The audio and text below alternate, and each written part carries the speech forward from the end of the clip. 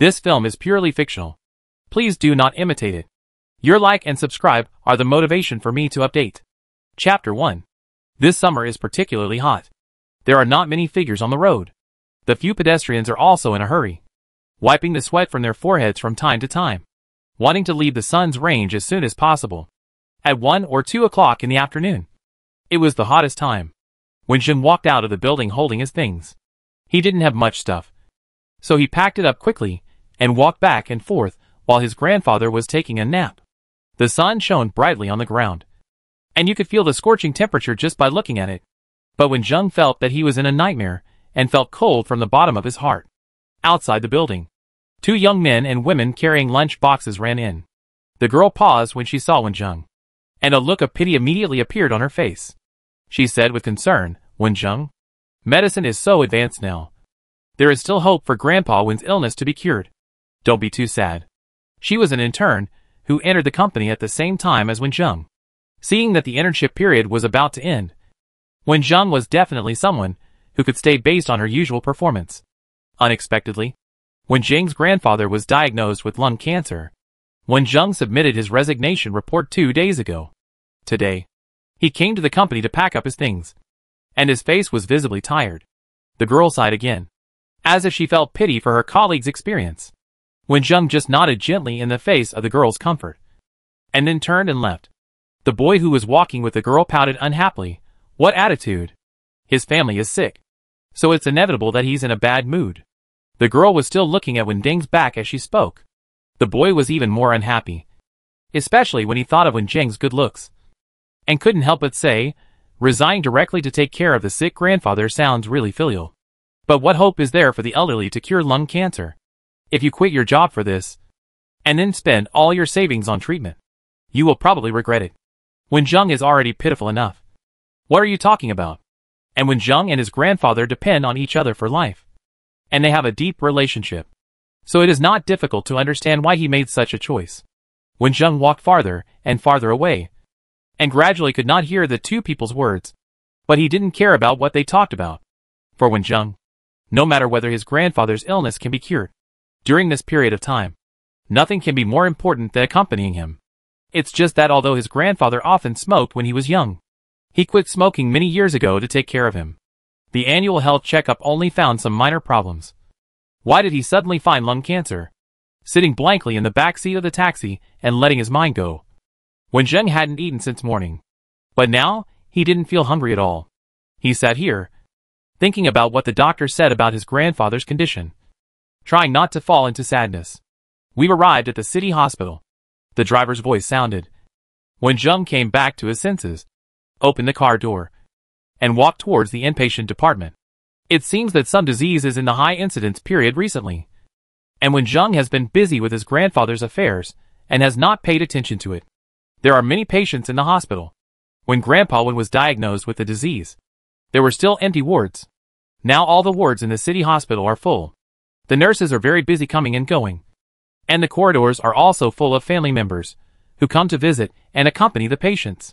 Wen Jung was dressed simply, and his hair was a little messy, but his upright posture and handsome appearance attracted a lot of attention. Looking more closely, his eyes were a little dazed, and when he thought about this in the hospital, he could roughly guess what was going on. Walking to the door of Grandpa Wen's ward, Wen Jung put away the messy emotions in his heart and tried to act relaxed. Opening the door, the gray-haired Grandpa Wen had woken up from his nap and was sitting on the bed, talking to the patient next to him with a smile. Although his face was a little yellow, he looked in good spirits. Grandpa Wen knew his condition, but he never showed any frustration, and he made the atmosphere of the whole ward relaxed and positive. Seeing his grandson coming back, Grandpa Wen waved happily. Xiao Zheng is back. Grandpa, what are you talking about so happily? Wen Jung held Grandpa's loose hand and tried to smile. Grandpa Wen looked at Wen Jung, and he was so big in the blink of an eye, and he really couldn't bear to let him go. Grandpa Wen said to Wen Jung, "Your grandfather is already so old, and you are old enough to work, so there is nothing to worry about in this life." Grandpa, I haven't married or had children yet. How can I be considered grown up? Wen Jung retorted immediately without waiting for Grandpa to finish. Grandpa Wen looked at his grandson. If he had known that he would die so early, He should have urged this kid to have a relationship in high school, so that his great-grandson would not be able to see him. He laughed and scolded, "It's because you are dawdling. You didn't even know how to have a girlfriend in 4 years of college." "Okay, let Grandpa finish." Grandpa pointed to the tourist attraction advertisements on TV and said, "My biggest regret in this life is that I haven't seen our country in this life. The disease has reached the late stage. Your grandfather is too old to bear the tossing and turning. Grandpa doesn't want to spend the last bit of time in the hospital. Xiao Zheng, I have saved a lot of private money over the years. Please accompany Grandpa for a good trip." Hearing this, Wen Jing's heart tightened. His nose suddenly felt sour, and tears appeared in his eyes uncontrollably. His lips kept opening and closing, but he couldn't make a sound. After a long time, he shouted, "Grandpa." Wen Jing lowered his head and vented his emotions to his heart's content. Over the years, it was Grandpa who raised him up alone. He hadn't been filial to Grandpa for a few years when he learned this bad news. The son wants to support his parents, but they are no longer there. There is nothing more sad than this in life. Grandpa patted him on the back to let him get up, handed him a few pieces of paper, and smiled, "You are so old. But you are not as open-minded as an old man like me. Did you hear me say that I want to go on a trip? I am not as good as you, Grandpa. But Grandpa, our family still has a lot of savings. If you treat it well, you could accompany me for more than 10 years. I've suffered a lot in my life. I'm old and don't want to toss around anymore." Wen Jing wiped away his tears and nodded. "I always asked you to travel, but you only wanted to travel within the province. Now let's go out and see the world together. Brother Wen is so free and easy." The patient next to him sighed, saying that he is old. And who doesn't want to live? It's so hot now. It's a good time to go to the north to escape the heat. Last year my son took me to a summer resort. The people in the ward were chatting and laughing. It sounded lively and looked warm, but there was a sense of sadness. The next morning, Wen Jing went to help Grandpa handle the discharge procedures, packed up all the things neatly, and took Grandpa home. He didn't know whether this decision was right or wrong, but he couldn't refuse Grandpa's request. Their home was in the city. It was bought with the compensation money after Wen Jing's parents died in a car accident. At the beginning, they bought 3 houses. The other 2 houses were large, and the 2 of them were too spacious for the grandfather and grandson to live in, so they rented them out. At that time, they bought the house relatively early, and the price of houses has gradually increased over the years. Wen Jing often praised Grandpa for his vision. "Grandpa Wen and Xiao Zheng are back. I turned on the air conditioner for you half an hour ago. It's really hot now. Come in quickly." The door of the house next door was half open. When they heard the noise, someone came out. Seeing that it was Wen Jing and his friends, they hurried out to help. "Brother Nan, I'm bothering you again this time." Wen Jing saw Gu Nan helping Grandpa into the house, and then went downstairs to get the rest of the things. When Wen Jing returned home, Gu Nan had left, and Grandpa was half lying on the sofa watching TV, with a thin blanket covering him. Wen Jing wiped the sweat from his forehead, walked under the air conditioner to feel the cool breeze, and listened to the advertisements coming from the TV. "Don't stand under the air conditioner. The heat and cold can easily make you sick," Grandpa said with concern. "It's really too hot. The outdoor temperature today is probably almost 40 degrees Celsius." Wen Jing obediently left the air conditioner and went to the bathroom to wash his face with warm water. "This temperature is a bit weird," Grandpa murmured, with a worried look on his face. "I always have some premonitions after seeing it so many times. This weird weather really makes me feel uneasy." Looking at his young grandson, how could he let him go with peace of mind? Gu Nan said that we should go there for lunch today. Old Gu will cook for us today. Grandpa suddenly remembered and shouted, "Then we are in for a treat today." Gu Nan's grandfather's cooking skills are not ordinary. The 2 families were originally neighbors. After Grandpa Gu and Grandpa met, the 2 old men played together, and the 2 families became familiar with each other. Wen Jing was also fortunate to often taste Grandpa Gu's cooking skills. After the heat on his body was driven away, Wen Jing walked to the living room and was pulled to the bedroom by Grandpa Wen. He watched his grandfather take out an iron box from the corner between the bed and the wall. "Grandpa, where did you take this thing out from?" Wen Jing said with his eyes wide open in surprise. Grandpa put the things back. Wen Jing squatted by the bed and felt around everywhere, but couldn't find where the things were put, until his grandfather reminded him. He half squatted to the same height as his grandfather. And then he found something wrong. It happened that his hands were a little big, and he couldn't reach in at all. Grandpa is really good at hiding things. The iron box contained the family's property certificate and passbook. Grandpa would open the passbook and handed it to Wenjung. There was quite a lot of money on it. The two of them have spent a lot over the years. And the money they have saved is actually hundreds of thousands. Grandpa is also good at saving money. Is this money enough for a trip? Your money is enough for more than 10 trips. Then let's not save it. Make arrangements. And I, an old man, want to enjoy it well. Wenjung put the passbook back into Grandpa's iron box, held his hand and whispered, Grandpa, you save this money first. And this time you can enjoy your grandson's filial piety. Okay? Grandpa Wen knew that his grandson had done a lot of part-time jobs while in school these years, and smiled with wrinkles on his face, and nodded, okay. Chapter 2. The temperature rise in all regions of the world, including the Arctic Circle, may be related to the greenhouse effect. Many regions in my country have experienced abnormally high temperatures. Experts predict that the high temperature in our city will continue. Please pay attention to heat stroke prevention. As soon as I entered the door of the Gu family, I heard the sound of the news broadcast on TV. The high temperature for many days made people anxious, and they all hoped to get some good news, making the voice of the news host a unique background music. Wenjung followed his grandfather and greeted the Gu family politely. I have to trouble Grandpa Gu again this time. In the kitchen, Grandpa Gu was wearing an apron and waving a spatula. When he heard this, he shouted directly, what trouble are you talking about? It's much more lively when you come here. After helping Grandpa sit on the sofa, Wenjing wanted to get up to help, but was stopped by Grandma Gu. Xiao Zheng, let them do their work. And you come and sit down to eat fruit. Grandma Gu brought 2 cups of warm water and said with a smile, the two families have been neighbors for several years. Gu Nan rarely lives here. Grandpa Gu and Grandma Gu treat Wenjung as their own grandson. The Wen family's grandparents and grandchildren are all honest people. Wenjung is also a good guy.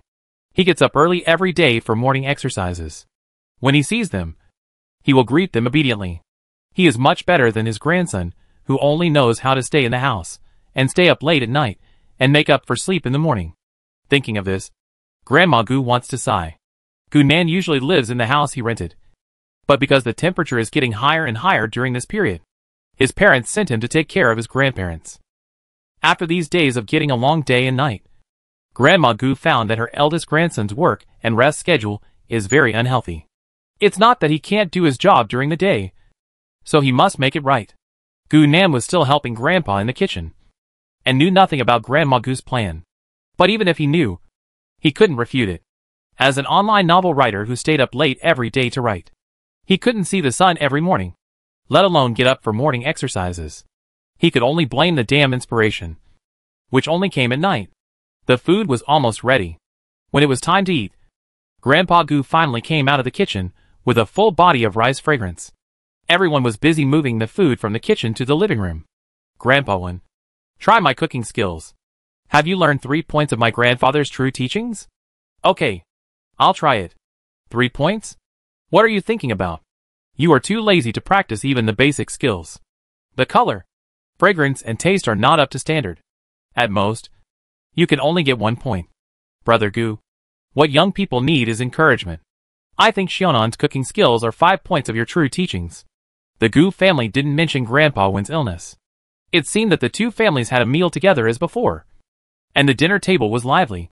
Wenjung didn't talk much. Gu Nan was 1 year older than Wenjung and was more lively. She kept making jokes at the dinner table, making the 3 old men laugh from time to time. It was just that the Sichuan cuisine that usually appeared on the dinner table disappeared, and all the light dishes showed the difference from usual. The trunks of many green plants in the city were cracked, and the leaves turned yellow and withered, which was a sign that the plants were damaged by high temperatures. Now the municipal government is working hard. The news on TV changed to the green landscape trees in the city. The green holly trees had lost their usual spirit, and the newly grown buds had all withered and died. Originally, I wanted to get good news about cooling from the news, but after seeing the impact of the high temperature, I felt heavy instead. Grandma Gu sighed. The temperature is so high that even plants can't stand it, let alone people. Grandpa Gu looked at the seedlings planted on his balcony. Even with daily watering, They were a little wilted. He turned to Grandpa Wen and asked, "Brother, which city are you and Xiaosheng going to go to first?" "I haven't decided yet. We must find a cool place. Why not go to Ningxing province? The temperature there is more than 20 degrees. It's cooler in the mountains, and there are many scenic spots. Nanan's parents live there. They called us today to go there. If brother goes too, we can have a companion on the road." Wenjing looked up at Grandpa Gu and Grandma Gu. The high temperature has been going on for many days. I'm afraid the call was not made today. They stayed a few more days because of Grandpa. The two old men discussed the matter one by one. Try to leave as early as possible and start urging the two grandsons to buy tickets. The temperature has been very high this summer. People who want to escape the heat have already set out. Moreover, the power supply is normal now. As long as the air conditioner is running, most people continue their normal life. So they can still buy tickets if they want to. Spend a little more money and successfully let them buy the plane ticket for tomorrow morning. That afternoon, both families began to pack up their things. Take away what should be taken away, and throw away what should be thrown away. Wenjing was busy until dark. He went to the bedroom to see his grandfather, who was sleeping soundly. And then he went to rest with peace of mind. In the middle of the night, Wenjing suddenly woke up from his sleep. He touched his hair in a daze. The wet feeling made him sober up.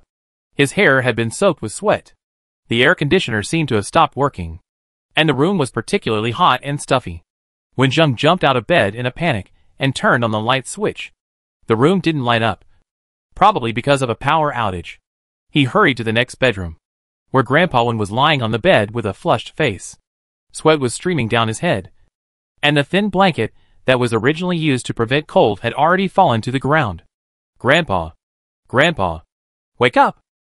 Wenjing shouted anxiously, and was shocked by the temperature of Grandpa Wen's forehead when he stretched out his hand. Wenjing quickly found the fully charged small fan at home and fanned Grandpa Wen. He called the emergency number, but the phone was busy. It was too late. Anxiously running to the bathroom, Wenjing grabbed a basin and started to collect water, and then took a towel and put it in the basin. The water flowing out of the cold water pipe was warm. Holding a towel soaked in warm water in his hand, wiping Grandpa's body to drive away the heat, Wenjing kept shouting. With Wenjing's efforts, Grandpa Wen finally responded. His fingers moved, and his eyes finally opened. And he saw the grandson he had raised since childhood. But before Wenjing had time to be happy, he saw Grandpa's eyes close again, and his hand holding the towel loosened. And his heart sank a little bit, putting his trembling hand under Grandpa's nose, and waiting to feel the faint breath blowing on his hand. Wenjing's tense body suddenly relaxed, and the whole person collapsed to the ground, then climbed up and wiped again, shouting. But this time the person on the bed didn't respond at all. Wenjing fell into despair that he had never experienced before. After learning that his grandfather was in the late stage of lung cancer, he tried to prepare himself mentally for his grandfather to leave him. But it was too early now, and he hadn't traveled around the country with his grandfather yet. To take Grandpa to the hospital quickly, Wenjing threw the wet towel on the bed and bent down to carry Grandpa on his back. Suddenly, his eyes blurred. When he looked again, he saw a thick white fog, and Wenjing was still in the posture of carrying someone on his back. He straightened up and looked around, and found himself surrounded by a white fog. Was he dreaming? The next second, a mechanical voice sounded from an unknown direction. "Wenjing, welcome to the Infinite Disaster Survival Game. You can choose to refuse to participate, but you will only lose this memory and return to the real world, which will not cause any harm to you, or agree to participate. You will go to different worlds and face the dangers brought by various disasters. If you can successfully complete the tasks we issued, you can get points and buy some good products." Before Wenjing could ask a question, a light screen appeared in front of him, with the big word store shining, and the first product was marked with the words treatment potion. There was a simple text introduction below the potion, and Wenjing's heart beat faster. The mechanical voice continued coldly. "No matter how much time you have spent in other worlds, only 1 second has passed when you return to the real world. After each world you have experienced, you can return to the real world to rest for a while. In the real world, you can also use points to buy goods and give the goods to anyone. But you can't reveal these experiences to others. In those worlds, death is real death. But as long as you are still alive at the moment of completing the task, you can return to your own body intact." "My own body?" The body used in other worlds is not my body. Wenjung, do you want to participate in the infinite disaster survival game? The mechanical voice did not answer, but asked again, taking a deep breath. Wenjung tried to calm himself down and asked, can this treatment potion cure my grandfather? Yes. The mechanical voice answered coldly. Including lung cancer? Wenjung confirmed again. Of course. How many worlds do you need to go through to get 1,000 points? The price of the treatment potion is exactly 1,000 points. At most 2 worlds. Things are already very clear. As long as you go through 2 worlds, you can buy enough potions to cure your grandfather. Wenjung made up his mind and shouted, I agree. As soon as the voice fell, part of the surrounding white mist surged over and entered Wenjung's eyeballs. Wenjung closed his eyes when the white mist surged over, but the thin eyelids did not play any role. He felt his eyes gradually become cold, and after only a few seconds, they returned to normal. He opened his eyes again, and there was a transparent light screen in front of him. Welcome player Wenjung to join the infinite disaster survival game. Player Wenjung. Points 0. Cleared world 0. Do you want to enter the game now?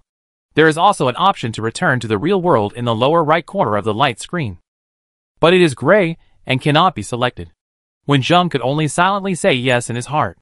A white light flashed, and he lost consciousness again, and his figure disappeared from the white mist.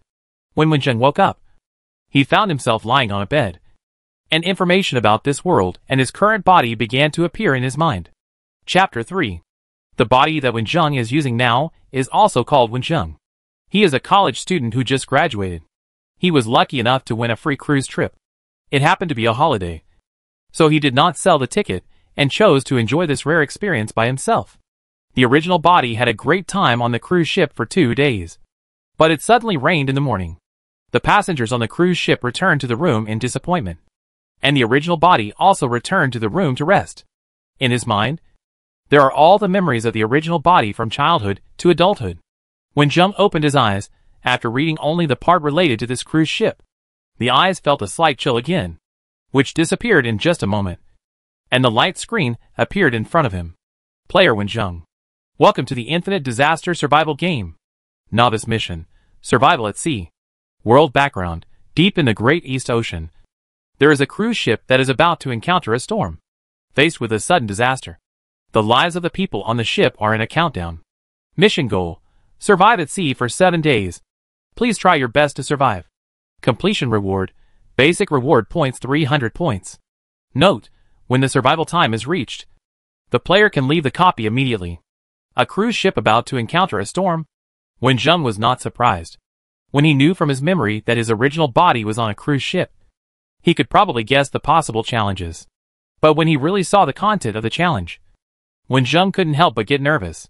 The first world was on a cruise ship and sea that he was not familiar with. Although he learned to swim, he only swam in the swimming pool. To survive in a storm for 7 days is really a great challenge for him. A 7-day countdown is going on in the lower right corner of the panel. Wenjung took a deep breath and clenched his fists. No matter what, he must survive and exchange the healing potion to save his grandfather. He took out his original mobile phone from his pocket. It was 6 o'clock in the evening. It was the 3rd day of the cruise ship's departure, and it had already sailed to the depths of the ocean. Wenjung turned on the light in the room and noticed that the windows of the room were tightly closed. After walking over and opening the window, the sound of heavy rain came into his ears. The soundproofing of the room was too good, which delayed the acquisition of information. It was dark outside the window, and the rolling dark cloud seemed to be the end of the world. For the people on this cruise ship, the moment the storm arrived was the end of the world. At this time, Wenjung calmed down. His mind became unusually clear, and he kept searching for useful knowledge in his mind. It was just a rainstorm now, and the cruise ship should not be in danger of life. He should take this time to prepare supplies that could survive 7 days at sea as soon as possible. This infinite disaster survival game would never let him spend 7 days in peace on the cruise ship. As for telling the captain or other staff on the ship that the cruise ship might encounter a storm soon and asking them to prepare early, it was not within Wenjung's consideration. He only knew that there would be a storm, and no one would believe him as an ordinary passenger, and it might even delay his preparation time. Time waits for no one. While listening to the movement outside the window, Wenjung carefully searched the clean and tidy room. The guest room, he was in was completely 5-star standard. Clean and tidy. There were only a few pieces of bread on the table beside the bed, which the original body brought from the restaurant before going to bed, in case he was hungry after waking up. In my memory, there is more than one restaurant on the cruise ship. The nearest buffet restaurant is not far from this room. I still have to go to the restaurant. These foods are not enough. It is better to get some compressed foods that are easy to store and can fill the stomach. Grab the black backpack that I brought on board at that time and put these foods and the thermos cup filled with drinking water in it first. As for the heavy suitcase next to it, I can only throw it here. The small mirror on the dressing table, the razor in the bathroom, and a few clean clothes are all put in. Wenjung also found a simple first aid kit in the room, which contained common medical supplies such as band-aids, sterile gauze, alcohol cotton pads, and anti-inflammatory drugs, which made him feel much more at ease. The backpack is quite large. After searching the entire room, the things found almost filled half of the backpack. But these supplies are far from enough. Wenjung stepped out of the door with the bag on his back, and kept calculating in his mind, according to the worst plan. If it is serious enough to abandon the ship and escape, then the most important thing is freshwater resources. Although rainwater can be drunk, there is no guarantee that the weather will always be so weird. Food was far from enough. It would be best if we could find compressed food. If not, we could only prepare to hunt at sea. And the most important thing was weapons.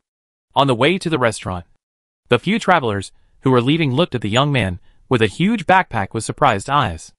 Wenjung was constantly thinking in his mind. His eyes were still scanning the surroundings, and he chose to ignore all the eyes of these people. Entering the buffet restaurant, the warm lights, the fragrance of food, and the lively voices isolated the sound of the heavy rain, making the anxious Wenjung smile faintly, and also felt the need from his stomach. In the restaurant, many waiters were waiting to serve the guests. Wenjung glanced at them quickly, chose a bowl of seafood porridge that was easy to swallow, and walked towards a lady with a different style of clothes. When he got closer, he saw the nameplate on her body with the word manager. Seeing Wenjung walking straight towards him, the manager smiled and said, "Hello, sir. How can I help you?" Wenjung drank the last mouthful of porridge and said directly, "Are there compressed foods on the ship?" There was still a little hope in his heart when he spoke. Maybe they had prepared some. Facing Wenjung's request, the manager's face did not change at all. But the answer was not as Wenjung wanted. "I'm sorry, sir. There is no compressed food on the cruise ship. In order to allow guests to enjoy better service, this 10-day voyage is equipped with enough fresh ingredients, and someone specializes in sea fishing every day, so that guests can taste the freshest seafood." Following the manager's gaze, Wenjung turned his head to look at the food preparation area, where different chefs took their own tools to handle the ingredients they were responsible for. The experienced chef was very good at handling the sea fish, but the knife used to fillet the fish did not seem to have any power. However, the bone-cutting knife wielded by a burly chef not far away was quite to Wenjung's liking. "Are there any convenient foods like canned food?" Wenjung asked unwillingly. "I'm sorry." The manager shook his head and looked at the handsome and serious young man in front of him. He just felt a little funny, especially since the young man was holding a bowl in his hand. He couldn't help but think of his son and asked a few more questions. What do the guests want to use these for? Maybe there are other solutions. Wenjung looked at the female manager and selectively said the reason. "It's raining heavily outside. I'm worried about something unexpected, so I prepared something in advance." Unexpectedly? The young man was worried about this. The manager couldn't help but smile. This cruise ship uses the most advanced technology. The employees on board are experienced, and the sailing route has been planned many times. And our boss is also on this cruise ship. What you are worried about will never happen. Did you expect this rainstorm? Wenjung asked back. As for the boss, he didn't care at all. The manager was speechless when asked. The dry season is a season with little rainfall. The sudden rainstorm that has lasted for several hours is indeed beyond their expectations. Wenjung, who didn't achieve the goal and was still hungry, turned around and prepared to eat something else. Suddenly, a rumbling sound came through the thick sound insulation layer and reached everyone's ears. The lively restaurant gradually became quiet. What was the sound just now?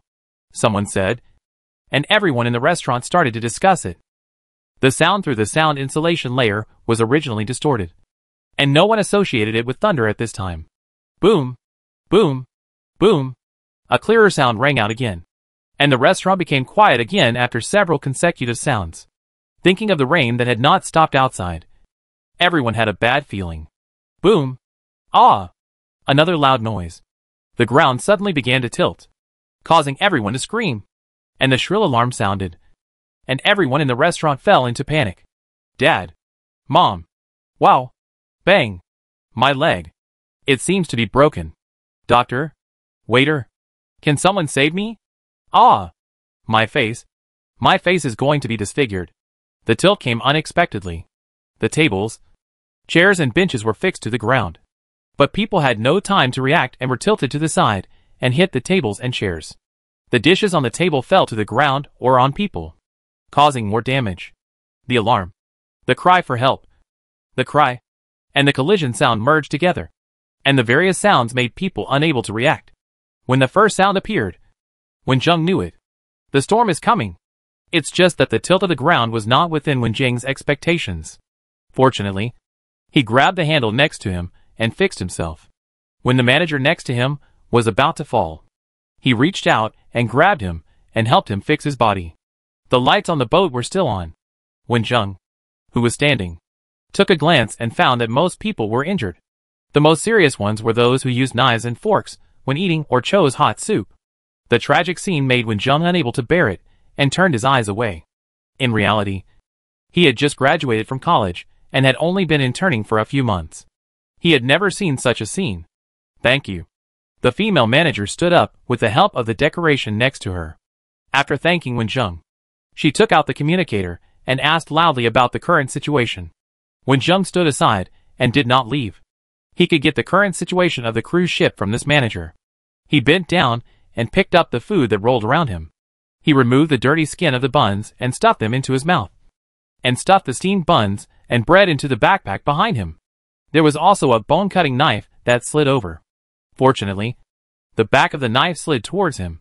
Chapter 4. Woo woo woo. What happened? Blood? Are you okay? Husband? Someone? Is there a doctor? The woman supported the man's upper body and burst into tears. The man's legs were twisted and his bones were exposed. Is the ship going to sink? We paid to get on the ship. You have to send us back safely. I don't want to die. I want to go home. In a panic, someone said something that no one dared to think about. And the scene became even more chaotic. Someone was lucky enough not to be injured. He stood up with his fists clenched, wanting to vent his anger at the staff. More people collapsed and cried. The cruise ship stopped tilting and maintained its current tilt. But the entire restaurant was still incomparably chaotic. Wen Zheng found that he was very calm now, and even got used to the miserable situation in front of him. Maybe it was because he had been mentally prepared for a long time, or because of the word game said by the mechanical voice.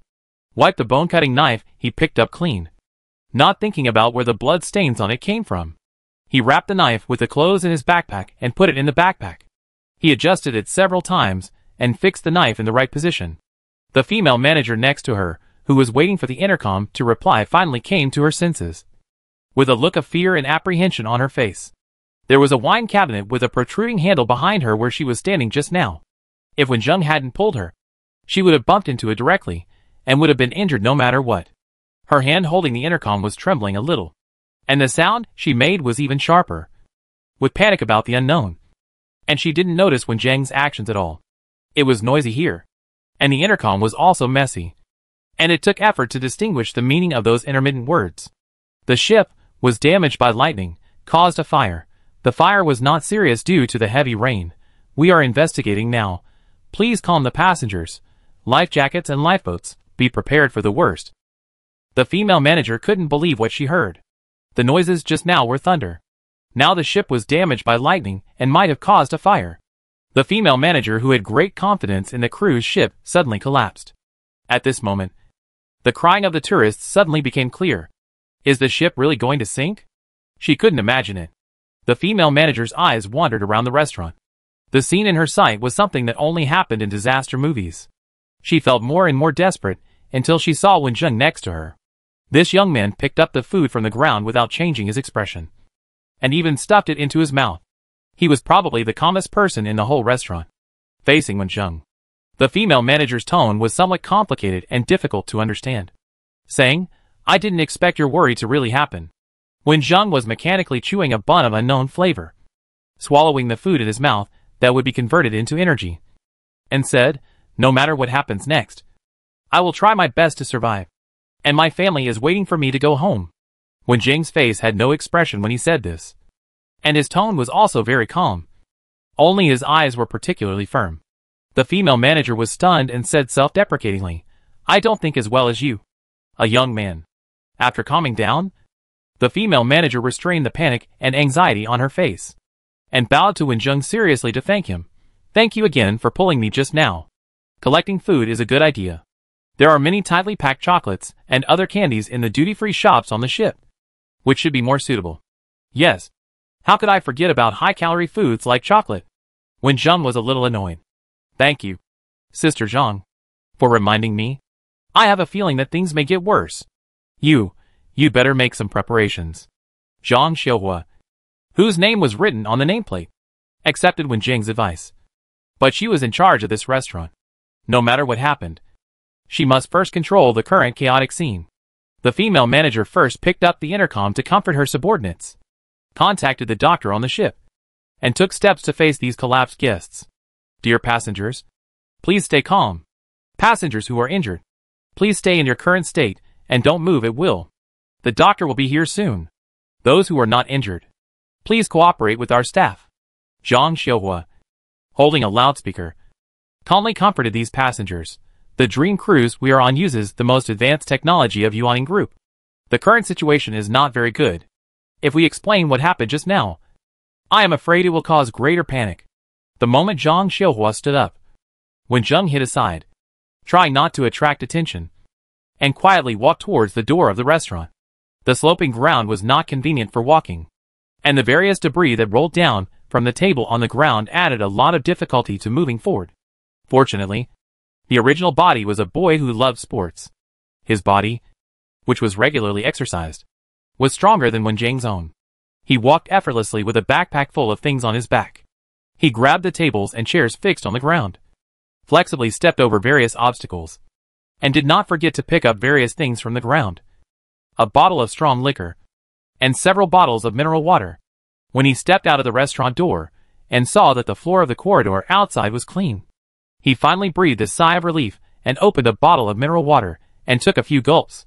The duty-free shop is on the 3rd floor, and the stairs upstairs are in this direction. Wen Zheng found a map of the cruise ship and ran forward without stopping. Turning a corner, Wen Zheng, who was running forward, suddenly stopped. The bright lights illuminated the corridor in front, and several men and women stood or knelt in front. Those standing looked out the window with horror, and those kneeling were constantly kowtowing and praying for God's blessing. This corridor is close to the outer perimeter of the cruise ship, and the scene outside can be seen through the window. Thick dark clouds rolled over the sea, getting lower and lower. Thunder roared, and purple lightning kept striking the sea, rolling up waves. Raindrops kept hitting the sea surface. On the rough sea, the huge cruise ship seemed insignificant to humans. The power of nature was fully displayed at this time, bringing only despair to people. The right hand holding the mineral water bottle tightened, making a snapping sound. Wen Zheng silently said in his heart, "Open the system panel."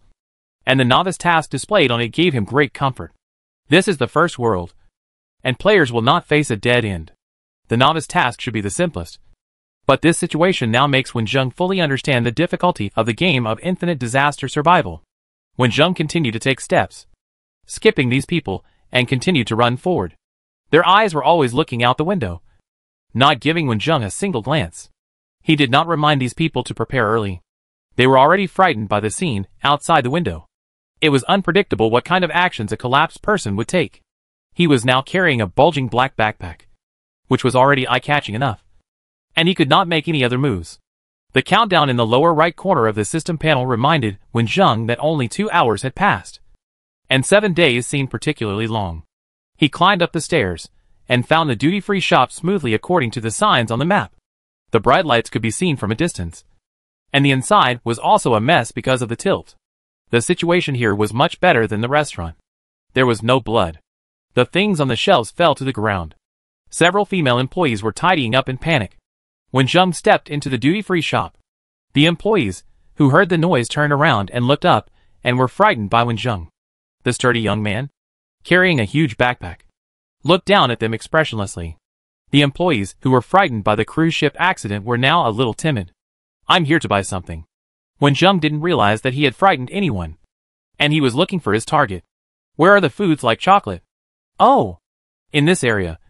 But now everything is mixed together, and we need some time to sort it out." The employee realized that he had misunderstood and said embarrassedly. After the employee pointed it out, Wen Zheng walked straight over and squatted down to look for it. Time is precious, and he has to hurry to the swimming pool above.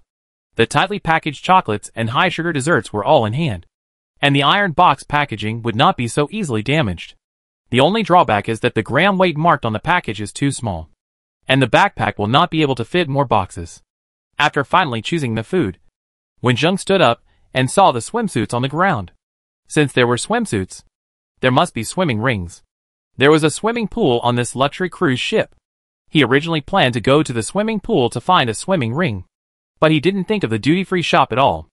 After searching carefully, Wen Zheng really found a swimming ring equipped with an inflatable pump. He also chose 2 small leather bags, and the backpack behind him could no longer fit, because he was worried that the ship would be seriously damaged and needed to abandon the ship and drift on the sea. Although there would be no shortage of fish in the sea, he had no fishing experience and could not guarantee that he could catch fish by then.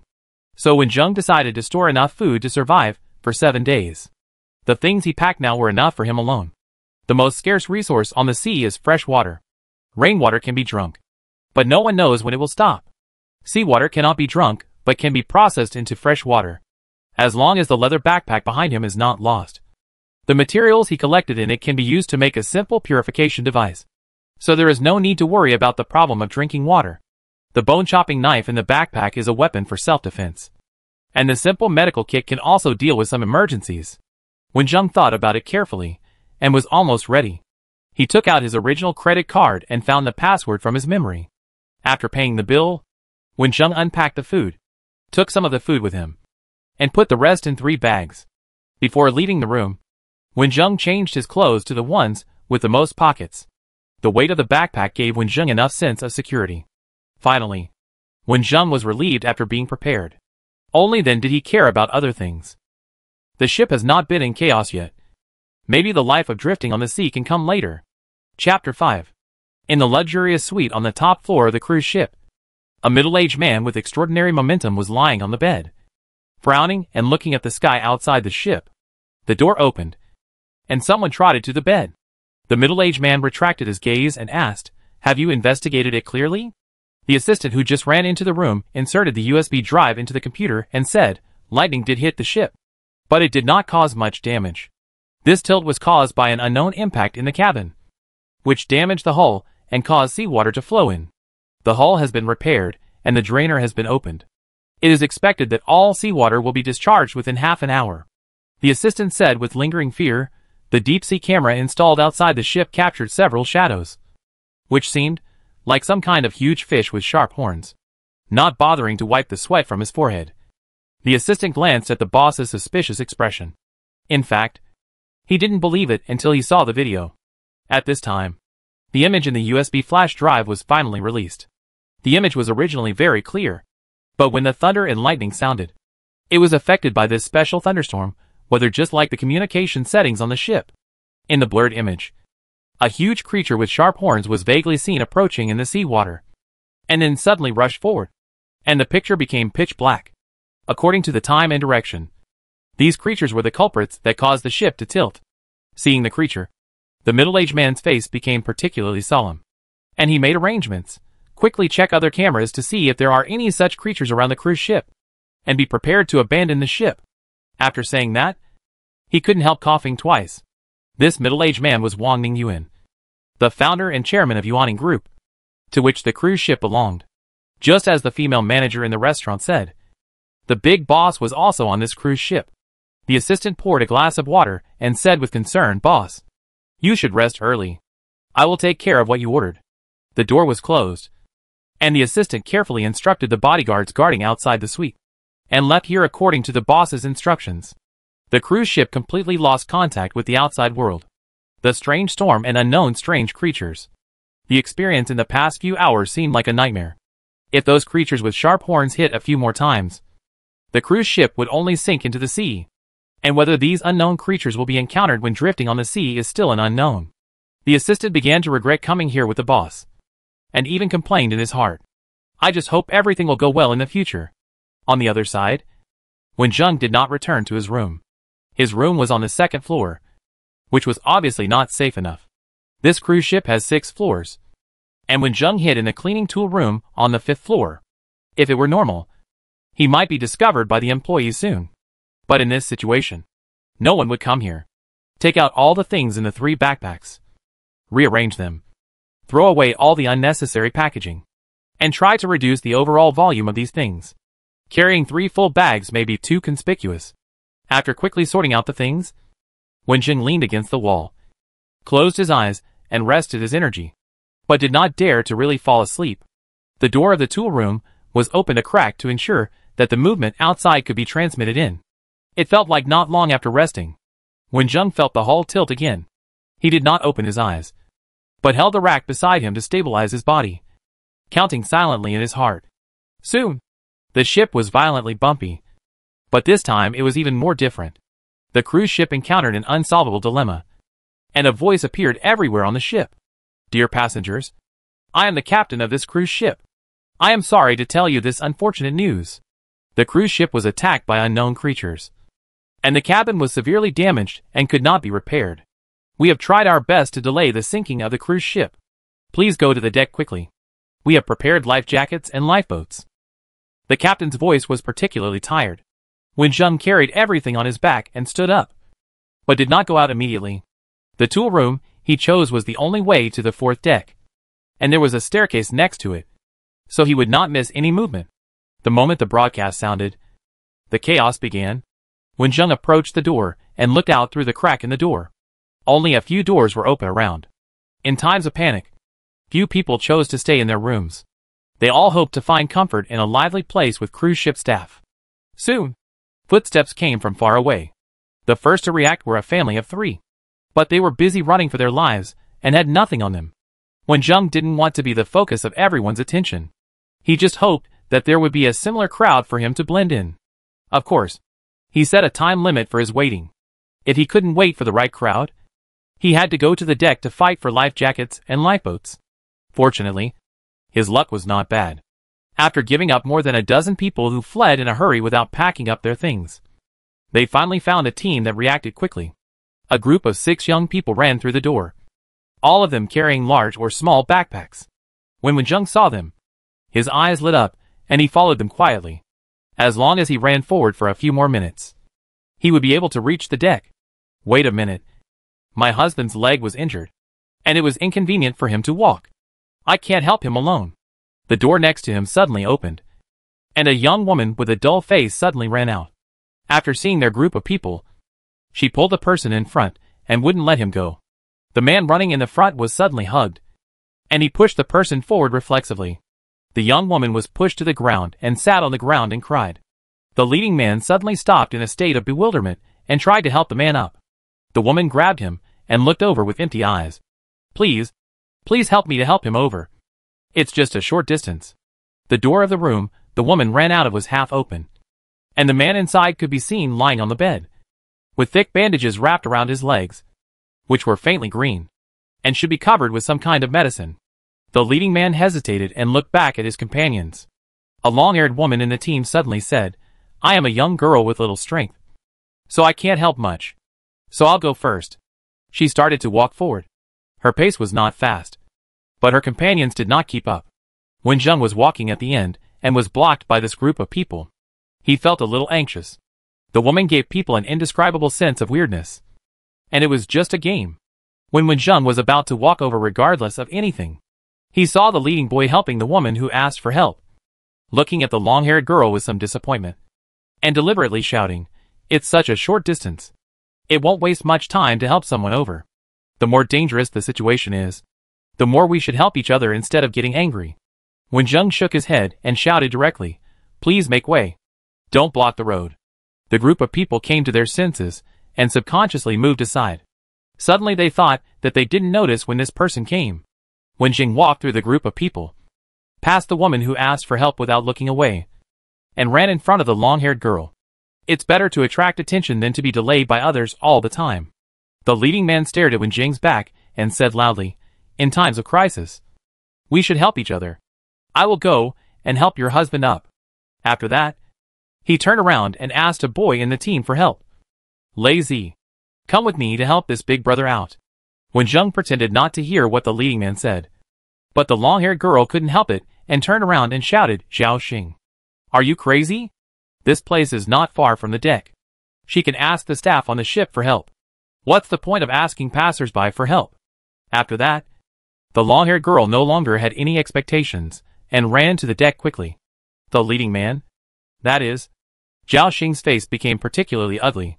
What he said was true, and he couldn't help but look at the woman asking for help with suspicion. The woman asking for help just cried softly. The other people in the team were also stunned. They didn't think of this at all. The long-haired girl scolded Zhao Xing for having water in his brain. But didn't they have water in their brains?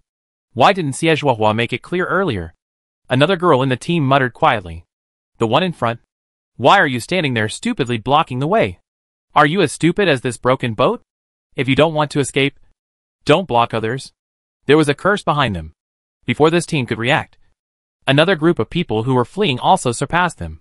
People who were fleeing kept coming, and the figures that surpassed them became the departing lifeboat in the eyes of this group of people. Their leading advantage was disappearing. Someone in the team walked forward first, and the others followed silently. Lazy shouted Xingge and waited for 3 seconds before following. Zhao Xing stayed there awkwardly. For some reason, he turned around and went into the room silently and helped the man in the room up. The woman who asked for help did not follow into the room. She touched her left arm and stood there, not knowing what she was thinking. She had just got married and spent a lot of money on the boat ticket. She came here excitedly for her honeymoon. But the happy time was only 2 days. Why did she encounter this? She went to the medical room with her husband for a consultation, but accidentally heard terrifying news. She didn't dare to tell anyone and didn't see the possibility of survival. The woman's tears stopped and she suddenly let out a howl that seemed to come from hell. "You can't survive. No one can survive. This is God's punishment. No one on the ship can escape." The people who passed by her and fled were frightened and cursed directly. "Psycho!" Wen Zheng slowed down and didn't run far. He heard this sentence and heard a whisper from the long-haired girl behind him. "I never believe in God. I just know I want to go home alive." There were more people, and the staff on the deck distributed life jackets, tried to appease these passengers, and led them to line up in front of the lifeboat. Wen Zheng hid in the crowd and tried to make himself inconspicuous. Chapter 6. Under the sea surface that was extremely dark because of the dark clouds, a creature was curiously observing this huge object. It was originally just an ordinary creature in the sea. It had to avoid the attacks of predators and work hard to find food. Sometimes it would swallow garbage from humans. But recently it found that its appetite had increased, and its size had also increased. It was delighted to find that predators could be easily swallowed by it, and it easily changed the food chain.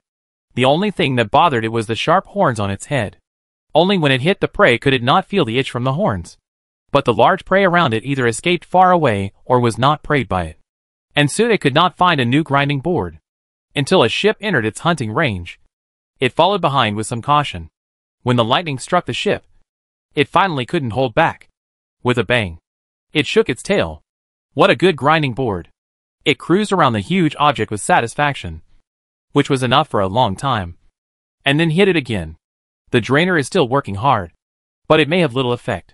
The seawater has already covered the bottom layer and is rapidly approaching upwards. The security personnel on the ship showed their professionalism.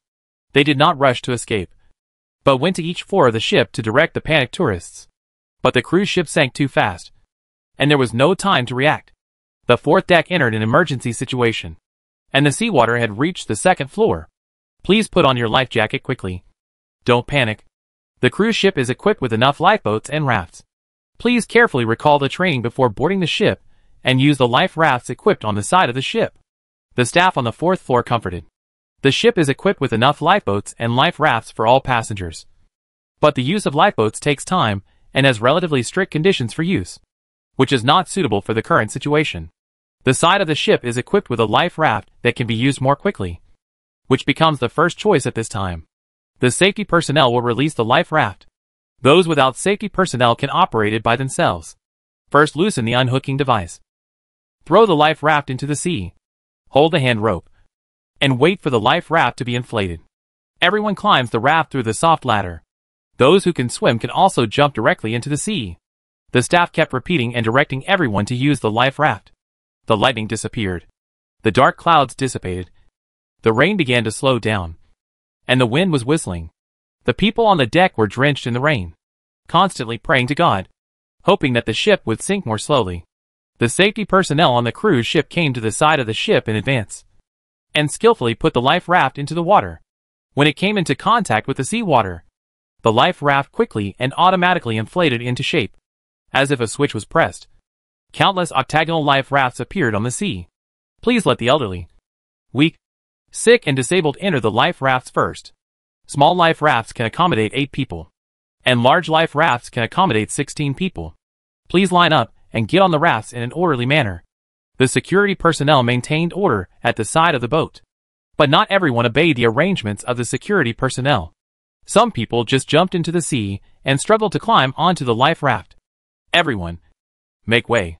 My girlfriend is injured and weak. The young boy hugged his girlfriend and, relying on his strong body, directly pushed away the old man in front. The girl with her arm wrapped in gauze smiled and approached him, saying coquettishly, "You are so good to me. If it weren't for you, I don't know what to do. I will protect you." Yeah. You go down first," the boy coaxed. "Aren't you coming with me? I'll be scared." Boom! The boat suddenly tilted again, and the boy and girl didn't stand firmly and fell into the water together. The people in the queue behind didn't like the man and woman's behavior. This was a waste of their time to escape. The sudden accident made many people laugh in a low voice. The girl who fell and couldn't swim, she fluttered in the water for a few times, and was finally hugged by her boyfriend, who could swim and swam to the life raft. The 2 old people were also approaching the life raft. The security personnel on the boat were always paying attention. Suddenly, their eyes shrank and shouted, "Wait a minute. Don't go down first, old man." The old man reflexively retracted his feet that were about to touch the sea surface. Everyone on the boat looked at the water in shock. Under the sea, a large piece of red was approaching. Some people who were still in the sea were not worried at all, while others swam towards the life raft at an accelerated speed. "It should be just fish, right?" someone on the boat said. The red shadow finally appeared on the sea surface, and the red sea fish jumped out of the water one after another, drawing beautiful arcs. They showed their beauty, and then showed their ferocity before the people on the boat had time to boast. "Ah!" screams rang out, and these sea fish showed their sharp fangs, and the blood dyed these fish even redder. The girl who fell just now was bitten by several fish, and the rest were approaching quickly.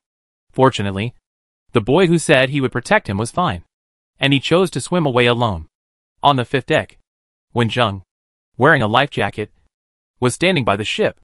He arrived earlier, and was one of the first passengers to reach the deck.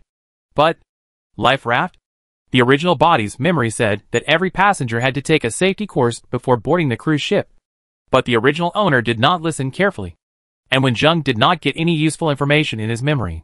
Standing by the ship, Wen Zheng wanted to try according to the reminder of the security personnel. But he heard a sudden scream and saw a brutal scene. Is this still a novice copy? The seawater is getting more and more red. I don't know if there are more sea fish or blood dyed the seawater red.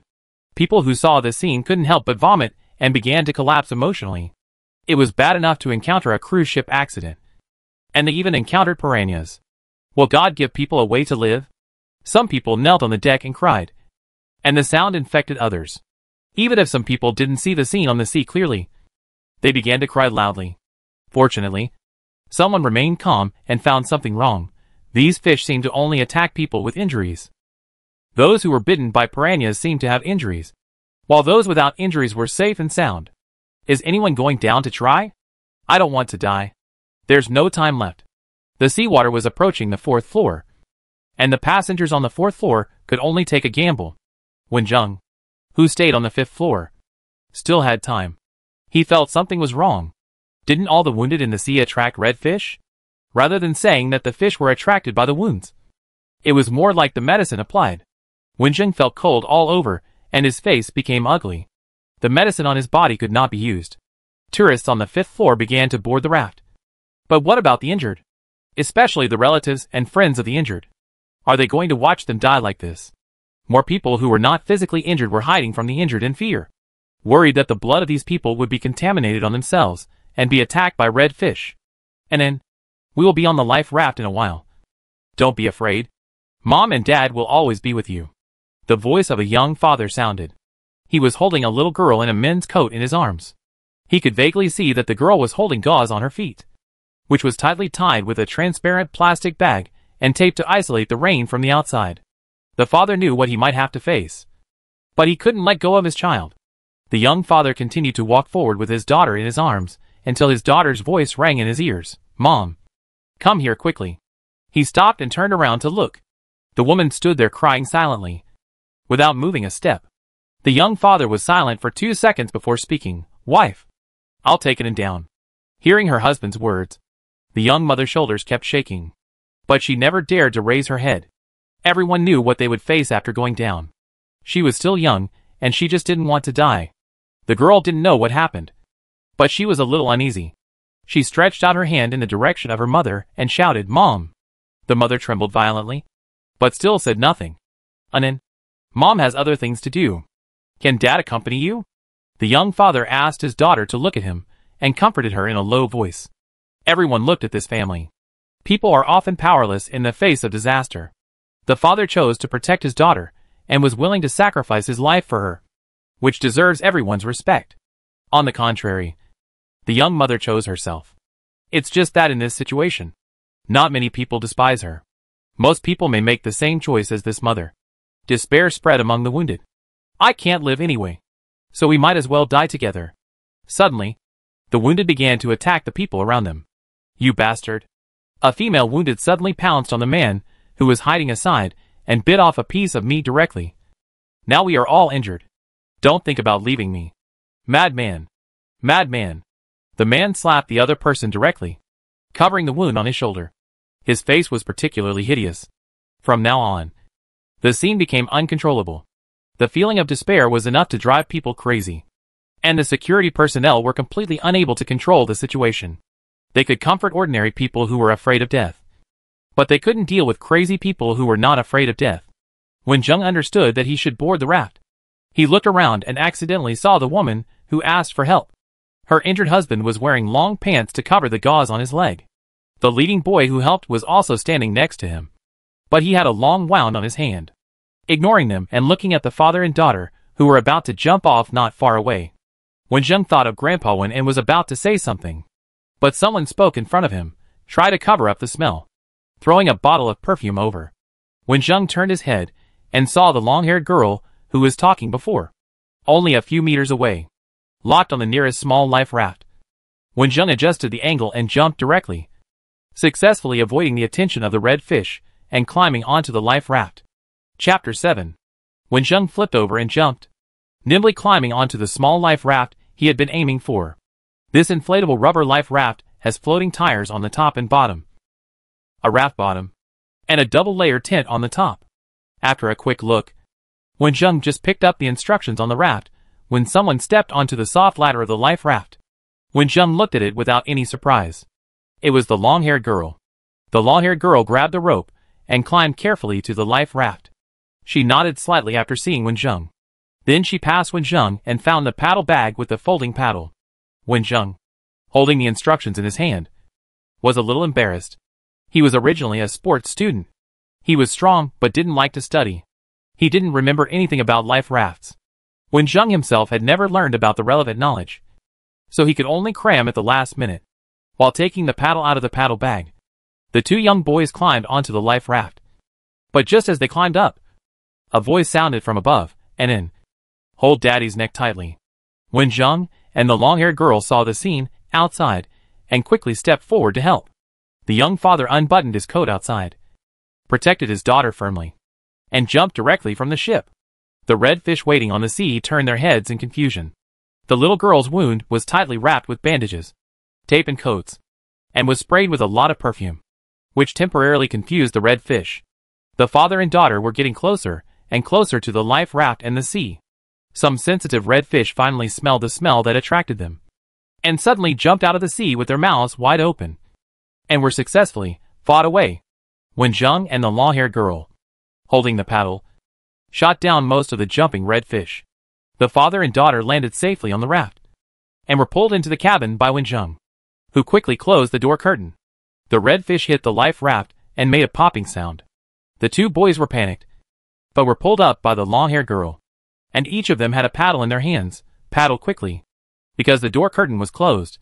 The originally unclear smell was completely isolated, and the red fish, which lost its attraction, changed its target and let it go. Other tourists who were escaping saw the wounded entering, and tacitly moved away from the life raft at the same time. At this time, the 6th floor, the highest level of the cruise ship, also began to lower the life raft. When Zheng looked out, assigned the paddles to the two young boys, and explained, after the cruise ship completely submerged in the water, it will sink rapidly, and a large amount of seawater will fill in, causing a huge whirlpool. We must try to paddle the life raft as far as possible, according to the current sinking speed of the cruise ship. Time is running out, and we must leave as soon as possible. Wen Zheng's tone was particularly serious. The two boys were startled by Wen Zheng's tone before they could react, and they started to gesture with the paddle. The young father handed his daughter to the long-haired girl and took the paddle from her. The concave side of the paddle should face backwards, and keep your arms straight. The father spoke at this time, and what he said were all very professional techniques. Wen Zheng, who was studying, immediately had his eyes light up. Everyone listened carefully and adjusted their movements according to his words. Everyone follow my command later. The young father was very glad that he had a hobby of kayaking, which came in handy at this time. At this moment, a vortex had formed, generating a lot of suction, and the seawater was rushing to their backs, where the cruise ship was sinking, which was exactly the opposite of the direction of their force. They put the paddles in their hands into the water and started paddling, and they felt a huge resistance. The 4 men on the boat held the paddles, gritted their teeth, and used all their strength, and the life raft finally moved. As long as they overcame the initial difficulties, inertia would make paddling easier and easier. People use paddling to describe laziness, but paddling is so tiring. A boy muttered in a low voice. When he was nervous, his mind would go astray, and he couldn't help talking. His companion next to him glared at him. He hadn't escaped from danger yet, so he couldn't talk and save some energy. A distance of several hundred meters didn't sound far, but it felt very far when paddling on the sea to escape. The long swinging caused the muscles to stiffen. The strength was constantly consumed, and the arms began to ache. They gritted their teeth and dared not relax, for fear that they would be completely unable to use their strength once they relaxed. The long-haired girl held the injured girl and looked in the direction of the cruise ship. The dark clouds in the sky were almost gone, and the cruise ship was still lit, but it was gradually submerged by the sea, surrounded by countless people desperately trying to get away on life rafts. The red sea fish excitedly pounced on its favorite prey, dyeing the seawater red. It was so unfortunate to see this spectacular scene that not many people could see with their own eyes. The whirlpool at the sinking position of the cruise ship not only swept away the life rafts and tourists who did not have time to get away, but also sucked the red sea fish down, actually helping them to solve this terrible enemy. Under the sea, the unicorn fish finally stopped the itch on its horn, and before it started looking for food, the food came to its door. The red sea fish was stimulated by the smell and did not notice the predator under the sea. They paid the price of their lives for this, and were all swallowed by the unicorn fish. The unicorn fish, which had eaten and drunk enough, did not want to move. It ran to the newly found grinding board and prepared to have a good sleep in it. The sea surface returned to calm. We are safe. As soon as the voice fell, the 4 rowers relaxed, put down the oars, and rubbed their sore muscles. When surviving at sea, we must try to keep a proper distance from the crash site so that we can wait for rescue planes and ships as soon as possible. So let's stay here. The young father took over his sleeping daughter and said, the captain should have sent a distress signal before the cruise ship accident, and rescue should come soon. How long will soon be? No one has an answer, and he even doubts whether the distress signal has been sent out. As the oldest person on the life raft, he cannot say discouraging words, and he must inspire the confidence of these companions to be rescued. We may spend quite some time together. My name is Qin Yinjie. I like kayaking and know some survival skills. This is my daughter Nen. I want to take my daughter home. This kind of introduction can bring out everyone's desire to survive. The word home touched everyone's heart. The boy who was paddling first spoke. My name is Du Peiran. I was admitted to a university this year. It's a holiday, and it's my birthday. My father gave me 2 boat tickets as a birthday gift. They are busy with work and have no time to accompany me. I hope I can have fun on the boat. But if they knew that I was in a shipwreck, I don't know how worried they would be. The boy next to him patted his shoulder. Du Peiran's eyes were just red. After being patted, he hugged another boy and cried loudly, Xiaohong, I heard you. If I hadn't invited you to spend my birthday with me, you would still be staying at home. But who else can I find if not you? I'm already in college. And I don't even have a girlfriend. I won't die as a... Xiaohong quickly covered Du Peiran and explained, he has this problem. He talks a lot when he's nervous and scared. My name is Xiaohong. And he and I are classmates. It's just our bad luck to encounter the shipwreck this time. It's not a matter of who hurts whom. The last sentence was obviously said to Du Peiran. And Du Peiran cried even louder after hearing it. Xie burst into laughter. And the suppressed emotions in her heart were released at this moment. She smiled and introduced herself to the next partner. Xie was invited by a friend to play. But there were some conflicts. And now we are separated. Except for the sleeping in. Only Wenjung hadn't spoken yet. Wenjung still remembered that this was the game world. So he was observing the expressions of these people. Perhaps it was a benefit for novices. And the partners they met were not reliable or not. But they had no intention of harming anyone for the time being. Facing everyone's gaze, Wenjung said lightly, Wenjung, I won the prize. So I came here to see the world. Anyway, no one knows me. And this kind of personality can reduce trouble. After the 6 members of the life raft were introduced, Qin Yinjie stood up and bowed to Xie and Wenjung. Thank you. Xie was a little at a loss in the face of Qin Yinjie's actions. And said quickly, I just saw that Brother Qin was so protective of his children. So I helped a little. Wenjung also shook his head. Brother Qin. You're welcome. Yes. Why are you so polite? We are all on the same life raft. And we will tide over the difficulties together in the next few days. Du Peiran laughed beside him.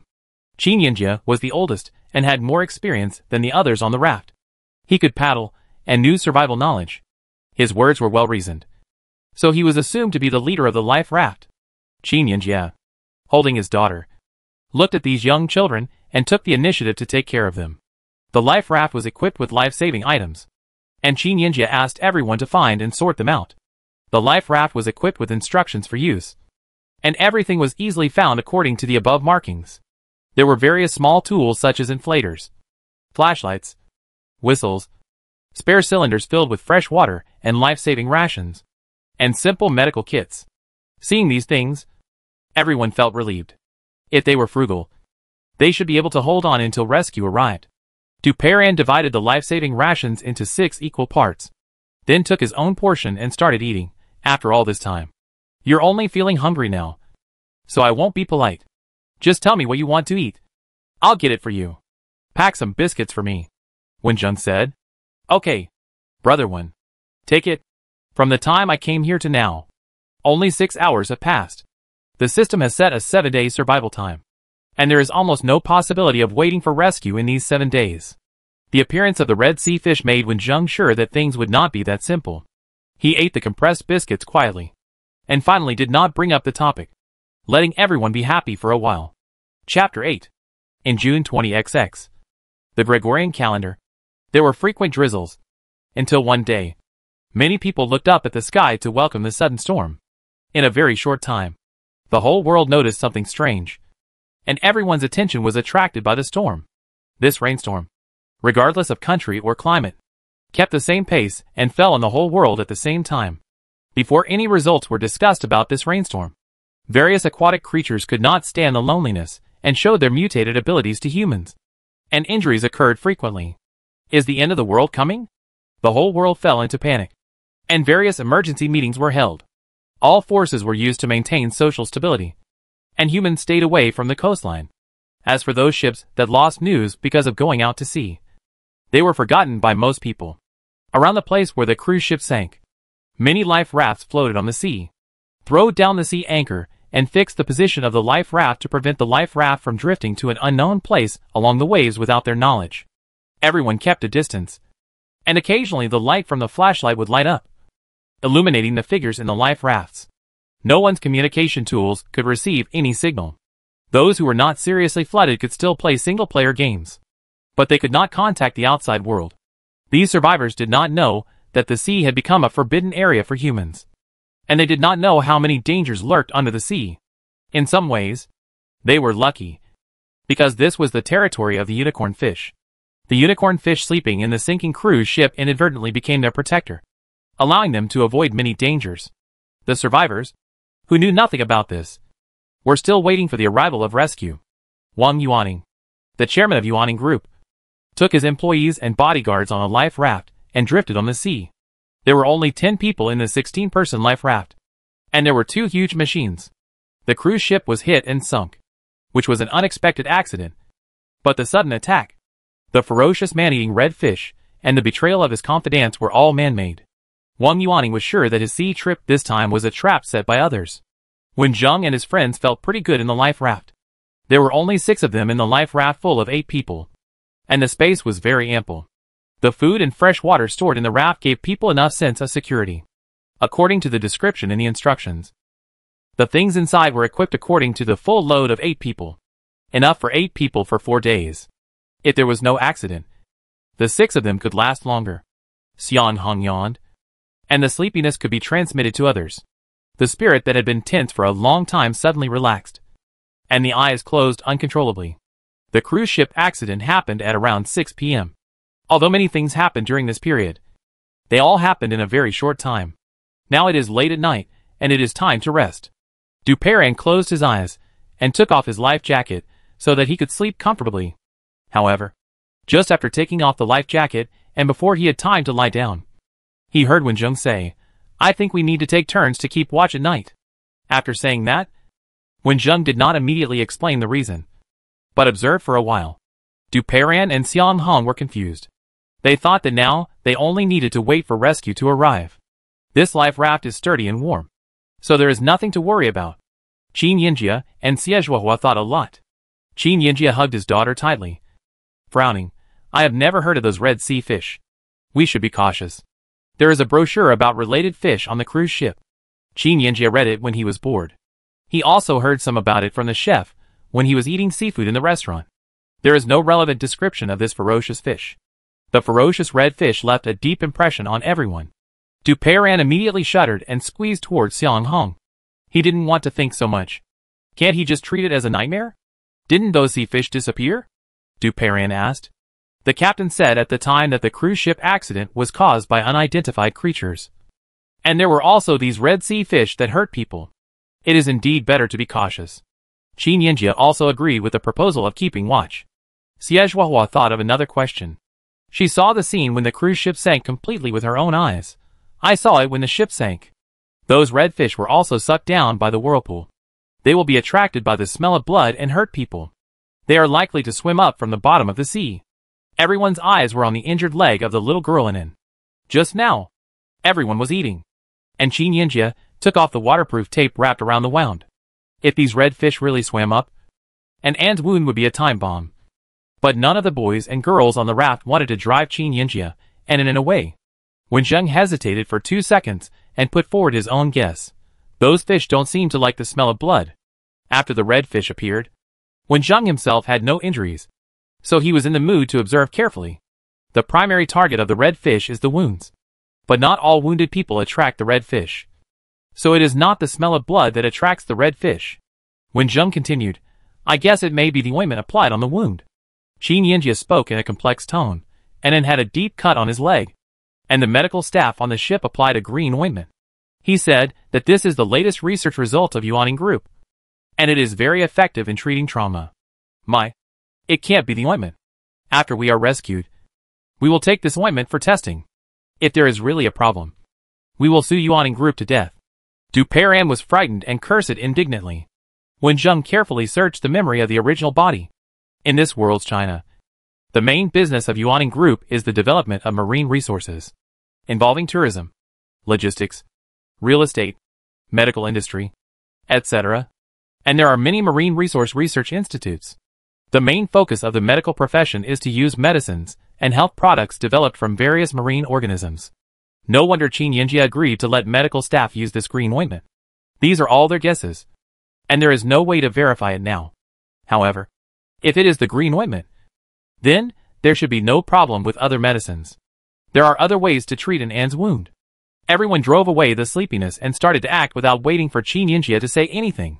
Bring the medical box in the life raft and study the medicine inside. It must not be produced by Yuaning Group.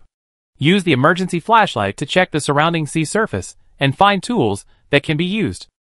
The medicine and gauze on an An's leg need to be replaced.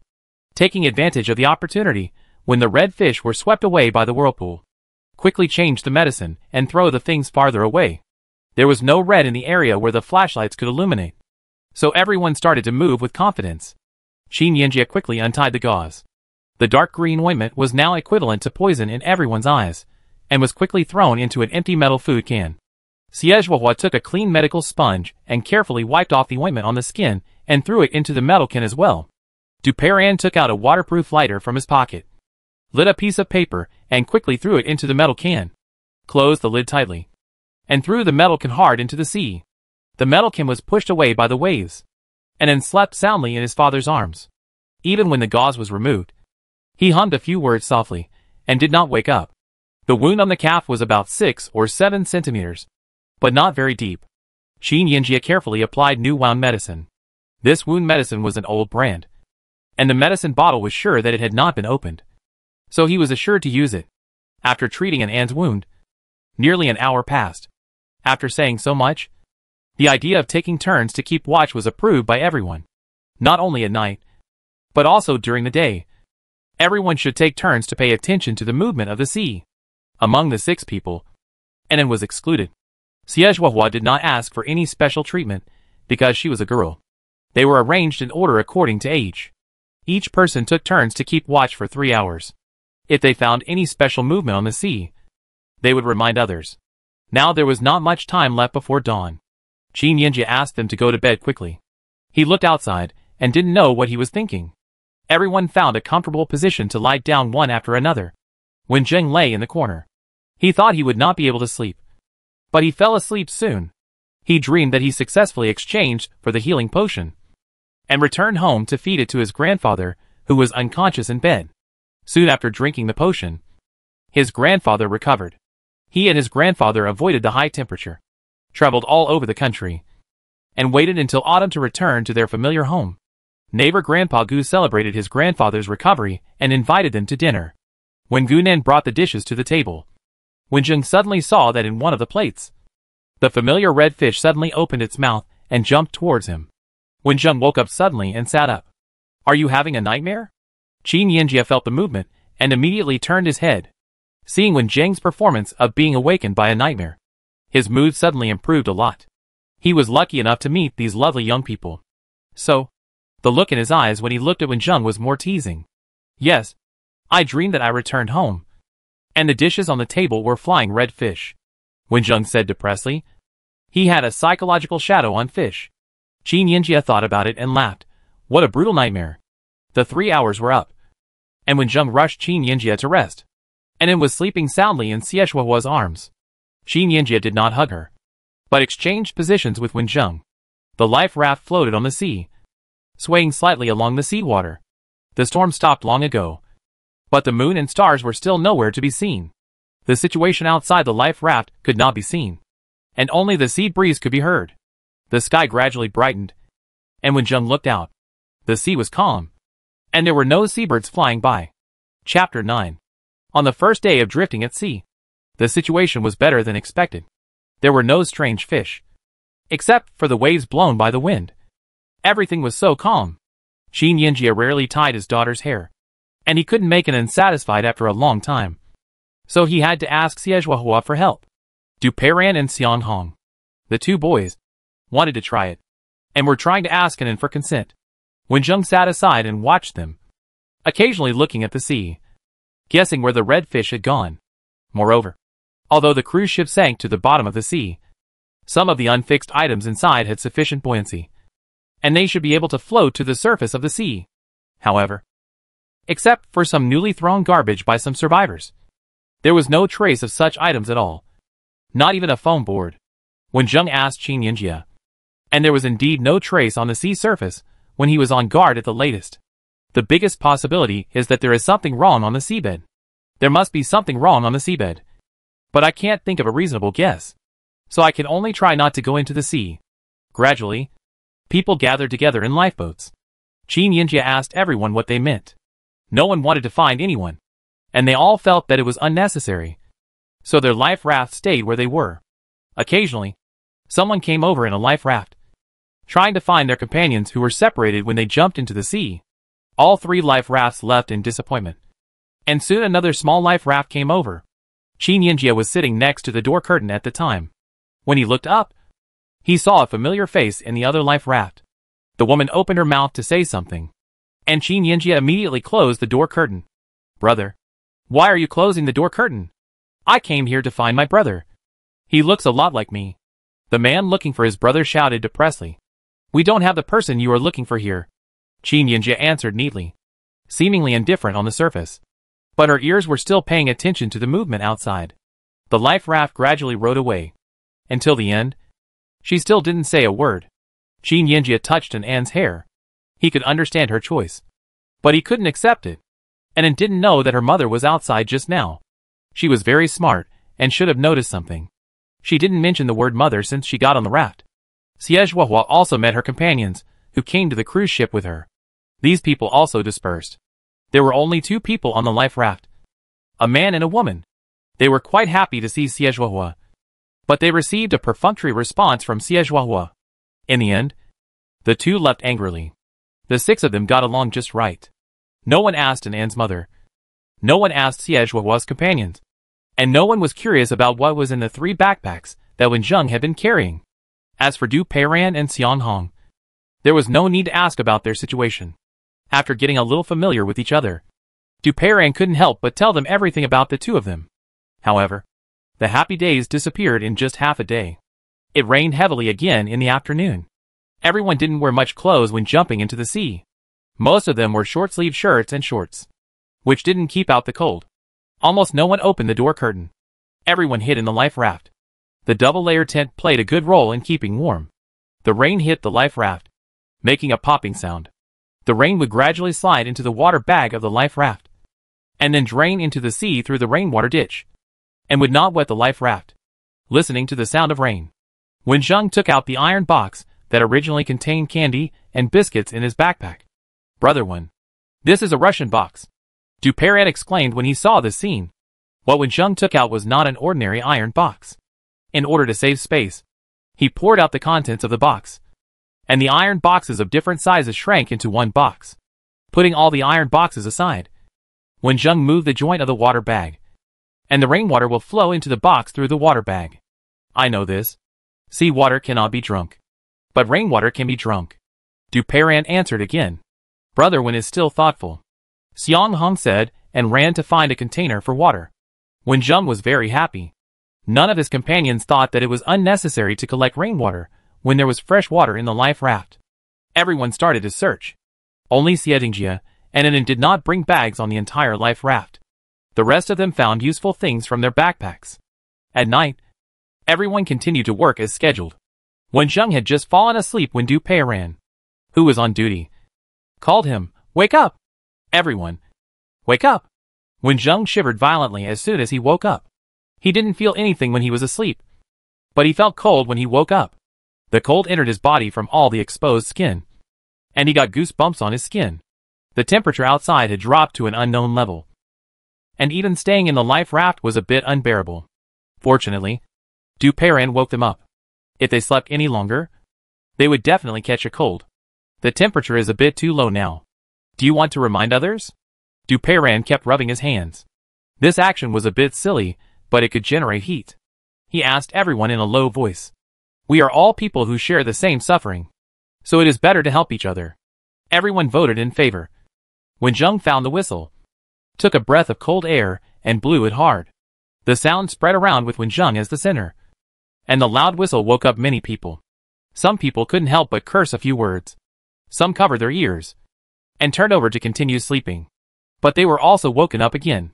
When they woke up, they just wanted to curse a few words. But they shook all over. Don't sleep. You will freeze to death if you sleep again. Where's the whistle? Wake up. The whistle sounded continuously, spreading around, waking up more and more survivors. The whistle sound became everyone's background music. Qin Yinjie suggested, you can't sleep for the time being. Let's put on life jackets. It can help a little. He himself wore a thin shirt and trousers, and a coat to protect his daughter from the rain, which was now covering it in. When Zheng changed his clothes into long-sleeve trousers when he first came to this world, and he can still bear it now. The situation of the rest of the people was not so good. They were all wearing short sleeves and shorts, which made them look young and beautiful. But they were not warm at all.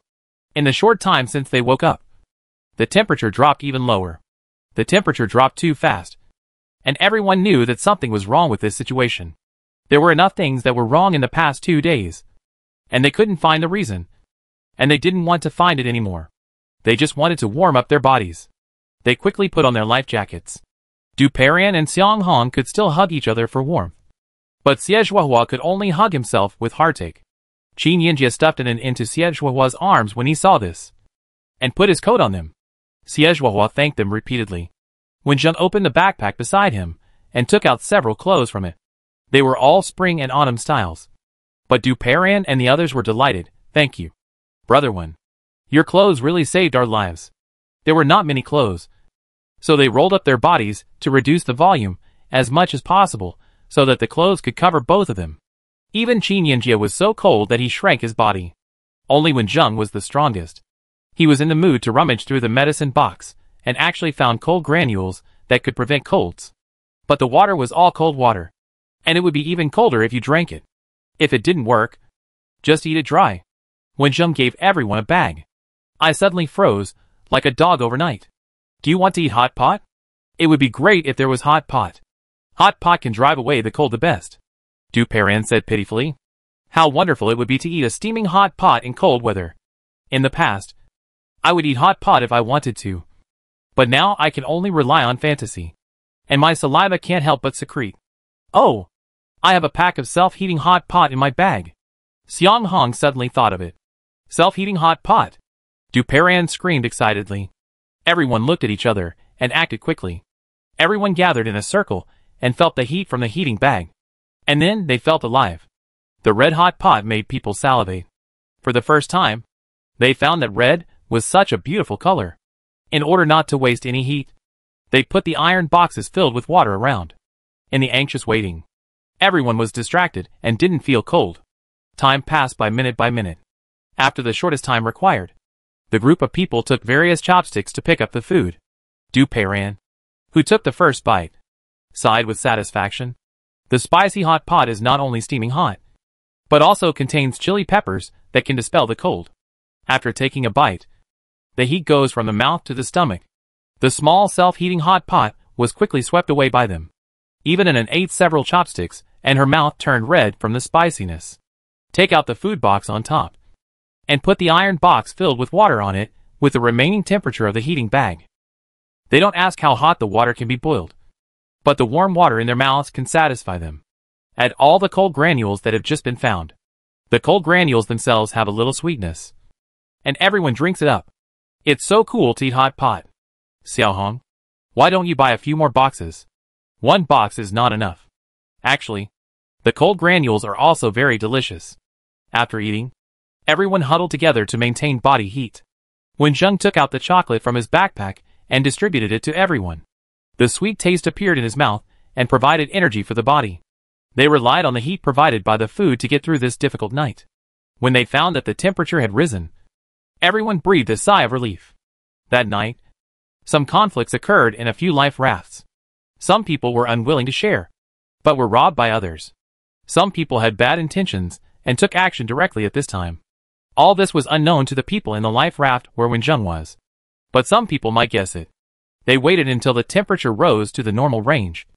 And except for those who were responsible for vigilance, everyone else began to catch up on sleep. However, it didn't take long before they woke up again. Is it so difficult to get a good night's sleep? Chapter 10. On the second day of survival at sea, several life rafts paddled towards Wenjung and his group. Xiang Hong, who was in charge of the alert, was unsure of their intentions, and turned around to wake up Qin Yinjia and Wenjung. Was it your life raft that blew the whistle first last night? Before Xiang Hong's hand touched Wenjing's shoulder, someone outside yelled, and everyone was awakened. And then was awakened directly, and cried in bewilderment. He actually scared my daughter to tears. Qin Yinjia quickly picked up Anan, and seeing that her father and brothers and sisters were there, Anan soon fell asleep again with peace of mind, asking Xiehuahua to help take care of Anan. Qin Yinjia led the way to the door curtain. When the people who paddled the life raft saw the door curtain being pulled up, they were ready to explain their intentions. But when they saw Qin Yinjia leading the way, their words got stuck in their throats, and they couldn't speak. He has been a leader for several years, and his parents have been teachers for more than 10 years. When Qin Yinjia gets angry, his momentum is really scary. He looked around, and he was not panicked even if he was half surrounded. He said coldly, I was the one who blew the whistle yesterday. Is there any problem? Wenjung and the others were behind him, and they also had expressions on their faces that we were not easy to mess with. No problem. No problem. The middle-aged man facing Qin Yinjia shook his head hurriedly. He felt that he had met his son's head teacher. That kid just didn't know how to study well. He spent a lot of money in vain. He was basically criticized when he saw the teacher. Now it has become a conditioned reflex. And he is afraid when he sees someone who looks like a teacher. Then don't disturb people's sleep. After saying that, he pulled down the door curtain. Oh, no. It was really your life raft that blew the whistle. We have no ill intentions. We just want to thank you. Some people still reacted in time and hurriedly explained why they came. The middle-aged man who spoke just now smiled awkwardly. He had always had a loud voice, and he didn't pay attention just now, and accidentally forgot to control it. The matter was finally made clear. These life rafts gathered yesterday, thinking that everyone would talk together, so that they would not be so anxious while waiting for rescue. It's just that they didn't expect the sudden drop in temperature, and they didn't arrange people to keep watch. If there hadn't been a sudden whistle last night, many people would have caught a cold and fever. Even so, without enough thermal insulation clothes, a few of them still caught a cold. When they talked about this today, they found that the one who blew the whistle was not one of them. The middle-aged man said he wanted to thank him, and the rest of the people followed him no matter what they thought. Qin Yinjia accepted their verbal thanks on behalf of everyone. The middle-aged man patted his chest and said, You are all real men who still want to remind others after noticing the temperature has dropped. Lao Qian, respect such people. You can come and chat with us when you have nothing to do in the future. We are all unlucky people. We have common topics, and we can curse you on in group together. This Lao Qian is a pretty good person except that he has a loud voice. After this sudden incident, everyone lost their sleepiness. After Lao Qian and the others left, they held a small meeting again and concluded that Lao Qian could be contacted when needed. The night was still as cold as before, and everyone had already prepared themselves mentally. This time, unlike the day before, there was no self-heating hot pot to eat. They could only keep warm by rubbing their hands and feet and hugging each other. They had to stay awake at night, and their work and rest schedules were completely reversed. The food provided everyone with sufficient calories, and they also learned to find joy in suffering. They melted Wenjing's chocolate in the water, and the sweet taste could soothe people's emotions. They survived the night safely. But Anan, who had the weakest resistance, still caught a cold. After taking the antipyretic medicine, Anan groaned uncomfortably in his sleep. Qin Yinjia saw Anan's uncomfortable look, and his mood became extremely low. This was the third day of drifting on the sea. When would the rescuers come? Not only Qin Yinjia, but everyone on the life raft except Wenjung became a little impatient. Wenjung was because the mission gave him 7 days, so he knew that he could go home if he persisted for 7 days. But others didn't know that if the rescue didn't come for 1 day, it meant that they had to wait all the time. This situation is not good. In this desperate situation, one must maintain a fighting spirit and a firm will. Wenjung tried hard to think of something to say to arouse the desire of others to survive. He looked up and happened to see the sun in the sky. The sun peeked out from the clouds, and its appearance represented warmth.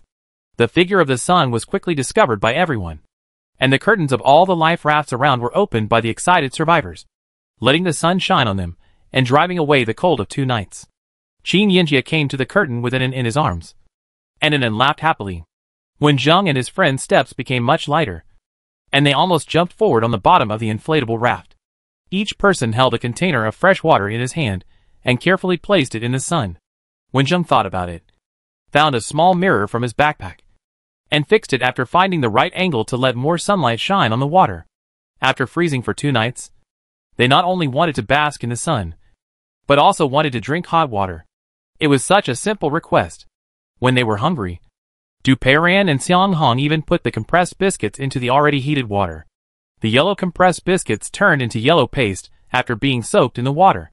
When Zheng watched their actions from the side, this paste was completely unappetizing.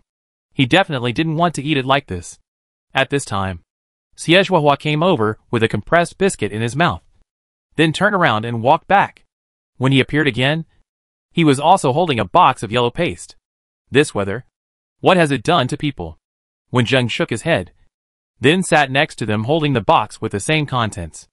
After eating, Wen Zheng took advantage of the strong sunlight and took out the metal box of water that had been empty in the past few days. The food box had been cleaned with seawater. When Zheng took out the bone-chopping knife from his backpack, a loud inhalation sound came from behind him. Xiehuahua was so scared that his voice became shrill. Brother One, you actually have a knife in your backpack. Oh my god! Brother, is your backpack a treasure bag? How can you take out everything? There is even such a magical tool. This knife can't be the legendary bone-chopping knife. No, Brother One. Why did you take out the knife at this time? There is nothing to chop. Du Peiran was not talkative when he was nervous and scared, but a complete chatterbox. When Zheng rolled his eyes at Du Peiran and hit the metal box with the back of the bone-chopping knife, making a dent on each of the 2 opposite sides of the metal box. When Zheng tapped gently with a bone-chopping knife to ensure that the groove was high inside and low outside. Then when Zheng took out the wooden chopsticks he had picked up in the cafeteria, inserted them into the center of the metal box, gestured with his hands twice, and then picked up the chopsticks and broke them into the right length. Everything was ready. When Zheng took the metal box to the side and filled a box of seawater, Xiang Hong said with sudden enlightenment, Brother One, are you going to make a seawater distiller? Brother One, you can even make a distiller? Du Peiran immediately came over to watch Wen Zheng's operation. In fact, the operation is very simple. Wen Zheng himself has tried to make a distiller. They are all similar principles. The materials were prepared in advance on the cruise ship. Stand the chopsticks in a metal box filled with seawater, and put a plastic film on the metal box. The film will be supported by the chopsticks. When the sun shines on the container and the temperature reaches a certain level, the seawater will evaporate, and the water vapor will float up and condense when it encounters the plastic film, and then flow along the film to the grooves on both sides of the metal box. At this time, as long as there is something to collect the water, it will be fine. This operation aroused everyone's interest. There happened to be several empty metal boxes, so everyone started to work with great interest. These simple distiller occupied the best position in the sun, and under everyone's gaze, they successfully collected precious fresh water. This is our 4th day drifting on the sea, and we still haven't waited for the arrival of rescue. We have eaten 70% of the food stored in the life raft. This is because the temperature in the previous 2 nights was too low, so we can only eat more to replenish the energy consumed in our bodies. Now there is not much food, but we haven't seen any fish, and there is no trace of seabirds. There is no way to replenish food, but fortunately fresh water can be distilled from seawater. Thank God for letting Xiaohong and I meet Brother One and Brother Qin. I hope God can bless us and rescuers can come today. Du Peiran lay on the life raft, holding a pen and writing today's diary in a notebook. Lao Qian came again just now, holding a notebook and a pen, and said very open-mindedly, I'm thinking about writing something. If I can't go back, I'll treat it as a last will. Throw it in a bottle, and someone might find it. If we can go back safely, this thing will be a rare souvenir. So this book became everyone's diary. They also learned about other life rafts from Lao Qian. From Du Peiran's diary, we can see the current situation. To resist the cold, more energy is needed. Most of the food on the life rafts is consumed a little too quickly. It's not that no one thought of rainwater and distilled water. It's just that they were in a hurry to escape from the cruise ship. There were not many containers to hold water when it rained. And now there was nothing to make a distillation device. Most people were a little anxious. The strange temperature added fuel to everyone's anxiety. It was so cold some time ago that the life rafts, none of them worked. On this day, the temperature began to rise rapidly. Not long after the sun came out, everyone noticed something was wrong. Without people sunbathing, the life raft curtains were closed again. This time to block the sunlight that was extremely popular yesterday. The long-sleeved shirts and long pants that were worn to keep warm were taken off and changed back to short-sleeved shirts and shorts. At noon, when the temperature was the highest, everyone's forehead began to sweat, making people want to jump into the sea for a good bath. However, the strong sunlight also means ultraviolet rays. If you really jump into the sea, your skin will be sunburned quickly. It really pushes people to the brink of despair. Chapter 11. The heat makes people more easily impatient. Duperan lay on the life raft, his face a little red from the sun. He looked at the sea, and for a moment, he felt that it would be better to be bitten to death by the red fish. This feeling of waiting to die is really not pleasant. Everyone stayed away from others, and tried not to move if there was nothing to do. Even Anin was obedient and did not cry. But even so, the body continued to sweat. After the hottest noon passed, they got up and moved their bodies. When Jum was in the best spirits, the hot sunlight made the seawater evaporate faster, and the fresh water harvested today was more than he expected. Sensing that someone seemed to be looking at him, when Jung frowned and looked out, there were many life rafts around, all at a close distance. It must be his illusion. The sky gradually darkened, and there was a slight sea breeze on the sea, and the figures moving gradually increased. When Jung took the compressed biscuits and ate them one by one, imagining the taste of the food made by Grandpa Goo in his mind. The compressed biscuits didn't taste good, and they had been eating them for so many days, and they were already a little tired of it. But they had no other choice. If they only maintained the minimum physiological needs, the remaining food on the raft would be enough for them to eat until the day after tomorrow, which was the morning of the 6th day. Of course, these did not include the items in everyone's backpack. The backpacks of the others were not clear. Although Jung took out some candies these days, the remaining candies and biscuits, which were high-calorie foods, were enough for 6 people to last for another 2 or 3 days. Xiao Ran, you should eat something, Xiang Hong said in a low voice while holding the compressed biscuits. But the life raft was so small that everyone heard his words. Duperan shook his head and spoke weakly. It's too hot. I don't have much appetite. Save the food and eat tomorrow. Xiang Hong frowned and continued to persuade. You should drink a few sips of water. You sweated a lot today, and your body needs to replenish water. After a few minutes of silence, Duperan finally moved and drank a few sips of water. We have successfully survived on the sea for 4 days, and it's not far from home. Xiejuahua spoke up, and his soft voice was comforting everyone. Not far away. How long do we have to wait? The lifeboat has not arrived yet. Are we just waiting to die here? Duperan suddenly shouted hoarsely, then hugged his legs with his arms and buried his whole face in them. Duperan was the first to collapse because of his smooth experience since childhood. Do you know what you were most afraid of when you are in a desperate situation? It's that you even give up hope. Qin Yinjia's words were not only spoken to Duperan, but also to the others on the raft, and to himself. Does Brother Shaoran want to go home? And wants to go home too. Anin's words completely triggered everyone's tears. Even when Jung couldn't help but tear up. When I get home, I will take Grandpa to the neighbor's Grandpa Goo's house to eat. When Jung first talked about Grandpa Goo's cooking skills, he was the calmest and spoke with confidence about going home. His state also successfully infected others. This conversation did have some effect, making Duperan, who had the worst psychological quality, successfully smile and put something in his mouth. When it got dark, everyone on the raft fell asleep. Duperan, who was on night watch, had no mind to appreciate the stars and the moon in the sky, but stared at the sea, hoping to see the shadow of the rescue boat in the next second. It's the 4th day, and rescue should come. Something seems wrong?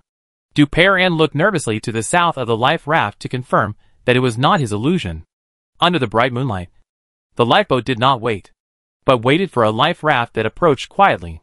They came secretly at night, and they were definitely not friendly. Except Anin. Everyone woke up, and the distance was shortened again, so they were sure that this unknown life raft was coming for them. Seeing the distance getting closer and closer, Qin Yinjia took the initiative to walk out and asked about their purpose. The life raft on the opposite side did not expect to be discovered. So they stopped paddling temporarily, and let the life raft drift along the sea. Anyway, the direction of drifting was towards the target. When Zheng took out the bone-cutting knife from his backpack and put it beside him, then found the sharp blade of the razor he brought out from the crew's room at that time, and then found the tape that Qin Yinjia brought to an An's wound to protect it from rain. Under the puzzled eyes of his companions, Wen Zheng glued the blade to the side of the oar. After understanding Wen Zheng's intention, the others hurried to help. Seeing that the number of blades was not enough, Wen Zheng found a mirror from the cruise ship in his backpack and smashed it into pieces with a bone-chopping knife. Xiehua's eyes lit up when he saw it, and he picked up his backpack and searched it. Girls' backpacks always have mirrors. You should be smart and take out all the food and water. We will only take half. Otherwise, we will do it ourselves. And we will take more than half. A man came out of the life raft that was approaching secretly, and shouted out his request with confidence. And there were many men behind him. Qin Yinjia didn't expect that someone would actually want to rob other life rafts. Their food and fresh water could last until the morning of the day after tomorrow.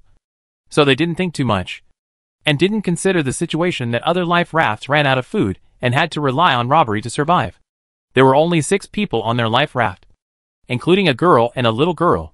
Opening the door curtain would be seen by other life rafts more or less, and they were treated as soft persimmons.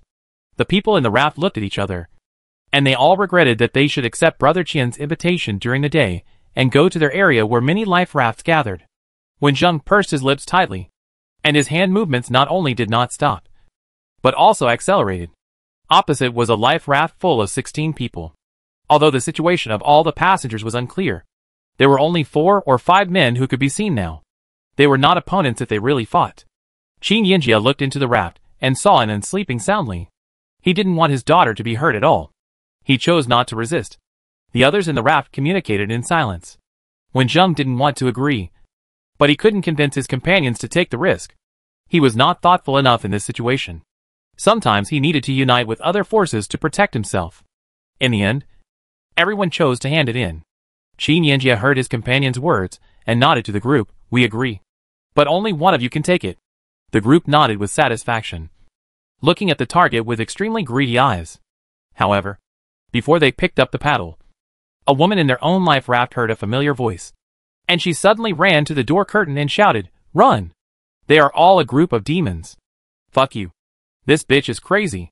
The leading man cursed, and someone in the life raft immediately blocked the woman's mouth and pulled her in. Qin Yinjia tried to control his expression, and moved his hands behind his back, wanting to say something to delay time. But he couldn't say anything.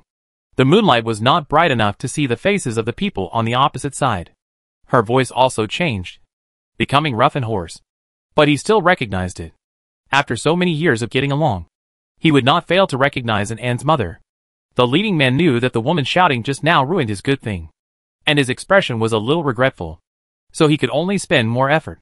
The people in the life raft waved the oars, and the entire life raft approached the direction of Wen Zheng and the others. Let's flee to the direction of Lao Qian's life raft. After Qin Yinjia finished speaking, Xiehuahua blew the whistle. The 3 long and 2 short whistles were the code they had mentioned to Lao Qian when they were joking. The sea anchor was pulled up after Qin Yinjia made a gesture. Wen Zheng handed a paddle with a blade glass stuck on it to Qin Yinjia. He also held one in his hand.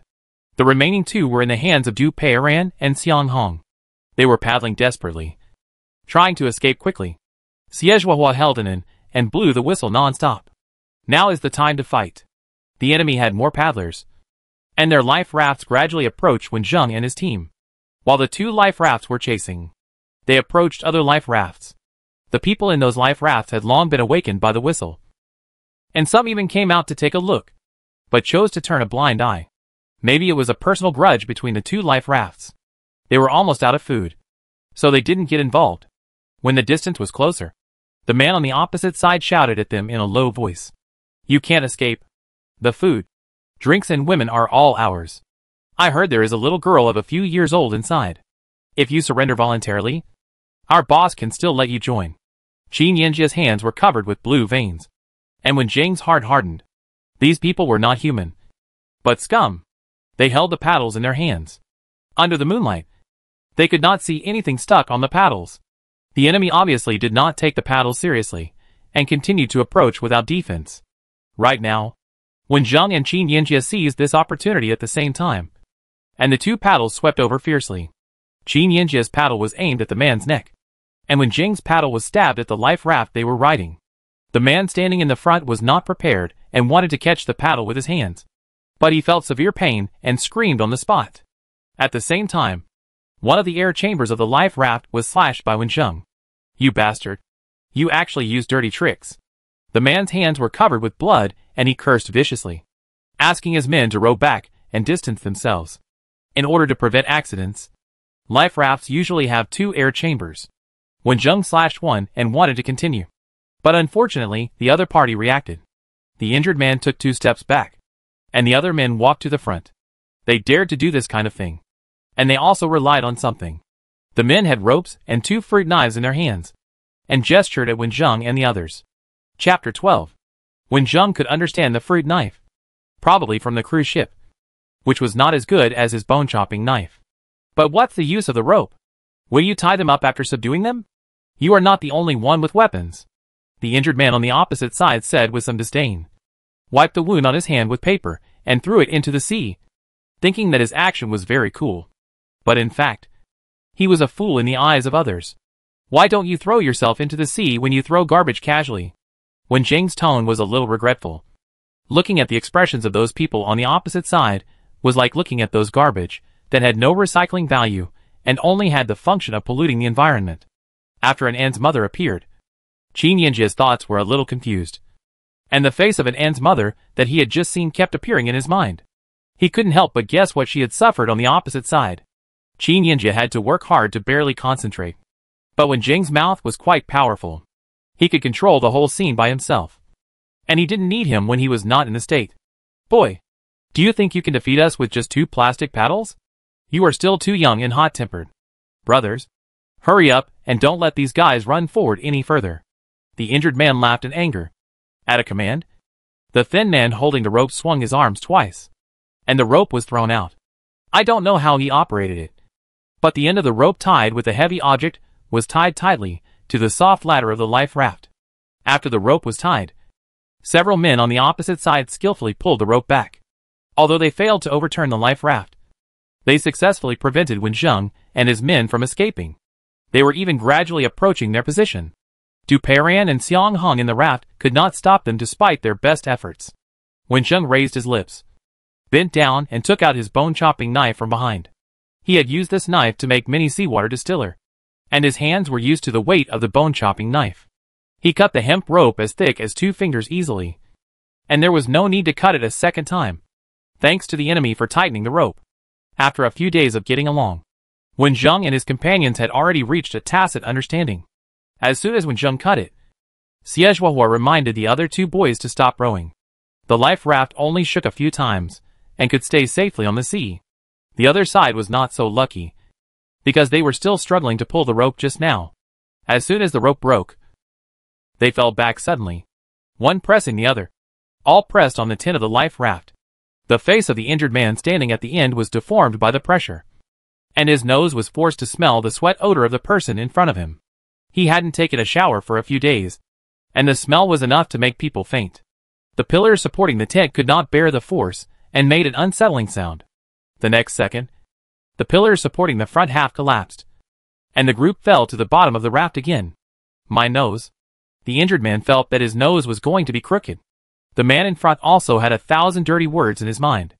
Not only did he have to bear the weight of several people, but he also felt that something was pressing against him from behind. Just as he was about to curse, he heard a somewhat difficult voice from below. "Hurry up and move away." It was the boss down there, so the one pressing against him couldn't be. The man in front immediately broke into a cold sweat. Not only did he yell at the people above to get up quickly, he also tried his best to push away. If they accidentally touch something they shouldn't touch, their lives will be over. All this happened in just a few minutes. When the group of stacking people who fell down quickly stood up, they saw Wen Zheng holding a weapon on the opposite side. Under the moonlight, they could see clearly the weapon in Wen Zheng's hand. The shape was somewhat like a small axe. The steel was obviously much thicker and double-edged, compared with the thick blade in his hand. The fruit knife in his hand was completely vulnerable. Wen Zheng was actually a little surprised. When these people fell, Du Peiran and others immediately paddled away.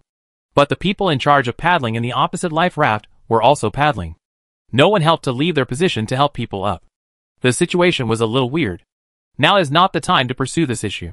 Not only did he not take this opportunity to distance himself, Wen Zheng smiled and gestured with a bone-chopping knife, and introduced it softly. This is a bone-chopping knife. As the name suggests, it is specially used to chop bones. It can easily cut pig bones and cow leg bones into 2 pieces with one knife. Wen Zheng gestured twice, and the blade reflected a chilling light. The person on the opposite side felt some pain in the thigh bone. The enemy did not expect that the target this time would be so difficult, and even had something like a bone-chopping knife. The injured man said with difficulty, "Even if you have a bone-chopping knife in your hand, do you dare to chop people? The attack just now was not ruthless, let alone killing people. You don't believe I have the courage. Why are you retreating and hiding behind your men? How did this man become the boss?" Wen Zheng rubbed the smooth knife handle with his fingers. Xie and in behind him were his companions. Wen Zheng was educated from childhood to adulthood so that he would not use his companions to exchange for temporary peace. I don't dare to kill people. But facing a beast that wants to kill people, why can't people fight back? Even rabbits will bite people when they are forced into a corner. And people will fight desperately when they are forced into a corner. When Wen Zheng said this, he made up his mind. And his momentum changed at this moment. The atmosphere froze. At this time, a voice came from behind, and Du Peiran's excited cry came from the life raft. It was Lao Qian's life raft coming over. "Brother Qin. Brother Wen. Are you alright?" There was still some distance, and Lao Qian shouted loudly. Enough for the enemy on the opposite side to hear. Lao Qian was awakened by the whistle in the middle of the night. After he vaguely found that it was the agreed signal, he hurriedly woke up the others to come over. Lao Qian's life raft was also a large life raft that could hold 16 people. The injured man looked at it from a distance, with a complex expression on his face. In the end, he chose to give up. "Let's go!" Before turning around, he glanced at Wen Zheng, and finally set his eyes on Qin Yinjie. His expression was somewhat meaningful. "There is still time to play with you slowly." At this time, the injured man felt a little cold in his nose. He reached out and touched it. Red blood appeared on his fingers. He was actually bleeding from the nose. No wonder his nose hurt so much. The expression of the injured man became distorted. His appearance, which was not very good to begin with, hurt his eyes even more. He gritted his teeth and said, "Keep an eye on them. I must make them pay the price." Someone immediately picked up a telescope and began to execute the boss's order. When the group of people left a distance, Wen Zheng still felt that someone was looking at him. He didn't know where they were, so he continued to hold the bone-chopping knife in his current posture to show everyone that they were not easy to mess with. "Brother, you still have a bone-chopping knife in your hand. I admire you." Old Qian, who rushed over in a hurry, was startled by Wen Zheng holding a bone-chopping knife before he could ask what happened. He was familiar with this thing. Before he got rich, he used this knife to chop beef bones and stew soup every year. He was very good. "Brother Qian. Brothers, thank you so much for coming to help." Wen Zheng and his companions thanked Old Qian and his companions solemnly. In the process of avoiding the enemy, they encountered many life rafts, but no one was willing to lend a hand. Old Qian and his companions heard the whistle in the middle of the night and hurried over. This kindness must be remembered in our hearts. What happened? Brother Qin looks a little out of shape. Is he injured? Are the others all right? Old Qian said with concern. Why don't you just go with our life raft? We can all take care of each other, no matter what the purpose of that group of people is. They were targeted because you are few in number, and few in number of men. They suffered a big loss this time, and they will definitely find a chance to deal with us. I'm afraid they will implicate you. Wen Zheng hesitated. Look at the physique of our family. What is there to worry about? After Old Qian said that, Wen Zheng saw all the people in Old Qian's life raft, and the corners of his mouth twitched a few times.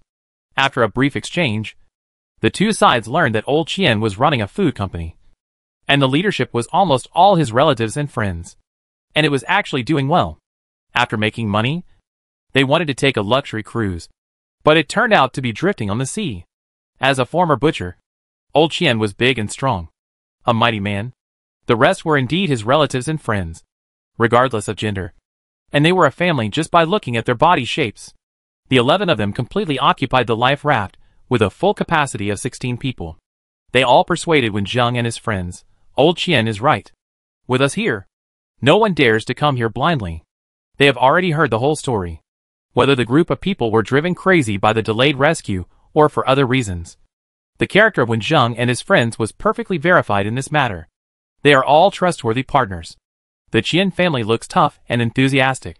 On the first day of drifting on the sea, Old Qian and his friends had a good relationship with many life rafts. And they gathered together. It was because there were too many life rafts around that Wen Zheng and his friends did not agree to Old Qian's invitation before. After this incident, they chose to accept Old Qian's kindness. In the large life raft that was leaving, the injured man sat at one end, and the woman he was hugging was carefully treating the wound on his hand. The man's other uninjured hand gradually moved from the woman's waist to other places, but his eyes were fixed on the woman who was pressed and kneeling in front of him. And he asked in a cold voice, "What is the relationship between the oldest man and you?"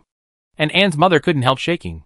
After hearing Qin Yinjia's voice, her only thought was that she couldn't let her daughter and Anne fall into the same situation. So she shouted regardless, even though she knew what she would encounter. Once, she wanted to survive and abandoned herself, her husband and her daughter. Now, she is willing to bear all the pain for her husband and daughter. Don't want to say it. Right? It's okay. I have time. The injured man smiled. And someone immediately brought two things. A backpack with a red sea fish. And a bottle of green plaster. Chapter 13. Taking advantage of the dawn, and the temperature was not too high. Lao Qian took Wen Zheng and Qin Yinjia to inquire about the situation of the group last night. Wen Zheng patted Qin Yinjia on the shoulder. "You still have an to protect." Qin Yinjia looked back blankly, and then was laughing happily. She didn't know what happened last night. Qin Yinjia's eyes made people a little flustered. Wen Zheng didn't know what to say. Based on the impression on the cruise ship and Qin Ji's reaction last night, he could guess that the woman who spoke out to remind last night should be Anne's mother. Just based on the nonsense that the group of people spit out. It is known that the women in their life rafts will not experience anything good. Not to mention that Anne's mother also spoke out to remind them. And the current situation may be worse. Few people could fall asleep last night. Before they were rescued, the survivors on the sea began to attack other humans. It really makes people feel pitiful and sad. Qin Yinjia felt that he was useless. He was no match for that group of people. He could not implicate his companions or Lao Qian. He could only watch the group of people take Anne's mother away. He could not do anything. However, Wen Zheng felt that something was wrong. It was not yet to the point where he could not hold on. Now it was only the 5th day of drifting on the sea. Wasn't that group of people afraid that their evil deeds would be punished after the rescue arrived? Did they know something? So they were fearless. Wen Zheng and his team stayed on the sea for a few days, and did not communicate much with other life rafts. Lao Qian knew a little more. The three of them did not go too far together, and asked the surrounding lifeboats first. Most of the life rafts were running low on water. The lack of rescue and the high temperature made them emotionally unstable. Some people stared at the water with dull eyes, and ignored Wen Zheng and his inquiries. Some people were so angry that they had nowhere to vent and cursed when they saw someone coming. There was no progress after asking for a long time. The life rafts around became scarce. Wen Zheng, who was responsible for paddling, had beads of sweat on his forehead.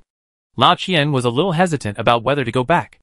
At this time, someone said, "Is it you?" The three people looked over, and saw a middle-aged woman in her 30s. Even after drifting on the sea for so long, her clothes were still clean. Her hair was neatly tied up, and she took good care of herself. "Sister Zhang?" Wen Zheng looked at manager Zhang Xiuhua, whom he met in the restaurant, with some surprise. Seeing that Sister Zhang was in good condition, his face relaxed a lot. In any case, it is always a good thing to be happy that Sister Zhang is safe. Zhang Xiuhua's impression of Wen Zheng was also good. She asked Wen Zheng about the purpose of their coming. Wen Zheng described the group of people last night in detail. She didn't see what they looked like last night, so she mainly talked about their behavior. "Sister Zhang, do you know something?" Wen Zheng saw that Sister Zhang was silent and asked hurriedly. Zhang Xiuhua smiled bitterly. "We almost fell into the hands of that group of people." She turned sideways. There were 8 girls in the life raft full of 8 people. Wen Zheng had some vague impressions that some of them were employees of the restaurant, and some seemed to be from the duty-free shop. His memory seemed to be much better. He could still remember the faces of these people. Girl, how did you escape? Old Qian opened his eyes wide. These girls looked thin and weak. How could they be the opponents of that group of people? Then, the woman in the life raft opposite showed a standard 8-tooth smile, and then raised her hand tacitly, showing the various knives in her hand. Looking at those bone-cutting knives, kitchen knives, slice knives, and serrated knives, Old Qian swallowed his saliva, stepped back, and hid behind Wenjung. As expected of the manager of the restaurant, Wenjung admired Sister Zhang a little. I'm afraid there are more than these knives, and there will be no shortage of things in the duty-free shop. Zhang Xiuhua was very impressed with Wenjung. She got a reminder from Wenjung, and did not forget to make some preparations while comforting the guests. What happened afterwards made Sister Zhang thank Wenjung even more. Without those preparations, she might not have lived to this day. That group of people attacked us the night before yesterday. But we are not easy to mess with. After we beat them away, they didn't come to mess with us in the past 2 days. Zhang Xiuhua said it simply. But in fact that night was very dangerous. Fortunately, someone didn't fall asleep and discovered it in advance, so that a companion was injured. These days, they began to take turns to keep watch. And at the same time, they found that the group attacked another small life raft that was alone and had weak members. The people in the life raft were sleeping soundly, and let the group get on the life raft without any resistance. They didn't know what happened inside. But during the day, they saw that the men became members of the group. And the fate of the women was as they expected. The 8 of them were all girls. Although they had weapons, they still felt uneasy these days. Zhang Xiuhua was planning to find other life rafts to unite, but she didn't expect to meet Wenjung and others. It seems like a good choice. The temperature rose rapidly, and Zhang Xiuhua took the time to propose the idea of uniting with Wenjung. She didn't know these survivors on the sea, and they all had to take unknown risks. She would rather trust Wenjung, a young man, who had a lower risk. Sister Zhang and the others had no shortage of weapons or water, so Wenjung certainly wouldn't refuse to unite with them. Hey, is one of you Zhang Yan's husband? A harsh voice suddenly sounded. Qin Yinjie immediately turned his head to look at the place where the voice came from. Zhang Yan was her wife, and Anne's mother. It's one of the group, Zhang Xiuhua said quickly, and everyone was on guard. I'm Zhang Yan's husband. Qin Yinjie took a step forward, with deep hatred in his dark eyes. The 2 men came and paddled the life raft quickly. One of them showed a bad smile on his face. So it's you. Brother Chung asked us to come and bring you a message. Do you want to know your wife's current situation? What do you want to do? Wenjung asked. Our brother Chung is tired of playing with that woman. It's better to recycle her and exchange her for something. It depends on whether you are willing to part with her. The words of the visitor hit the nerves of everyone present. Wenjung hurriedly stopped Qin Yinjie, even though he wanted to punch him. Zhang Xiuhua and his group also had disgust on their faces. Old Qian was furious and said, when the rescuers arrive, your actions will not escape the punishment of the law. Ha! Rescue? Law? The 2 men laughed and looked at them with sarcasm. You will not wait for rescue. The only way forward for this group of people is death. What does it mean? Wenjung carefully observed the expression of the person on the other side. The person on the other side was very confident in what he said. But he was not afraid of death. And there were more and more abnormalities. Wenjung felt a little uneasy. He originally thought that he would just survive on the sea for 7 days. But now he had to face the malice of people. Qin Yinjie was full of hatred for that group of people, but he could only suppress it in his heart. Zhang Yan was still in the hands of the other party. He closed his eyes and gritted his teeth and said, what do you want in exchange? Not much. The person said the amount of food and fresh water they wanted. Isn't that much? It was exactly the amount that 8 people could eat for 3 days. All the food they had left was not so much. This group of people did it on purpose. No. You want too much. Qin Yinjie stood up. That's troublesome. If the waste can't be used, then destroy it. The person deliberately sighed and prepared to paddle away. Lao Qian held it in for a long time, stood up and wanted to say something, but was blocked by Qin Yinjie as soon as he made a sound. Qin Yinjie stopped Lao Qian, but not Wenjung. Wenjung said nothing, and jumped directly onto the life raft of the 2 people. The original owner was indeed a sports student, with strong jumping ability. While the 2 people were startled, he clenched his right fist and hit one of them in the face. At the same time, He swept his left leg, and the other person fell into the sea without standing firmly. Lao Qian seized the opportunity, picked up the paddle, and beat the drowning dog. "You dare to hit me!" The man who was hit on the face shouted incoherently, holding Wen Zheng's hand with one hand, and preparing to fight back with the other hand. Unfortunately, his strength was too small compared to Wen Zheng's. Both of his hands were firmly controlled, and his stomach was hit hard by Wen Zheng's knee. After knocking the man down on the raft, Wen Zheng stepped on the man's head and said without any emotion, "Aren't you always looking for a fight? Now I satisfy you." The man's nose and face were swollen, and he raised his head with difficulty, staring at Wen Zheng fiercely. "Brother Cheng will not let you go." Wen Zheng looked down at the man, smiled, and then kicked him into the sea to accompany his accomplices. The man didn't expect it, and choked a few times before he controlled his body and swam on the sea. "I didn't expect you two to be able to swim," Wen Zheng said with some regret. The people in the sea didn't dare to say anything. When the young man laughed just now, he really felt that the young man wanted to kill him. Qin Yinjie and Lao Qian approached, and Wen Zheng looked at Qin Yinjie. "Brother Qin, I was a little impulsive." Qin Yinjie shook his head with a wry smile. "No need to apologize. I want to do it too." The two people swam in the sea, and soon ran out of strength. They had no way to quietly swim to the life raft, and tried to climb up carefully, but were stopped by Wen Zheng. The two were soaked in the sea, one holding one side of the ladder, and looking up at Wen Zheng who was sitting next to them. If they moved their hands up one step, they would be stepped on hard. The sun was particularly hot, and the skin was particularly uncomfortable soaking in the seawater, and the body sent out a signal of lack of water. "Water? I want to drink water. I want to go up." Finally, one of the two people couldn't stand it anymore. Wen Zheng took a glass of water provided by Zhang Xiuhua and dripped 2 drops into the mouth of the person who was talking. When this person opened his mouth wide to drink more, Wen Zheng put away the water, lowered his head and shook the glass. "Do you still want to drink? Pull me up, and I will tell you everything you want to know." Chapter 14. We were both ordinary employees. Brother Cheng's original name was Su Cheng, and he was the one whose face you heard last night. He is the manager of our department, but he is a second-generation rich man, and he has some connections with our general manager. He just dawdles at work on weekdays. The man who was beaten black and blue by Wen Zheng spoke first. In fact, when they were in the company, the two of them deliberately tried to please Su Cheng, hoping to get some benefits from him. They really got the tickets for this voyage. At that time, they were happy to please and got something. Who knew that this trip would be a complete disaster? After being happy on the sea for less than 2 days, everything changed. What's wrong with the second-generation rich?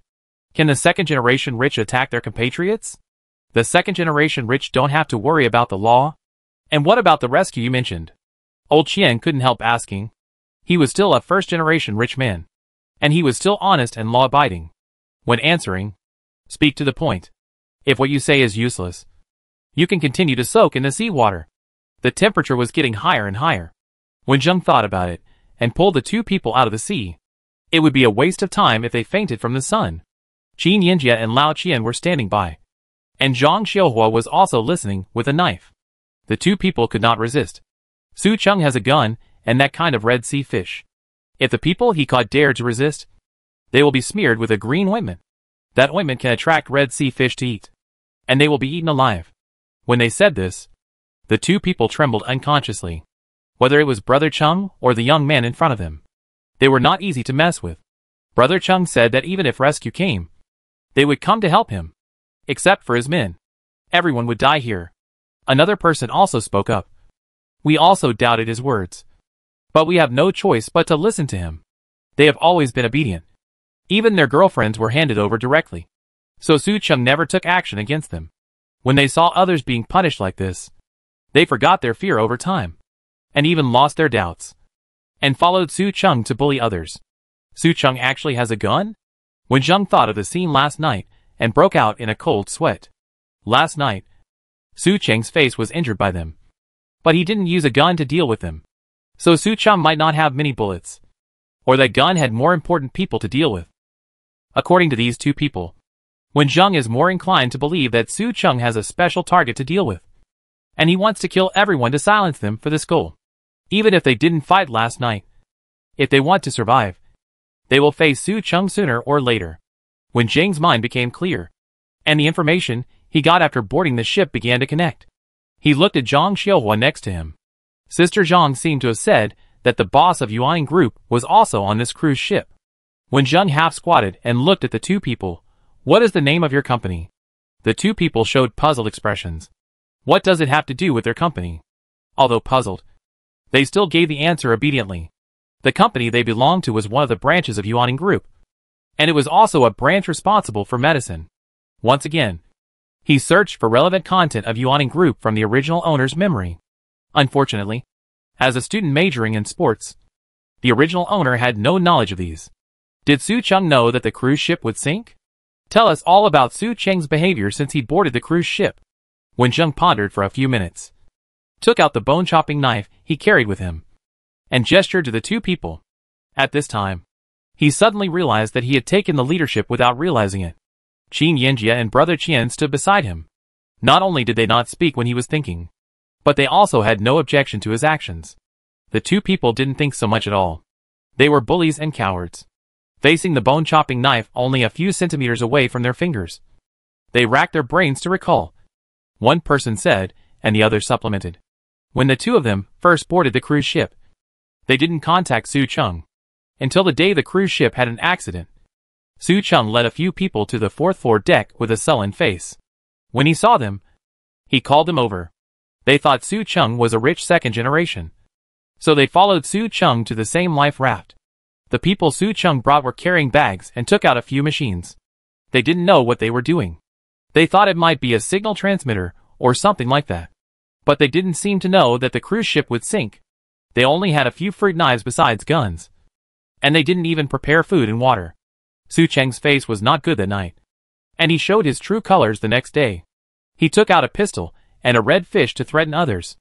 The people he led listened to him and controlled those who wanted to resist. After controlling the life raft he was on, he began to attack other life rafts, snatching food and water, men, and women. Several life rafts have been attacked in the past 2 days. Those people were not so cautious, and were controlled by Su Cheng and his men when they were sleeping at night. As they talked, the two of them started to cry. Su Cheng is nothing. Our girlfriends were. We are also victims. Unfortunately, the people here don't buy this. Lao Qian kicked him. You can't protect your girlfriend, and you are helping the evil. Do you have the face to cry? When Zheng had almost asked all the questions he wanted to ask, he already had a vague guess, and gave the position of questioning to Qin Yanjia. Qin Yanjia stood in front of the two, silent, not knowing what to ask, not knowing how to ask. But the two of them spoke.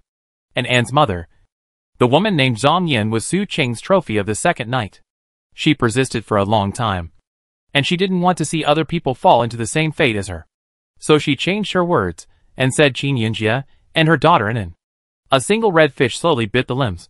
The green ointment had the effect of quickly stopping bleeding, and would not let people bleed too much and die too early. Even if the mouth was blocked, it could not stop the sound of pain.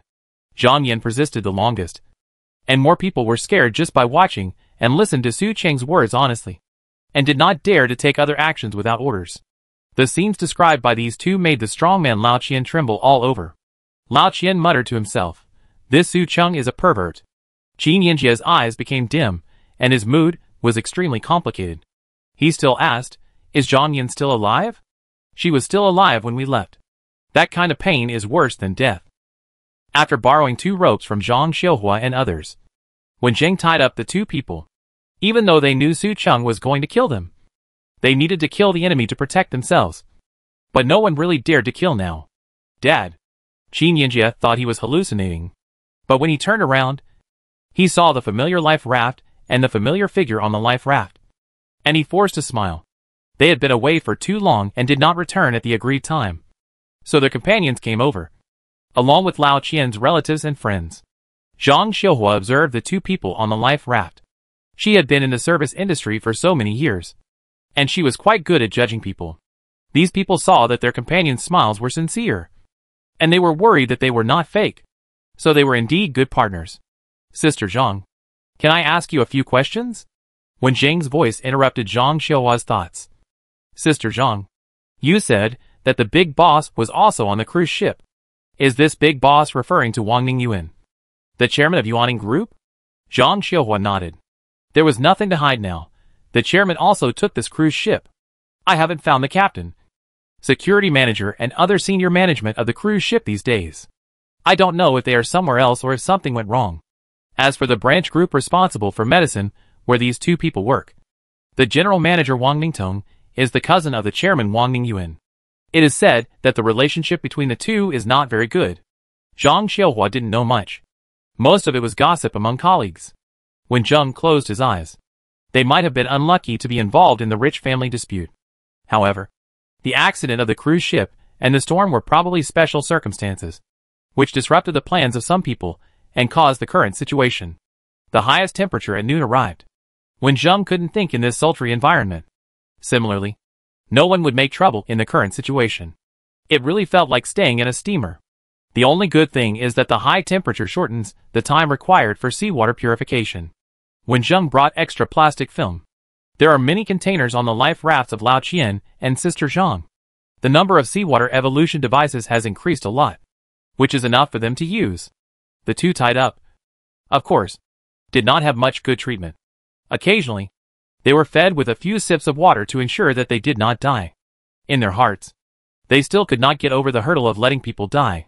Until the evening, a small life raft appeared in Wenjing's sight, floating on the sea. It was drifting. No one paddled, and the life raft simply followed the flow of the seawater.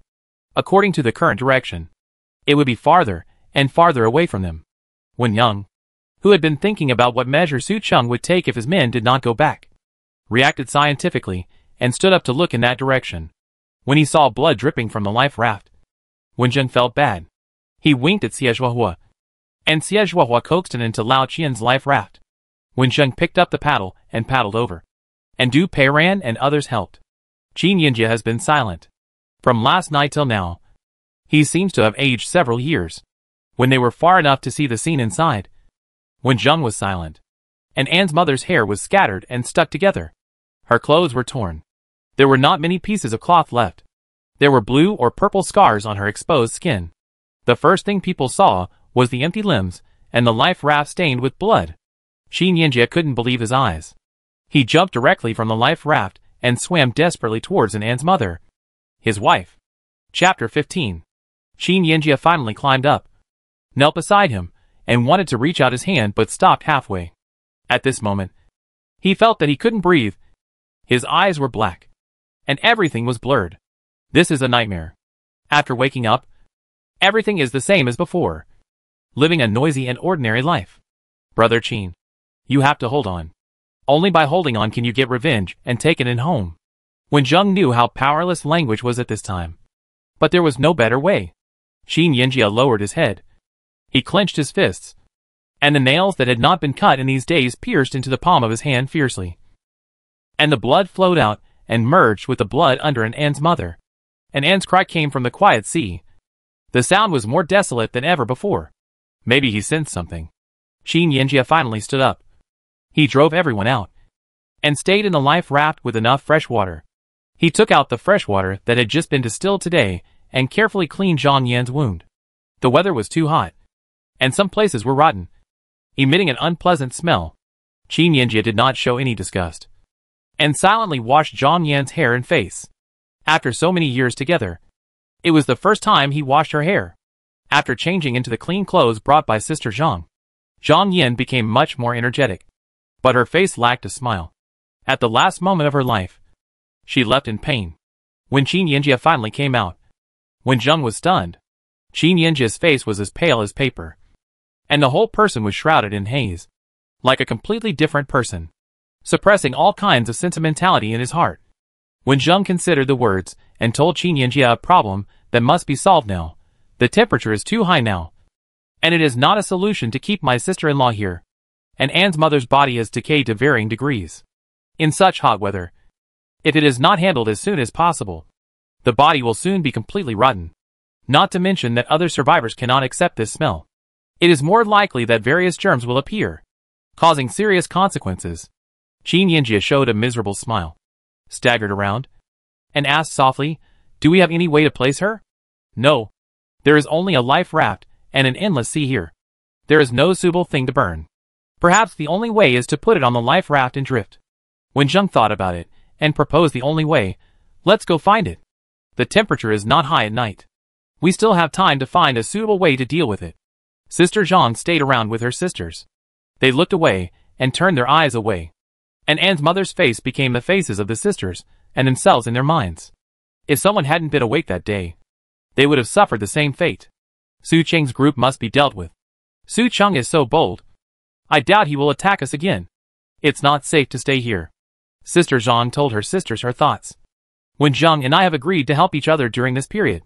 But they are going to go to the sea to find the life raft where the chairman is. Should we go with them or stay here and wait? The girls looked around. They worked on the cruise ship and had received training on sea survival. Before leaving the cruise ship, Sister Zhang got a reminder from Wenjung and prepared enough water and weapons in advance. If it weren't for Su Cheng and his gang, they might have lived the longest. Su Cheng's gang won't let us go. A girl spoke first, showing her support. After all, our force is not as good as those men. And the other life rafts around us are also somewhat malicious. So we might as well leave here. They are all girls.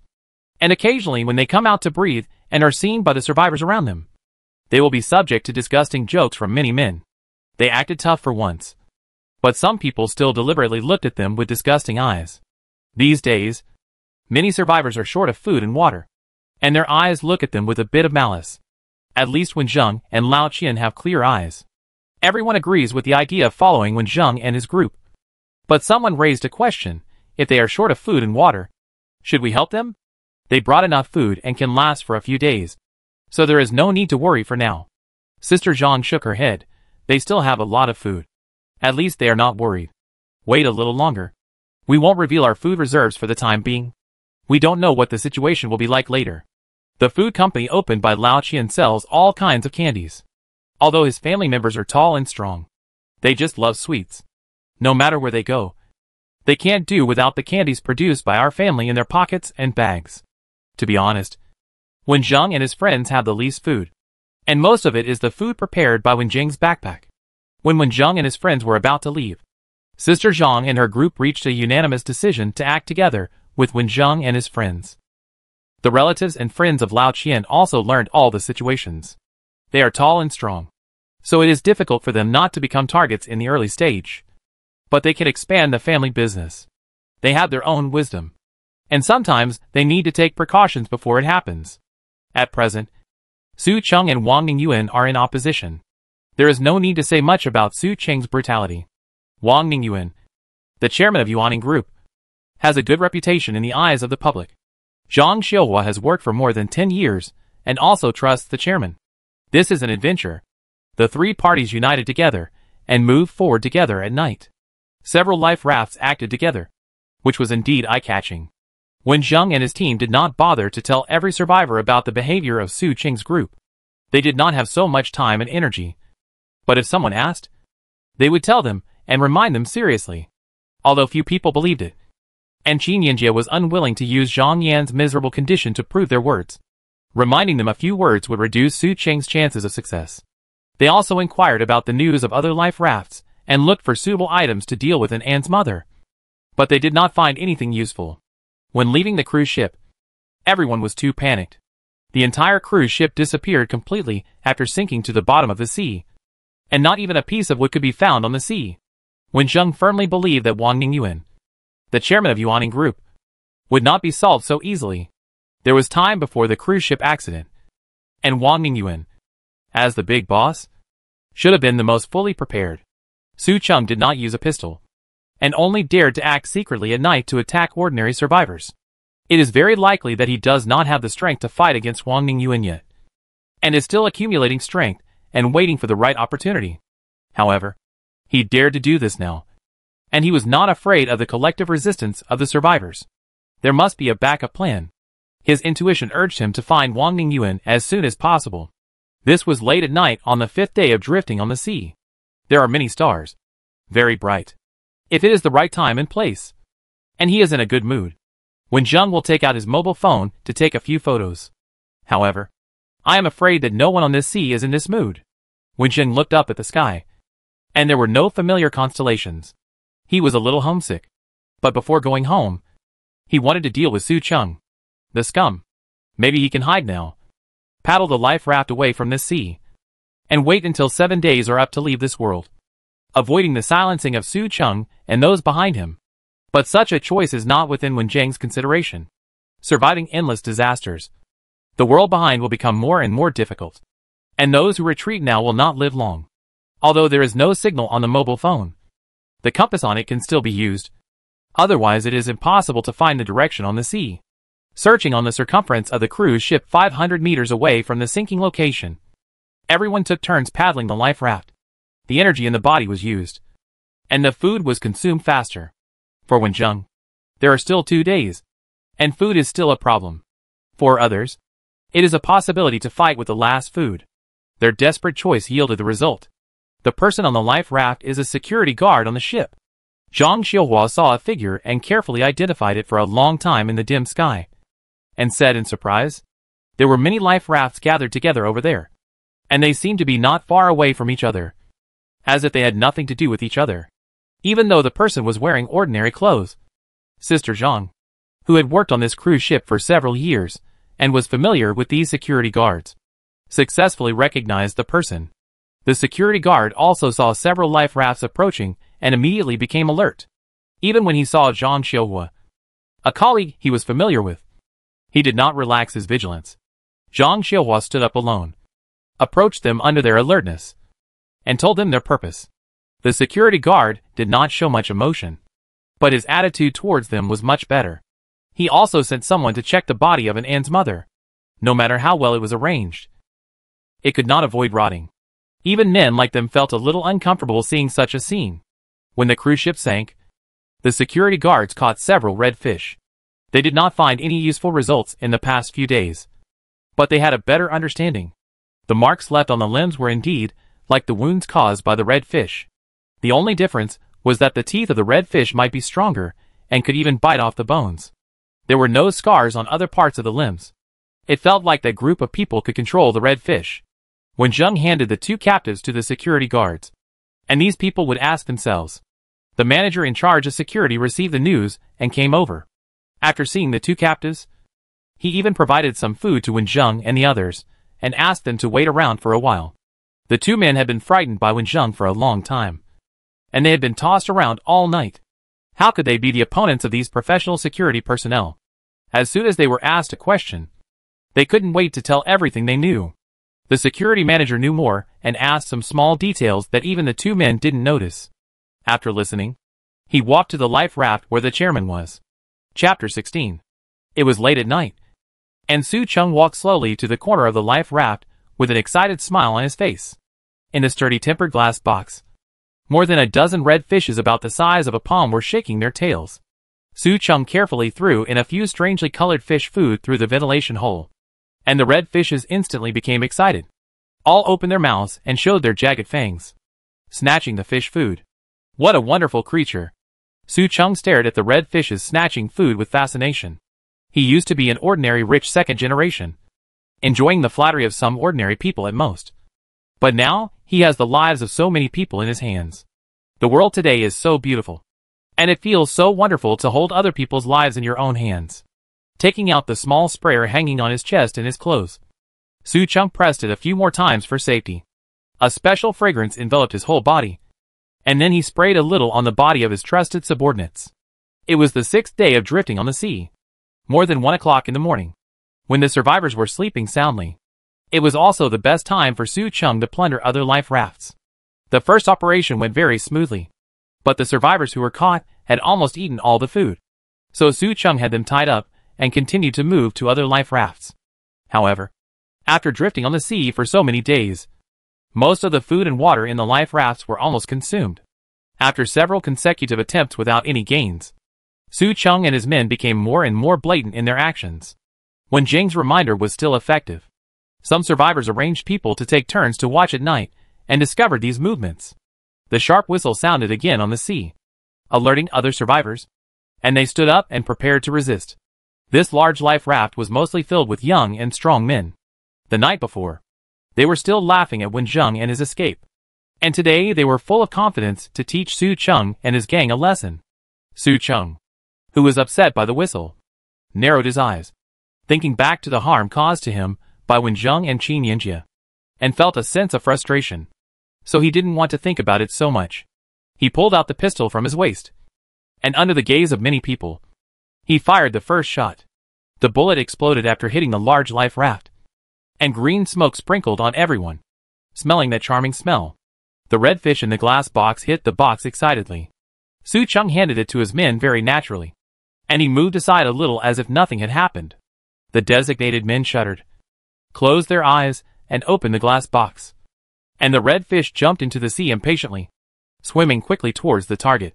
Before the other survivors could react, extremely miserable cries were heard on the sea. These red fish were more flexible and swam very fast in the seawater. They could jump high enough by slapping the seawater with their tails. Their fins became hard and could easily cut through the tin of the life raft.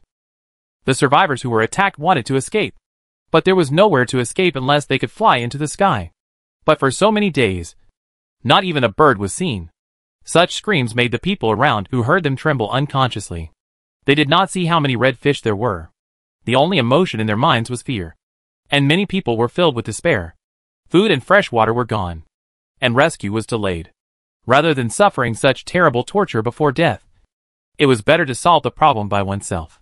Those who didn't want to die thought of Wen Zheng, who left the night before, and tried to calm down. They took up the paddle, and quickly moved away from the place where the screams came from, away from the group of cruel demons. Not many people walked in the direction where Wen Zheng and his group left, and most of them ran away without a purpose.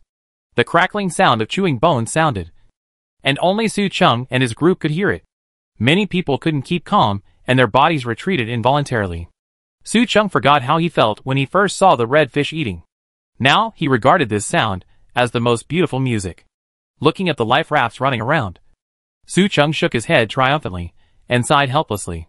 Sooner or later, they would die. So why bother running away? After the screams disappeared, Su Chung threw a few fish food into the glass box, and the red fish jumped into the glass box obediently. The seawater inside was stained with a light red color, and there were some unknown debris. Let's go! Keep looking for food. If you hold on for 2 more days, someone will come to pick me up. No one will come to pick up Su Chung. The speaker was Wang Ningyuan, the chairman of Yuaning Group. Su Chung is a discarded child. If the person who wants to save me wins, they will come to save me and kill Su Chung. If the person who wants to kill me wins, no one will come. Su Chung has no brain. Or maybe there is something wrong with his brain. He has not realized that he has long since died. Wang Yuaning took a sip of water, and his words were also knocking on Wen Zheng. Only if he is alive, the other survivors will have hope of being rescued. Will the people who come to save you save others? Wen Zheng, who was sitting opposite Wang Yuaning, asked a crucial question. When the 7 days were up, he would leave this world, but his companions needed rescue to survive. I don't know the current situation and can't promise anything. Wang Ningyuan said that he was trapped on the sea and knew nothing about the outside world. He hoped that it was not the worst. After the security manager reported to Wang Ningyuan, he invited Wen Zheng to come over. The two of them tested each other. Wen Zheng relied on the confidence brought by being out of the world for 7 days, and his keen observation to really fool Wang Ningyuan.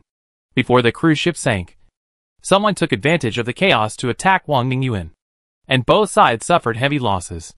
The enemy only had Su Chung, a brainless man, and Wang Yuaning had more than a dozen bodyguards. Although there were many life rafts around, most of them were used to cover up their tracks and loaded with some things. Wang Ningyuan wanted to live well, even if there was only a glimmer of hope. In order not to die in Su Ching's hands, he needed to find someone to cooperate with. So Wen Zheng brought people to find him. Although Su Chung is not smart, he can control the red fish and has enough lethality. So Wang Ningyuan is willing to cooperate with Wen Zheng, who has a common enemy. After becoming a partner, Wen Zheng learned more news. 2 months ago, the laboratory responsible for the development of marine resources in Yuaning Group discovered a special creature. The special ingredients extracted from this creature have an excellent hemostatic effect. Later, it was made into a green ointment. After various experiments, no adverse effects were found, and it began to be used within Yuaning Group. Wang Ningyuan didn't know that this ointment had a unique effect that was concealed. When the cruise ship tilted, he accidentally scratched his leg and applied this green ointment with the help of his assistant. Then, in a short period of time, Wang Ningyuan was betrayed by his trusted assistant. He paid a heavy price for the bodyguards to repel the enemy. And then, he was attacked by a group of red fish. You are the chairman of Yuaning Group. Why don't you even know the effect of the green ointment? Wen Zheng felt a little strange.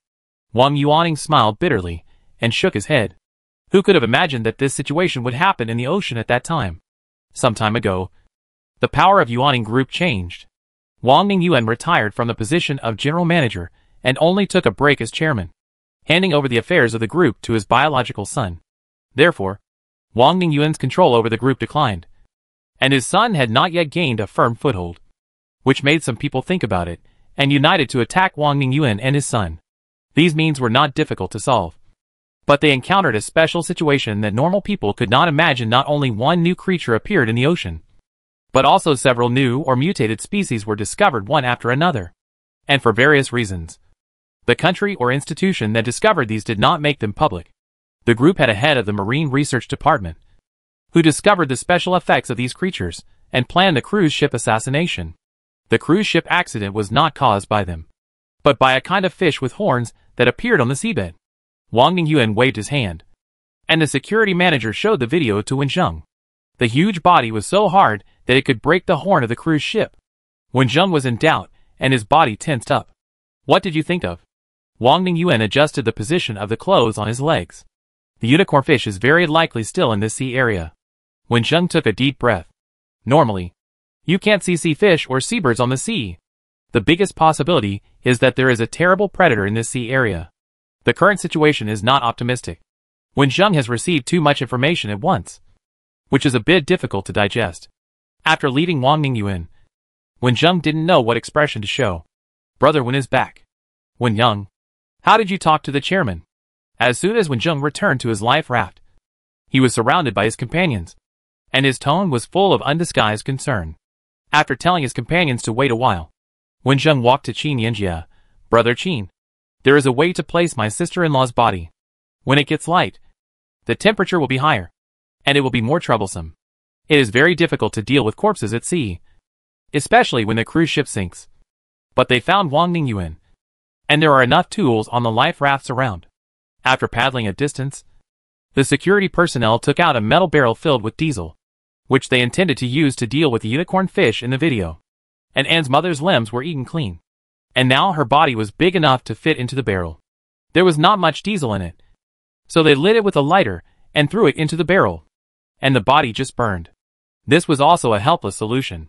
Qin Yanjia stared at the black smoke coming out of the barrel, and everyone felt a little sad. When the black smoke disappeared, Qin Yanjia went over alone, put the ashes in a small bottle with his own hands, and put the bottle around his neck.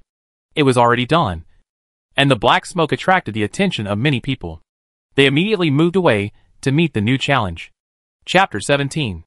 Wen Zheng was carefully alert to his surroundings while recounting his conversation with Wang Ningyuan. Unicorn fish? Such a big cruise ship was hit by a fish? Everyone was surprised after hearing this. Old Qian smiled bitterly. It feels like the worldview has suddenly been refreshed. There have been signs for a long time. Right?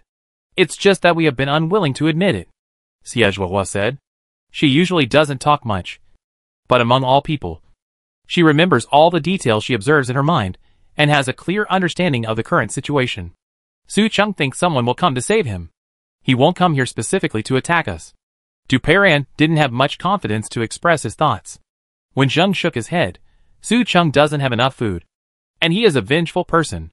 If he can't find food, he will kill us. It's really hard to live. The sun was waving the sun in the sky, showing its presence. Maybe it was because the weather was too hot. 6 or 7 life rafts came here one after another. They were all ordinary survivors. No one saw Su Cheng and his group. The high temperature accompanied by the hot sun was even more unbearable. Even the life rafts were hot. Everyone was listless and had no desire to communicate with other survivors. Daytime was not a good time to make trouble. When Zheng rubbed his swollen and painful temples, he didn't close his eyes all night last night. During the day, he felt like he was in a steamer. How could he have a good rest? However, at the beginning, He couldn't think of any way to make everyone feel better. After experiencing a few days of high temperature, he now has an idea. It's not good for people to soak in seawater, but it's no big problem for things to soak in seawater. There are ropes made of various clothing tapes and other materials on both sides of the life raft. When Zheng and his team pulled some of the ropes to pull the things below out of the sea, those sundries were soaked in the deeper part of the seawater, and they felt cool to the touch, which made everyone feel more comfortable. Everyone held them in their hands, and when they were heated by the sun, they were put back into the seabed and replaced with another batch. In this way, while it was not the hottest time, they could barely take a nap and recover their spirits. Of course, they were arranged in order and took turns to observe the situation outside. When it was the hottest time at noon, no matter how much they wanted to sleep, they could not sleep. I feel like I am in a big furnace. Do you think Sun Wukong would feel the same way in Taishang Laojuan's alchemy furnace? Du Peiram was so hot that he began to talk nonsense. He had to say something to divert his attention. Xiang Hong's voice was also weak, but the content was directly retorted. The great sage has trained his eyes in the alchemy furnace. What about us? It's good enough if we don't get dried up. Xiao Hong, you are retorting to me. You don't love me anymore. Du Peiram pretended to be sad and made Wen Zheng and the others laugh. The days these days have felt so long. Wen Zheng and his team were in a better situation. The distilled fresh water was barely enough for drinking. Now the distilled fresh water could not keep up with their consumption. When the sun set, everyone started to exercise. Wen Zheng took Sister Zhang and Lao Qian to meet the security manager. As partners, their 3 life rafts had their own tasks. They had to grit their teeth and insist on making preparations. However, while they were busy, trouble came to them. While everyone tried not to move and reduce physical consumption, a life raft was moving against the direction of the sea. Every time a life raft passed by, it would stop for a while. After that, a life raft followed behind. Xie Zhuohua, who was in charge of the alert, felt something was wrong. When Zheng stood up and took a look, his eyesight was very good. He vaguely saw that the door curtain on the life raft was open, and there seemed to be 2 kneeling figures.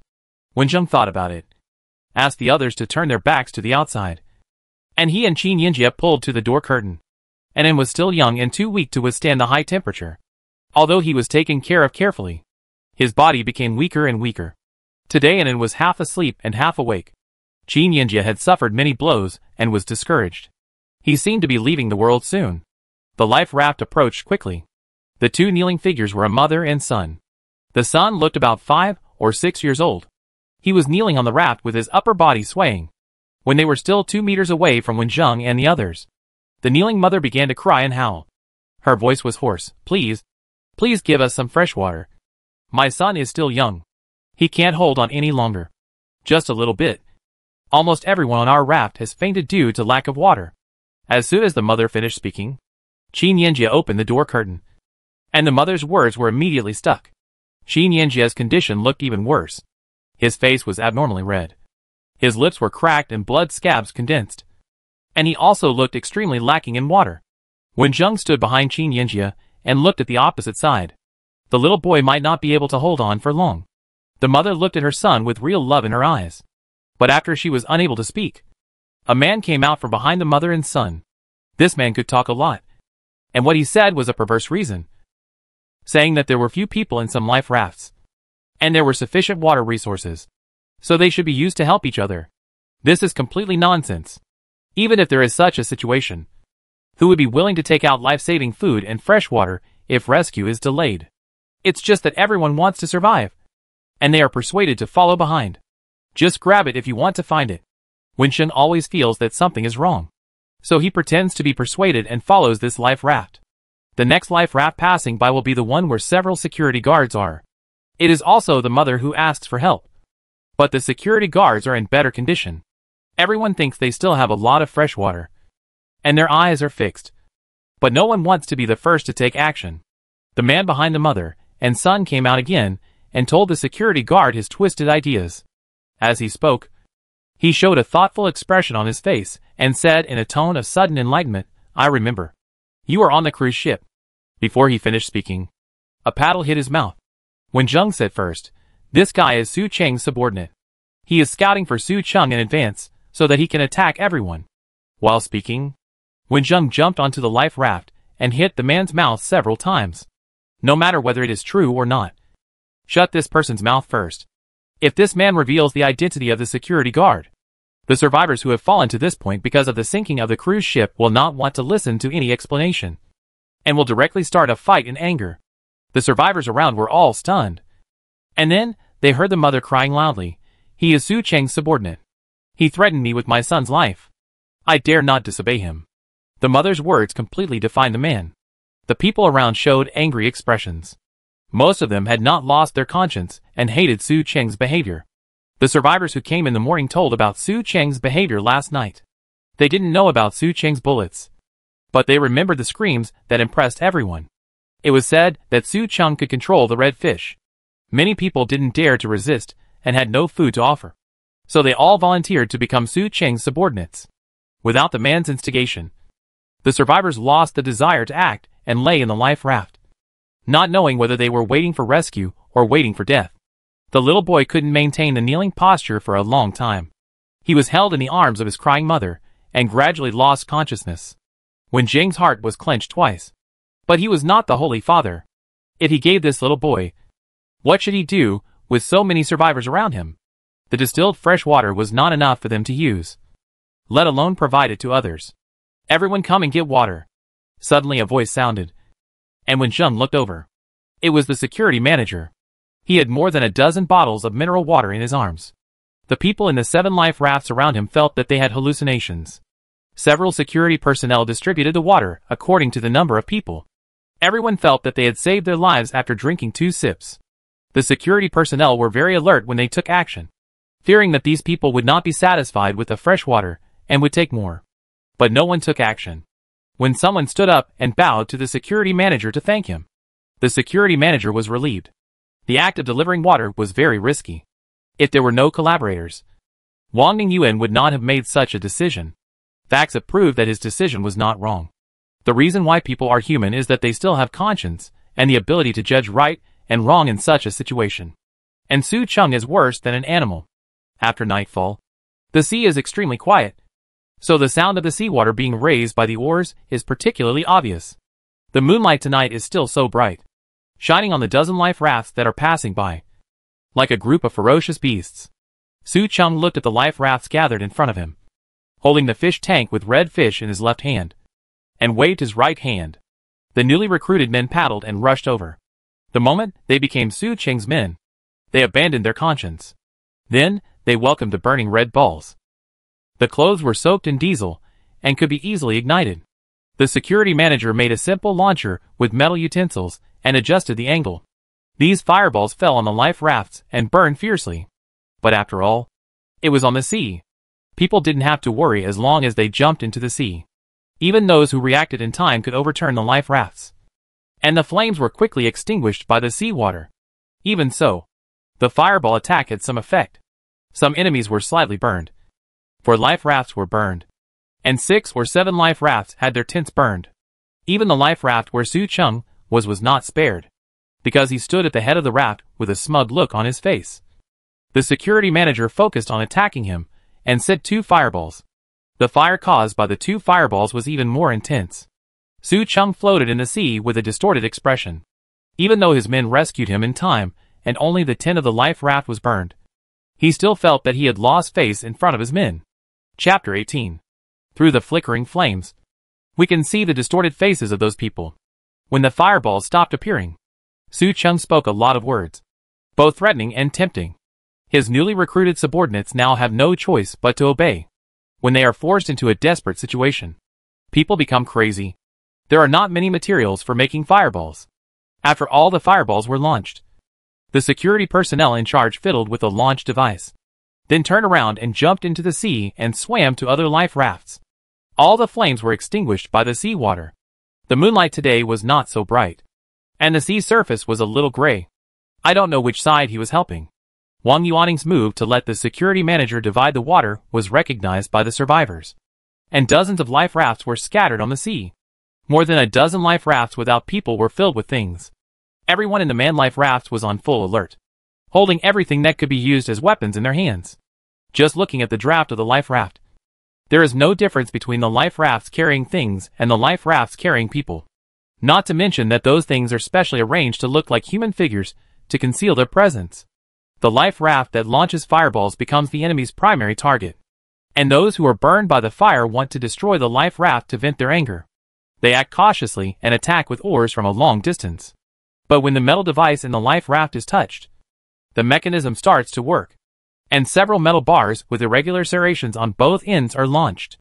With a whooshing sound, several of these metal bars successfully pierce the enemy's body, and one even pierces the throat, and the person immediately falls backwards into the sea. Wen Zheng and his companions squatted in a life raft, listening to the noise outside vigilantly, and trying to keep their breathing low. Soon, there was a sound of water coming from far away. The enemy selected them as their target. Wen Zheng held his breath and adjusted his body to a half-squat position, taking advantage of the cautious approach of these people. He took the initiative. After aiming, he threw the bone-chopping knife tied with a rope. The companions acted at the same time. For adults held 4 oars with blades and glass pieces in their hands. Without any hesitation, they directly broke the tent and attacked the enemy fiercely. What's your ability to plot against us? If you have the ability, fight alone, a sturdy man shouted. Wen Zheng jumped over first at this time. He was full of energy and directly strangled the strong man's neck. Under the cover of his companions, he resisted 2 knife attacks and successfully pressed the strong man on the raft. He stretched out his hand to pull out the bone-chopping knife from the side and put it on the strong man's neck. The battle for the other life rafts also began. Lao Qian and his relatives and friends were all tall and strong. The dozen or so people who worked together very tacitly made the enemy, who took them as their target, make a mistake. The girls brought by Sister Zhang were relatively weak. It cannot be denied that this was their disadvantage, even if they had weapons in their hands. However, with the security personnel acting together with them, in this critical moment, these girls can be fierce in the new photo of the United States. Their hands may be trembling, but they will never retreat when they need to take action. What are these people going to do? Should we solve it?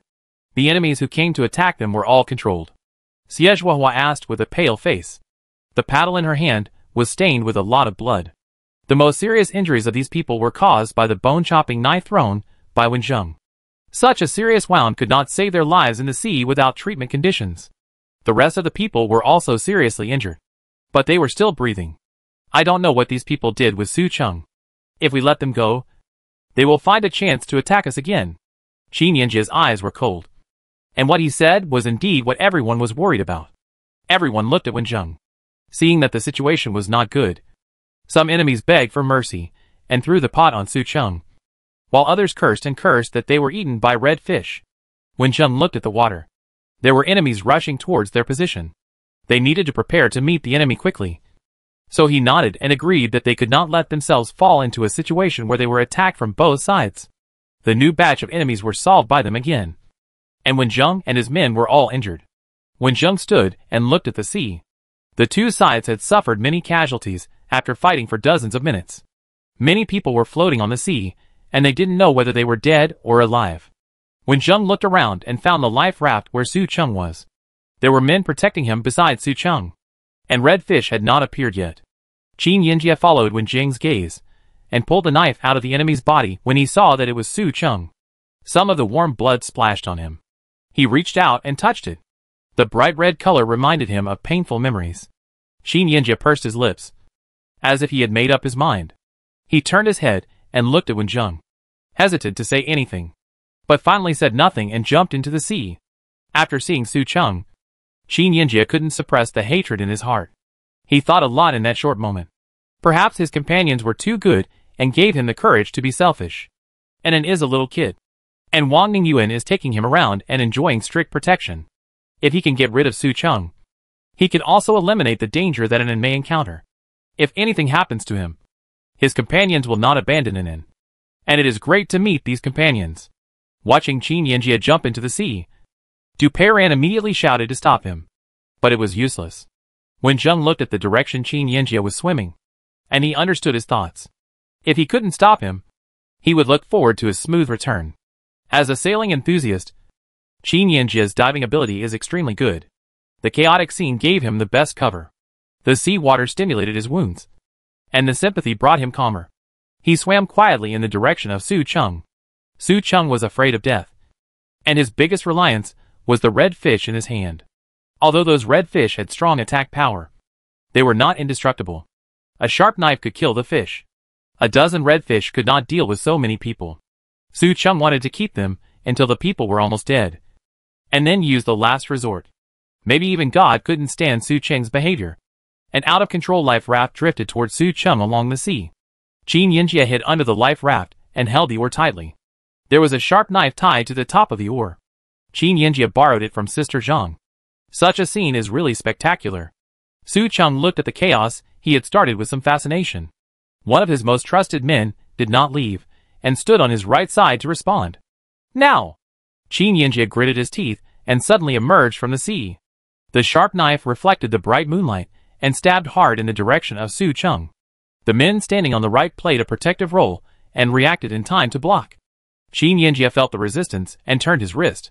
The target of the sharp knife changed from Su Cheng's throat to Su Cheng's eyes. Ah! The miserable scream resounded across the sea. Qin Yinjie really stabbed someone. Su Cheng still had a contemptuous smile on his face. He quickly covered his right eye with his right hand and fell down on the raft. Blood slowly flowed from the gap in his palm. The pain directly reached the brain nerves. His left hand was also unstable, causing the glass fish tank to fall into the water. Su Cheng had no mind to think about his precious red fish. His mind was full of one idea. His right eye was going to go blind. Assholes. You all die. Su Cheng was in so much pain that he completely lost his mind. He pulled out the pistol from his waist with his right hand and pressed it several times. Several special bullets hit Qin Yinjie. However, this move was the real mistake. Qin Yinjie would not stop after one strike, and his men would not just watch Qin Yinjie attack. When Su Cheng drew his gun, the two were fighting. Qin Yinjie's knife stabbed Su Cheng's abdomen again, and his neck was twisted by Su Cheng's men at the same time. The smell of blood covered the fragrance that Su Cheng sprayed on his body. The bullets fired at this time exploded, and the green smoke enveloped the three people. The red fish that fell into the sea smelled the rich fragrance, excitedly knocked open the unfastened glass cover, and jumped towards the three people impatiently. Su Cheng's men were terrified and rushed over to take the spray bottle from Su Cheng. That was the smell that the red fish hated. Unfortunately, it was too late. More than 10 days later, the red fish jumped up together, and one of them bit the hand of the men who were looking for the spray bottle. Su Cheng was unconscious, and he didn't realize how big a mistake he made until he was bitten by the red fish. Finally, he enjoyed the taste of being bitten by the red fish.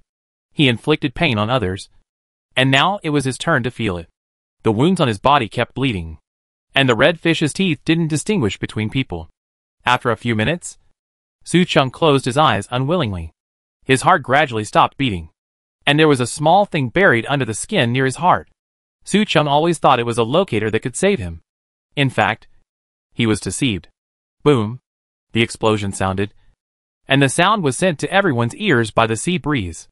The last second was still fighting a life and death battle, and the next second, they all stopped their actions and looked in the direction of the sound with dull eyes. What happened just now? Worried about Qin Yinjie's situation, Wen Zheng and others paddled the life raft closer, keeping an eye on the situation over there. They saw Qin Ji's actions, the red fish's prey, and the explosion. Su Cheng died, but Qin Ge paid the price of his life. Wen Zheng's eyes were filled with tears. He tried to hold back his tears and found the emergency flashlight in the life raft. He shone the strong light on the explosion site. Only the wreckage of the life raft and the scattered human limbs that were not clearly visible were left floating on the sea. Wen Zheng coughed twice and shouted at the top of his voice, "Su Cheng is dead. Those red fish are dead. Su Cheng is dead. The red fish are also eliminated." The news was shouted by many people and reached everyone's ears.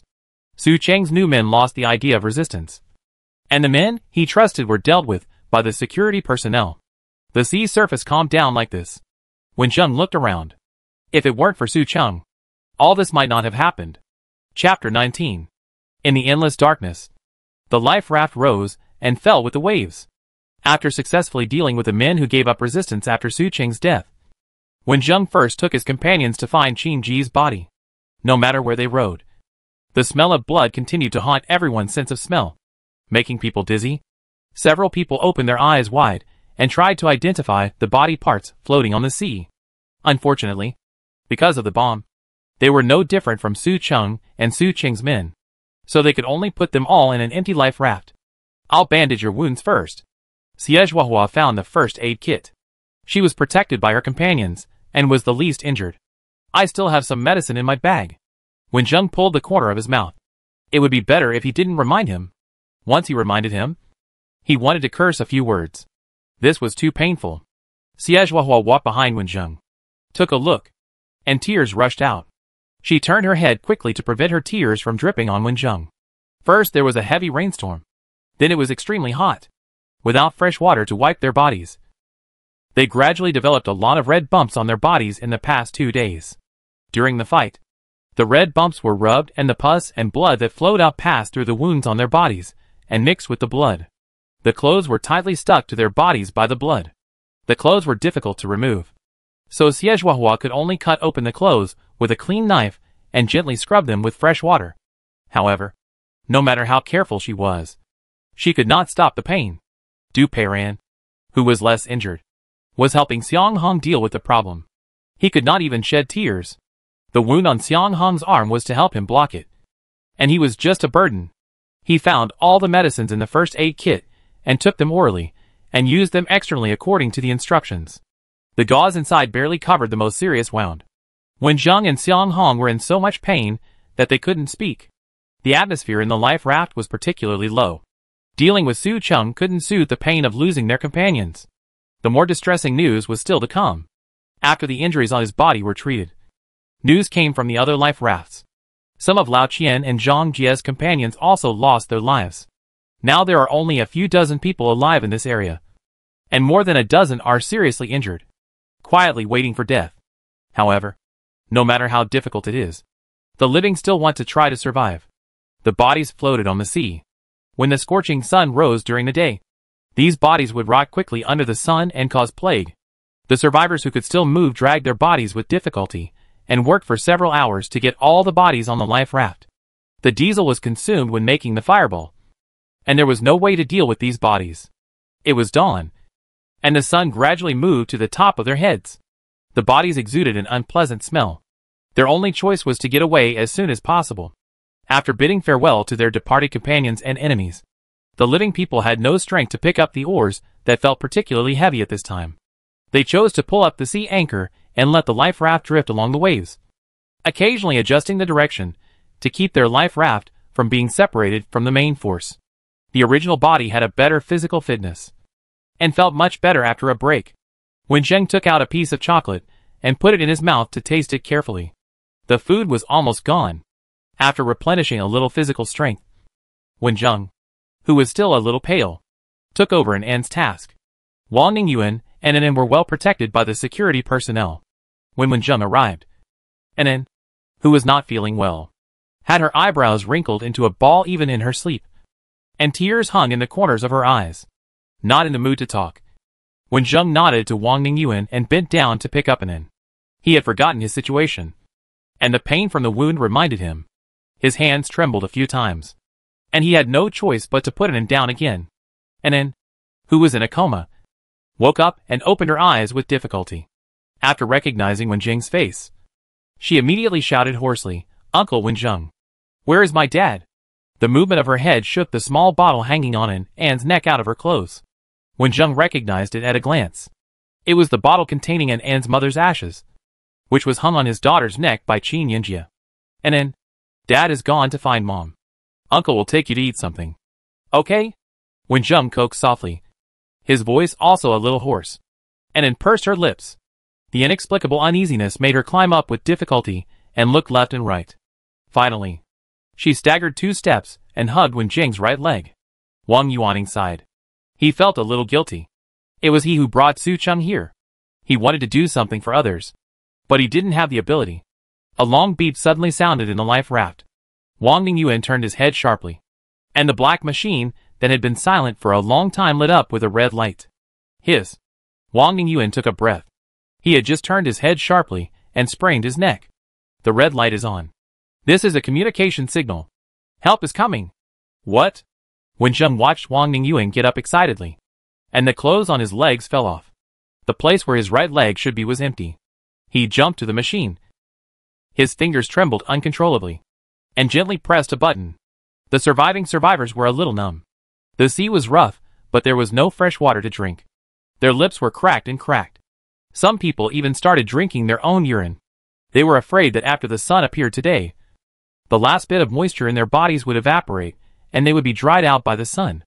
Rescue has not arrived yet, and there is no trace of seabirds in the sky. Their biggest hope now is the next heavy rain. But not a heavy rain with strong winds.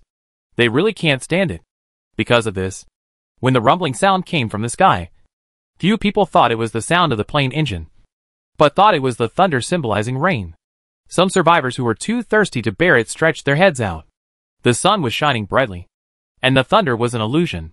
From the moment he heard the sound, when Zheng's heart beat violently, after he came back with an he didn't tell everyone that rescue might come, because he was afraid that everyone would be happy in vain. When Zheng took the lead in opening the door curtain and looked up against the dazzling sunlight, tears flowed out of his eyes, and the shape of a helicopter appeared in the sky in the halo. Come and see. Is this my illusion? When Zheng couldn't believe it, the companion in the life raft stuck his head out, and Du Perrin thought he must be in a dream. I dreamed of rescue again. This time it was not a ship, but a helicopter. Xiang Hong's voice was a little weak. I also saw the plane. We had the same dream. When Zheng was too excited, his expression was a little out of control, and he felt the sound of the helicopter was so beautiful for the first time. The companion was still a little dazed. He had turned from excitement to calmness, and entered the life raft with his hands and feet, and found the daylight signal mirror inside.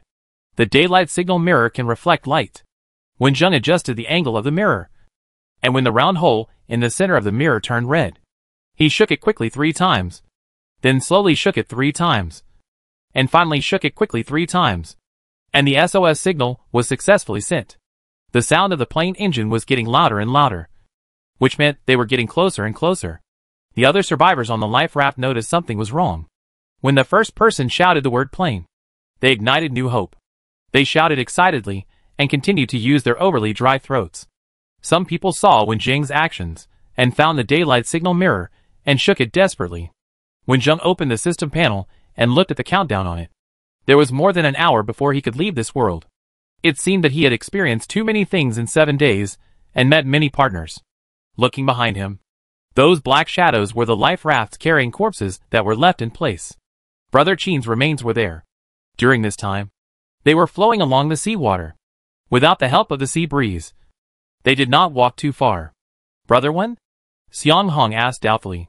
After thinking about it, when Zheng still shook his head, it was precisely because there was only more than an hour left that he could not take any risks. He gave up this idea and waited quietly for the arrival of the helicopter. It was a large helicopter that gradually lowered its altitude. When Zheng felt that this helicopter was different from what he remembered, more like an armed helicopter, with a bad premonition, when Zheng pulled his companions to stand in the middle of the life raft, and loudly reminded the partners around him. The experiences of the past few days made them forget the knowledge in the survival manual. The main rescue target of the helicopter was indeed Wang Ningyuan. And when Zheng and his companions were next to Wang Ningyuan, after determining the position, the plane stopped in the sky, and the downward airflow hit them violently. Fortunately, everyone stood in the middle of the raft, and the weight was enough to stabilize the life raft.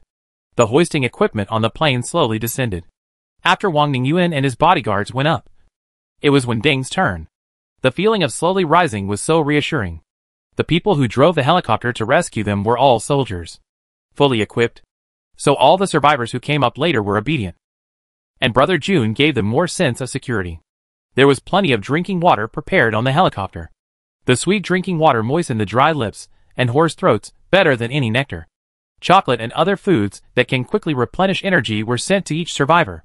The serious wounds were cleaned and bandaged again. After eating and drinking well, they felt alive. When Zheng drank the water slowly and was startled by the sudden alarm, someone immediately asked in horror, "What happened?" "Don't let anything happen again. Really don't let anything happen again. Things are often not as expected." The soldiers all looked serious and accelerated the speed of hoisting the survivors. The alarm sounded intermittently, and everyone who heard it was terrified. The pilot in charge stared at the yellow warning light. Red meant that the powerful sea beast was about to wake up, and the energy fluctuations it emitted increased. When the warning light turned red, it was the time for the sea beast to fully wake up. Everyone hold on tight. All the living survivors boarded the helicopter, and the hatch closed immediately. The warning light turned red, and a vortex appeared on the sea surface below. Chapter 20. The helicopter pilot had rich experience. He turned off the alarm without panic, slightly adjusted the direction of the aircraft, and reminded the passengers on the plane to hold on, while increasing the height of the helicopter. He immediately rushed to the southeast. In the sky, the helicopter rose more than 10 meters in 1 second. All passengers were overweight, and their bodies were pressed tightly on the seats. The wounds on the survivors could not withstand such a great pressure, and broke open one after another. The pain in the flesh was no match for the panic in the heart. The passengers held their heads tightly, bent down, and their brains lost any ideas. They could only trust and entrust their lives to the hands of the pilot. Below the helicopter, the whirlpool on the sea surface was rapidly expanding, leaving the life rafts and the bodies on the sea surface to be swept down by the whirlpool. Under the sea, the digested unicorn fish woke up from its sleep with hunger. Its empty stomach urged it to open its mouth and take a deep breath. The seawater carried a lot of things into its stomach, triggering the formation of a whirlpool. Feeling the huge suction coming from below, the tail of the plane was sucked downward. The pilot ignored everything and turned on the engine to the maximum, and constantly adjusted the flight angle to resist the suction. The helicopter engine made a loud noise, and everyone's ears were filled with roars. The vortex formed quickly, and the helicopter was flying fast. It seemed like a long time, but it also seemed like only a few seconds had passed. The helicopter was far away from the range of the vortex, and the flight became stable. When Zheng breathed a sigh of relief, and his ears were still a little painful and unbearable. That was when the plane was rising rapidly. All the passengers on the helicopter felt like they had survived a disaster. They collapsed on their seats. They all thought the plane was going to fall. Many survivors could not control their emotions because of the continuous crisis and sat there crying. Others panted and shouted, "Can we really go back alive? Don't give us hope and bring us despair." Some people were so panicked that if the plane crashed and fell back into the sea, they would simply commit suicide. "We are here to take you home." A soldier in the rescue team stood up from a seat, with an upright posture, and spoke to comfort everyone. The maximum flight speed of this helicopter can reach tens of thousands of kilometers per hour. We are now only a few thousand kilometers away from the nearest safe landing place. We can arrive in just a few dozen minutes. Please rest assured. The soldier's comfort played a certain role. Du Perrin and Xiang Hong held hands tightly. Xie hugged An tightly, and everyone sought comfort from their companions. Going home is the word they have been thinking about day and night these days. The soldier was not as relaxed as he showed. When these people died, the whole world had undergone earth-shaking changes, and humans suffered heavy losses. When they returned home, I wonder if they could accept it. After the storm, countless mutated marine creatures attacked humans, and some marine creatures even evolved to survive in fresh water. Humans cannot survive without water, so it is difficult to defend. In just 7 days, the world's population declined rapidly, and everyone retreated inland to avoid the highly destructive sea beasts on the coast. The latest targeted energy detector can measure the level of sea beasts according to the strength of energy fluctuations. Under the sea where these survivors are located, there is a sea beast with a level close to A. Fortunately, this sea beast does not seem to like to move, and at the same time, other sea beasts dare not enter its territory. Powerful sea beasts prefer to stay in the sea, giving humans a glimmer of hope. When they first received this rescue mission, these soldiers were somewhat skeptical of its authenticity. The ocean is now a forbidden place for humans. The whole world believes that the people who died at sea when the mutation occurred had already entered the stomach of the sea beast. After analyzing some of the received signals, it was determined that there was a possibility of successful rescue. The strong support of Yuaning Group made the success rate much higher. After careful research, the national leaders issued a rescue order to do their utmost to rescue the citizens of China. When Jing's eyes gently swept over the soldier in front of him on the right, this soldier sat on the right side of Wang Ningyuan, with the toes of his feet slightly tilted to the left. It can be determined that at the moment of crisis, the first target of this soldier to protect is Wang Ningyuan. The soldier noticed the gaze on him and turned sideways. His eyes met Wending's, and then he saw the young man smiling at him. Among the many terrified survivors, Wen Jing's calmness made him particularly conspicuous. The road behind was much smoother, and the two pilots in charge of driving avoided dangerous areas according to the size of the energy fluctuations. The helicopter flew very high, and the distance from the sea surface could avoid almost all attacks from sea beasts. The flight was very stable, and the psychological quality of the survivors was greatly improved during these days, and they all took this time to treat each other's broken wounds. The helicopter flew over the coastline at a very high altitude and came to the nearest airport, where the newly modified medical vehicle was already waiting. When the plane landed, many survivors looked out of the window. From a distance, they saw a special-shaped device installed on the building, but they didn't take it seriously. All the survivors ran off the plane with tears in their eyes, and were guided by a team of fully armed guards waiting below to get on the ambulance first. Wang Ningyuan stood up and left his phone number to Wenjing, Lao Qian, and Sister Zhang before getting off the plane, so that they could find him if they had any problems. Wenjing, Lao Qian, and Sister Zhang gathered together, looked at each other, laughed at the same time, lined up tacitly, and got off the helicopter one after another. Finally back. I want to call my family. Duperan didn't even look out. While being led out by Xiang Hong, he took out the mobile phone tightly protected by a plastic bag from his clothes, and turned on the power button with trembling hands. Until we contacted Anne's other relatives, I will take care of it, and Xie Zhuohua said while hugging An. An is a girl, and she has had the most contact with Xie Zhuohua during these days at sea. Wenjing was a little absent-minded. He was looking at the countdown on the system panel, and there were still 2 minutes. Why can't I get through to my dad and mom? Duperan complained softly, with a tone of loss that could not be concealed. The news of their return should be on the news, and my parents should be waiting for me. The novice mission is completed. Player Wenjing can stay in the current world for 5 minutes. Do you want to leave the world immediately? A familiar mechanical sound rang in his ears. Wenjing, who had long had doubts in his heart, quickly seized the opportunity to ask, System, what will happen to this body after I leave the world? After the player leaves, the body use will show the effect of death due to a sudden illness. After a pause, the mechanical sound still gave an explanation. Wenjing raised his eyebrows. His eyes became deep, and the answer of the mechanical sound revealed a little information. After he left, the original body would suddenly die of illness. Does this mean that this is a real world? However, he was given a short 5 minutes to stay, before Wenjing could speak a few words to his companions. The change happened. The shrill alarm sounded, and everyone from medical staff to soldiers were on high alert. Only the survivors were still stupid and didn't know what happened. With the sound of a gunshot from the soldier, dozens of transparent jellyfish appeared and waved their tentacles to kill. These jellyfish who smuggled in from nowhere may have been hiding in the bushes for a long time, and they would only show their figures after attacking others. The jellyfish is about half a meter tall. Although it is smaller than most mutated sea beasts, it can hide its body like a chameleon. Its soft body can shuttle through various water pipes. Each tentacle will emit a blue light when it swings, and it will release a strong electric current when it touches humans, which is difficult to guard against. There was a panic all around, and the survivors began to doubt their lives. Will they drift to another world while drifting on the sea? The jellyfish are more flexible, and several of them broke through the encirclement and rushed straight to the survivors. Seeing that there were only a few dozen seconds left on the panel, Wenjing took out his familiar partner, the bone-chopping knife, and rushed over. Compared to returning home with great difficulty and dying of a sudden illness, dying in a fight with a sea mother is a good way to die. The bone-chopping knife and the tentacles reached each other's bodies, and Wenjing felt the pain that could drive him crazy from the skin touched by the tentacles. Wenjing couldn't help but howl, "You must live well." Then Wenjing lost consciousness. When he opened his eyes again, he came to the space full of white fog again.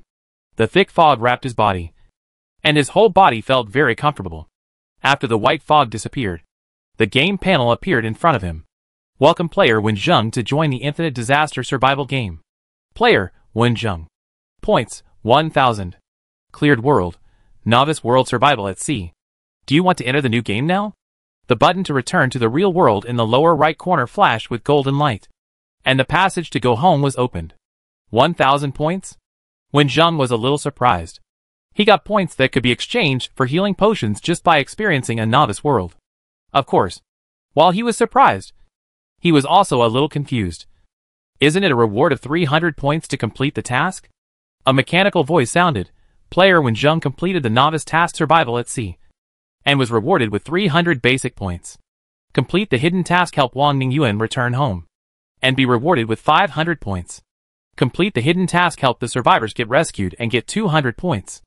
The novice world score is settled as 1,000 points. Wen Zheng was a little dazed after listening to this series of explanations. There are hidden tasks, and the points are so high. How are these points calculated? Helping Wang Ningyuan return home actually got 500 points. Wen Zheng couldn't wait to ask. Also, this is not just a game, right? Chapter 21. Congratulations to player Wen Zheng for accumulating 1,000 points and becoming a formal player. The mechanical voice congratulated first. Wen Zheng frowned and thought about it. The identity of a formal player should have some special effect. Then he heard the mechanical voice answer the question. The worlds experienced in the Infinite Disaster Survival game are all real parallel planes. As for the relevant content of the hidden tasks, the host needs to explore them by himself. Real planes. The faces of his companions flashed through Wen Zheng's mind.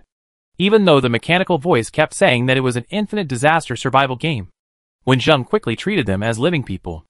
After 7 days and 7 nights of relying on each other, Wen Zheng treated them as very good friends. I don't know how they are in that world, Wen Zheng murmured to himself. His sudden death would make them sad. Their fate has been changed by the players.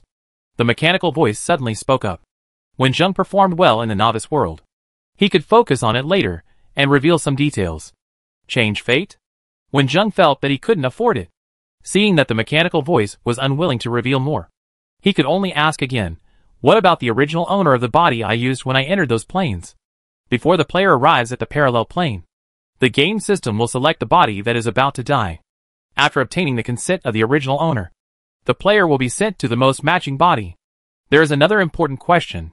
Wen Zheng thought that he was going home, and a smile rose unconsciously at the corner of his mouth. After I choose to return to my world, how long can I stay? 1 month. The mechanical voice said. The time was a little longer than he expected. Thinking of his grandfather who was still in a coma, Wen Zheng couldn't wait for a moment and exchanged for a healing potion from the store on the system panel. The cold transparent glass bottle was filled with milky white liquid. Wen Zheng opened it and smelled it. Even the smell was like the fragrance of pure milk. The flashing golden button was particularly attractive. Wen Zheng raised his finger and pressed it fiercely. In a flash, he returned to his familiar home, which was still the scene before he left. The high temperature was transmitted from the skin to the brain. Perhaps he had adapted to this temperature during the days of survival at sea. Wen Zheng did not feel uncomfortable. In his eyes, he only saw Grandpa Wen lying unconscious on the bed. His eyes turned red quietly. Wen Zheng half knelt on the ground and carefully lifted Grandpa's head. Grandpa Wen's body was scalding hot, and his breathing was so weak that it could not be heard. He quickly opened the medicine bottle and tilted it slightly, and the healing medicine inside slid into Grandpa's throat. It was worthy of the healing medicine exchange for 1,000 points. Grandpa Wen's breathing gradually stabilized, and even his body temperature seemed to drop a little. The ambient temperature was still too high, so Wen Zheng carried Grandpa Wen on his back. Grandpa Wen was already very thin, and his weight dropped rapidly after he was diagnosed with cancer. Feeling the light weight on his back, Wen Zheng felt a pain in his heart. When Grandpa's illness is cured, he must restore his grandfather's weight. Wen Zheng walked steadily to the living room and opened the freezer of the refrigerator. A lot of water flowed to the ground along the open door, and there was also a cool breeze. The power outage was not long, and the things in the freezer had not completely melted. The ice melted into water and absorbed the surrounding heat, and the surrounding temperature dropped.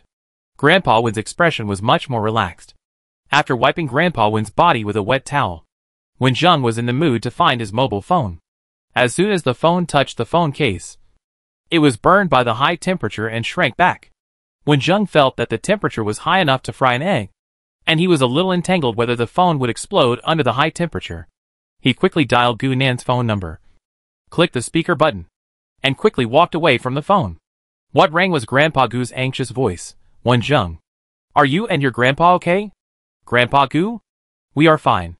I woke up early because of the heat. When I woke up, I found that my grandpa had fainted, so I gave him emergency treatment. Grandpa's current condition is not serious. How to do emergency treatment?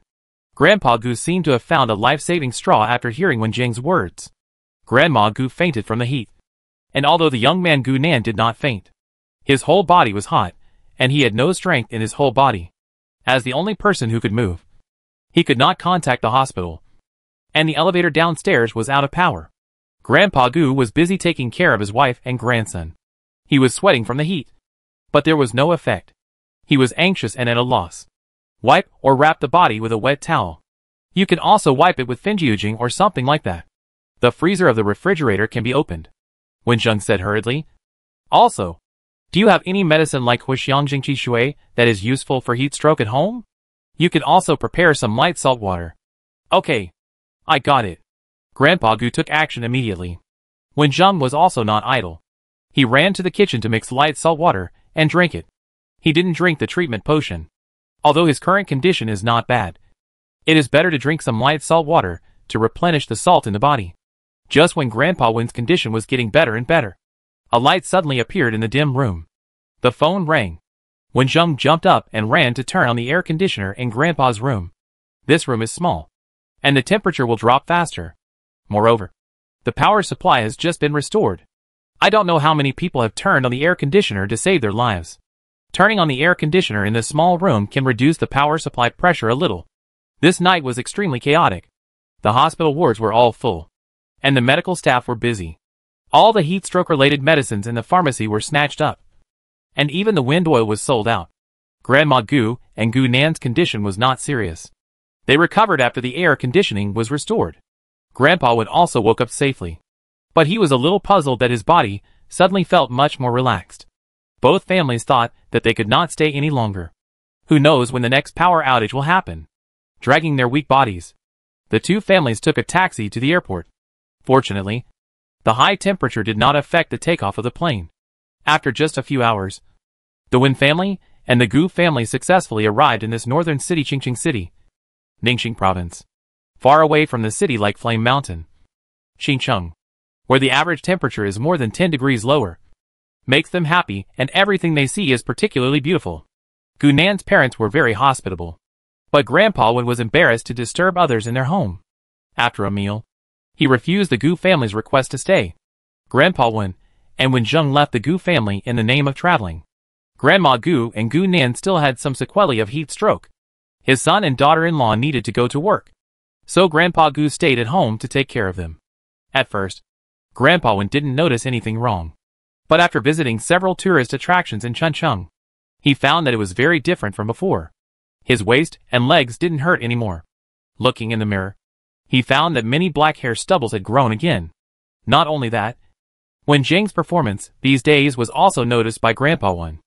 Wen Zheng began to watch the news every day, collect various emergency survival information online, and work hard to exercise his body. He felt that he was a little sensitive after encountering the infinite disaster survival game, but he was a little worried after seeing various signs. The backpack was filled with sufficient food and drinking water, and common medicines were indispensable. Wen Zheng even bought a familiar bone-cutting knife to carry with him. That day, Grandpa Wen saw that Wen Zheng bought a bone-cutting knife and wielded it with extraordinary skill, and finally couldn't help it. That night, Grandpa Wen pulled Wen Zheng to sit on a chair in the hotel room. The news broadcast became the background of their conversation. Grandpa Wen asked worriedly, "Xiao Zheng, tell Grandpa what happened to you and what you have been thinking about these days."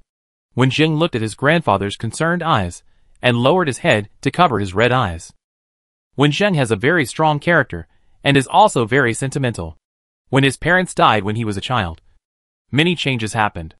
Grandpa Wen was hit and had to protect Wen Zheng's healthy growth, so he chose to move to another city with Wen Zheng. Years of dependence on each other made Wen Zheng dare not hide anything in front of Grandpa Wen. "I was just scared by the high temperature during this period." Wen Zheng did not mention the infinite disaster survival game. He did not think that his grandfather would not believe it, but he did not want his grandfather to worry about him. "The temperature this year is too weird. I had a nightmare a few days ago. Various natural disasters occurred in the world. Humans lacked food and water, and finally killed each other to satisfy their own selfish desires. It happened that the news on TV broadcast the news of a volcanic eruption." When Wen Zheng said these words, he brought out the emotions of survival at sea, which made Grandpa Wen feel particularly uncomfortable. His rough right hand gently stroked Wen Jing's head and rubbed it hard a few times. As the saying goes, it is better to believe it than not to believe it. Sooner or later, our things will be yours. You can do whatever you want.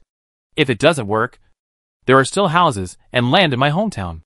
After that conversation, Wen Zheng bought some things, but did not spend too much money.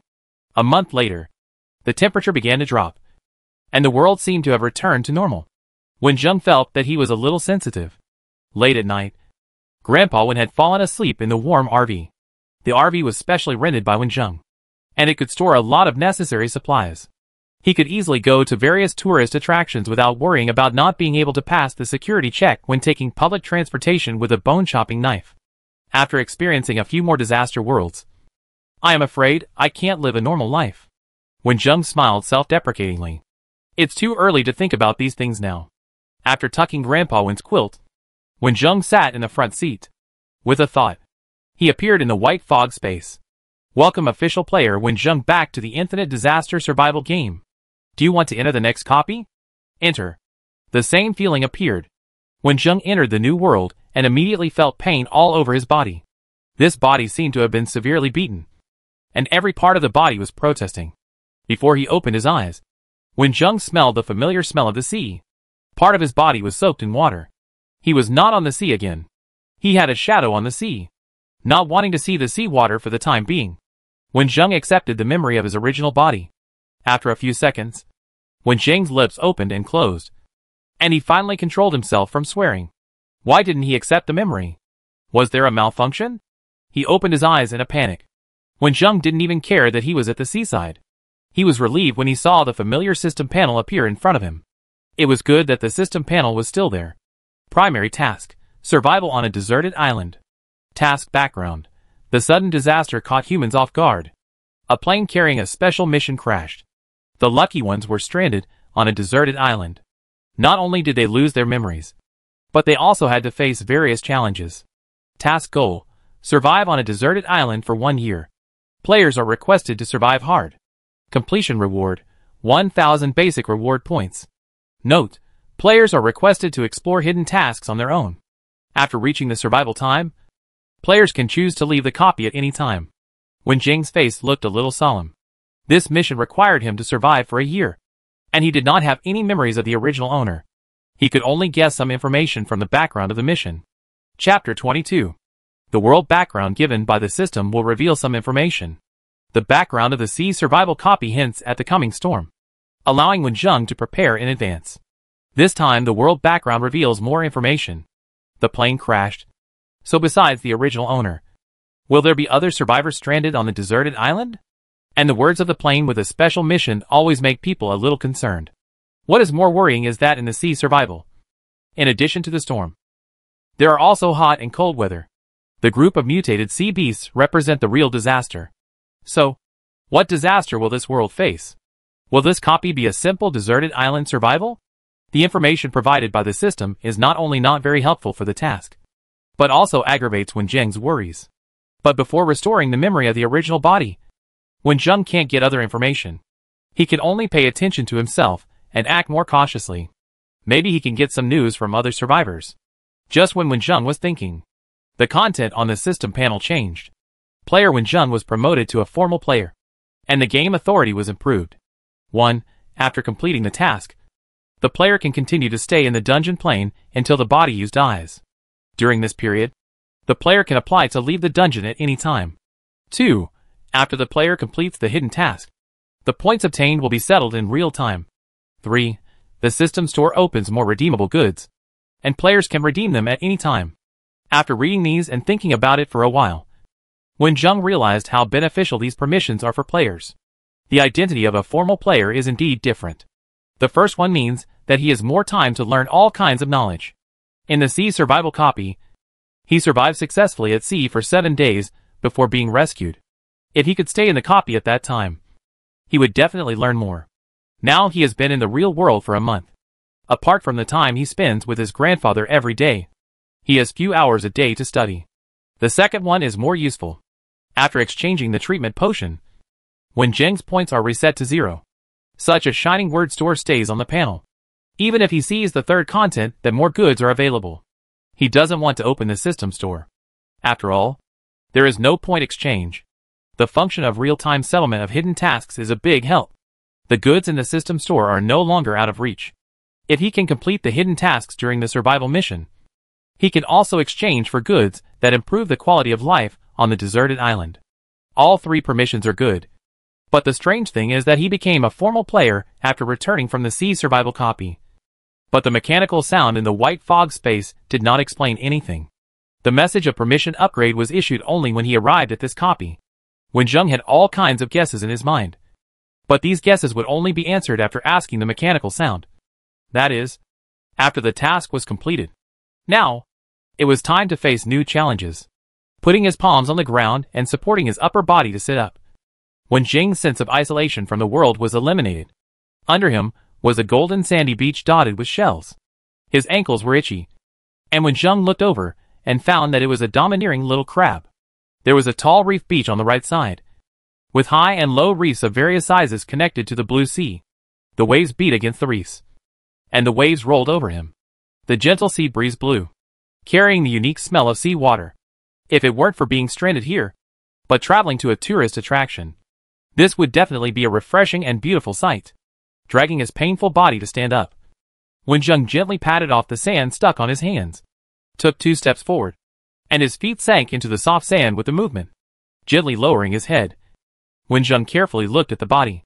This was a tall and strong young man, who seemed to be about 30 years old. He was wearing black trousers and long sleeves. The clothes wet by the seawater stuck to his body, and the muscle lines could be clearly seen. Wenjung was a little envious of this figure. He was exercising every day in the real world, but there was no effect. If he could train such a figure, it would be enough. Walking a few steps forward, there was his reflection in the sea. Wenjung touched his chin. He looked rough, with a square face and thick eyebrows and big eyes. He had a neat and energetic flat head hairstyle on his head. It was not ugly, and it could even be said to be a little handsome. Just looking at his strong body is very intimidating. But with this kind of face that would be mistaken for an undercover agent when playing a villain in a TV series, not only does it not arouse fear, but it is also easy to gain people's trust. Wenjung nodded with satisfaction. Appearance is actually not important. To live on this island, a strong body is more needed. Turning around and looking behind him, Wenjung smiled. Seeing these really surprised him. Behind the beach are continuous mountains, and lush plants form a green ocean. With just a cursory glance, he saw palm trees and coconut trees, 2 plants that are familiar to ordinary people and symbolize tropical plants. This is a deserted island in the tropics. The biggest feature of tropical climate is that the temperature is relatively high throughout the year, and there is no obvious change of seasons. In other words, Wenjung does not have to worry about not being able to survive the cold winter, and does not have to spend too much effort on keeping warm. The area of this deserted island should be quite large. From where Wenjung is, the only landforms that can be seen are golden sandy beaches, large reef beaches, and mountains with green vegetation. An island with many natural resources represents the hope of survival here. Wenjung thinks that the mission should not be called Deserted Island Survival, but Island Survival. This island is not deserted. The next second, he suddenly realized that this deserted may mean uninhabited. At this time, Wenjung realized that he did not see the figures of other survivors. Footprints, clothes, life rafts, all of them were gone. Whether it was the beach or the reef beach, there was no sign of other people's actions. And there was even no sign of how the original body came here. Could it be that he was the only one who survived the plane crash? Or perhaps the remaining survivors were washed away by the sea to other places? Wenjung did not expect that this would be his own wilderness survival. He hoped that the reason he didn't see other people was the latter. There are too many things to do to survive here. Multiple survivors can work together, which is easier than surviving alone on a deserted island. Of course, multiple people will cause various conflicts. During the 7 days of survival at sea, there are people like Su Chung who trigger the dark side of people's hearts. It is inevitable that there will be such people among the survivors of this plane crash. There are pros and cons in this way.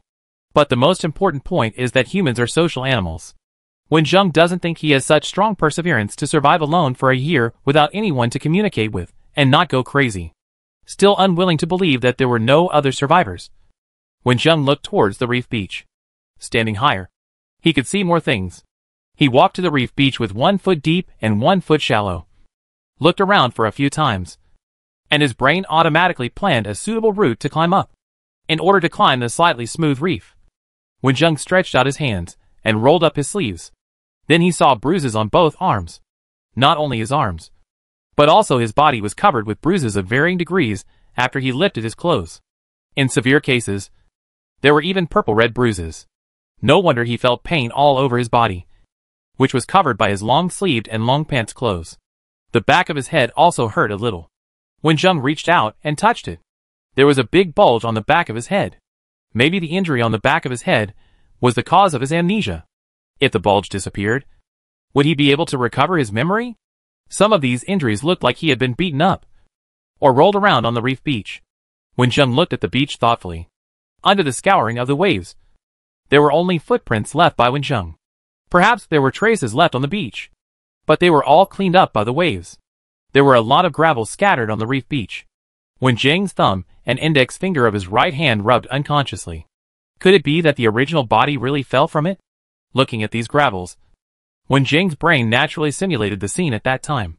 The original body was blown to another part of the reef beach by the waves, and the reef blocked his sight.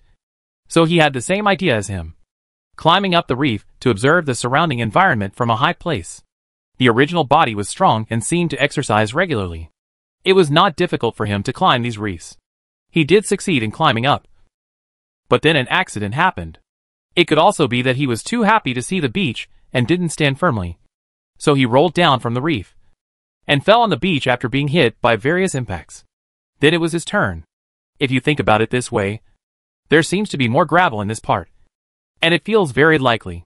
If it is as he guessed, there may be tools for the original body to ride on the side of the reef. Wenjung was a little entangled whether to try to climb up. He felt black in front of his eyes before he started to move. He quickly hugged a reef to stabilize his body. After the dizziness passed, he didn't dare to climb up. His body couldn't bear to fall down again. This body needs a good rest. And it should be noon now.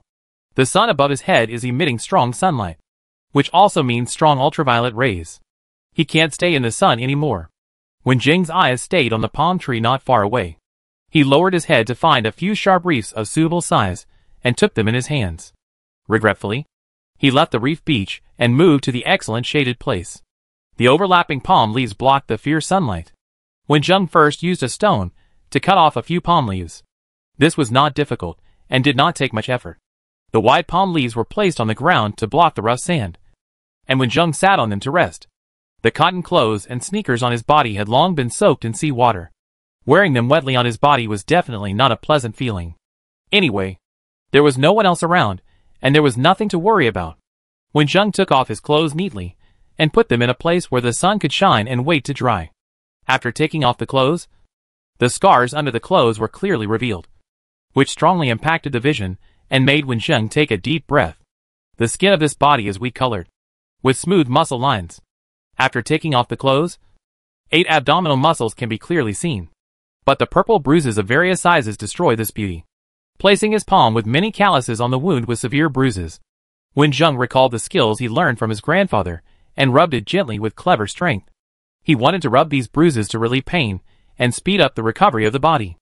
Unfortunately, without the special medicinal wine made by his grandfather, the effect was much worse. Grandpa Wen is not a doctor, but because of some opportunities in his early years, he learned several unique techniques for treating bruises from an old Chinese doctor. Grandpa Wen's skills are well known in his hometown. It is with this skill that the first capital of the Wen family was saved. But what happened later made the entire Wen family fall into gloom. Grandpa Wen took Wenjung away from the remote village and moved to the community where he lives now. The doctors in the community are very good at medicine. Grandpa Wen has no intention of showing his skills again because of the pain in his heart. So even his longtime neighbor Grandpa Gu doesn't know that Grandpa Wen has this skill. Wenjung can sometimes smell the smell of medicinal wine when he returns home. It was the smell that he often asked about when he was a child and lingered in his hometown. But he never saw medicinal wine in the house and never tried to find it. This skill of treating bruises and injuries has not been passed on to Wenjung in time. When Wenjung was very young, he only watched by Grandpa Wen. When he was a little older, Grandpa Wen completely blocked this skill. But the childhood experience left a deep memory for Wenjung. When I was in school, it was inevitable that my classmates would bump into each other, sprain and fall when playing ball together. One time, when Zheng was in a good mood and demonstrated his treatment on a roommate who had sprained his ankle, the treatment effect was very obvious, and it was his classmate. Later, people in the nearby dormitories would ask him to massage their minor injuries, which provided Wen Zheng with many opportunities to practice. I didn't use it in the copy of Survival at Sea, but I didn't expect to use it on myself at the beginning of this game. The process of rubbing the bruises was painful at first, but if I don't rub them now, these wounds will be more troublesome. He lacked the necessary medicines, so he could only protect himself as much as possible. Try not to get sick, and try not to get injured. The seawater on his body gradually evaporated, and the rough salt grains remained on his body. Even if Wen Zheng used palm leaves to wipe off the salt grains on his body, the remaining ones came into contact with the injured skin, which brought an extra stimulation.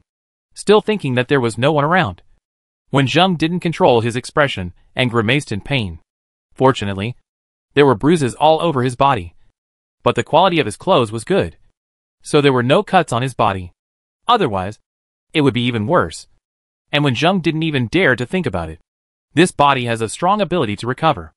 After rubbing all the wounds on his body, Wen Zheng felt much better.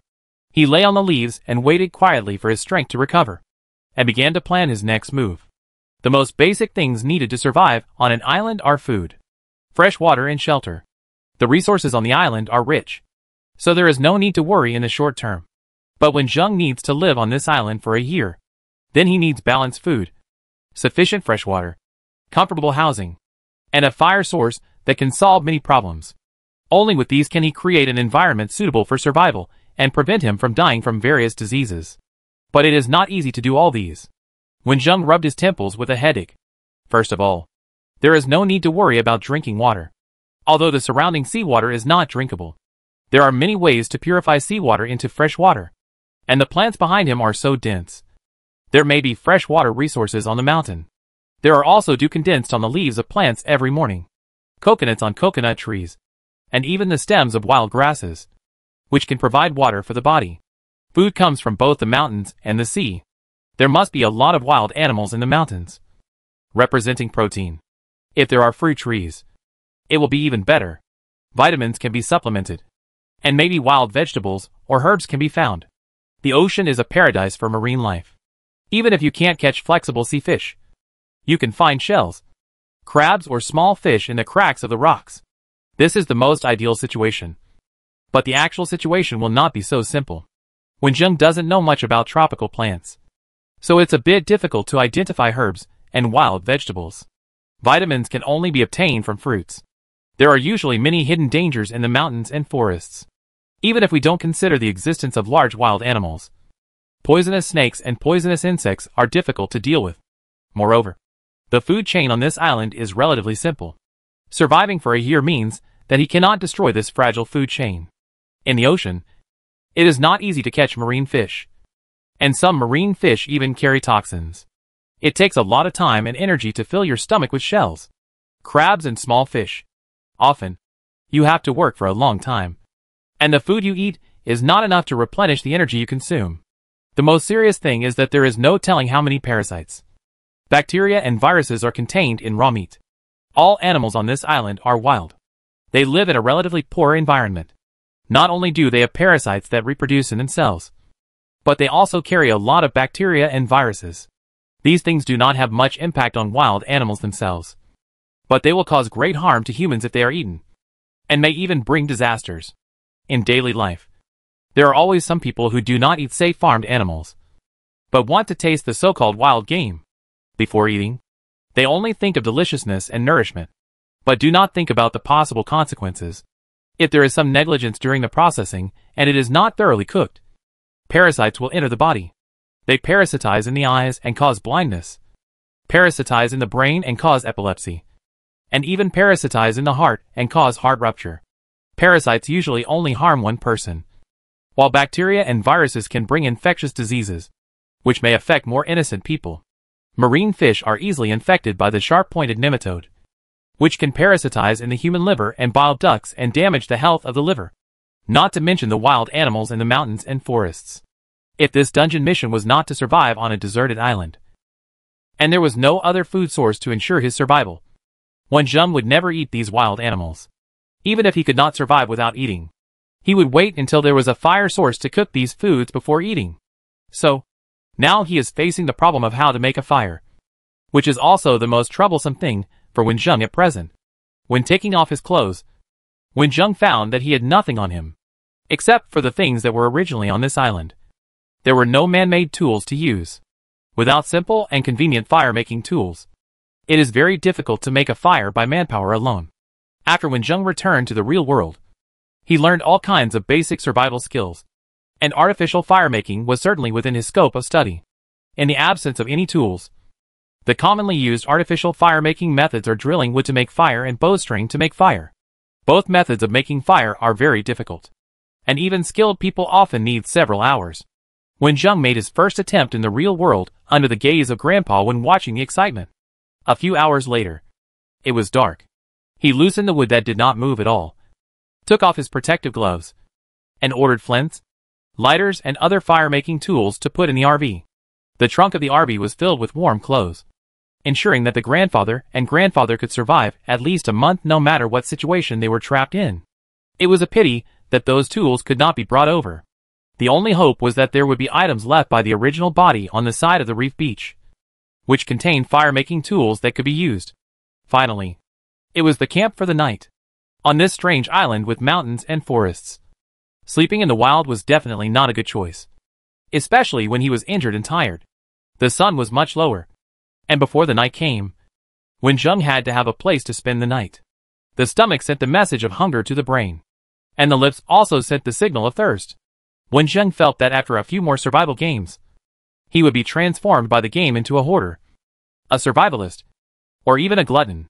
After going back last time, Wenjung, who had not eaten hot meals for 7 days, even ate the airplane meals with relish. Not to mention the meals made by Grandpa Gu himself. The two families went to Chuncheon together. When they arrived at Gu's father and mother's house, Grandpa Gu cooked for them himself.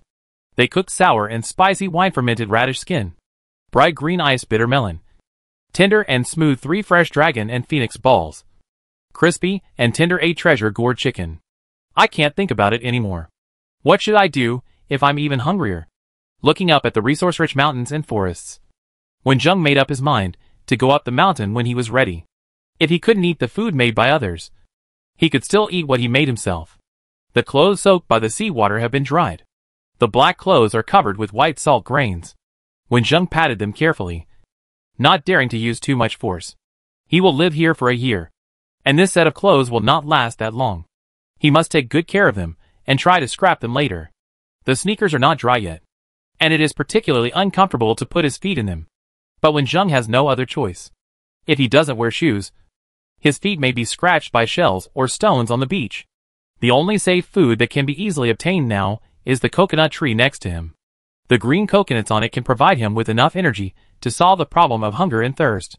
The coconut tree is relatively low, so there is no need to climb up. Just pick up a stone of suitable size and throw it at the coconut. It will naturally fall on the beach after being hit. The coconut shell is relatively hard. Without other tools, Wenjung can only use the reef beach. Holding 2 coconuts, he looked for a suitable reef. There was a reef that was very large, with a flat top and sharp sides, which was just suitable for opening coconuts. Find the 3 holes on the coconut. Aim the holes at the sharp parts, and then throw it hard. Wenjung hadn't found the right angle at first, and the coconut hit the stone and rolled down again. Wenjung was not discouraged, and continued to try after picking it up. The sound of poof was very beautiful. After hitting it several times, the thick coconut shell was finally broken by the stone, and transparent coconut juice flowed out and fell on the beach. Wenjung hurriedly picked it up, wiped the surface with his hand casually, and raised his head, pouring the clear and transparent pure coconut juice into his mouth. The taste of coconut juice is very refreshing. The juice is as light as water, with a little sweetness, and after turning around in the mouth, it enters the esophagus, moisturizes his dry and thirsty throat, and then flows into the stomach. After drinking the coconut juice, the coconut meat inside cannot be wasted. Pure coconut juice is all carbohydrates, containing a small amount of protein, vitamins and minerals. but it does not have much calories. It can quench thirst, but cannot replenish the body's energy. Wenjung has drunk coconut milk drinks sold on the market, all of which are milky white. Later, he saw that the coconut juice in fresh coconuts was transparent, and asked the boss curiously. The milky white coconut milk is made by adding crushed coconut meat to the milk when it is made, and squeezing out white coconut milk like squeezing soy milk. Coconut milk and coconut milk are blended together, and some are added with some sweeteners, which becomes the common coconut milk beverage on the market. Unlike coconut milk, coconut meat contains sufficient fat. Under Wenjing's continuous impact, the coconut shell finally cracked completely, exposing the milky white coconut meat inside. The coconut meat is not easy to dig out, so Wenjung used local materials, washed a thin stone with seawater, wiped it with the coconut meat on the side, and started digging. The coconut meat is not sweet. Neither the coconut meat nor the coconut milk contains much sugar. It has a crisp taste and a faint coconut milk flavor. At the end of the meal, there were still some hard-to-chew crumbs, but Wenjung swallowed them all without wasting them. After eating 2 coconuts, Wenjung stopped eating. The water was enough for him to last until tomorrow. Moreover, coconuts are rich in electrolytes. If you eat too much at one time, it is likely to cause diarrhea, which is not worth the loss. After solving the problem of water, the next thing to solve is tonight's accommodation. The sun is a little lower. While treating his injuries, Wenjung studied the system panel. The task countdown on the system panel is in days. He just wanted to try it. He really succeeded in changing the countdown to minutes, and successfully turned the countdown into a timer. Now, 3 hours have passed since he came to this world, and it is almost dusk now. The temperature changes in the 4 seasons of the island are often not as obvious as the changes between day and night. The light is stronger during the day, and at night, the sea breeze will become particularly strong, and the temperature will also drop a lot. If you don't pay attention to keeping warm, getting sick should be inevitable.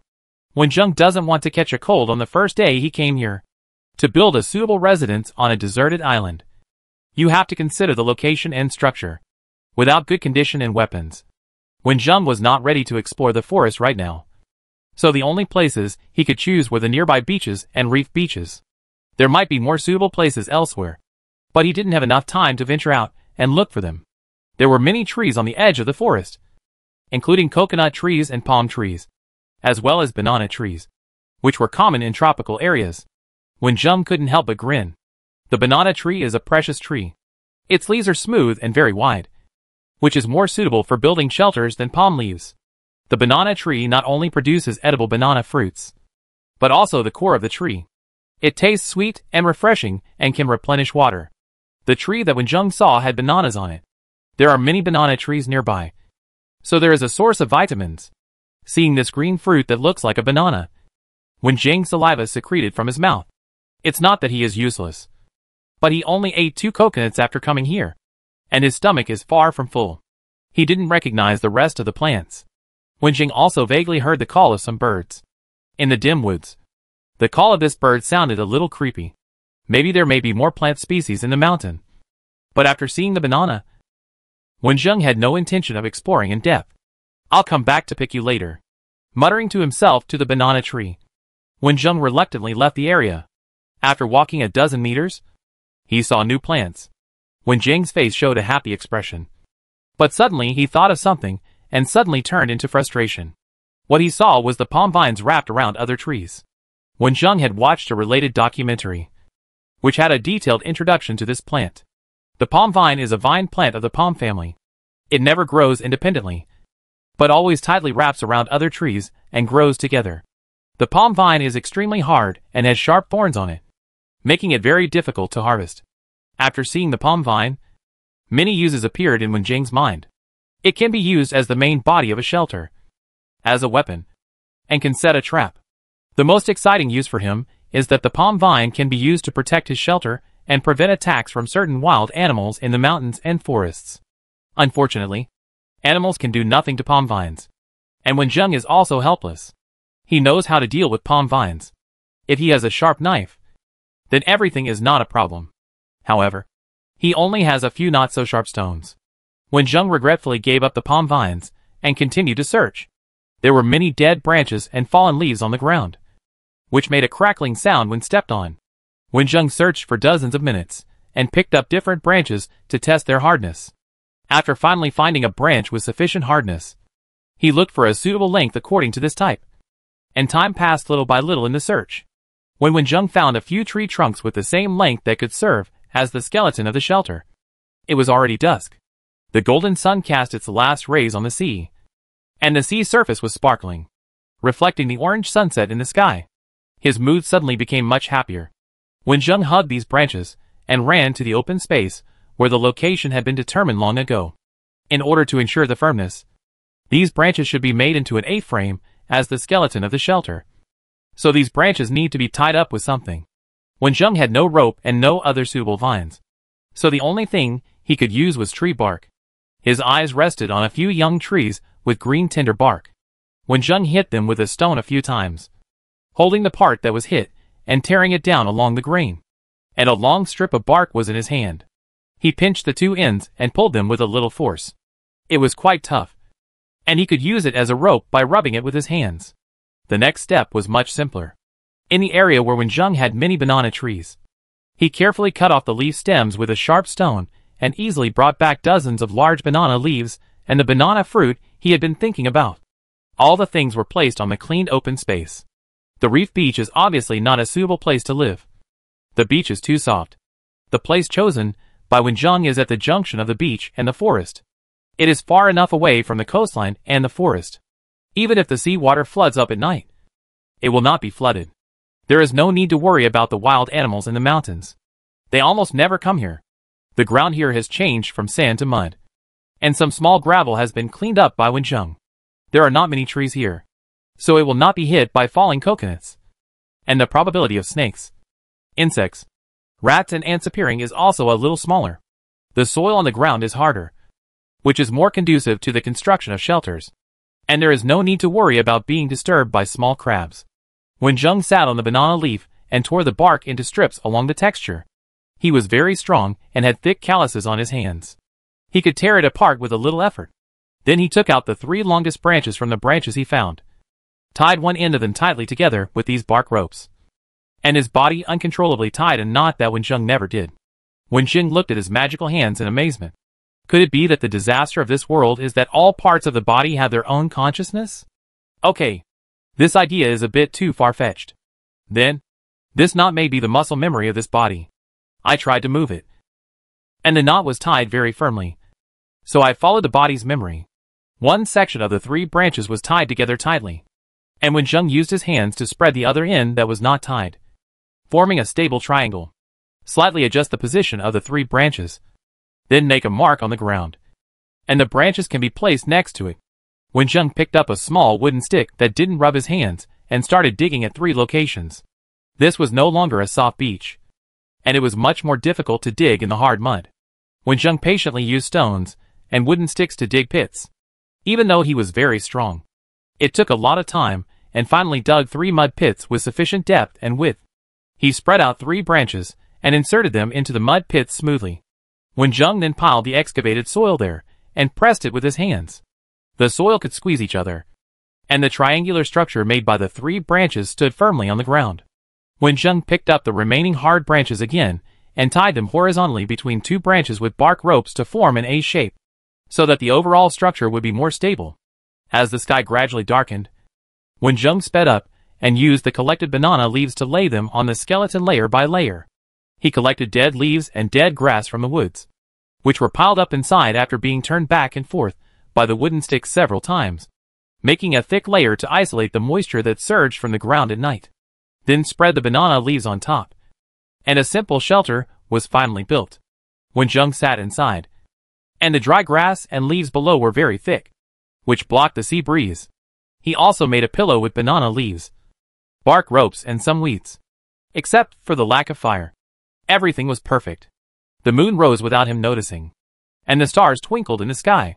Building the shelter consumed most of Wenjung's physical strength, and his stomach became hungry again. This time coconut was not his only choice. Wenjung sat up excitedly and picked up the banana that he had been thinking about for a long time. Banana is very similar to banana. The banana he picked was not ripe yet. The skin was green and had a faint fragrance. He gently peeled the banana skin to reveal the white flesh. Wenjung took a bite, and the taste was as sweet as a banana, but not as strong as a banana. After a while, the sour taste surged from the tip of the tongue, and the sour and sweet taste was very appetizing. He didn't eat too much. When the hunger disappeared, Wenjung put the banana aside and continued to lie in the shelter. Before the food problem was solved, he had to reduce unnecessary activities to reduce energy consumption.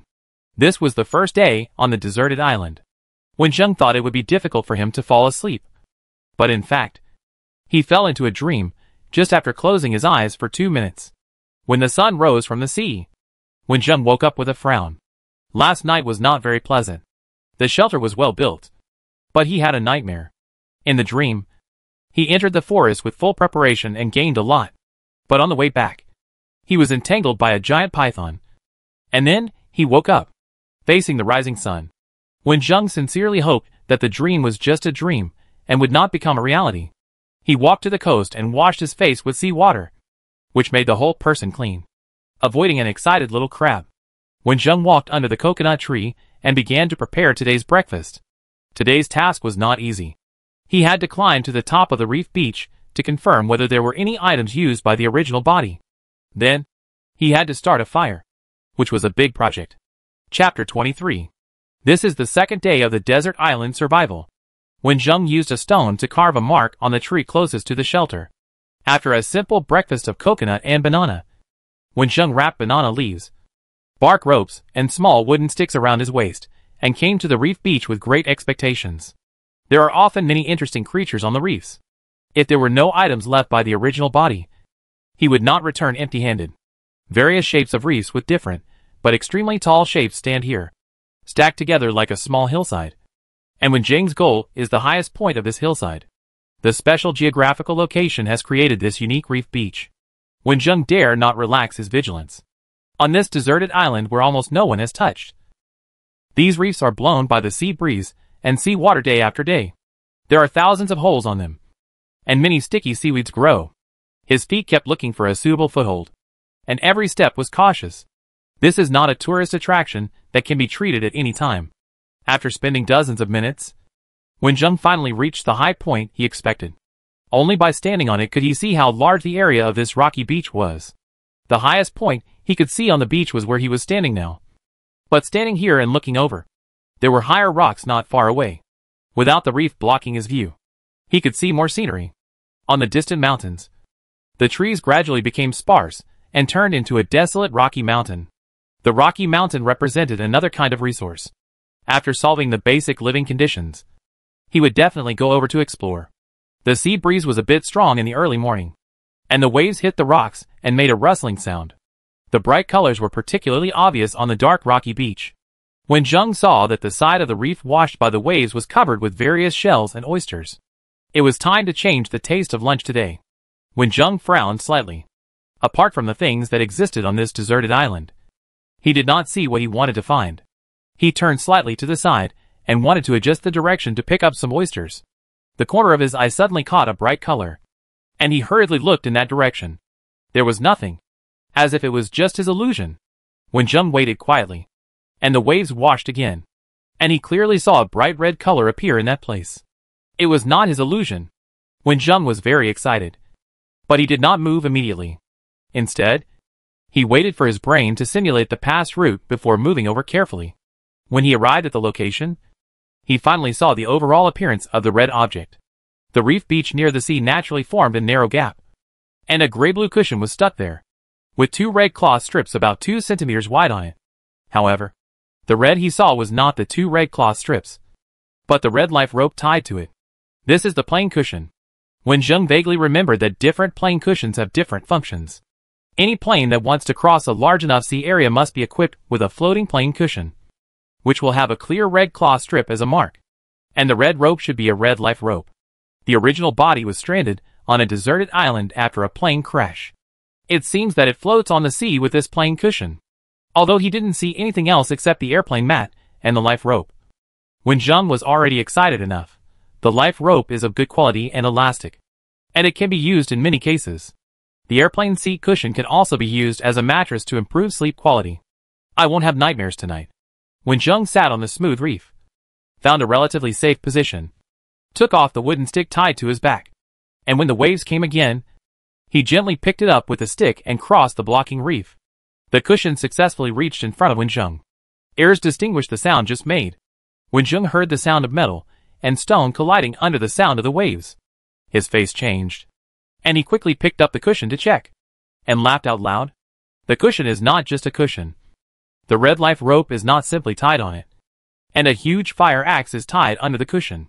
If it weren't on the smooth reef, Wenjung would definitely not be able to hold back and jump a few times on the spot.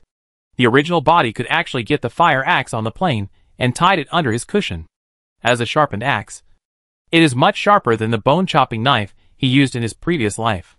It is definitely a magic weapon for survival on a deserted island. The world in the eyes of the excited Wenjung is different. The sky has become bluer. The clouds have become whiter. And even the air has become better smelling. Excited and happy, Wenjung took a few deep breaths after a few minutes. Now he is still on the dangerous reef.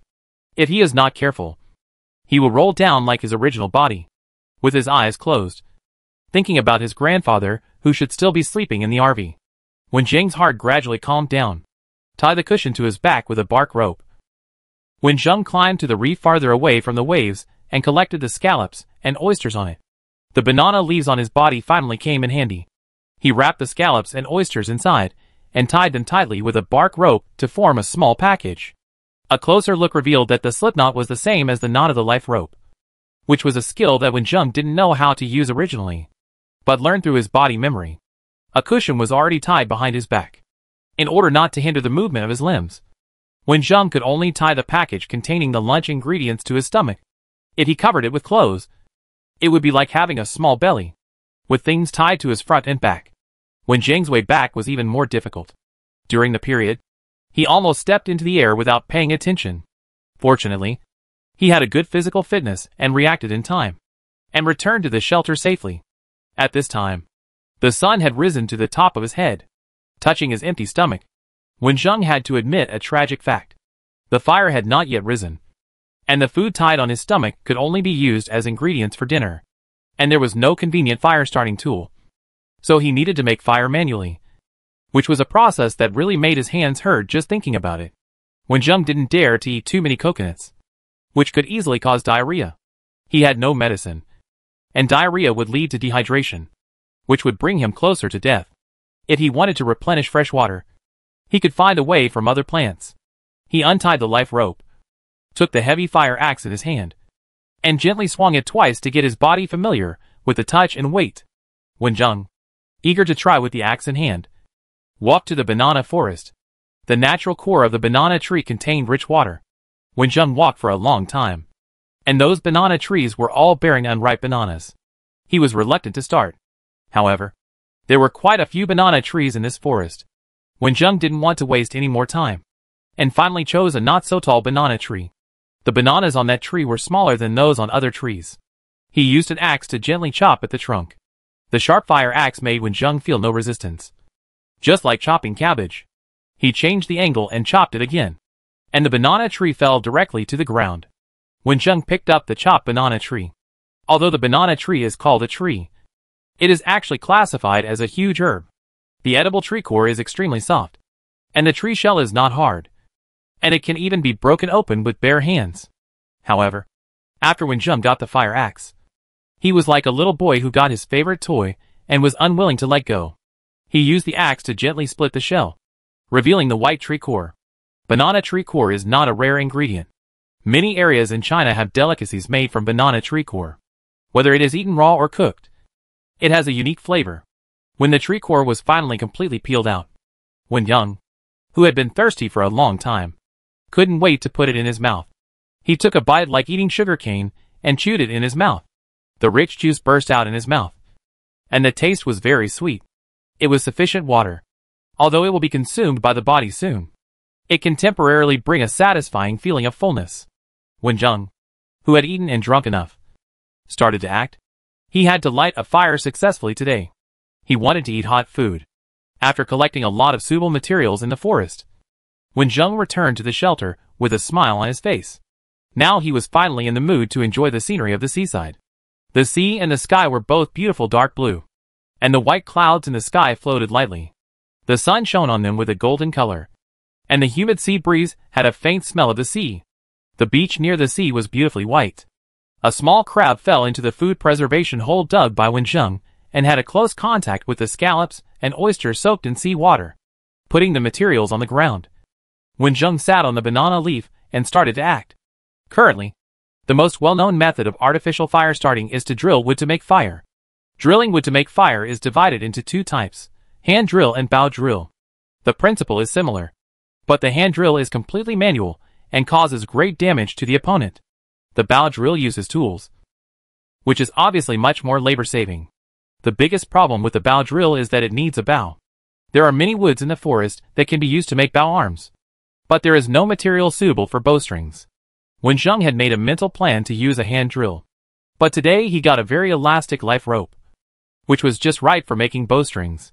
From the collected branches, he randomly selected a hard and slightly curved branch, dug holes of suitable size at both ends with an axe, passed the life rope with sufficient elasticity through and tied a knot, and the bow was completed.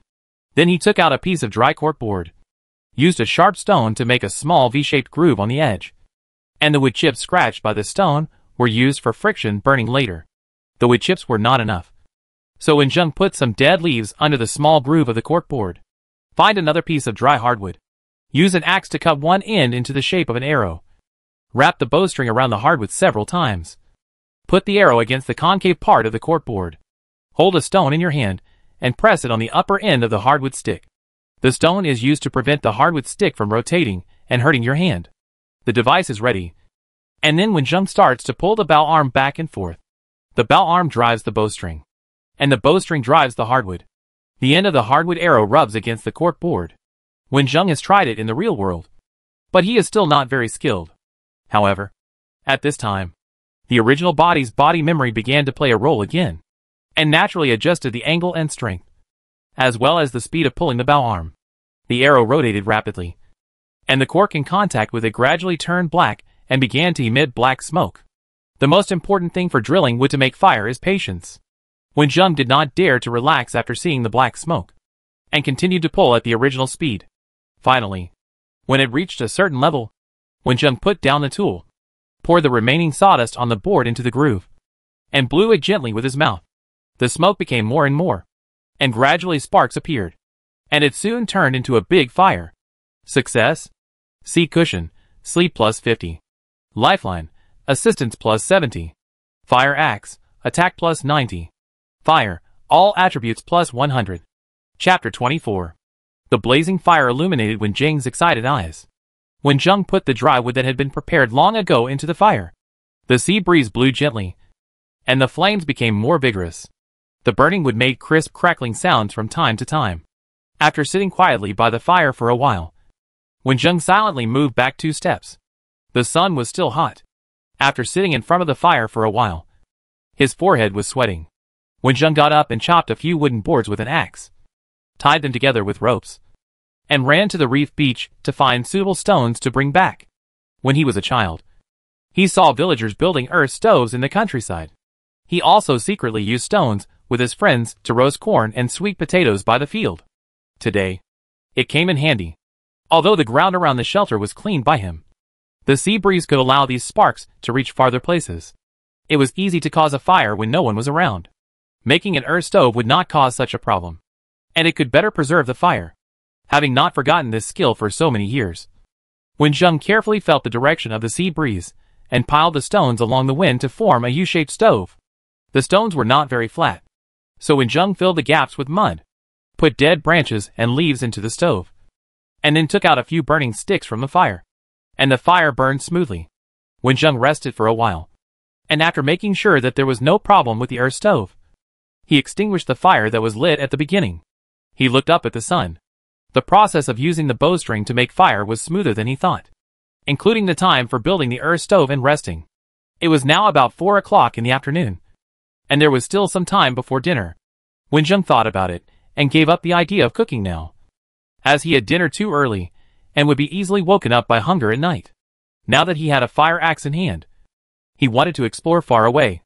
Maybe he could find other useful things. Wenjung used the direction of the rising sun as the east to determine the direction. To the west of the shelter was the magnificent sea. To the east were the endless mountains. To the south was the reef beach he had just visited in the morning. And to the north was a coconut grove. This morning, when he stood on the reef beach, he not only saw the mountains gradually turning into rocky mountains to the south, but also saw that there seemed to be bamboo growing to the north of the mountains, which also had many uses. There were far more dangers in the mountains than in the coconut grove, and it was easy to get lost in the mountains without knowing it. In order to save time and reduce trouble, Wenjung planned to cross the coconut grove and then climb the mountains.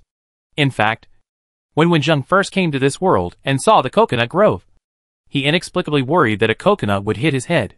He was not worrying about nothing. He had seen relevant news in the real world, and there were many reports of mature coconut fruits hitting passers-by. The bump on the back of his head had not yet subsided, so he had to protect his head well. It was because of this worry that the shelter was not built under the coconut tree, but there were a few scattered coconut trees around. Wenjung picked coconuts from these trees and had not been to the coconut forest yet. Let's go explore officially today. Before leaving, Wenjung thought seriously and wanted to find a suitable thing to use as a helmet. But unfortunately those coconuts were not big enough and would easily fall off when placed on the head.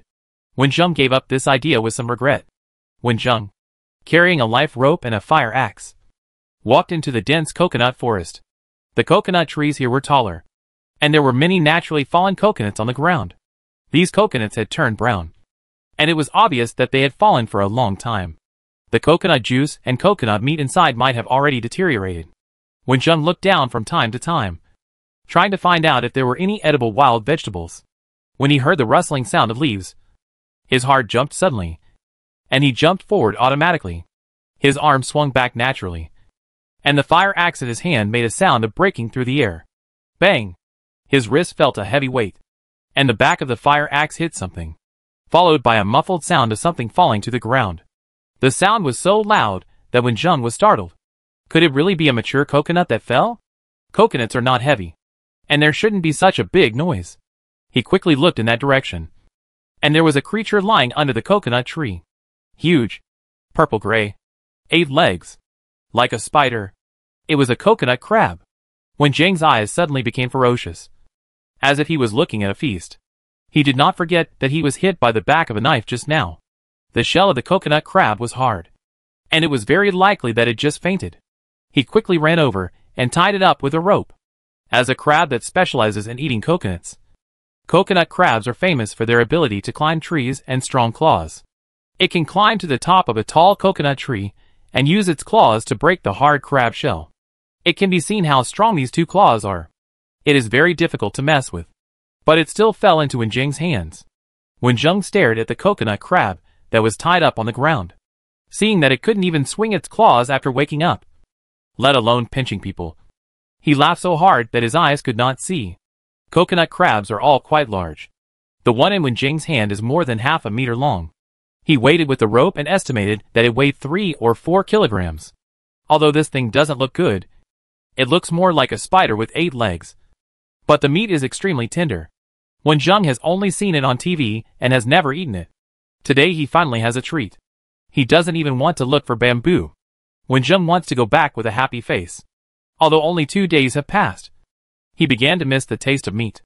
This strong body consumes a lot of energy on a daily basis. Coconuts and bananas alone are far from satisfying Wenjung's stomach, let alone his taste.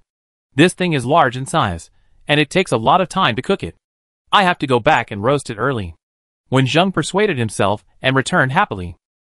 On the way back, he stopped looking at the ground and began to stare at the top of the coconut tree. The coconut crab he just caught clearly fell from the top of the tree. His eyes kept scanning, not like he was on guard, but more like he was looking for reserve food. Walking on the road, Wenjung suddenly came to his senses. All his movements after the coconut crab fell were natural reactions of his body. What was the origin of the original body? I always felt that with his skills, it would not fall from the reef beach. Questions accumulated more and more in his mind, and Wenjung looked forward to the day when he would get the answer. When he returned to the shelter, the fire in the earthen stove was still strong. Wenjung ran to the beach with full energy and no sign of fatigue. and carefully cleaned the surface of the coconut crab. The coconut crab seemed to be aware of the fate it was facing, and glared at Wenjung fiercely, wanting to wave its strong claws to drive away the enemy. Wenjung was not affected at all. He just obeyed since he was tied up like this. He hummed a little song while he solved the life of the coconut crab. He built a fire again. Wenjung buried a lot of stones underneath. Then he pierced the coconut crab with a sharpened wooden stick, put it on 2 large stones, and started to roast it. After arranging the coconut crab, Wenjung ran to the food storage pit dug on the beach. Inside was the shellfish collected in the morning. The little crab did not run away. Wenjung lowered his head and poked it gently with his finger. The crab, which was about half the size of a palm, immediately moved and left the sand pit at a high speed. Wenjung, who had the coconut crab, didn't care about the crab that was not enough to fill his teeth. He took out all the shellfish that spit out a lot of mud and sand and wrapped them in banana leaves. He might not be able to eat all these shellfish, but at least he collected them from the reef with great effort. Today, he would deal with them. There are different kinds of shellfish on the reef. Wenjung didn't dare to take risks, and only chose those he had seen and eaten before. Oysters, mussels and clams are all common edible shellfish, which are free of toxins and taste good. Among so many ingredients, Wenjung wanted to eat the big coconut crab the most. These shellfish were more casual. He threw a small part into the coconut shell to cook. The seawater, which had some signs of boiling, stopped moving after the shellfish were thrown in. Wenjung dug out all the stones buried in the fire, wiped the dust on them with banana leaves, surrounded the fire with flat stone slabs, and placed the rest of the shellfish on them, and threw the round stones into the coconut shells where the shellfish were cooked. The stones heated by the fire used enough heat, and the shellfish were roasted on the stone slabs, and the stones thrown into the coconut shells made a harsh sound when they touched the water. That was because the stones transferred heat to the water, which could quickly boil the water. Wenjung didn't have to worry about these shellfish. He only needed to turn the huge coconut crab over occasionally, and the rest of the time he used the axe to process various materials. Time passed as Wenjung concentrated on making tools. The sun turned from golden yellow to orange-red, and enveloped Wenjung's figure together with the firelight. Wenjung's nose moved as he worked with his head down. He smelled a faint fragrance. He raised his head and looked at the coconut crab first. Unfortunately, he found that the coconut crab was obviously not mature yet. The fragrance came from the shellfish cooked in the coconut shell and baked on the stone slab. The aroma of the food triggered hunger in his stomach. Wenjung didn't even use the newly made chopsticks. He couldn't wait to pick up a baked mussel, even if his fingers felt the temperature that could be called hot. He was unwilling to let go. He gently pinched the soft meat with his hands and put it directly into his mouth. The taste is very delicious. The meat of the mussel is very full and tastes fresh and sweet, because the meat contains a lot of seawater. The meat is not dry at all and has a light salty taste. Mussels have a more common name: mussels, which are a common edible shellfish.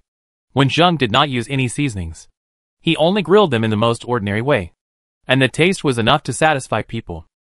Maybe it was because he had eaten fruits for 2 days, or maybe it was because of the long wait. Wenjung looked at these shellfish with shining eyes. His hands and mouth did not stop at all. He ate one after another. The hard shells were thrown beside him and piled into a small pile. After eating the roasted shellfish, Wenjung chewed the palm core to quench his thirst. He did not plan to eat the shellfish cooked in the pot. After being cooked and dried, they could be preserved for a long time and could be used as reserve food.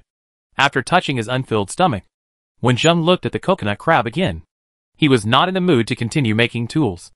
Waiting for delicious food is often the most difficult time, especially when the fragrance gradually wafts out. The stimulation of the sense of smell exacerbates this feeling. Why is it not ripe yet? Under the starry sky, Wenjung could not help swallowing his saliva and turned the coconut crab over again. Chapter 25. Delicious food and adequate sleep can bring great satisfaction to people. Wenjung was still savoring the taste of coconut crab in his dream. After eating those shellfish last night, Wenjung patiently waited for the coconut crab to be cooked. When it was finally ready to eat, he was impatient to break it. But he couldn't do anything with the hard crab shell, so he had to use an axe to crack it open. The moment the shell was broken, the originally light fragrance burst out instantly. Before tasting the taste of the meat, Wenjung was sure that the long wait was worth it. The first thing Wenjung stared at was the 2 pairs of giant claws of the coconut crab. The connection had been split by the axe. With a hard hand, he broke it and gently pulled it. And the white and tender crab meat was exposed to the air. Pick it up with chopsticks and put it in your mouth. Chew it slowly with your teeth, and the freshness fills your mouth. The sweetness of the crab meat itself and the light saltiness brought by the sea water are perfectly blended together. If you taste it carefully, you can also taste the fragrance of coconut, and you can't bear to swallow it at all.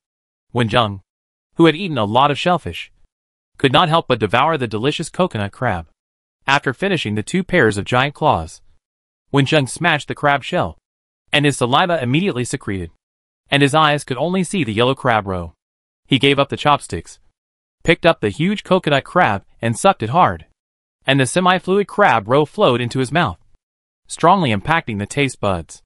Wenjung did not react until he finished eating, and he was still savoring the lingering fragrance left on his lips and teeth. The coconut crab weighed several kilograms, and Wenjung ate all the edible parts, achieving the achievement of eating a lot on a deserted island. He cleaned up the mess with satisfaction, and did not go back to sleep immediately, but continued to work. Although he rested very late, the quality of his sleep was excellent. When he woke up, Wenjung was full of energy and felt refreshed. He stretched and crawled out of the shelter. It was just dawn.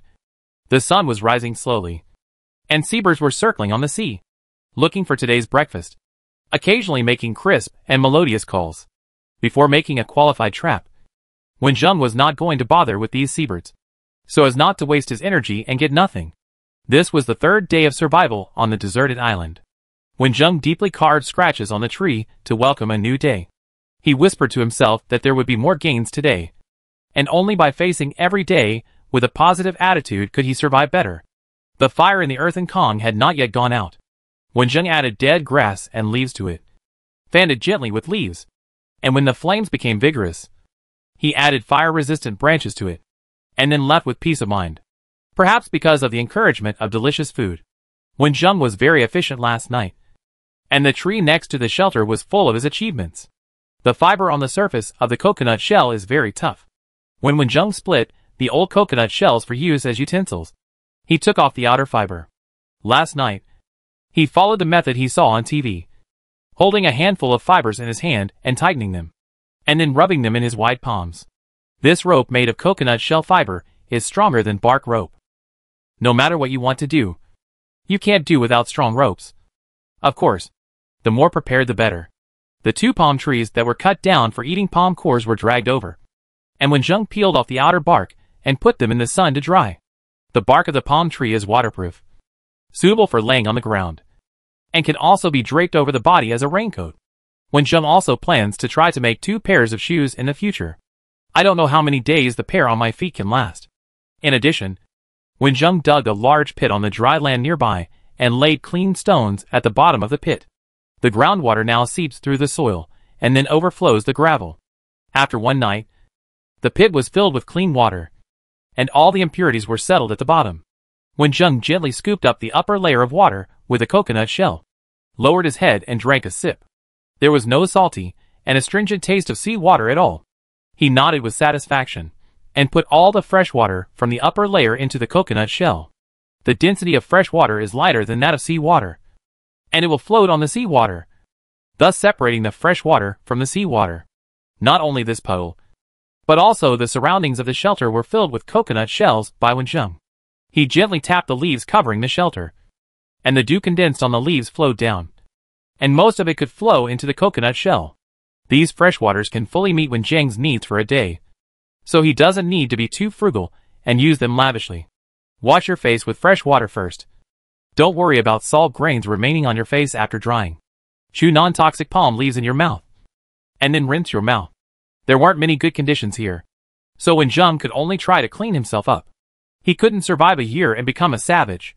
The coconut shells were heating fresh water, and the cooked shellfish that he didn't eat last night were thrown into them by Wenjung.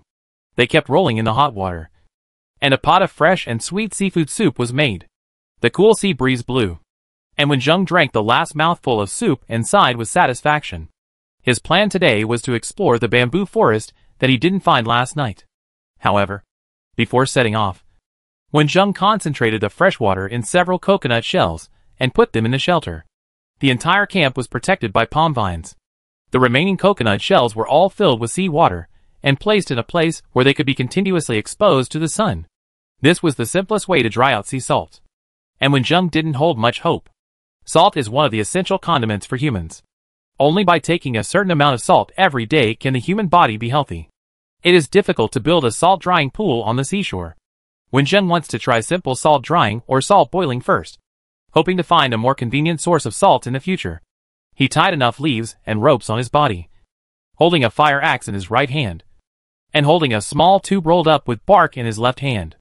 The bark was tied tightly with ropes, and both ends were sealed with mud, leaving only a few small holes. And occasionally a wisp of black smoke came out. There were leaves that were about to rot, and small pieces of charcoal dug out from the fire. Charcoal could not ignite the leaves that were about to rot, and the closed environment slowed down the burning of charcoal. This was a fire that he carried with him, and could last for several hours. When Jung entered the coconut forest again with full equipment, this time, he did not have the good luck of yesterday to meet the coconut crabs that fell from the sky. But he saw several caves, which were probably the nests where coconut crabs lived. He made some marks on the coconut trees next to him, waiting to come and catch them later. The coconut trees gradually became sparse.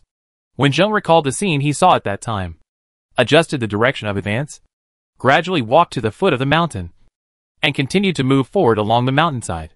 Yesterday he saw plants that looked like bamboo on the reef, but the distance was too far to be very sure. Bamboo forests are of great use in surviving on deserted islands. Bamboo can be used to build safer and more comfortable houses. Bamboo rafts floating on the sea. Weapons and traps. Bamboo tubes or bamboo mats. Bamboo shoots usually grow in bamboo forests. And you may even encounter bamboo rats. So no matter how high the probability is, when Jung is willing to make a trip, and he must not miss any possibility. As he got farther and farther away from the coastline, when Jung heard the rustling sound of bamboo leaves being blown by the sea breeze. The sound sounded particularly pleasant, and he couldn't help but quicken his pace. After walking for more than 10 minutes, through the tall trees, the green bamboo forest finally appeared in his sight. A quick glance showed that the bamboo forest was not small in area. At least when Jung couldn't see the end of the bamboo forest from where he stood. The thickness of these bamboos varied greatly. The thin ones were not as thick as the wrist, and the thick ones were about the size of a bowl. When Jung walked quickly into the bamboo forest and carefully observed the ground, hoping to find traces of bamboo shoots or bamboo rats. Bamboo shoots tasted delicious and were rich in vitamins, not to mention bamboo rats. No matter which one he found, when Jung could make them into a delicious dish. Bamboo likes warmth and fears cold, and grows freely on tropical islands with relatively high temperatures throughout the year. When Jung patiently searched in the bamboo forest, when he was a child, there was a bamboo forest outside the village. It was the common property of the village. He often followed the adults, who dug bamboo shoots. Although he was young and could not help much, he knew how to run around and play in it. And he also learned a lot of things. To find bamboo shoots, you must first find bamboo shoots.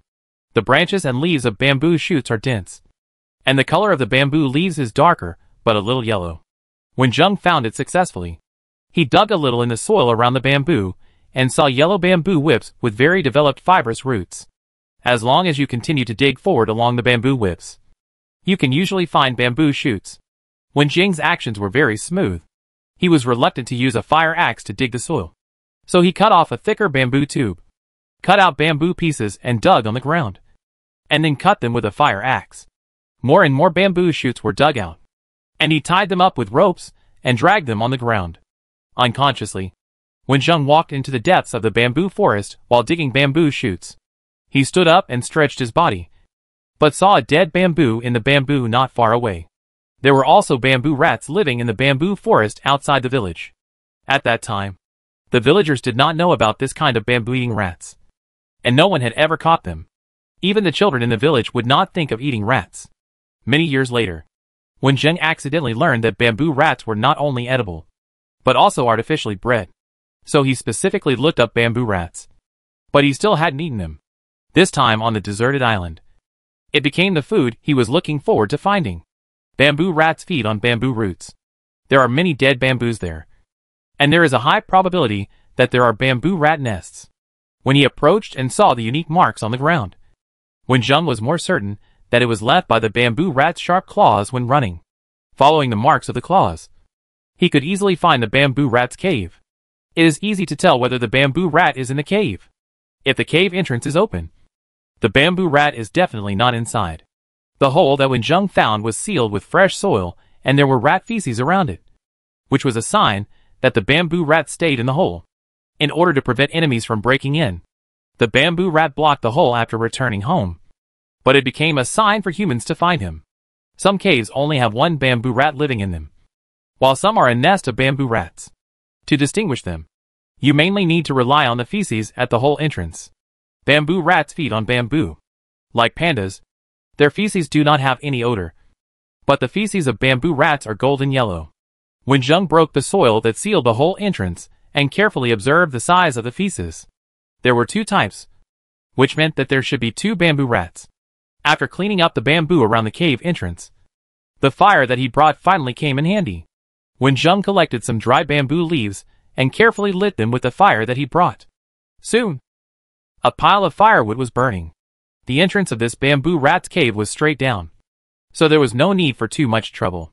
Just move the fire to the entrance of the cave and add some wet bamboo leaves on it, and thick black smoke will come out. Then use a wide bamboo piece to gently fan the air, and the pungent black smoke will enter the cave, forcing the bamboo rat to escape from it. When Wenjung's eyes were a little red from the smoke, the bamboo rat finally couldn't hold it back, and ran out of the cave in a daze, and then met the hunter who was waiting for the rat in the cave, and was pinched by the tail. Wenjung, who was quick-handed and quick-eyed, caught the first captive. The captive had not yet realized his situation, and his claws danced quickly to make a running posture. The bamboo rat following behind didn't know the danger outside, and ran out immediately, and was also lifted into the air. Wenjung was very happy with a captive in each hand. At this moment, he saw the third bamboo rat running out of the cave. Even though both hands were busy, Wenjung didn't want it to escape. He kicked the third bamboo rat hard, and it was pressed to the ground by the stone. It screamed and fainted. Wenjung didn't expect that he dug a hole and harvested 3 bamboo rats. Now the question is, which of the 3 is male, and which is female? Should I kill it for lunch or take it home to raise it? Chapter 26. With a sharp fire axe in hand, it was not difficult to cut down the bamboo. Soon a circular open space with a radius of 3 meters was cleared, and the cut bamboos were piled together. Wenjung nodded, and the number of bamboos was almost enough. Wenjung needed to take the bamboo back, but the long bamboos were not convenient to transport, so he needed to spend a lot of time to simply process them. Before processing, a slightly safer and more open campsite should be arranged in the bamboo forest. The bamboo whips and roots of the bamboos occupied the soil underground, and the overlapping bamboo leaves monopolized the sunlight. This environment was not suitable for the growth of other plants, so the ecosystem of the bamboo forest was often relatively simple. There were only a few scattered trees in this bamboo forest, and some fungi that Wenjung could not identify and dared not eat. And other than that, there were different kinds of insects. There is no need to worry about insects. Every day when he wakes up in the shelter, Wenjung can see small creatures crawling on the ground. What he is worried about is the common animals in the bamboo forest: snakes. Especially in places where bamboo rats exist. Snakes that feed on rats are often not absent. The tall bamboos around were cut down. Wenjung collected the dry fallen leaves and circled the circle of the camp. The arrival of snakes is usually silent, but under the special precautions of humans, they are also difficult to hide their traces. Any creature with a certain weight that wants to get close must pass through those fragile dead leaves that will easily break if applied force. The sound is enough to alert Wenjung. Today's task is to sort out these bamboos and move them back to the shelter. Of course, lunch will be solved in the bamboo forest. The ingredients are no longer seafood, but freshly caught bamboo rats and freshly dug bamboo shoots. When he caught 3 bamboo rats, Wenjung was inevitably a little excited. But he soon came to his senses and gave up the idea of raising bamboo rats. Bamboo rats have tender meat and rich nutrition. Raising bamboo rats has become a popular delicacy on human tables. In modern society, many people want to get rich by raising bamboo rats.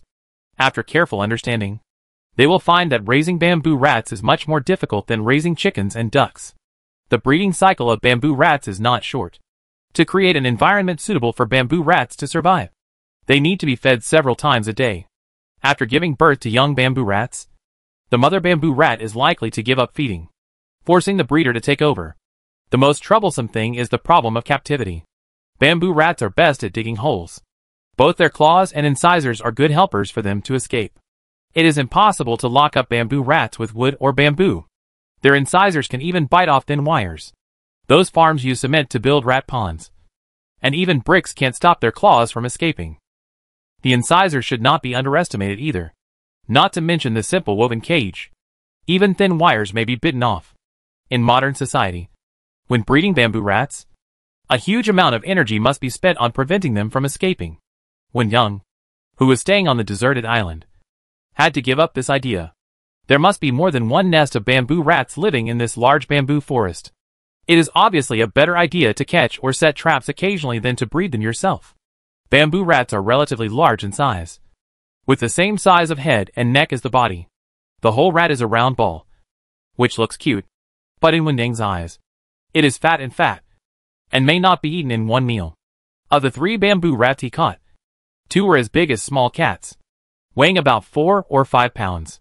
The last one that escaped was slightly smaller, and was hit on the head by a stone. When Wenjing went to pick it up, he found that it was not knocked unconscious, but killed by the stone. Nothing could trap the living bamboo rat, so Wenjing had to deal with it on the spot. Although he had never killed a mouse, Wenjing had handled chicken, duck, fish and meat, and the processing of ingredients was often similar.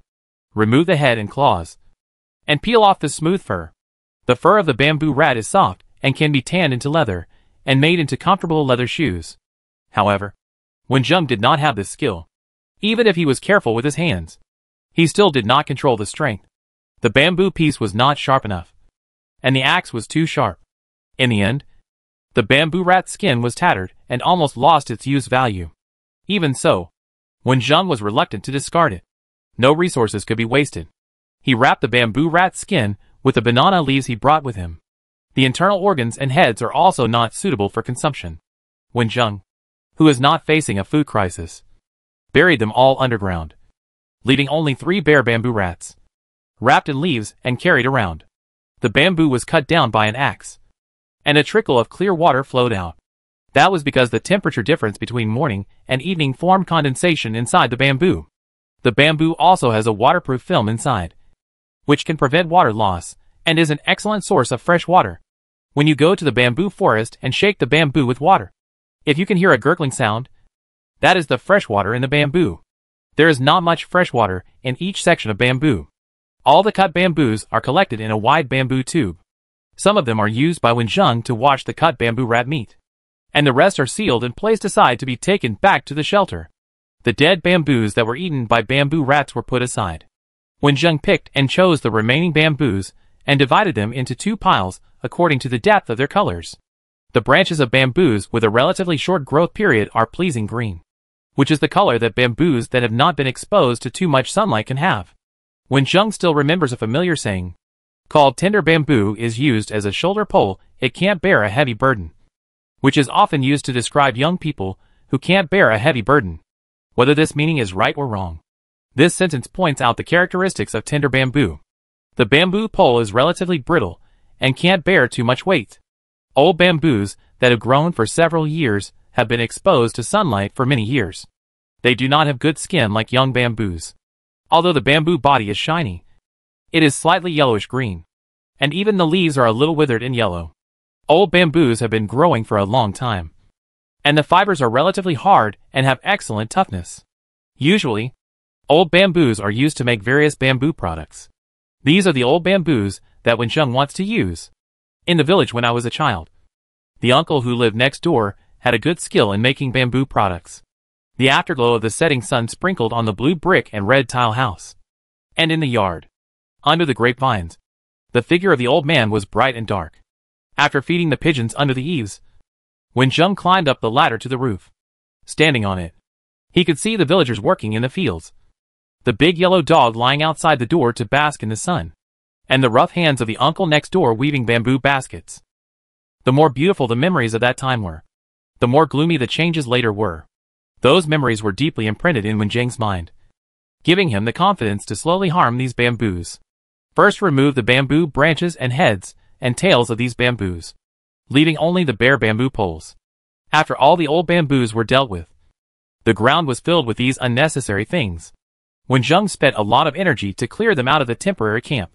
Picking up the bamboo tube beside him, Wenjung raised his mouth and drank a big mouthful of bamboo water. Coconut juice has a unique sweetness. Dew has a faint smell of leaves, and the fresh water separated from the sea water in the puddle is a little bit bitter and astringent. The condensed water in the bamboo tube is similar to dew, but with the unique fragrance of bamboo. After a short rest, Wenjung began to split the bamboo poles into bamboos of similar length. This part of the work is much simpler. Several bamboo poles are placed side by side on the stone, and several bamboos can be cut out with one swing of the axe. Next, the bamboo needs to be split into 2-finger-wide strips, and the bamboo green and bamboo joints must be removed. Wenjung was still unfamiliar with this kind of delicate work at the beginning. The axe was heavy and wide, and it was far less useful than a knife when working on these bamboos. After wasting a lot of bamboo, Wenjung finally found the feeling and improved efficiency. After more than 10 minutes, he harvested a lot of bamboo strips of similar size and width. These bamboo strips are qualified and can be used. However, it is not an easy job to weave bamboo baskets with bamboo strips. Regardless of the remaining bamboo, Wenjung picked up these qualified bamboo strips and began to weave and disassemble according to memory. After dozens of minutes, Wenjung finally got a shoddy handmade bamboo basket. The bamboo basket is wider than Wenjung. The gaps between the bamboo strips are large, and the hole is a bit loose, barely maintaining a square outline. Wenjung wiped the sweat from his forehead and couldn't help sighing. The work is not yet completed, and the bamboo basket still needs to be supported and shaped. Fire was needed at this time. The sun rose to the top of the head unknowingly, and it was time to make lunch. Pile the dry and flammable branches and leaves on the ground, and the fire brought was used again, and 2 piles of blazing flames were lit in the middle of the open space. Wenjung split a bamboo tube, and the small tube made of palm bark and mud was successfully retired. The more portable bamboo tube took over and became a new tool for preserving fire. Wenjung found a bamboo piece of sufficient length, placed it on the outside of the bamboo basket, cut off the inner wall where it needed to be bent the bamboo into a 90-degree right angle with his hands, and placed it over the flame to heat it. After cooling, these bamboo strips can maintain this curved shape. After working for so long, Wenjung felt hungry, and he took out the preserved bamboo rat meat.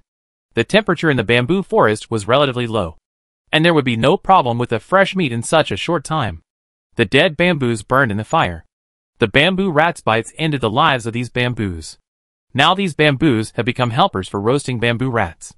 The final winner is Wenjung, a human who needs food. Those bamboos with strong vitality also did not escape this disaster and were chopped down by the sharp axe. A simple barbecue rack was built with green bamboo and placed above the fire. The bamboo was sharpened and inserted into the bodies of these bamboo rats, and then placed on the rack and roasted by the fierce fire. Wenjung thought about it, picked up a thick bamboo tube, put bamboo shoots cut into small pieces into it, added fresh water, and simply sealed it with banana leaves and ropes, placed it vertically in another pile of fire, and fixed it with stones. Wenjung was still tossing the bamboo basket, occasionally turning the skewers. The bamboo rat meat was gradually roasted to produce fat, which dripped into the fire, making a crackling sound, and the flame suddenly jumped up a section. The bottom of the bamboo tube in another fire had turned black, and the things cooked inside slowly boiled. The sea breeze blew through the bamboo forest, and the rustling sound of the bamboo leaves was very ethereal. The fire crackled again, and the sea breeze carried the aroma of food to a farther place. While installing the bamboo strips that had been cooled and deformed in the bamboo basket, Wenjung heard the frightened cry of birds coming from the depths of the bamboo forest. He stood up and looked over, but saw nothing. Chapter 27. The birds' frightened cries symbolized the arrival of some kind of danger. Wenjung was alert in his heart, and stood up holding the fire axe, with various speculations in his mind. Is it a person or an animal? The direction from which the sound came was closer to the middle of the island, where the terrain was higher, and it was probably no longer within the scope of the bamboo forest. Wenjung couldn't help but wonder if it was a companion of the original body, who was also stranded on the deserted island, or some kind of animal, or the aboriginals of the island? His eyes couldn't help but fall on the roasted bamboo rat. The air was filled with the aroma of roasted meat. Could it be that the aroma attracted something? Wenjung clenched the axe nervously. But he was more excited and expectant. Meeting humans was great news for him. No matter what the situation of those people was, there were more benefits than disadvantages. These few days, no one could communicate with him. But he could still bear it. In a few days, Wenjung felt that his mentality would become worse. So he was willing to solve the small troubles that might arise when getting along with people. As for animals, there was no need to worry. He now had extremely high physical fitness and reaction ability. Often, the body would react before the brain could react. He still had a fire axe in his hand, so he could fight any animal. The animal that could scare away these birds was obviously not a small animal. But danger always comes with opportunities.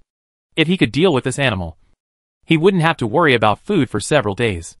After waiting for a few minutes, there was no more movement in the deep forest.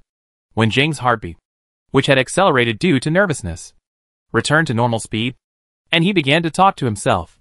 Should I go over and take a look? The burning dead bamboo made a crisp crackling sound. Wenjung, who had been on guard for several minutes, lowered his head and saw the bamboo rat that was about to be roasted black. He quickly sat back and turned the thick bamboo stick, giving up the idea of exploring. He didn't know how far away it was, and he didn't know the environment there. Besides, it took a lot of physical strength to deal with the bamboo. After careful consideration, Wenjung felt that it was not a good time to run to explore. Caution is not cowardice. It is the secret to protect yourself. Looking at the chaotic direction of the birds, Wenjung left a conspicuous mark on the ground with a stone. This mark can not only indicate the direction of the sound, but also remind humans who may be on the island that there are other people on the island. If it is a human, they will find each other's traces sooner or later. If it is an animal, then wait until another day when you are full of energy to look for it. Now, he is going to enjoy his food. After being roasted by the fierce fire, the bamboo rat meat gradually turned into an attractive golden color, looking like a small roast suckling pig, which makes people salivate. Wenjung twisted the bamboo skewer around, revealing the roasted black bamboo rat meat underneath. During the time when he was alert to the sound, the part burned by the flames was roasted black, destroying the perfection. Wenjung didn't care. After 3 days of eating seafood and fruits and doing a lot of physical work every day, he missed the taste of animal fats. If he were to go home now, he would definitely order a portion of braised pork that was fat but not greasy, or a freshly roasted lamb kebab. A portion of oil residue rice would also be a very good choice. Just thinking about these delicacies in his mind, Wenjung wanted to drool. Only the roasted bamboo rat in front of him could barely comfort his soul. These bamboo rats look quite plump, but when they are grilled, you can find that the meat is not rich in fat.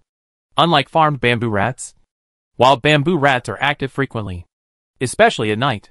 There is basically no fat on their bodies, and the few grilled oils are dedicated to the flames below. Wenjung simply washed his hands and glanced back and forth at the 3 bamboo rats. The largest one produced the most oil, and the grilled oil was sizzling, making it his first choice. He held the 2 ends of the thick bamboo sticks with both hands, gently blew away the heat on the surface of the barbecue, and bit down directly. The oil on the surface was stained on his mouth. Wenjung carefully tasted the first bite of meat he bit. The bamboo rat meat has very little fat content. The meat is relatively chewy, and it tastes very chewy. When grilling, bamboo rats are skewered with bamboo. During the heating process, all the moisture contained in the bamboo itself is grilled out, dripping on the bamboo rat meat and being absorbed by it, so it still has a bit of bamboo fragrance. No seasoning was added to the bamboo rat meat during the roasting process, so it was not as delicious as the carefully cooked ones. However, if you chew it carefully, you can taste the freshness of the meat itself. The taste is still good. It would be better if you could add some salt. The bamboo shoot soup in the bamboo tube had already boiled. Wenjung picked it up with 2 bamboo chopsticks. The bamboo tube was burned black by the fire. As soon as the leaves tied on it were opened, a fragrance came to the face. The taste of the bamboo shoot soup is also light, moisturizing the mouth and throat. Use chopsticks to pick up the bamboo shoots inside, and bite them with your teeth. They are particularly tender. Perhaps he was too hungry. A bamboo rat with 2 or 3 pounds of meat left after removing the fur and internal organs. and a large bamboo tube of bamboo shoot soup were eaten clean by Wenjung. The bone residue was thrown into the fire. The remaining 2 bamboo rats, one large and one small, had long been taken off the fire by Wenjung and wrapped with wide leaves and ropes. The temperature on the island is relatively high, and raw meat can only be preserved for a few hours. Wenjung roasted the remaining bamboo rats to extend the shelf life. Of course, this method cannot extend the shelf life for a long time. If you want to preserve it for a long time, you still have to make it into smoked meat or dry it into dried meat. The reason why he did not process it too much was because there was too little meat. Just for tonight and tomorrow's meals, lunch was easily solved. And Wenjung once again devoted himself to the work of fighting with bamboo. The bamboo slices roasted by the fire successfully fixed the loose bamboo basket, and the bamboo basket became decent. The bamboo shoots dug out. The bamboo tube filled with fresh water. The 2 bamboo rat meats, and the wide leaves that had been wrapped around his body were all placed in it. The rope was passed through the gaps between the bamboo slices, and a knot was tied to become a strap, which could be easily carried on the back. Wenjung tried it. There was not much in it. It was not very heavy, and the rope was very strong. It's just that the bamboo basket is a bit big, and it's a bit of a hindrance to carry it on your back. I need to improve it after I go back. But there's no time now. Carrying heavy objects will slow down the speed of returning. This bamboo forest is a bit far from the shelter. He needs to hurry up to organize these bamboos and rush back as soon as possible. He doesn't plan to take the tender bamboo back, regardless of the thickness. The old bamboos are cut into bamboo tubes about 2 meters long. And then these bamboo tubes are tied together side by side, according to the width of about 1 meter. They are made into bamboo rafts that are easy to pull. These bamboo rafts are stacked up layer by layer and fixed with ropes. Wenjung wasted a lot of bamboo when making bamboo baskets. After removing the tender bamboos, there are not many old bamboos left. All the handmade ropes were used. And then the life ropes were used for the final reinforcement. The 3 rows of bamboos were stacked together and would not shake easily. Wenjung breathed a sigh of relief. When handling these bamboos, Wenjung always paid attention to the movements around him to prevent sudden attacks by snakes or other animals. It was a lot of work. But after all the bamboos were sorted out, before the snakes arrived, Wenjung felt disappointed. There are still many non-toxic small snakes in the bamboo forest in his hometown. But there are no snakes living in such a large bamboo forest. And there is no extra time to catch bamboo rats. Wenjung originally wanted to make a few traps here. But think about it again. Bamboo rats live underground all year round. Some bamboo rats may not come to the ground for more than 10 years. The several traps he can make are completely unsuitable for this situation. With a little regret, Wenjung replaced the fire in the bamboo tube, dug a small pit on the ground, and buried the extinguished fire in it. When lighting a fire in the woods, you must ensure that the flame is completely extinguished before leaving. Burying it in the soil is the best way. Carrying a bamboo basket on his back, Wenjung pulled the piled bamboos with one hand and held an axe with the other. In some places, the bamboos were too dense, so he could only use an axe to open up a path. After coming out of the bamboo forest, Wenjung passed through the area where coconut trees were sparse and came directly to the beach near the sea. Coconut trees could not be cut down as easily as bamboo, so he changed it into a more convenient path in advance. The bamboo raft had a lot of resistance when dragged on the beach. Wenjung walked slowly, thinking about the next plan in his mind. What he said casually this morning came true. He successfully found the bamboo forest and gained a lot. He hoped that what he said tonight would also come true. There is no need to worry about fresh water in the short term. There are still many coconuts on the coconut trees. There is also a lot of water seepage from the soil pit and dew collected. What's more, there is the bamboo water brought back today, which is more than enough for daily use. Wenjung's low voice sounded on the beach. No one around communicated with him. The audience was only the blue sky, the sea, and this deserted island. Food is also not a problem. You can collect shellfish on the reefs. You can use coconuts to lure coconut crabs out of the hole. The bamboo forest is far away. You can catch bamboo rats when you go to cut bamboo next time. And now that you have bamboo, you can make traps or bamboo forks to catch marine fish and seabirds. The fire was successfully lit. Unless there is a storm, the fire will not be extinguished. Shelter is the biggest problem. If there is a storm, the simple shelter made for emergency will not be of much use. It is really a disaster that people don't want to face. I need a more solid house. And bamboo can come in handy. But is the current campsite really safe? The current campsite is not too far from the coastline. The seawater will not surge there during high tides. But the waves are more violent than usual during storms. The location of the campsite is a bit dangerous. I can't imagine the scene of so many days of hard work being submerged by water. I want to find a place with high terrain as a campsite. There must be enough open space. The terrain is relatively flat, and it cannot be too far away from various resources.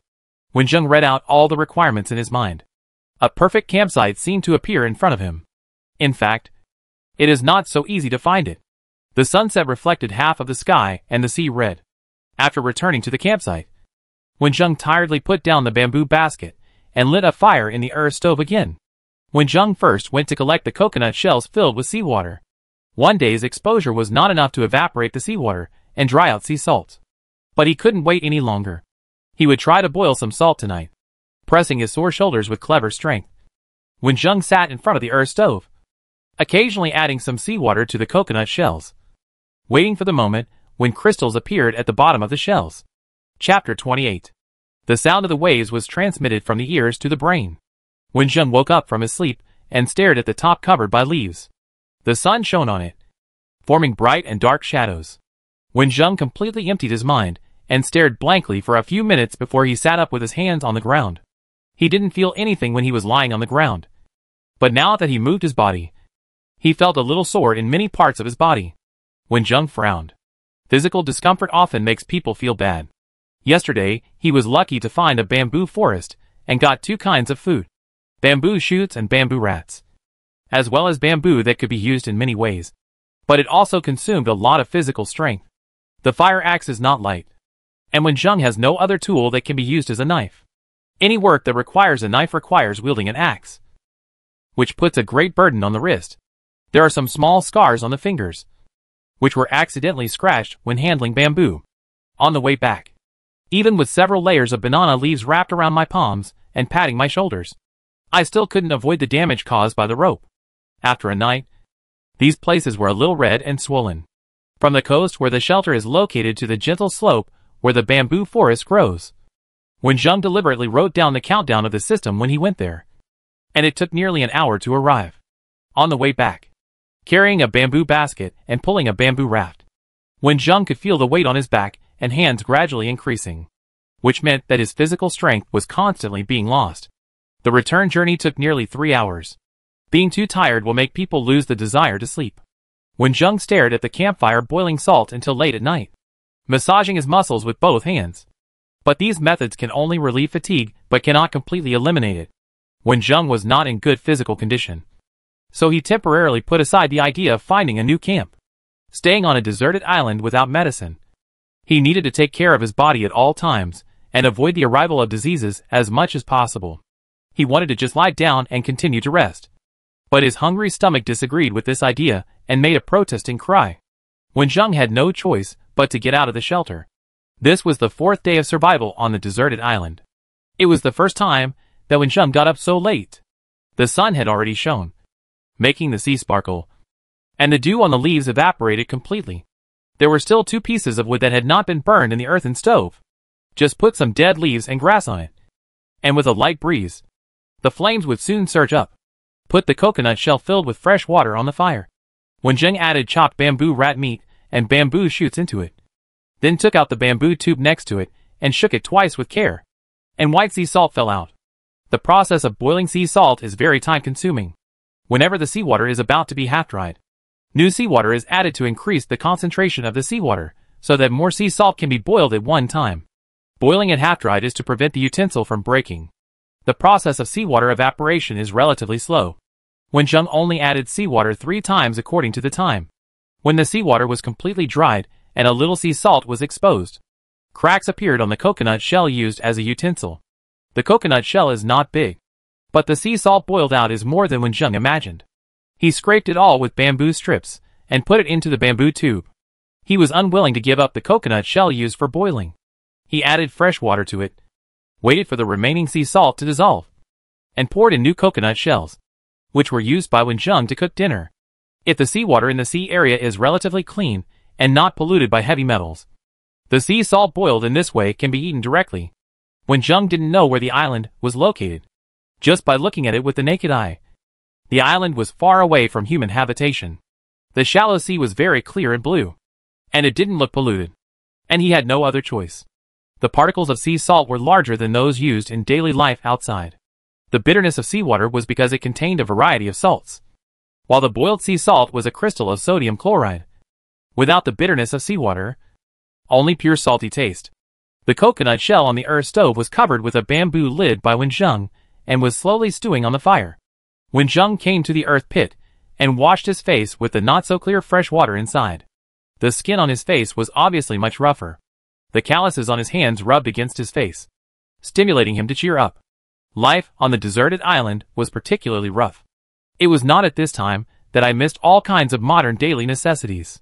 When Wenjung returned to the fire, white smoke came out of the small holes on the bamboo cover, and the food inside was almost stewed. The fat of bamboo rat meat was roasted out during roasting, so there was no oil in the soup. The light red meat and yellow bamboo shoots rolled in the clear soup. Wenjung picked up the bamboo chopsticks and picked up the meat. After roasting and stewing, the meat and bones of bamboo rat meat were completely separated. It was indescribably tender when eaten.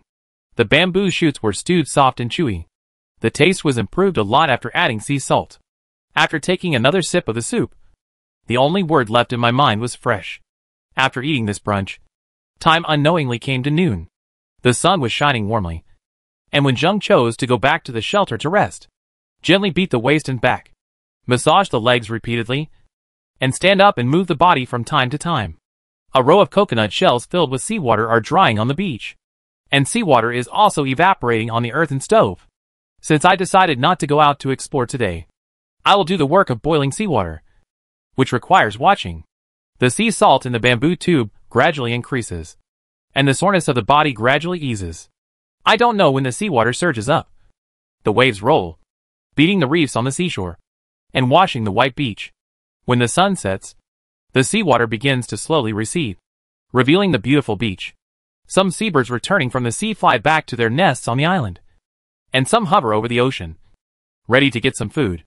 This is the phenomenon of high tide and low tide, which is the periodic rise and fall of seawater. There are 2 high tides and low tides every day, and the time of occurrence is different in different regions and different dates. When the tide rises, the seawater will bring a lot of things, and when it leaves at low tide, it will leave these things on the beach.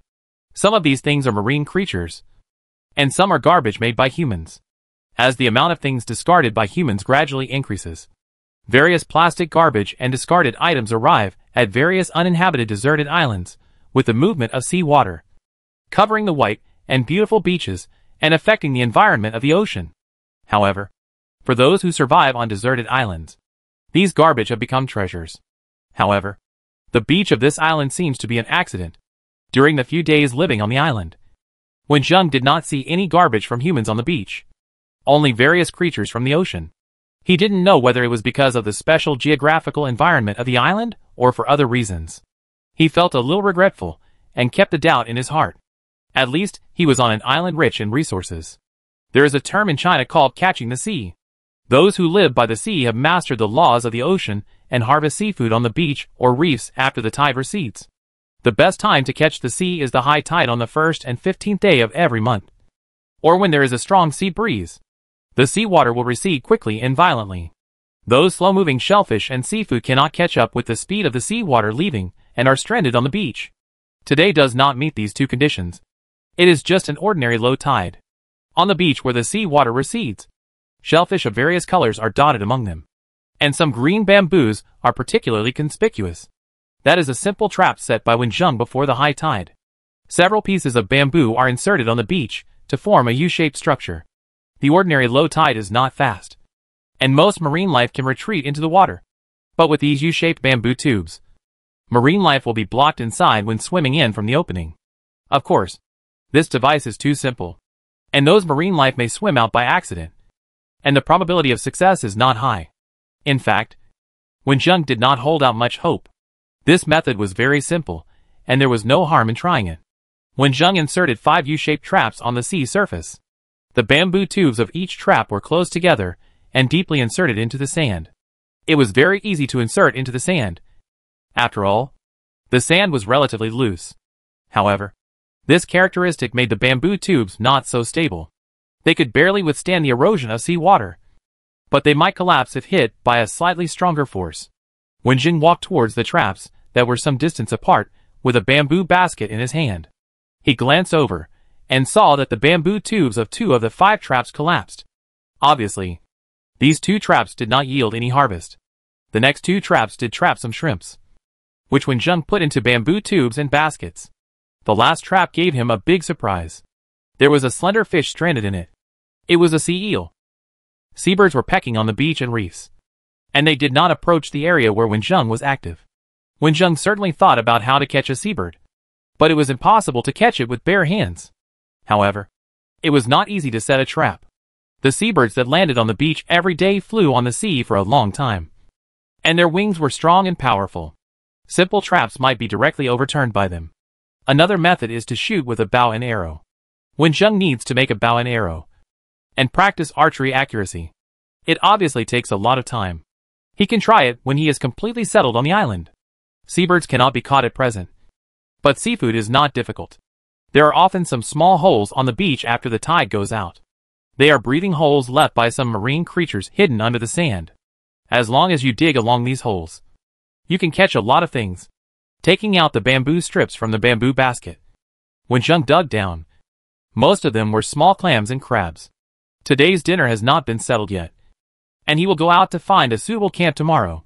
Wenjing did not let them go and collected them all. Wenjing squatted on the beach to dig, and more sand was dug out.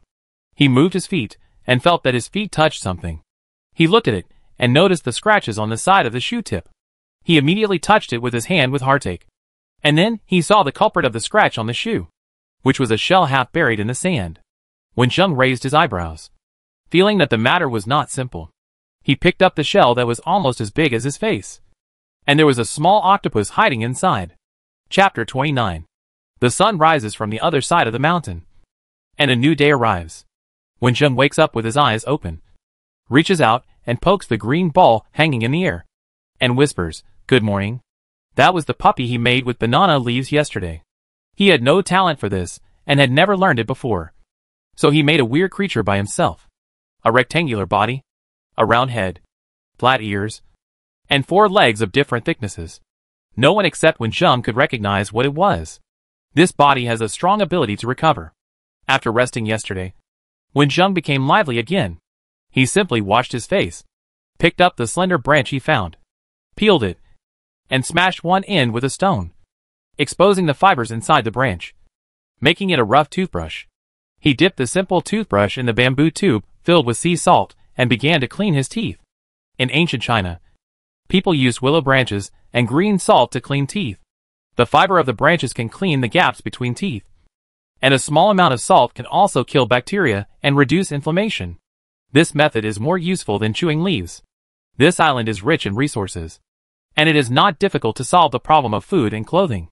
The difficulty is that there is no one to communicate with, and the long survival time, whether it is knitting a puppy or working hard to improve the quality of life. It is used to adjust Wenjing's mood. The shells found yesterday were cleaned by Wenjing, and he replaced the coconut shells to take over the position of the pot. On the first day of taking office, he cooked 2 pots of clams and 1 pot of shrimp. The 2 pots of clams cooked in seawater were taken out and dried, ready to be used as dry food for going out to explore. The shrimps are not big, but when Wenjing saw them, spicy crayfish, garlic crayfish, 13 spice crayfish, iced crayfish, the tastes he imagined were enough to make him drool. Unfortunately, he only had shrimps and no seasonings, so he could only boil or steam them. But these 2 methods could preserve the shrimp's own taste. Shrimp can only be eaten with your hands. After being boiled in fresh water, the red shell is removed by hand to reveal the white shrimp meat. Take a bite gently, and it is fresh, tender, elastic, and sweet, as if dancing on the tip of your tongue. A shrimp is gone in 2 bites at most, and in a few minutes, more than 20 shrimps have all entered Wenjing's stomach. Today is the 2nd day of Shell's tenure, and breakfast is the slender conger eel caught last night, which was raised in a bamboo tube by Wenjing using seawater. Wenjing picked up the bamboo tube and saw that the conger eel was motionless inside. He shook it quickly and made sure that the conger eel had some reaction, but was a little depressed. So he was relieved. After chopping, baking and cooling the old bamboo, Wenjung made it into a bamboo sword. He couldn't use an axe for everything. Used the bamboo sword to remove the head and internal organs of the conger eel. Cut it into small pieces along the texture of the fish meat, and stew it in hot water. Wenjung once ate eel slices cooked in soup. The slices were very thin, and could be eaten after being boiled in hot water for dozens of seconds. However, those were artificially cultivated river eels. Wenjung didn't dare to eat this wild conger eel like this. He stewed it for a long enough time before picking up a piece and eating it. The meat of the conger eel is very plump and has few bones. The fish skin is full of collagen, and even the soup tastes fresh and sweet. After a hearty breakfast, the sun has passed over the mountains behind and is shining on the beach. Wenjung is sensitive to the fact that today's temperature is higher than the previous few days. He doesn't have a thermometer to measure the temperature, but he believes in his feelings and wants to complete today's task as soon as possible. Today's task is to find a more suitable camp. Wenjung has two directions to look for: the forest behind and the gravel mountain in the south. It is easy to get lost in the large forest area, and it may be difficult to find a suitable place in a short time. And there may be some dangerous beasts in the forest. The gravel mountain and the bamboo forest are located in the south and north, and the distance is a bit far. If you live there, it will take a lot of time to go back and forth to the bamboo forest in the future. After dinner yesterday, Wenjung, who was well fed and well watered, thought for a few minutes and made a decision. Go to the gravel mountain first. It would be great if you can find a cave suitable for living. If not, you can only find a suitable high place in the forest to build a house. Taking advantage of the fact that the temperature was not too high, Wenjung simply packed up all his things. Before leaving, he walked into the shelter, took down the puppy woven from palm leaves, tied it to the bamboo basket with a rope, and said softly, "This is the 5th day of survival on the deserted island. We are going to set out to find a new camp. I hope we can complete this task today." Wenjung carried the bamboo basket and set out to the south where the gravel mountain was located. He first crossed the large reef and took some edible shellfish from the reef and put them into the bamboo tube filled with seawater. Fortunately, he found bamboo, but some things are difficult to carry with him. If today's process is not smooth, these shellfish and those cooked clams will be today's lunch. Try to walk under the shade of trees. The golden sand absorbs the heat, and the temperature is getting higher and higher. The further south you go, the fewer trees there are around.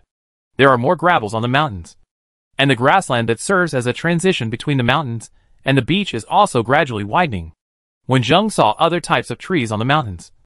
Tall trees, short shrubs, and vines entwined with them. But Wenjung didn't recognize them. The only one he recognized was the banyan tree with a tall crown that was far away. Wenjung kept walking evenly, and it took almost 50 minutes to reach the range of the gravel mountain. The hillside in front of him was relatively low, with some sunken stone pits, but the entrances were relatively small and not suitable for human habitation. There was a flat grassland at the foot of the mountain. The terrain of this grassland was higher. If there were no large and small stones on the mountain, it could also be used as a camp. However, there were many rocks on the hillside that looked unstable. Wenjung had no doubt that if a storm came, many stones would roll down from it. It would be a pity to destroy the house that was built with great effort, but it would be bad if someone was hurt. He could only continue to walk south. The gravel mountain was also quite large. The terrain gradually became higher, and the gravel became scarce. Wenjung kept a distance from the gravel mountain to avoid being hit by the falling gravel. Many beads of sweat appeared on his forehead. Wenjung carried a newly made small bamboo basket and tried to walk under the increasingly scarce trees, hoping that the shade of the trees could help him block the sun. The black clothes on his body absorbed heat the most. The sweat on his forehead slowly flowed down, and one of them happened to stay on his eyelashes. Realizing that his vision was blocked by sweat, Wenjung resisted blinking, as blinking would cause sweat to enter his eyes. Raising his hands wrapped in leaves, Wenjung casually wiped the sweat off his face, then pressed the hat on his head that looked more like a bamboo basket to minimize exposure to sunlight. When human skin is exposed to strong sunlight for a long time, it will cause various skin problems such as redness, swelling, and itching. If the sun is severe, the exposed parts may even peel. There is no luxury such as sunscreen on the island, and the size of the parasol that cannot be folded will hinder movement. However, there is no shortage of leaves and bamboo. Wenjung made a hat according to the method of making a bamboo basket, and then used leaves to fill the gaps between the bamboos, which could barely block the sunlight. He was wearing long-sleeved trousers, and except for his face and neck, Wenjing also wrapped his hands. The instep of his feet felt heavy as he moved forward. Wenjung looked at the time. It had been 90 minutes since he left the shelter, and he was a little too far away from the bamboo forest. He walked to the nearest tree, put down the bamboo basket on his back, took out a bamboo tube from it, and drank 2 sips of the sun-heated fresh water, slightly moistened his thirsty lips and throat, and stood here to rest for a while. It's not so easy to find a perfect camp, Wenjung persuaded himself in a low voice. I have been looking for so long. I must finish searching this area. It may take several days to find a camp in the jungle. Even if the cave is farther away from the bamboo forest, it is still acceptable in comparison. I hope the storm will not come before then. Today's temperature is too high, which gives Wenjung a bad premonition. After a few minutes of rest, Wenjung took another step. It will be even more difficult to wait until noon when the sun climbs above his head. Sweat began to flow down his back, and his clothes were soaked with sweat and stuck to his body. Wenjung turned a corner and saw 2 caves. He blinked quickly, wondering if he was hallucinating because of the sun. It was not an illusion. This was a steep rock like a wall. It was difficult for animals to attack from above or below. The rock was bare, without the kind of stones that might fall down, and there were no plants, except for the grass under his feet. There was no green at all. The 2 caves that Wenjung saw were on this rock. The entrances were different in size, and were a little high from the ground. Looking up and observing carefully, the cave with a larger entrance was a little too high, blocking animals in him. The entrance of the other cave was smaller, but it was enough for people to enter, and was closer to the ground. What made Wenjung most satisfied was that there was a long protruding rock half an arm's length above the cave, like a long eaves, which could block things falling from above, and also block the falling rain. Wenjung couldn't help but start to imagine that raindrops fell from the sky, hitting the protruding rocks, forming a rain curtain, and he was lying in the cave, and he could enjoy it if he was in a good mood. However, it is possible to encounter a storm with bad wind direction, and the wind will blow the raindrops into the cave. This is not difficult to solve. Wenjung thought about it, and made a bamboo raft to block the wind and rain. The lower end was inserted into the ground, and the upper end was leaning against the rock eaves. The bamboo raft was covered with leaves that could block the rain, forming a slope that could block the wind and rain for the cave. The bamboo raft can even be made movable, with a strong rope tied on it. When the weather is clear and windy, the bamboo raft is lowered to allow sunlight to shine into the cave. When encountering a storm, the bamboo raft can be pulled up with a rope. It's a perfect idea. Wenjung was excited about his imagination. Now there is only one problem. The entrance of this cave doesn't look big. I don't know if there is enough space inside for people to live. He needs to go up and take a look. Wenjing walked to the bottom of the rock, because there was no standard reference. He still didn't know how tall his original body was, but he felt it should be high. Just now, from a distance, he saw that the cave was not very high. Unexpectedly, when he got closer, he found that the location of the cave was slightly higher than his head, and it was a bit difficult to climb up. Chapter 30. The sunlight above his head was getting stronger and stronger. Wenjung was eager to find a place to shade himself and cool down. He quickly entered the cave. He raised his arms and put the bamboo basket on it. Wenjung stepped back a few meters, looking at the rock that was so smooth that there was no place to step. He accelerated and ran to the bottom of the rock and jumped suddenly. He supported himself on the edge of the cave with both hands, exerted the muscles of his arms, used the technique of pull-ups, and put his right knee on the cave. Finally climbed up. Wenjung half squatted at the entrance of the cave. The cave blocked the sunlight outside, so he didn't have to endure the feeling of being exposed to the sun. He shook off the pebbles on his hands and began to look at the cave carefully. The entrance of the cave was only half a person's height, but it was narrow outside and wide inside. It was not very deep, about 4 meters. Wenjung needed to bend halfway at the entrance of the cave, and he could stand up straight when he walked inside. The cave is very dry, without much moisture. There are some flying dust and small pieces of gravel on the ground. except for a few small bumps. The terrain is generally flat and suitable for human habitation. Looking out from the cave entrance, there is a slightly sloping grassland first, then a golden beach and a deep blue sea. Wenjung was very satisfied. This cave was very much in line with his wishes. The disadvantage of being too far away from the bamboo forest and coconut forest, two resource areas, was acceptable. At least it was not too far from the coast. We can move things here today, and then gradually transform this cave into a camp for long-term living. The leaves were spread on the ground. Wenjung sat and wiped the sweat from his head, quietly waiting for his physical strength to recover. He began to plan how to transform this cave in his mind. This was a big project. The entrance of the cave is too high, so it is not convenient to go up or down. Since we have to make a bamboo raft to keep out the rain, we can also make a small bamboo raft to act as a slide. But that is for later work. After simply piling up the gravel in the cave, it was already noon, and lunch became a problem. Although Wenjung brought a fire with him, there was no wood around that could be used as firewood, and Wenjung did not want to go out to collect it under the sun, and the weather outside was too hot, so he had no idea of making a fire. He turned over the bamboo basket, and the shellfish collected from the reef in the morning gave off an unpleasant smell due to the high temperature, and it was obviously inedible. However, the clams cooked yesterday were still safe and sound in the bamboo tube. The shellfish were wrapped in leaves and thrown under the rocks first. Wenjung picked up the dried clam meat with chopsticks and ate it. It's a bit hard, with a light salty taste, barely swallowable. Wenjung commented simply, "This should be the worst meal I've had so far." Sitting in the cave, half leaning against the stone wall, Wenjung took a short nap. When it was no longer sunny outside, he left the cave with an empty bamboo basket and an axe. The air outside was still hot and stuffy, making people restless. But Wenjung had no time to rest. He always had a premonition that it would rain tonight. He needed to pick up dry firewood and store it in the cave before the heavy rain came.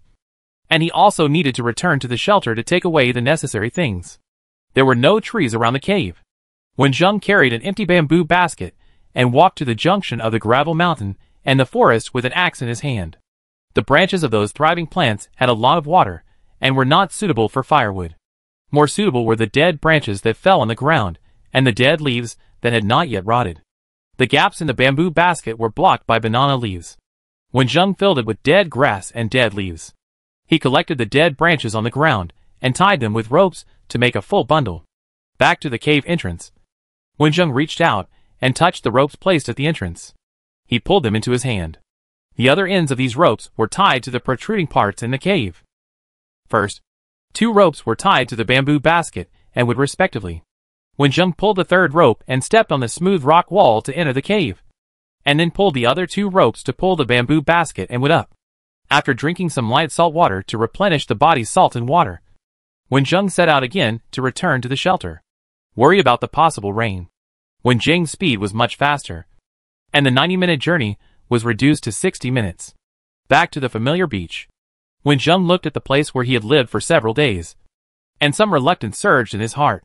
He was not going to dismantle the shelter, or he would use it in the future.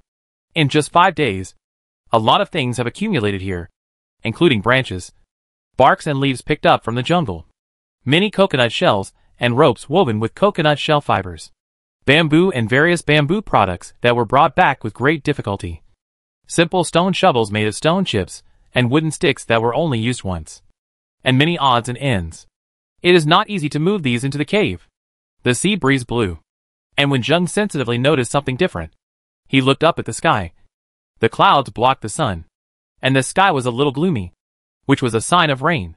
Should he stay in the shelter or rush to the cave with his things as soon as possible? Wenjung chose the latter. After all, the shelter's rainproof ability is not strong. And his bed. It was also located on the ground that was easily wet. He had to speed up the packing process, discard some unnecessary things, pick up the large bamboo basket that he made at the beginning, and put the bamboo tubes filled with fresh water and sea salt in the bamboo basket vertically with leaves and ropes wrapped around the tube mouth. The ropes twisted in his spare time were stuffed into the gaps of these bamboo tubes, and coconut shells and large shells used as utensils were placed on the bamboo tubes. The bamboo basket was soon full. One of the 3 rows of bamboos transported back had been used up. and the remaining 2 rows were stacked together. Wenjung separated them and prepared to take one row away first, in case the wind direction was facing the cave. The bamboo raft could be used to block the wind and rain. There were also airplane cushions in the shelter, which were wrapped in layers of wide banana leaves to minimize the possibility of being wetted by raindrops, and tied to the bamboo raft together with a simple stone shovel. Looking back at the shelter, Wenjung hurriedly set off with the bamboo basket on his back and the bamboo raft. The buffer zone between the reef beach and the forest was slightly flatter. Wenjung took the bamboo raft to cross there with great effort. The rest of the journey was much smoother. He tried to rush to the cave at a faster speed, continuously moving forward along the gravel mountain. Wenjung could feel that the angle of the wind blowing on his face had changed. In fact, it was not the angle of the wind that changed, but the direction of his walking that changed unconsciously. The gravel mountain had a not very obvious arc. As soon as Wenjung arrived at the location of the cave, he felt the dripping raindrops on his neck. The rain was not heavy at this time, and it was dripping down. The rain mixed with the sweat on Wenjung's head. Fortunately, the sea breeze blew parallel to the cave entrance. As Wenjung expected, the stone eaves above blocked the rain, and a rain curtain fell from above, so the rain would not enter the cave. The fire lit before leaving had not been extinguished. In the dark environment, the jumping flames were particularly conspicuous. Wenjung put the bamboo basket on the ground, simply lifted up the bamboo raft, and leaned it against the rock. Seeing that the top of the bamboo raft had not reached the lowest point of the cave entrance, Wenjung's mouth twitched twice. The cave was a bit high, and the bamboo raft was not long enough, so it could only serve as a slide. Putting the bamboo raft on the ground, Wenjung transported everything into the cave and put away those things that were not needed and could not get wet. Wenjung took off his shoes that could not be soaked in water for a long time, put on the bamboo basket again, took a simple stone shovel, and went down the cave barefoot by pulling the rope. Rainwater is a rare fresh water. Of course, we must take this opportunity to collect as much as possible. Whether it is coconut shells or shells, all containers that can hold water are placed on the ground. These are not enough, and they cannot store too much water. Wenjung's eyes touched a shallow puddle around him, and he ran over to dig in the rain. The simple stone shovel that was made to dig a pit to collect groundwater was used again. More dark clouds approached the island, and the sky was dark. The rain gradually became heavier. The raindrops, which were as thin as cow hair, as fine as flower needles, and as fine as silk, turned into bean-sized raindrops, falling all over the sky. The stone shovel tied with a rope was not strong. Under Wenjung's vigorous digging, the wooden stick broke and escaped from the control of the rope, separating from the stone. Wenjung, who was soaked all over, looked at the half-meter deep earth pit, gave up digging, and returned to the cave. With the arrival of the rainstorm, the temperature suddenly dropped.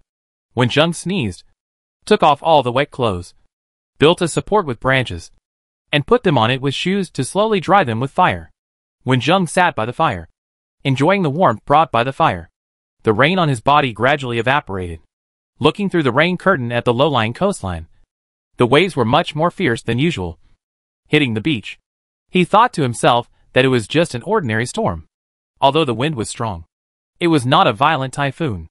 There was no thunder and lightning, so it was not too bad. This rainstorm came and went quickly. When Wenjung's clothes were half dry, the rainstorm outside stopped. It was already late at night, but Wenjung had no intention of sleeping. He put on his half-wet and half-dry clothes and ran to the coast with a bamboo basket. After the rainstorm, there should be a lot of marine life stranded on the beach. He had no food now. The climate of the island is so unpredictable. It was a torrential rain just now, but now it has become calm. Only the fallen leaves and running water on the ground, as well as the marine life stranded on the beach, proved the arrival of the rainstorm. Wenjung had a good harvest today. 5 conger eels longer than the palm, 6 crabs larger than the palm, many clams, and even dug out several huge conches. After harvesting a lot of food and picking up a few large shells, Wenjung cooked the crabs that were easy to run away for dinner today, and kept the rest in bamboo tubes filled with seawater. He slept on the airplane seat that was not wet, next to a bonfire surrounded by stones.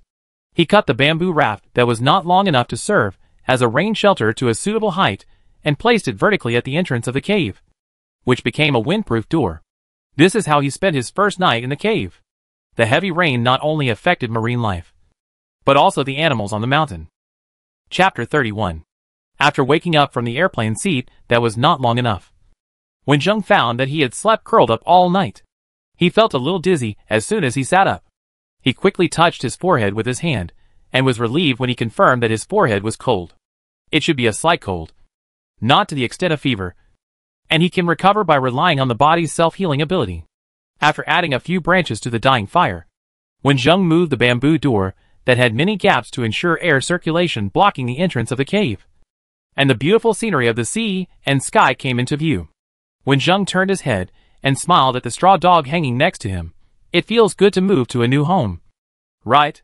On the 6th day of survival on the deserted island, we have a new home that is not afraid of rain, heat and sun.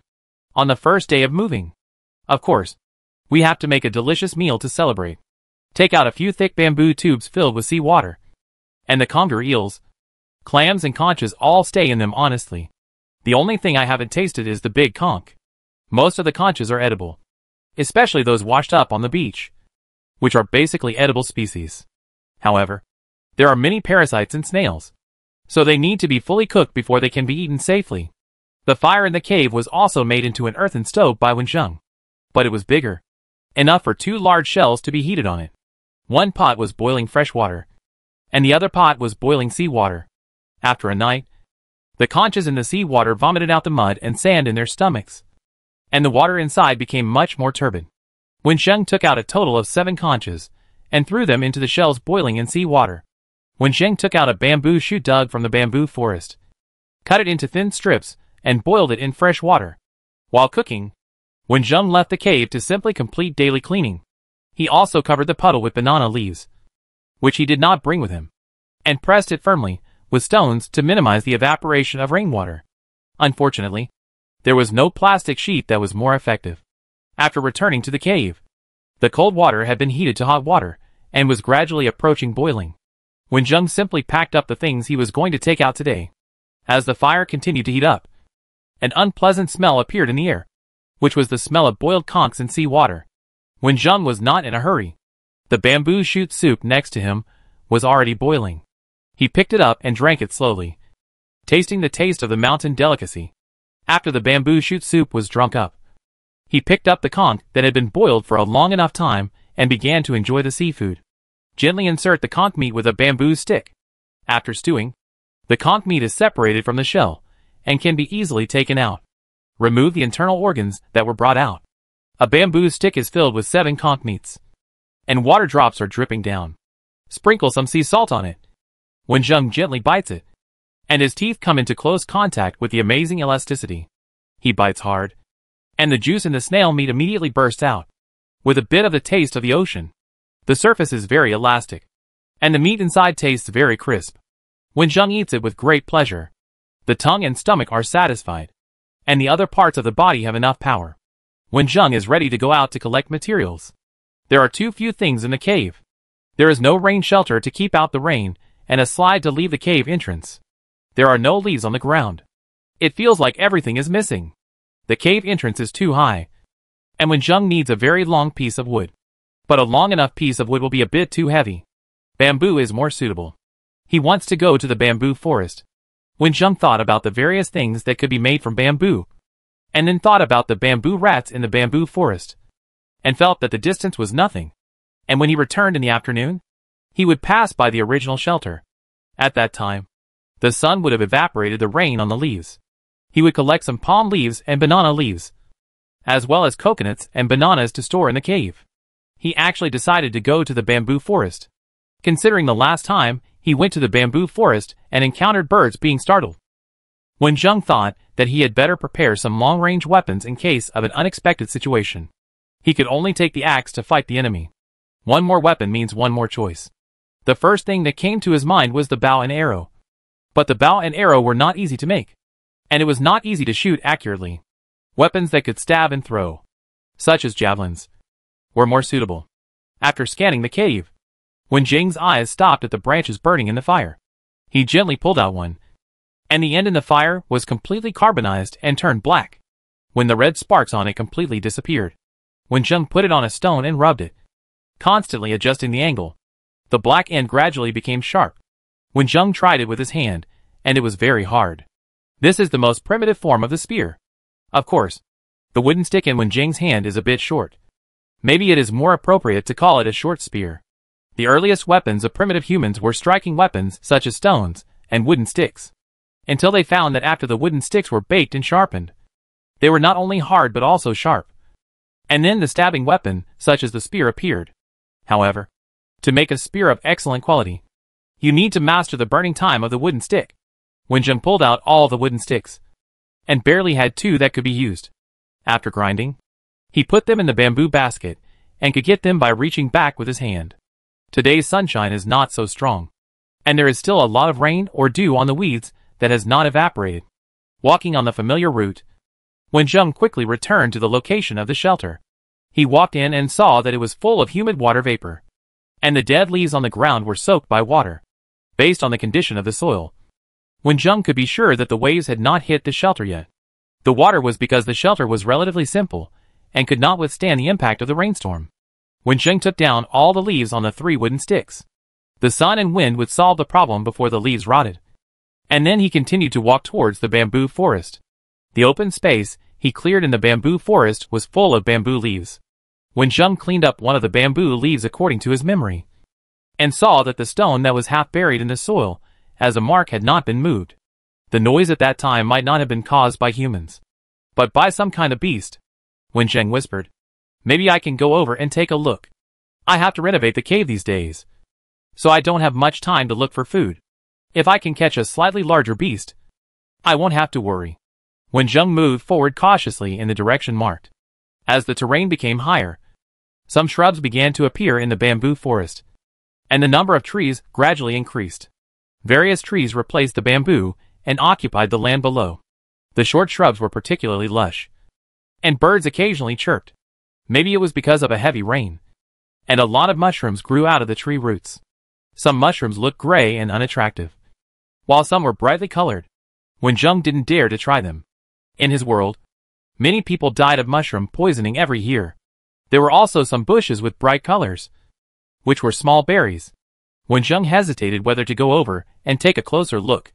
If there were birds pecking at them, they were generally edible.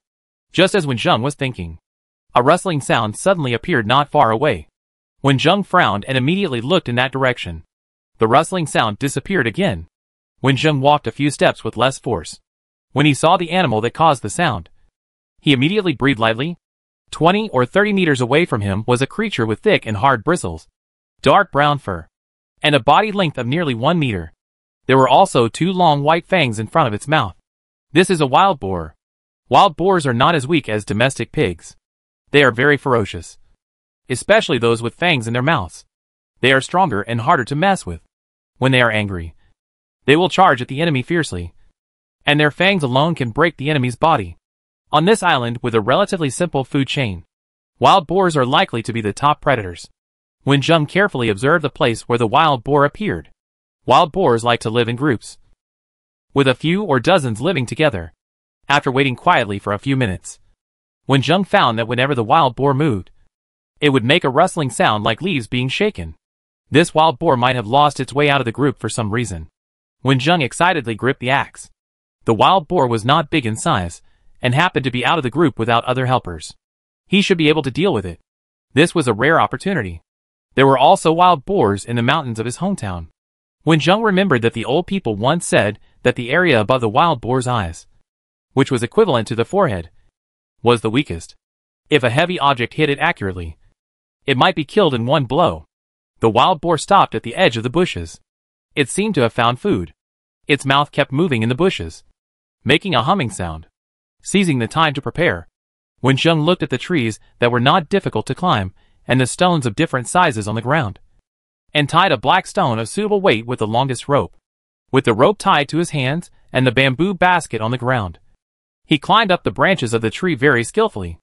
The wild boar ate without even raising its head. Wenjung hurriedly pulled the rope to pull the stone up. Seeing that the wild boar had no tendency to raise its head, Wenjung grabbed one of the wooden spears from behind and threw it at the wild boar. There was a whistling sound of breaking through the air, and the wooden fork appeared on the wild boar's back, and then fell to the ground. The wild boar had hard fur on its body, and often rolled in the mud. It had armor made of mud on its body, so it was difficult to hurt it with this kind of attack. However, Wen Jing's purpose of throwing the spear was not to kill the wild boar. The attacked wild boar felt pain and looked in Wen Jing's direction. Now! As soon as Wen Jing's eyes caught the wild boar's movements, his arms naturally raised the stone. His muscles bulged, and the stone was thrown over. Bang! The weak point above the middle of the wild boar's eyes was hit, and the whole pig fell to the ground, with its legs twitching constantly. Wen Jing held his breath, took out another wooden spear, and shot at the wild boar's eyes. The wooden spear shot into the wild boar's eyes at an angle. Blood flowed from it, and the whole pig was motionless. Wen Jing then recovered his breath, slid down from the tree, and held the axe and chopped it hard from the wild boar's neck. I shouldn't underestimate the physical fitness of the original body. The bow and arrow can be made completely. Wen Jing stared at the wooden spear and thought, and he had a headache about how to transport this wild boar back. It was too heavy to carry the whole thing back, and it was a bit too far. So he had to transport the wild boar back to the bamboo forest, cut it up, and throw away the parts that needed to be thrown away, and take the good parts back. Wen Jing tied the two hind legs of the pig with a rope, bent down, and was about to pull the pig away when he saw the bushes that attracted the wild boar to stay. There was a small bird's nest inside, and there was only one living bird egg in a broken eggshell. The bird egg was oval, white with a hint of blue. It looked beautiful. It should taste good too. Chapter 32. This bird egg is pretty good, but it's too small. Wen Jing picked up the bird egg and put it in a bamboo tube in the bamboo basket. You can cook a bird egg tomorrow morning for a change of taste. He dragged the wild boar with both hands to an open space with fewer plants. The smell of blood might attract other wild animals. What Wen Jing was most worried about was that the remaining wild boars would smell the smell and come over. So he had to kill it faster. The ground under his feet absorbed yesterday's rain and became particularly soft. Wen Jing quickly dug a large pit, picked up a few thick branches on the ground and placed them horizontally, and then put the wild boar on the branches, so that the blood could flow into the pit. Wild boars are not as easy to cut as bamboo rats. Their fur is not only hard, but also wrapped in dry and hard soil. However, Wen Jing has a fire axe in his hand. He chopped the wild boar's neck with the axe, and the blood sprayed into the pit and then dripped slowly. Then, he carefully cut open the belly from the neck, and the organs in the belly were exposed with the unpleasant smell. Wen Jing frowned and wrapped his hands with leaves and ropes. Compared with other parts, the internal organs contain more parasites and are also the gathering place of various bacteria and viruses. In addition, the intestines and stomach are full of undigested food, which is very troublesome to clean. Wen Jing simply took out all the internal organs and threw them into the pit, and threw away the leaves and ropes in his hands. Pig skin is waterproof, can be spread on the ground to make pig skin carpets, can be made into sleeping bags or clothes, and can also be made into pig skin backpacks. But it is necessary to peel it off as completely as possible. Wen Jing concentrated, holding the pig skin with one hand and using the axe blade to hold the part where the skin and flesh were connected with the other hand, controlling the force and slowly cutting it down. The bamboo rat skin he peeled last time was torn and useless. But fortunately the pig skin was thicker, and Wen Jing finally peeled out a relatively complete piece. Many insects sensed the smell and rushed here in groups. Wen Jing's ears searched for various sounds, and he was a little nervous when he heard any movement. But his hands were always steady. Wild boars are not as white and tender as domestic pigs, and they don't eat, drink and sleep every day like domestic pigs. They often run in the mountains and forests and roll in the mud.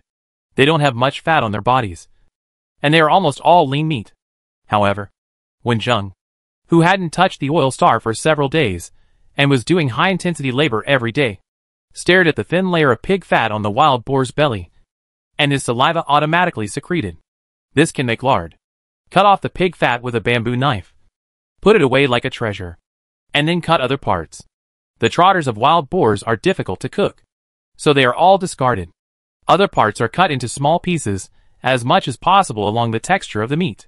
The bamboo basket was filled to the brim, and the pit was quickly buried. Wen Jing quickly left here with the bamboo basket on his back and ran to the open space in the bamboo forest. No other animals caught up with him, so Wen Jing stopped. He felt the wind direction and found that the open space was just downwind. Before bringing the meat back to the cave, he had to dehydrate the meat in a relatively high temperature environment. If the meat is not effectively preserved, it will be occupied by bacteria in a very short time and rot quickly. In modern society, there are many ways to preserve meat, including refrigerator freezing and vacuum preservation after the development of science and technology, and the method that has been used since ancient times. That is, pickling, air drying and smoking meat, and more often combining these methods together. If the meat is simply pickled, the taste will be ordinary, and the storage time will not be extended much, so it will generally be processed again. For example, the pickled meat is hung in a cool and ventilated place to air dry, which is the air-dried meat we usually eat. The pickled meat can also be exposed to the sun to get bacon.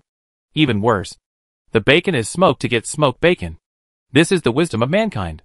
After fresh meat is processed in this way, it can not only be preserved for a long time, but also tastes different from fresh meat. Wen Zheng and his grandfather make bacon and sausage at home every year, and they can be preserved for a year if they are well made. He also ate the smoked meat made by Grandpa Gu himself, and everyone ate it voraciously. Grandpa Gu watched them eat and smiled and introduced his method. Pickling requires a lot of salt. Wen Zheng only has enough sea salt for daily use, and he didn't bring much this time, so it's too late to boil it now. Both smoking and sun exposure take a long time, so the most suitable method should be smoking. Smoking uses the smoke from burning plants. These smokes can help the moisture of meat evaporate, and the smoke slowly enters the meat, which can also give the meat a special fragrance. The smoke from burning different plants will affect the taste of smoked meat. Wen Zheng looked around and found that bamboo was the most common. It should be good to use bamboo for smoking. Carrying a bamboo basket and searching in the bamboo forest for a few minutes, Wen Zheng cut down a few bamboos and found a lot of flat stones, all of which were brought back and piled on the ground. Then he cut off the top, roots and leaves of the bamboo he pulled back, built 2 simple smoked meat racks with wooden sticks, and strung the pork with ropes and tied them inside the smoked meat racks. A fire was lit under the smoke rack, and the smoke from the burning bamboo leaves slowly rose up, covering the wild boar meat. Wen Zheng took out a wide banana leaf from the bamboo basket and placed it outside the smoke rack, which could slow down the smoke from drifting away. That is, reduce the smoking time. Smoking takes a long time, and Wen Zheng was not in a hurry to make another fire next to it. He first turned the pig skin over and carefully roasted it with the fire, and then put it aside to dry. Then he piled up the stones next to the fire and put the big shells on top. When the water in the shells evaporated completely, Wen Zheng carefully took out the pork fat wrapped in banana leaves from the rough basket, cut it into small pieces, and put it into the shells. The white fat slowly shrank and gradually turned golden yellow, and the lard was boiled out continuously. Wen Zheng stared at it intently, and when it was almost done, he added a little sea salt to it. The salt can extend the shelf life of the lard. When the lard stopped shrinking, Wen Zheng took the shell off the fire and boiled out all the fat inside to turn it into golden lard, which is also a delicious food called lard residue. Wen Zheng picked up the lard residue with bamboo chopsticks and put it in his mouth and took a bite. It was salty, fragrant and crispy, without so many seasonings. Just a little bit of salt made it delicious, just like the taste in childhood memories. I want to eat buns with lard residue, Wen Zheng murmured to himself. When he was a child, his family would always put lard residue into the chopped stuffing after refining oil and make buns. Not every bun has lard residue, and it is a special surprise every time you eat it. After eating several pieces in a row, Wen Zheng resisted the idea of continuing to eat, and put the remaining lard residue into the bamboo tube. There was no other container, so Wen Zheng had no choice. The boiled lard had to be put into the bamboo tube after it cooled down. Lard residue alone was not enough to fill the stomach. The stones beside the fire had become extremely hot, so he wiped the stones clean with leaves. Wen Zheng took out the freshly picked bamboo shoots and the pork tenderloin that had been left unsmoked. The bamboo shoots were shelled and the older roots were removed, leaving the tenderest part. The tenderloin was cut into thin slices, washed several times with bamboo water, and then sprinkled with sea salt for simple pickling. Wrap the pickled tenderloin with bamboo shoots and place it on a stone slab to slowly bake. Wen Zheng turned it over with chopsticks from time to time. The moisture of the bamboo shoots was roasted out and slowly seeped into the meat it wrapped, while also absorbing the salt of the pickled meat. Wild boars are not processed like domestic pigs, and often have a strong stench. Smoking can cover it up as much as possible, but roasting does not have this effect. Wen Zheng deliberately selected tenderloin with a lighter taste, washed it with bamboo water and marinated it with sea salt, and then absorbed the moisture of bamboo shoots. Wen Zheng tasted it, and his eyes were immediately brightened. The smell of mutton was almost imperceptible, and the fragrance lingered on his lips and teeth after taking a bite. The fresh bamboo shoots were very crisp and tender, and the combination of meat and vegetables was perfect. After eating the grilled bamboo shoots and barbecued meat, Wen Zheng was still unsatisfied and set his sights on the rest of the wild boars. But he had to consider sustainable development. In real life, there are many examples of people stranded on deserted islands. Some people were rescued after staying for a few days, while some people may have lived on the island for several months or even years. Wen Yang's mission was to live on the island for a year, so he had to consider more. Either unlimited killing would cause a species to be unable to reproduce, destroying the food chain of the island, which is easy to happen on an island with a simple food chain, or moderate hunting in a restrained manner. The best way is to capture live animals and raise them in captivity, which can also make their meat better. If they are successfully kept in captivity, it means a constant supply of food. Wen Zheng can't help but be tempted, but a detailed plan is needed. Wild boars usually live in groups, and it is rare for them to be alone. Wen Zheng can deal with one wild boar, but not a group. He needs to find the places where these wild boars often go and set traps to catch them. There are mammals living in the mountains and forests, which means there is fresh water in the mountains and forests. There are caves to live in. Fruits are coconuts and bananas. Vegetables are bamboo shoots. Meat is wild boar, bamboo rats and various seafood. If there are crops, let alone a year, I am afraid I can live on this island until old age. The premise is that there are no natural disasters, and Wen Zheng has not gone crazy because of being too lonely. There is little possibility of crops on the island, but there is also a system store. Wen Zheng hopes to complete a hidden task and use points to exchange for crop seeds with a shorter growth period. Potatoes are very good. Wen Zheng couldn't help but enjoy it. He touched the bulge on the back of his head that had long disappeared, hoping to recall the original owner's memory as soon as possible. This matter was very likely to be a hidden task, with the expectation of the future. Wen Zheng was full of motivation to cut bamboo. He used his height as a reference and cut the bamboo into appropriate lengths. Several hours passed quickly. The color of pork deepened a lot after smoking. Of course, authentic smoked meat would not be smoked for only a few hours, but this degree could ensure that the smoked meat would not go bad before Wen Zheng finished eating it. Putting the smoked meat in the bamboo basket and pulling the tied bamboo, Wen Zheng set out on the way back in the sunset. On the way, he did not forget to pick palm leaves and banana leaves and collect dead branches and leaves. When he arrived at the cave, the sky was full of stars again. The bamboo raft must be long enough this time. After returning, Wen Zheng immediately erected the bamboo raft at an angle. He estimated that there was not much error. The long bamboo raft could be used as a rain shelter, and the short bamboo raft could be used as a ladder to go up and down the cave. Just find a way to fix it tomorrow. Back in the cave, he sorted out today's harvest.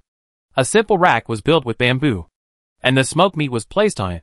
The dead leaves were piled on the ground as a mattress. The pigskin had not been processed yet, and had an unpleasant smell. It was passed through a rope and hung on the bamboo raft outside. And bird eggs. Wen Zheng casually put them on the collected firewood. The temperature on the island at night was relatively low, and there were no warm clothes. In order to avoid catching a cold, Wen Zheng could only build an earth stove in the cave. There were too hard to burn wood inside, and the opening on the top was covered with stones. The ventilation holes on the side were in the opposite direction of where Wen Zheng slept to prevent fires, so that the cave could be much warmer. Late at night, Wen Zheng, who was sleeping soundly, did not hear the crackling sound in the cave. Chapter 33. Wen Yang's hair was messy. He squatted in front of the pile of firewood. After several minutes, he stretched out his right index finger in a trance. And just as he touched it, he suddenly retracted it. To be honest, he was a little confused now. Who would have thought that the bird eggs he picked up yesterday would hatch today? Wen Zheng just woke up in the morning and was still sleepy. He turned his head and looked at the place where the firewood was piled. He blinked and rubbed it with his hands twice to make sure it was not his illusion. He ran over without even wearing shoes. The newly hatched chick in front of him didn't even open its eyes. It had soft yellow feathers all over its body. But these feathers didn't seem to keep warm. The chick curled up on the broken eggshell and didn't move. It looked like it was frozen to death. The residual temperature on the index finger made Wenjung sure that it was still alive. It seemed that this kind of bird living on the island had a very tenacious vitality. Perhaps because of the touch just now. The curled-up chick suddenly moved its head towards Wenjung, and its small claws trembled. This extremely small movement woke Wenjung up, and he quickly pulled a coconut shell over, stuffed some dry leaves and weeds into it, and put it on the ground. His movements became gentler before he touched the chick. He carefully held the chick in his hands and gently placed it in the coconut shell. Not feeling at ease, he covered the chick with a piece of dead leaves. The temperature in the cave was not low, but Wenjung still added a few more branches to the pit, and the flame soon became strong. The chick moved its head again, and its mouth kept opening and closing.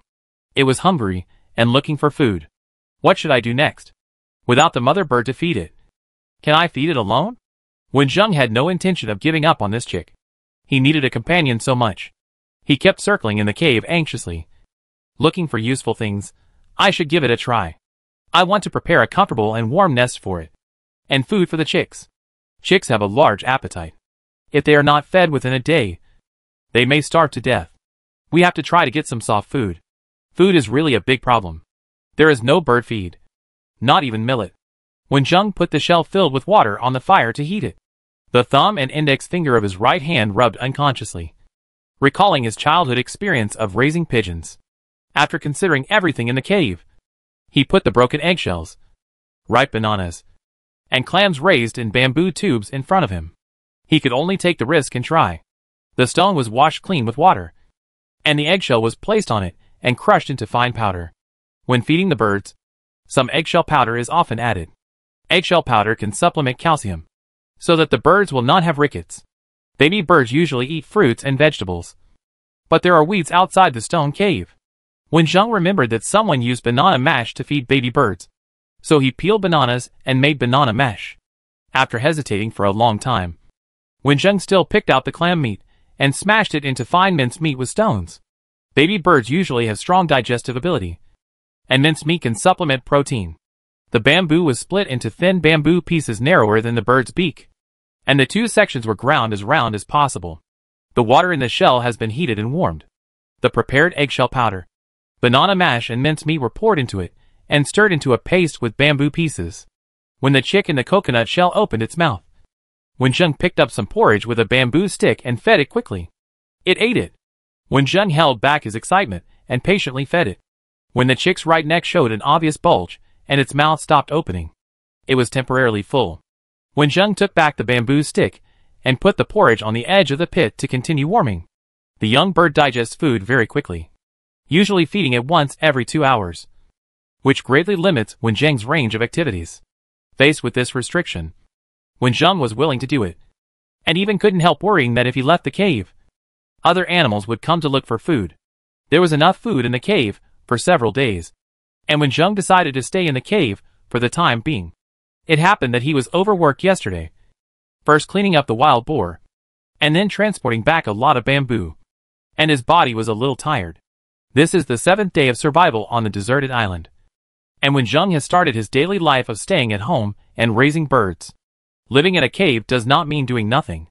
Wenjung feeds the chicks every day and cleans the bird nest made of coconut shells. It is not easy to take care of the newly born chicks.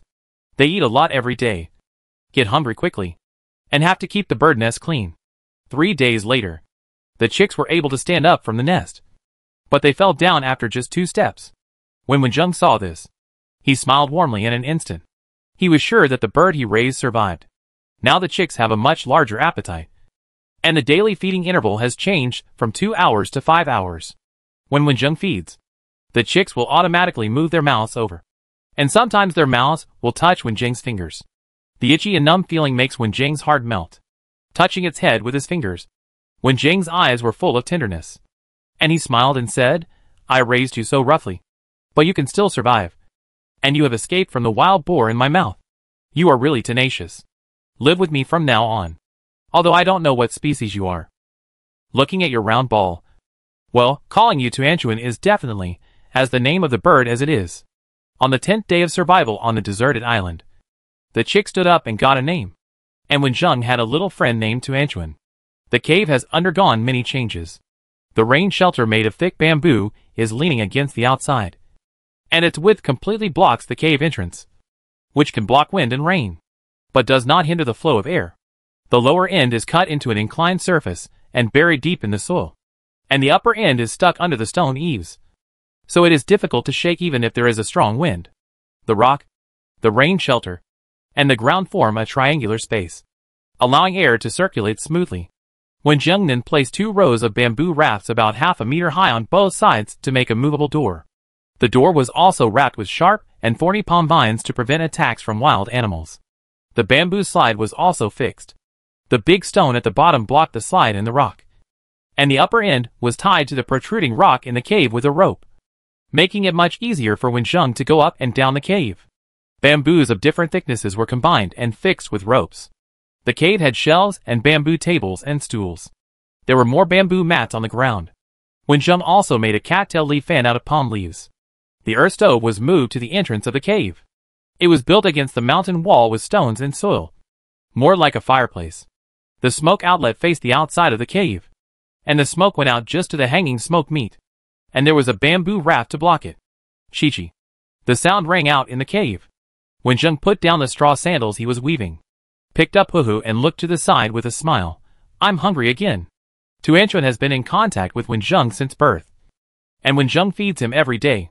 He regards Wenjung as his own parent. The bird's nest is placed next to Wenjung. Tuanchuan is usually quiet, and only calls Wenjung when he is hungry. After eating, he stays in it, not making a sound or moving. I don't know if he is lazy or aloof. Wenjung poked Tuanchuan's head with a smile. Although he is only a few days old, his personality can be seen. After eating, Tuanchuan stared at Wenjung's movements with his big eyes, and fell asleep soon. Like human babies, chicks always sleep. They absorb the energy of food in their sleep and develop as quickly as possible. Wenjung continued to think with the straw rope. He wanted to weave a pair of straw sandals with the straw rope. The sneakers on my feet are of good quality, and have not been worn much after wearing them for so many days. However, they are easy to get wet when worn at the beach, so they are not as suitable as straw sandals. Straw sandals are usually made of straw.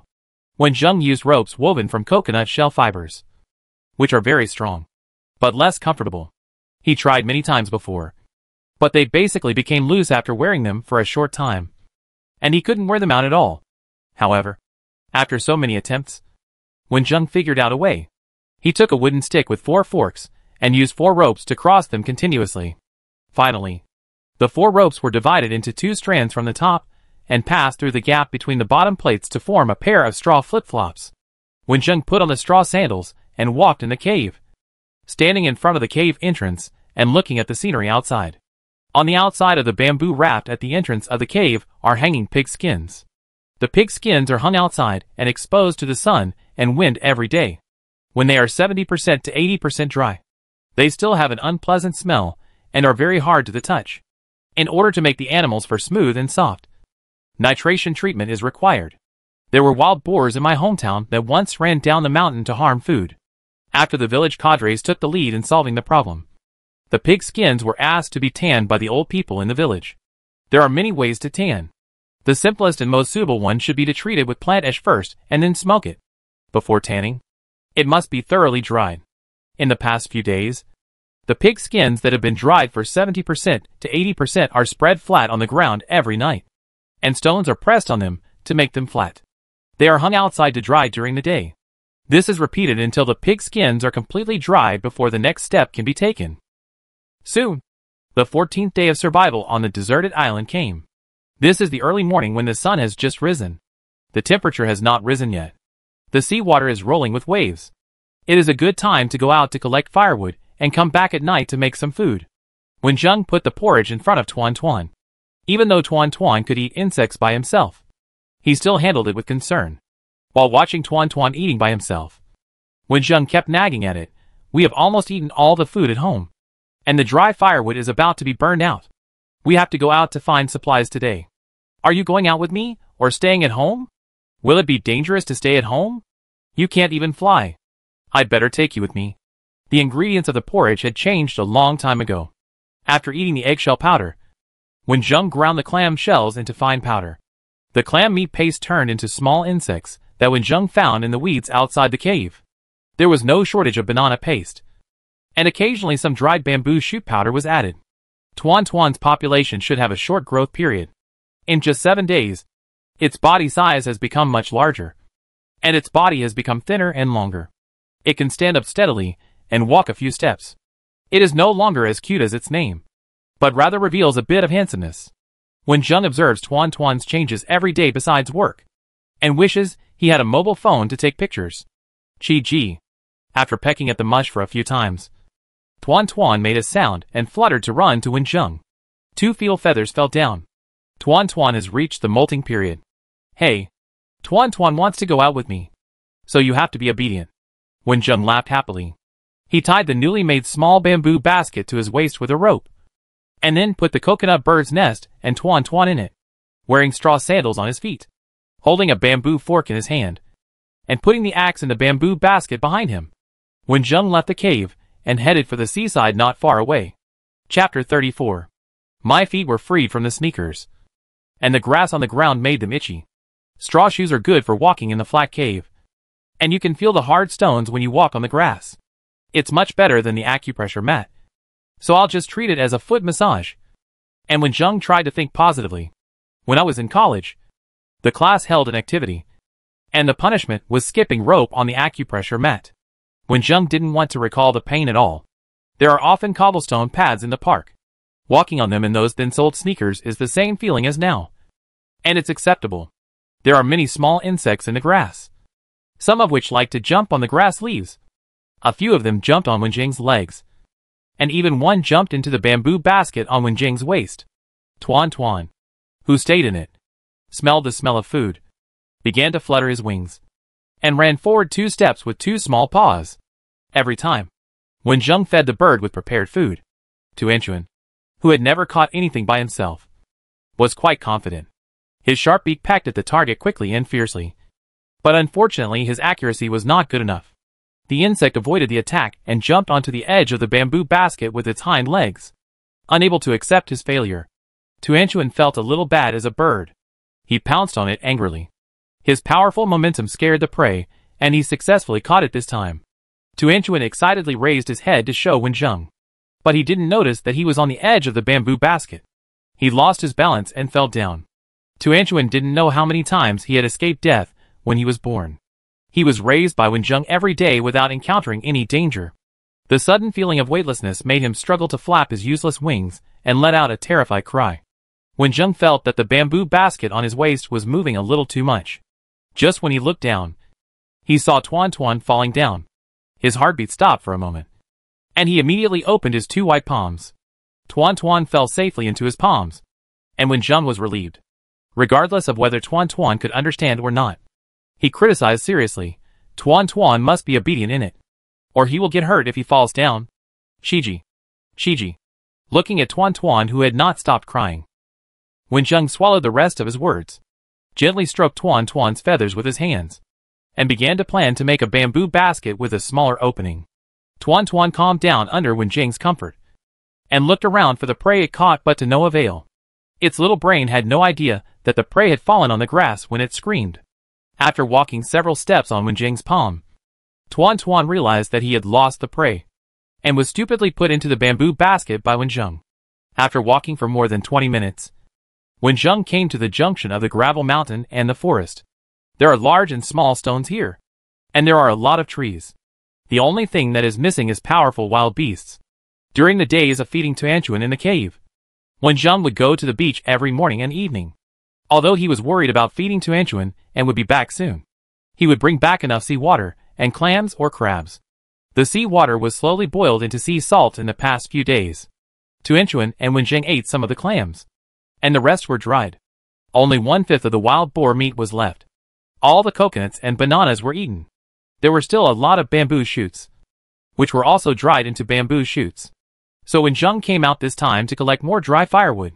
There were not many dry firewoods on the ground, but these plants growing naturally in the wild had not been trimmed and had many branches. Wenjung cut some from each tree, trying not to affect the growth of the trees. Tuan Tuan was released. This forest had no natural enemies for it. Everything was divided into edible and inedible. It was heaven for it. It trotted on the ground with 2 pairs of thin legs. It took only a few minutes from chasing insects to running happily to Wenjung after catching one. Catching insects is really a natural ability of birds. Only Wenjung looked at the various insects presented to him by Tuan Tuan and laughed and cried. He still preferred to eat the meat of other animals. The insects were taken back to dry and grind into powder, so that Tuan Tuan would not have no food when it rained. When it gradually became cooler in the afternoon, Wenjung took the collected firewood, as well as a lot of vines and dead leaves, back first. The firewood was temporarily piled outside the cave. There was no more room in the mountain, so he needed to find other storage locations. In the evening, the sea began to rise, and Wenjung came to the beach again. Straw sandals protect feet from scratches, although they are not very comfortable to wear. The advantage is that they are easy to make after mastering the method, and you don't feel bad if they are broken. Unlike sports shoes, which will become rotten inside after being soaked in sea water for a few times. Wenjung strolled to the coast. The sea water was not receding at this time. He put the bamboo basket on the beach, thought about it, put Tuan Tuan in it, carefully covered it with leaves, and stepped into the sea water with a bamboo fork. The afterglow of the sunset shone on the sea surface. The shallow sea was clear, and everything was clearly visible. Many shrimps and crabs swam by, but they were too small to get Wenjung's attention. Wenjung just wanted to catch more fish this time. When the seawater was about to reach his knees, Wenjung stopped, held the harpoon tightly, and scanned the surroundings with a piercing gaze until a black shadow larger than the palm of his hand approached. Because of the refraction of light, what we see is not necessarily true. This is the physics knowledge learned in junior high school. When forking fish, you should fork it at a lower position than what you see. Wenjung held his breath and waited until the black shadow swam a little slower. He held the bamboo fork and forked it into the water without hesitation. As soon as the bamboo fork entered the sea surface was surging. Sea fish are more sensitive to danger than river fish. They flick their tails and change their positions before the bamboo fork arrives. Without any frustration, Wenjung continued to look for other targets. If the second time didn't work, he would come for the third time. On the 5th time, Wenjung finally felt that the bamboo fork had forked fish meat. Wenjung lifted the bamboo fork, which was forked with a silvery white pomfret. Pomfret is a common edible fish with very tender meat. It was strung with a rope and held in his right hand. After mastering the feel, he never failed. When the sea water receded, there were 6 plump fish hanging on the rope in Wenjung's hand, 4 of which were flat pomfret, and 2 were slender sea eels. All the fish were killed by bamboo forks. He dug them up and cleaned them on the beach, then put the fish meat in a bamboo tube. Then he returned to the beach. Tuan cried out curiously when he smelled the fishy smell. Wenjung patiently comforted him. Don't worry. Eat it when you go back later. There was still a lot of food on the beach after the tide receded. Various seabirds flew down to peck at the food. Tuan listened to the seabirds' calls and chirped in the same way. But the sound was a little too small, and only Wenjung could hear it. Wenjung was digging on the beach, when fresh clams were dug out. Tuan, who was familiar with the food, instantly forgot about the seabirds and only had food in his eyes. No matter what it was, as long as it was food, he collected it and put it in a bamboo tube and put it in a bamboo basket. When the sky gradually darkened, Wenjung straightened up, rubbed his sore waist, and walked towards the cave, picking up the fallen feathers of the seabirds as he walked. At night, a bonfire was lit outside the cave. Wenjung had already thought about the food arrangement and used 3 fresh pomfret as dinner for today. Pomfret tastes delicious and has few bones. It is one of the common ingredients for making canned fish. There are many ways to eat pomfret, whether it is steamed, braised or sweet and sour. It has a unique flavor. This time, Wenjung wanted to use a method that he had not tried since he came to the island. This method is to bake the meat, which can retain the freshness and moisture of the fish to the greatest extent. A lot of stones were put into the fire. Wenjung first processed the clams. He inserted the bamboo and slid it left and right to open the clam shells. Tuan was pecking at the clams nearby, enjoying himself so much that he could even crack the shells. These clams will be dried and preserved after being cooked. When Wenjung finished processing the clams, the stones buried in the fire absorbed the heat and became extremely hot. But this time Wenjung did not plan to use stone slabs for roasting. He dug a pit of medium size and buried the hot stones in it. 3 clean pomfret with sea salt and bamboo shoots in their bellies were wrapped in palm leaves and placed inside. The pit was covered with soil, and the fire was moved to the top of the pit to continue burning. The pit below became a small oven. Wenjung waited impatiently for more than 30 minutes, moved the fire away, dug up the earth pit, and picked them up with chopsticks, wrapped with palm leaves and ropes, and untied them carefully. The fish meat inside was not stained with any dirt. After untying the palm leaves that had not been stewed yet, the fragrance appeared in the air with white mist. Tuan Tuan wanted to take a bite anxiously, but was stopped by Wenjung. The fish was hot now, but he could have a bite. Wenjung stopped the anxious Tuan Tuan with one hand, picked up a piece of fish meat with chopsticks with the other hand, and threw it into his mouth without hesitation, without being roasted directly by the fire. The moisture was locked in the meat, not as charred as roasted, but with a bite. The juice in the meat flowed into the mouth, and the taste was excellent. After Wenjung took a bite, he picked up a little from the unsalted pomfret next to him. After confirming that there were no bones, he gently blew it cool and put it in front of Tuan Tuan.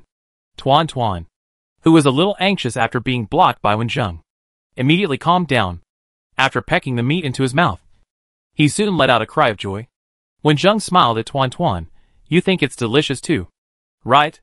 The fish made in this way is simply bursting with taste, overflowing with juice, fresh and tender. He wants to try this method to deal with other meats, but it's a bit troublesome to dig a hole. Wenjung finished the 2 pomfret with the bamboo shoots inside, and Tuan Tuan ate half of the pomfret without salt, and didn't stop eating to continue.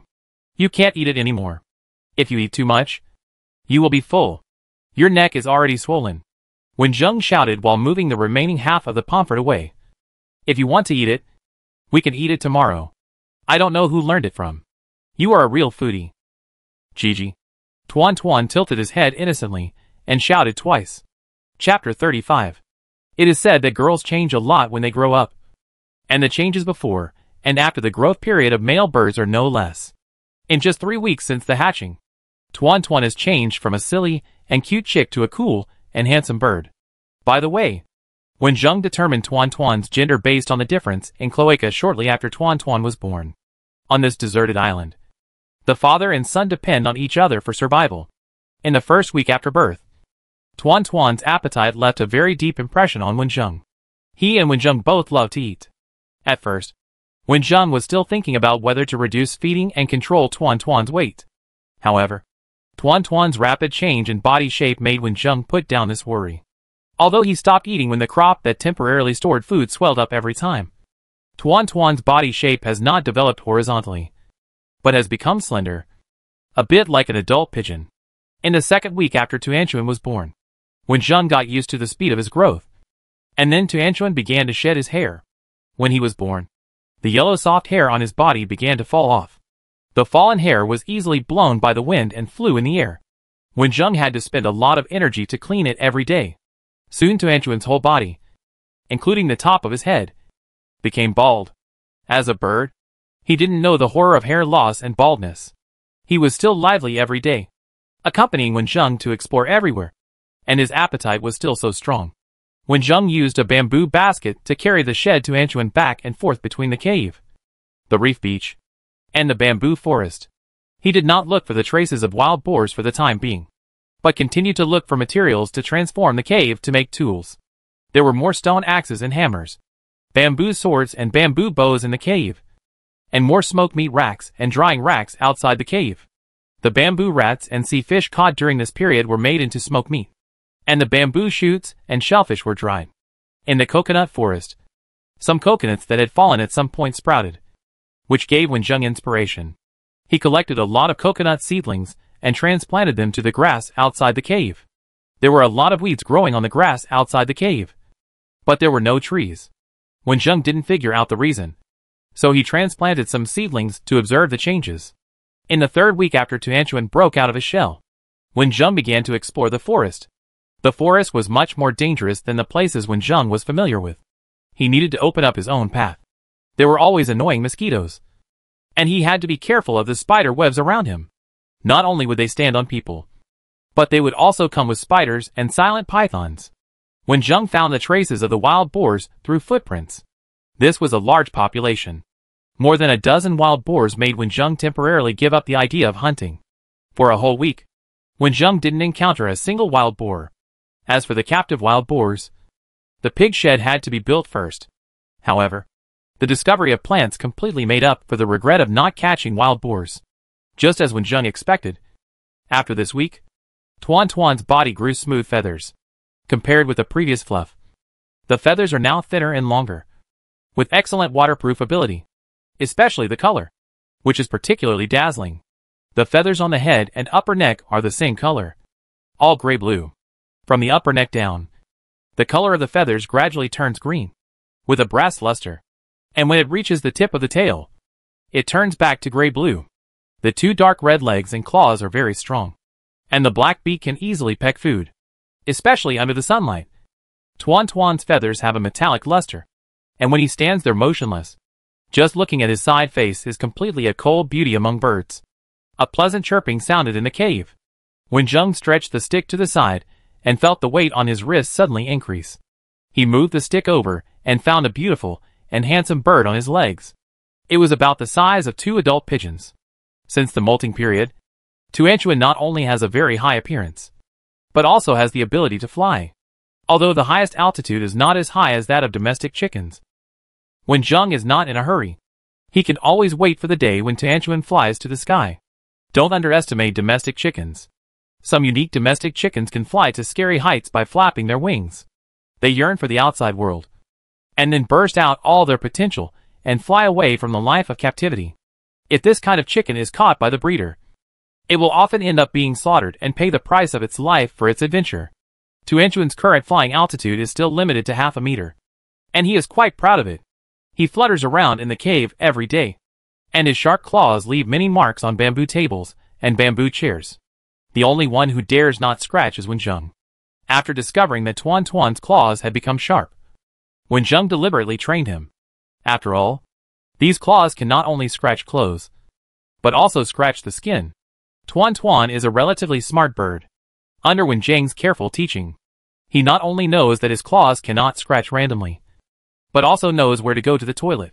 These days, Wenjung made a grass skirt to use as a change of clothes, so that he doesn't have to be naked when washing clothes. But he is worried that the only set of clothes will not last too long. But he hasn't found any herbs that Wenjung knows. There are many plants on this island that Wenjung doesn't know. The only thing he has found that can barely be regarded as a medicinal material is mint. Wenjung has transplanted some of them in front of the cave, and several of them have survived successfully, lying on Wenjung's legs and enjoying the touch. Tuanchuan made a comfortable cry, which was very pleasant to the ears. The voice change period and the molting period have the same magical effect. The newly born Tuanchuan made a chirping sound, which was very similar to the chicks raised in childhood. When it came to the molting period, the sound became what it is now. That day, Tuanchuan's voice change period ended, and he suddenly made such a pleasant cry. Wenjung really didn't expect it was Tuanchuan who made it. He thought it was a seabird that ran to the cave, until Tuanchuan ran in front of Wenjung and showed his voice in person. Wenjung dared to guarantee that it was not a real father filter. Tuanchuan's cry was better than the sound of any seabird on this island. I still remember that when I was in elementary school, I learned anthropomorphic sentences and was taught by the teacher as an example sentence. There were usually sentences like birds singing in the trees.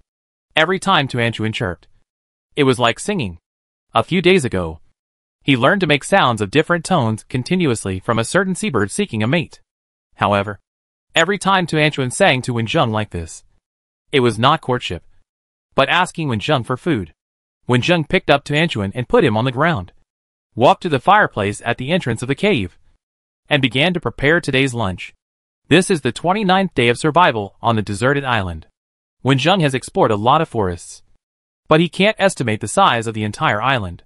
He can only store all kinds of resources in the cave for a long time. In fact, the geographical location of the cave is not particularly good. It is a bit too far from various resource points. But Wenjung has no better place to choose. The earthen stove at the entrance of the cave has been enlarged and renovated, clean and flat. Wenjung turned over the stone slab covering the mouth of the earth stove. The side that was subjected to the flames was indeed extremely hot. After wiping it with clean leaves, Wenjing took out 2 wide bamboo tubes, took out the marinated snake meat slices from the first bamboo tube, and took out a lively sea eel from the second bamboo tube. The snake meat was caught by Wenjing in the forest yesterday. This brown tree snake has a fiery red color and looks very good. But it is not poisonous, and its teeth are not sharp. It is best at climbing trees and usually feeds on birds, lizards, etc. It can be said to be the natural enemy of Tuan Tuan. But for Wenjing, it is just an axe. Tuan Tuan's personality was raised by Wenjing to be very lively. When he met this tree python, Tuan Tuan did not move at all. After Wenjing easily solved it with an axe, Tuan Tuan, who was staying in the bamboo basket on his waist, made a provocative sound, completely forgetting that he was hiding in the bamboo basket just now. Yesterday, we ate fresh snake meat. The remaining snake meat that was not eaten was partly smoked and partly marinated by Wenjing. This kind of pickled meat contains too much salt, so Wenjing dared not let Tuan Tuan eat it. The conger eel was specially prepared for Tuan Tuan. More than a month of life made Wenjing much more skilled. He processed the conger eel that was still alive just now in a few strokes, and threw the unwanted internal organs into the fire to burn. He used bamboo clips to pick up the translucent snake meat slices with a faint light red color, and the slightly thicker fish meat pieces, and laid them flat on the hot stone slab. Suddenly, a sizzling sound sounded, and the water droplets bounced happily on the stone slab, turning into a puff of white smoke. The snake meat slices were cut very thin by Wenjing, and could not withstand such a high temperature. The color quickly changed to yellow, and the outer circle curled up. The slightly thicker fish meat turned white after being roasted, and then the side that was in contact with the stone slab turned to burnt yellow under continuous heating. The air was filled with the smell of roasted meat, and the smell of snake meat and fish meat mixed together, which could only be described as fresh. The thin snake meat matured faster, after confirming that it was cooked through by the change in color. Wenjing quickly picked it up with a bamboo clip and put it in the bamboo bowl next to it. Seeing that the fish meat was almost done, he quickly turned it over. The area of the stone slab was not small, and the fish and snake meat were roasted at the same time. Wenjing kept turning his hands, squatting on the bamboo stool behind, watching with his eyes fixed. Soon the snake meat was arranged in the shape of a flower in the bamboo bowl, and Wenjing added a mint leaf to the side, which looked very beautiful. The fish meat was placed on the leaves, with a square shape, white with a little burnt yellow, which was also very beautiful. Snake meat is thin, and it will cool down quickly if it cooks quickly. In order not to affect the taste, Wenjing picked up a piece of snake meat and put it in his mouth before it cooled down. The snake meat that Wenjing ate yesterday was not marinated, and the pieces were cut relatively large, with a strong fishy smell, and the taste was not very satisfactory. This time, the roasted snake meat was different. Wenjing marinated it in advance with sea salt and a sour fruit. The sour fruit was a kind of berry found in the mountains and forests. There were many traces of birds pecking at it, and the taste was particularly sour. Wenjing felt that his teeth were about to fall out when he ate it, but it was very suitable as a seasoning. The saltiness and sourness completely suppressed the fishy smell of the snake meat. Wenjing nodded with satisfaction, and he would marinate the snakes he caught in the future just like today. The fish meat next to him finally cooled down, and Tuan Tuan began to taste his lunch. There was a boiling sound in the shells that were boiling soup next to him. Wenjing had just put down his chopsticks and was about to walk over when a strong sea breeze blew. Wenjing looked at the sky outside, which was darker than when he got up in the morning. Chapter 36. The wind was howling outside the cave. The weeds on the grass were crawling on their bodies. The smoked meat hanging outside was shaking constantly, and Wenjing's face was more solemn than ever before. When he woke up this morning, he heard the sound of the sea breeze blowing outside, which was much stronger than usual. Moreover, during the whole breakfast process, he did not see seabirds foraging on the beach. Everything seemed so unusual. Wenjing had planned to go to the forest again today, but the gloomy sky made him realize that there might be a heavy rain today.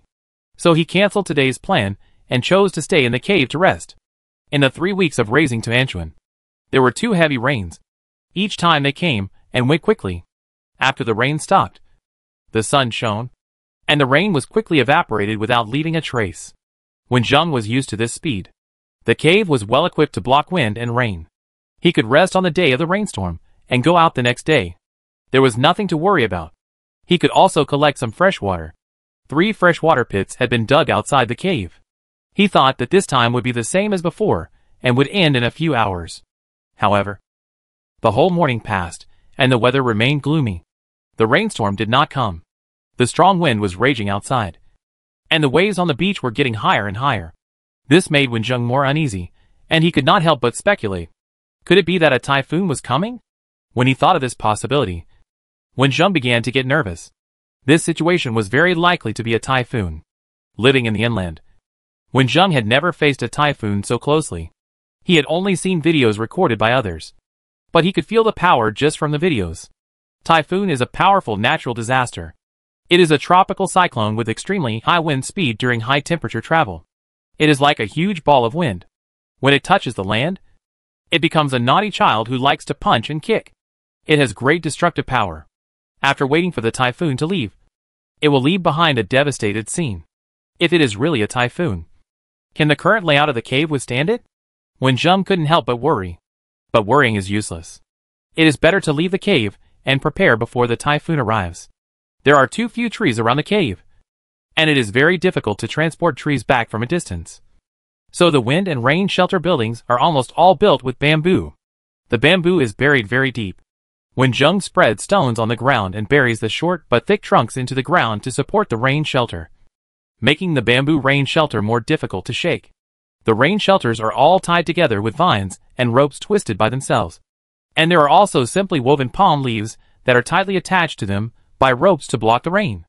Wenjung carefully inspected the awning and found that many vines had dried and broken after being exposed to the wind, sun and rain. But the rope woven with coconut shell fiber was still tough. Fortunately, the inspection found it, and Wenjung quickly took out the coconut rope to fix the places where the vines were tied. Finally, he still felt uneasy. So he found the life rope brought down from the plane and reinforced it again. There is also a semicircular fence made of bamboo along the mountain wall, wrapped with thorny palm vines, enclosing a small yard. In addition to the awning that protects the cave, there are smoked meat racks and drying racks made of wooden sticks in the yard, 3 puddles for storing rainwater, and a bonfire surrounded by stones under the smoked meat rack. Although he thought that the wooden frame might not be able to be saved under the typhoon, Wenjung still reinforced it with ropes. If it was really blown apart, he would wait until the typhoon passed before making a new one. There was a bamboo pole outside the cave, with a forked branch of the right thickness stuffed inside the bamboo pole, and a rope to fix it. This was used to take dry firewood. There was not enough dry firewood in the cave, and it was difficult to block the rain outside the cave. So the higher cave on this rock came in handy. There were 2 caves on this rock. The higher one was kicked out of the living area by Wenjung because it was too high. After using bamboo to test the cave and finding nothing in it, he used it as a storage cave. 2 or 3 pieces of dry firewood were tied together, and the forked branches were passed through the rope. By moving the long bamboo pole, the dry firewood could be taken down. I dare not tie too much in each bundle, for fear that the bamboo pole could not withstand it. So I would rather be more troublesome every time. Wenjung took more than a dozen bundles of dry firewood from the storage cave, and then used a bamboo pole to fork a bamboo raft with a small hole. He lifted the small bamboo raft and adjusted the angle to fit it in the hole of the storage cave. Although there were still many gaps, it could block a lot of wind and rain. Wenjung also took great pains to protect these dry firewood. Usually, this treatment can block ordinary wind and rain, but I don't know if it can withstand the typhoon this time. The arrival of the typhoon will cause a sudden drop in temperature. When Wenjung finished doing this, he shivered from the cold. He was wearing a grass skirt woven by himself. The sky was completely blocked by dark clouds, and the surroundings were like night. The wind was even more fierce. Wenjung even saw leaves blown here from a distance. The terrain here was relatively open, and there was no east to block it. Wenjung felt that his hair was scratched and hurt. The strong wind and dark clouds approached the island, making Wenjung understand the scene described by the poem. Black clouds are pressing down on the city, and the city is about to be destroyed. The shelter made of 3 wooden sticks on the beach could not withstand such a strong wind, and should have been blown down. Wenjung picked up the firewood and returned to the cave, and the bamboo curtain fell to block the cave entrance. It is not difficult to make the bamboo curtain, but it is difficult to hang it at the cave entrance. Finally, Wenjung solved this problem with 2 pieces of wood. The lower ends of the two pieces of wood were one on the left and one on the right, and the top ends were against each other, forming a triangle with the ground. And the bamboo curtain was hung on the top of the triangle. As soon as the firewood was put down, there was a crackling sound outside. It was the falling raindrops hitting the rain shelter. The next step is to wait patiently for the typhoon to leave. Wenjung hugged Tuanchuan and said, "We have to stay in the cave again." Tuanchuan was a little uneasy at first because of the arrival of the typhoon. But the warm nest and Wenjung's comfort made him not panic. He stayed in Wenjung's arms obediently. But his eyes looked outside with a little curiosity. There was enough food stored in the cave, and fresh water was also sufficient. If there was no water, they could collect rainwater from outside. There was enough dry firewood when it was cold. As long as the wind and rain could not enter the cave, it would be enough for them to stay in the cave until the typhoon left. "I haven't finished my lunch yet. I don't know how my soup is." Wenjung rubbed Tuanchuan's head, put him down, and walked to the earth stove. The shells on the earth stove gave off an attractive aroma. Wenjung walked over to roast the fire and stirred the coconut and taro stew cooked in the shells with bamboo chopsticks. Just as Wenjung was stirring, Tuanchuan sneaked to the entrance of the cave with his legs, opened the bamboo curtain with his head, and looked at the scene outside with some curiosity. It happened that the wind direction was parallel to the cave entrance. The wind blew past the cave, and the coldness made Tuan shrink his head immediately. However, he was completely unaware that the soft feathers on his head and upper neck were all blown up. Noticing Tuan's actions, Wenjung, who watched from beginning to end, laughed out loud. His originally depressed mood suddenly became much more relaxed. He put the shell on the stone slab of the bamboo table with a clip. And Wenjung sat on the bamboo stool and waved, "Tuan, come here." Tuan pretended that nothing had happened just now, and walked over with his head held high, not knowing that the feathers on his head had betrayed him. He felt an itch in his legs. So Wenjung lowered his head and picked up Tuan on his legs, and looked down at the shell. The soup cooked inside was completely milky white, still rolling, exuding an enticing aroma.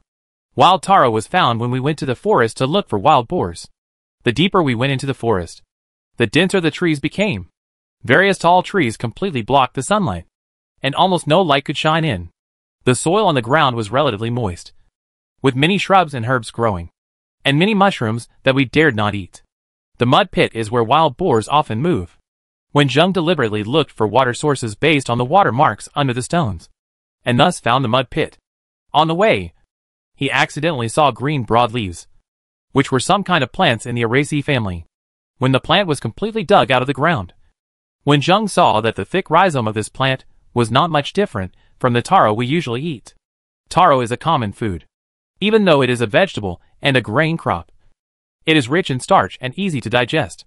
It can also be processed into more delicious food. But wild taro is different from what we usually eat. Plants in the Araceae family are very similar, with special leaves and thick rhizomes, but most of them are poisonous. This is the case with the ornamental plant weeping goddess of Mercer that many people keep at home. This plant is highly toxic, and even the water dripping from the leaves is poisonous. In mild cases, the throat will feel numb and itchy, and in severe cases, the person will die of poisoning. However, it does not mean that all wild taro cannot be eaten, except for those with extremely strong toxicity. Some wild taro with relatively low toxicity can be eaten after processing. Grandpa once experienced that special famine era. He survived by eating taro and knew how to eat wild taro. Wenjung heard his grandfather talk about his childhood. Roasting wild taro with an open fire can effectively remove the toxicity of wild taro. When the outside is completely burnt and blackened, the taro meat inside that is not burnt can be bitten.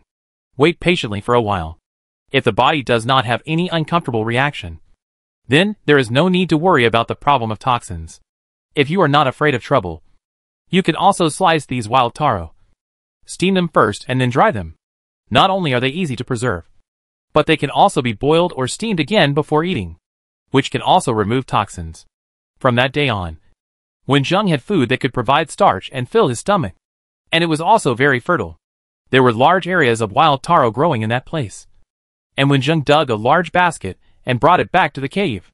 He spent a lot of time to cook it first, and then dry it for preservation. This pot of coconut milk taro stew is made with dried taro.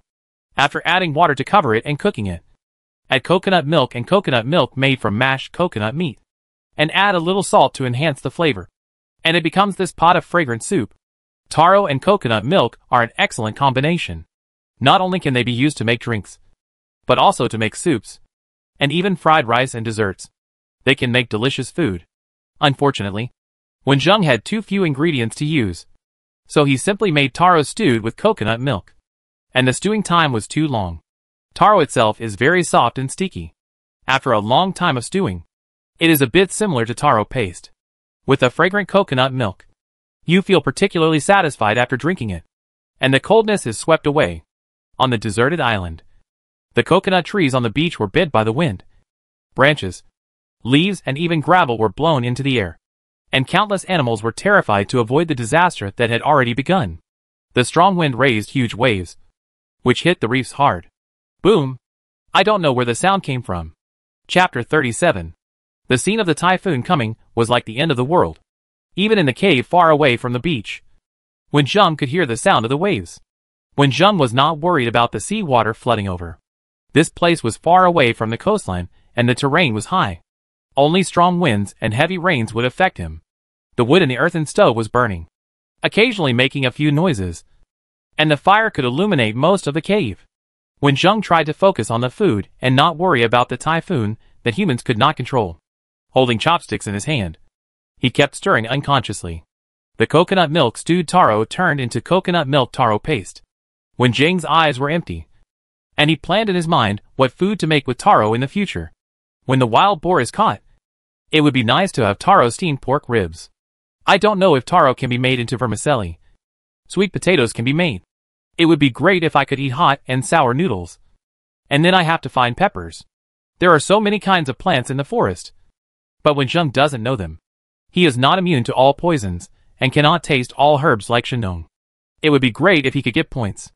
Let's exchange some seeds first. However, Wenjung has no clue about the hidden missions so far. In the deserted island area he has stepped on, he has not seen any traces of humans other than him. No strange animals or plants, and even no marine garbage caused by humans. The hidden missions in the previous world were all obtained by saving people. But he has not seen anyone else on this deserted island. He only saved a bird called Tuanchuan. The only hope is the memory of the original body, which has not been restored yet. There's an old saying that goes, "Let nature take its course." Wenjung touched Tuanchuan's feathers. "Tuanchuan, you are a domesticated bird now, and I feed you well every day. If we separate one day, will you hunt for food by yourself? Just thinking about it makes me worried. Even if I choose to stay in this world after completing the mission, I can't guarantee that we will have the ability to survive alone when we are not separated. After the typhoon leaves, I will train you to hunt for food by yourself." Wenjung lowered his head. "Did you hear me? Tuanchuan?" Tuanchuan, who was happily pecking at taro, heard his name, raised his head in confusion, and called Wenjung innocently a few times. "Forget it. Let's talk about it in a few days. Just eat well." Wenjung found that as long as he saw Tuanchuan like this, he couldn't bear it. Wenjung is not a particularly soft-hearted person, but Tuanchuan is different. On a deserted island where no one can communicate, he has raised him from the time he hatched to the present. He has been with him for almost a month, which makes Tuanchuan have a special place in Wenjung's heart, even if he meets other humans on the island in the future. After dinner, Wenjung sat beside the fire pit in a daze, and the flickering firelight was a little dazzling. Worried that his eyesight would be affected, Wenjung did not plan to do any work. Occasionally, he would play with Tuanchuan, which of course would not consume any physical energy. He went to bed early without even having dinner.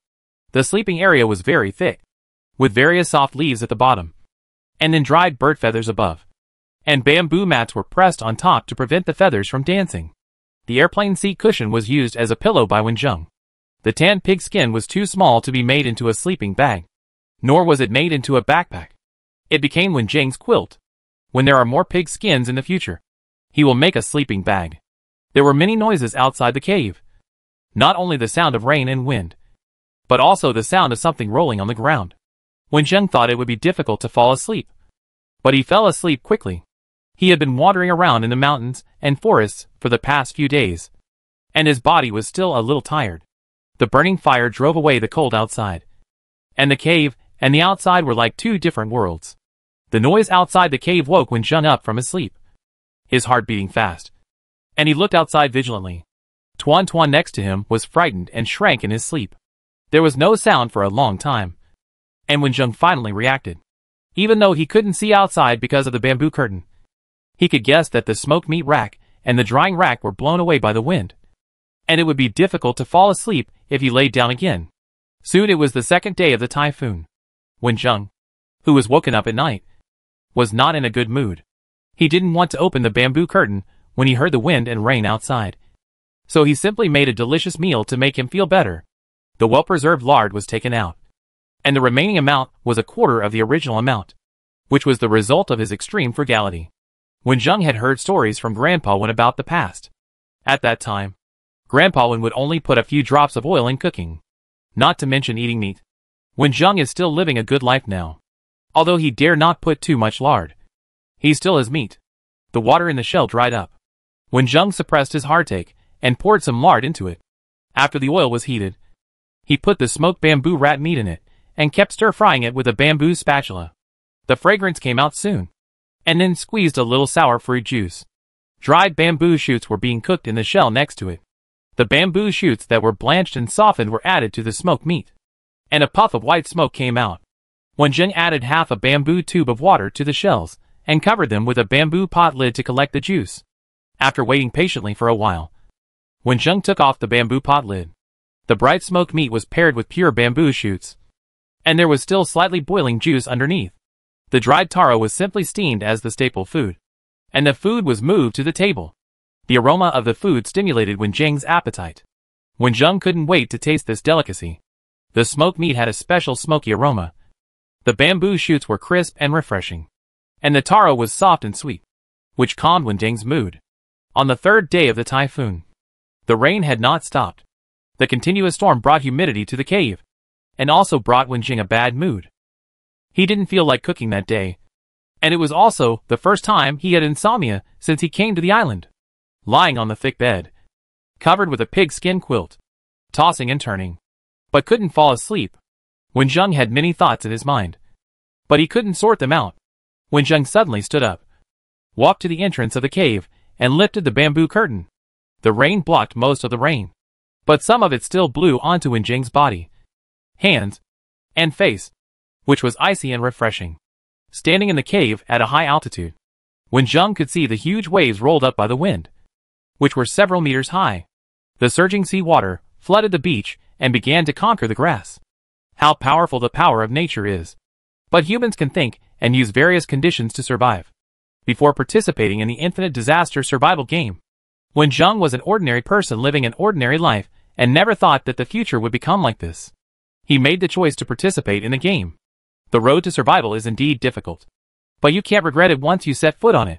In the world of survival at sea, the disaster he faces is not the weird weather, but the unpredictable human heart. Surviving on this resource-rich island, what wants to defeat him is not any survival resources, but loneliness. Perhaps one day, when he encounters a typhoon in a certain world, he cannot hide in the cave and must stand on the beach to accept the challenge. Even so, he will not be defeated, because he wants to survive. That night, Wenjing slept very late, but slept very soundly, and then came to the fourth day of the typhoon in Tuan Tuan singing. Before Wenjing opened his eyes, he supported his upper body with his arms, and looked in a daze in the direction where the singing came from. Tuan Tuan pushed open the bamboo curtain and sang loudly, and a beam of light shone into the cave from the gap that was pushed open. Light? The sky is clear? There was no sound of howling wind outside.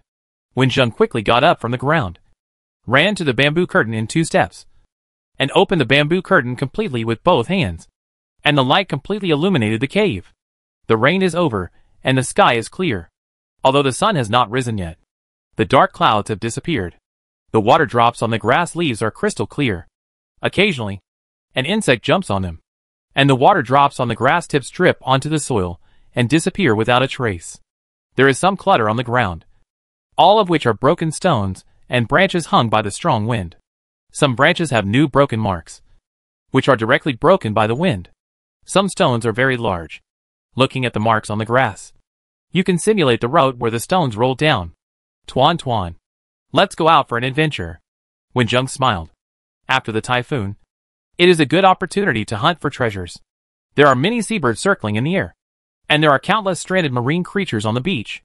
If there is enough time, maybe we can go to the forest to look for them. Maybe there will be wild boars that were frightened by the typhoon and left alone. It would be better if they were injured. Tuan Tuan, who had been trapped in the cave for several days, also missed the outside world very much. You can tell how happy he was from his singing. After packing up his equipment, Wenjung saw a few bare grasslands just after walking out of the cave. There were coconut seedlings and mint grass that had been transplanted there. But now they have all disappeared. They were transplanted not long ago, and their roots have not yet penetrated deep into the soil. I am afraid they were exposed by the rain and then blown away. Wenjung regretted that he should have picked all the mint leaves before the typhoon came. It doesn't matter. He can transplant them later, he told himself. Wenjung continued to walk forward, walking through the grassland moistened by rain, and the bottom of his straw sandals was covered with a lot of silt, becoming heavy. Coming to the beach that was flooded and exposed again. The sand and sea water washed the soles of the shoes, and the mud was quickly cleaned up. Although Wenjung had roughly seen the scene here in the cave, he was still very disappointed when he really saw the things on the beach.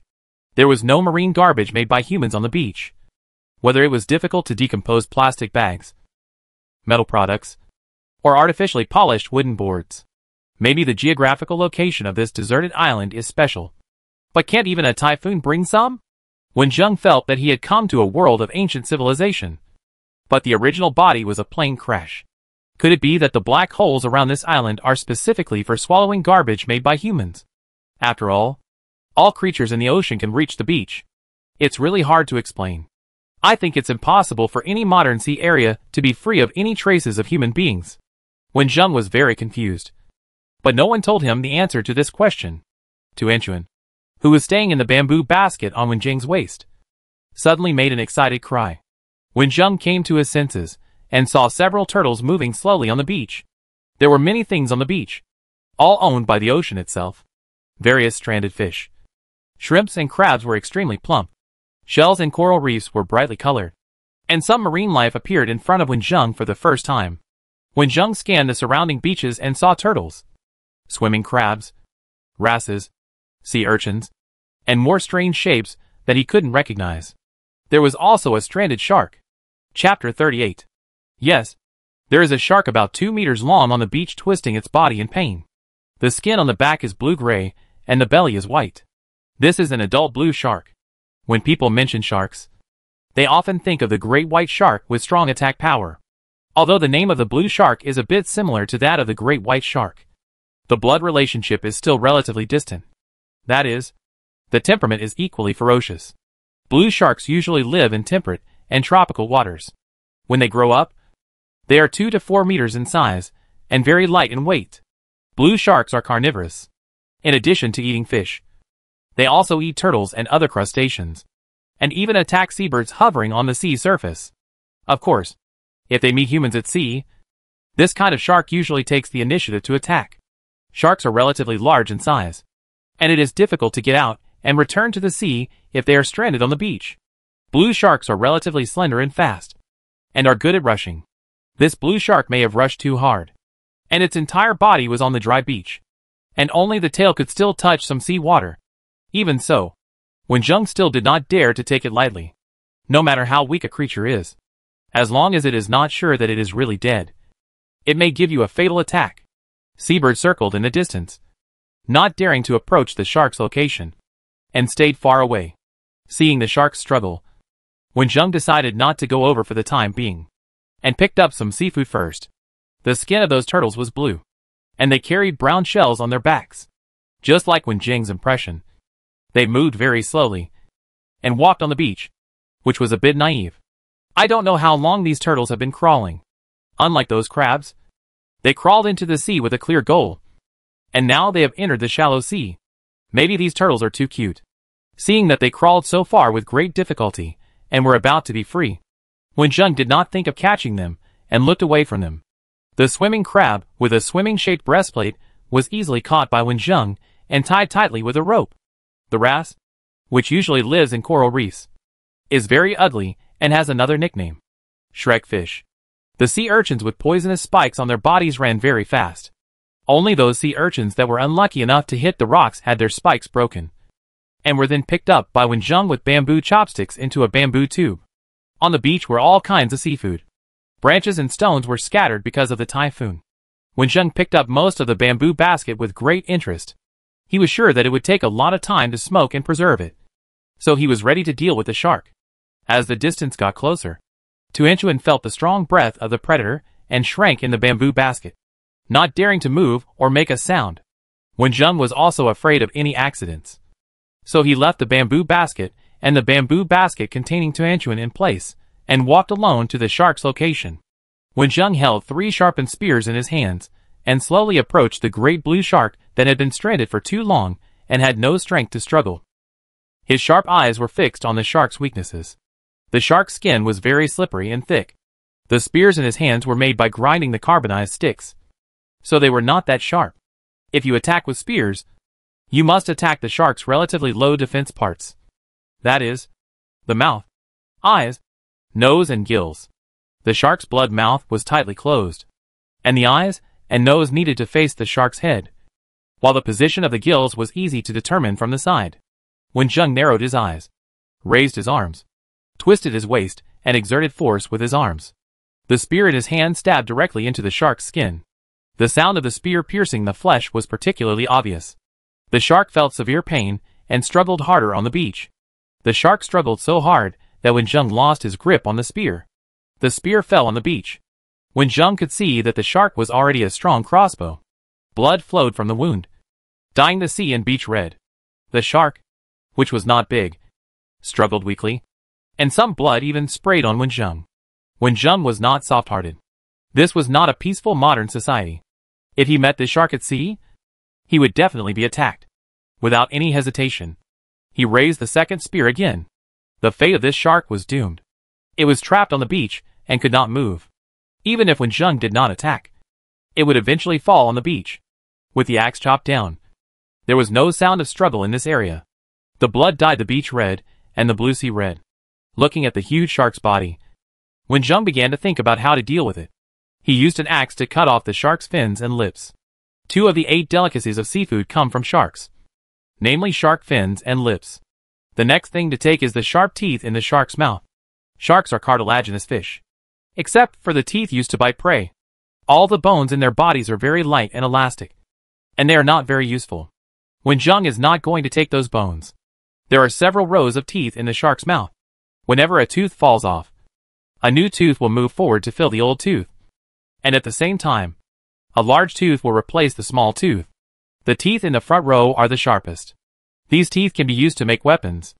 In the ancient times when there were no metal products, humans changed from striking to stabbing, and then from easy-to-obtain branches and stones to animal bones and teeth.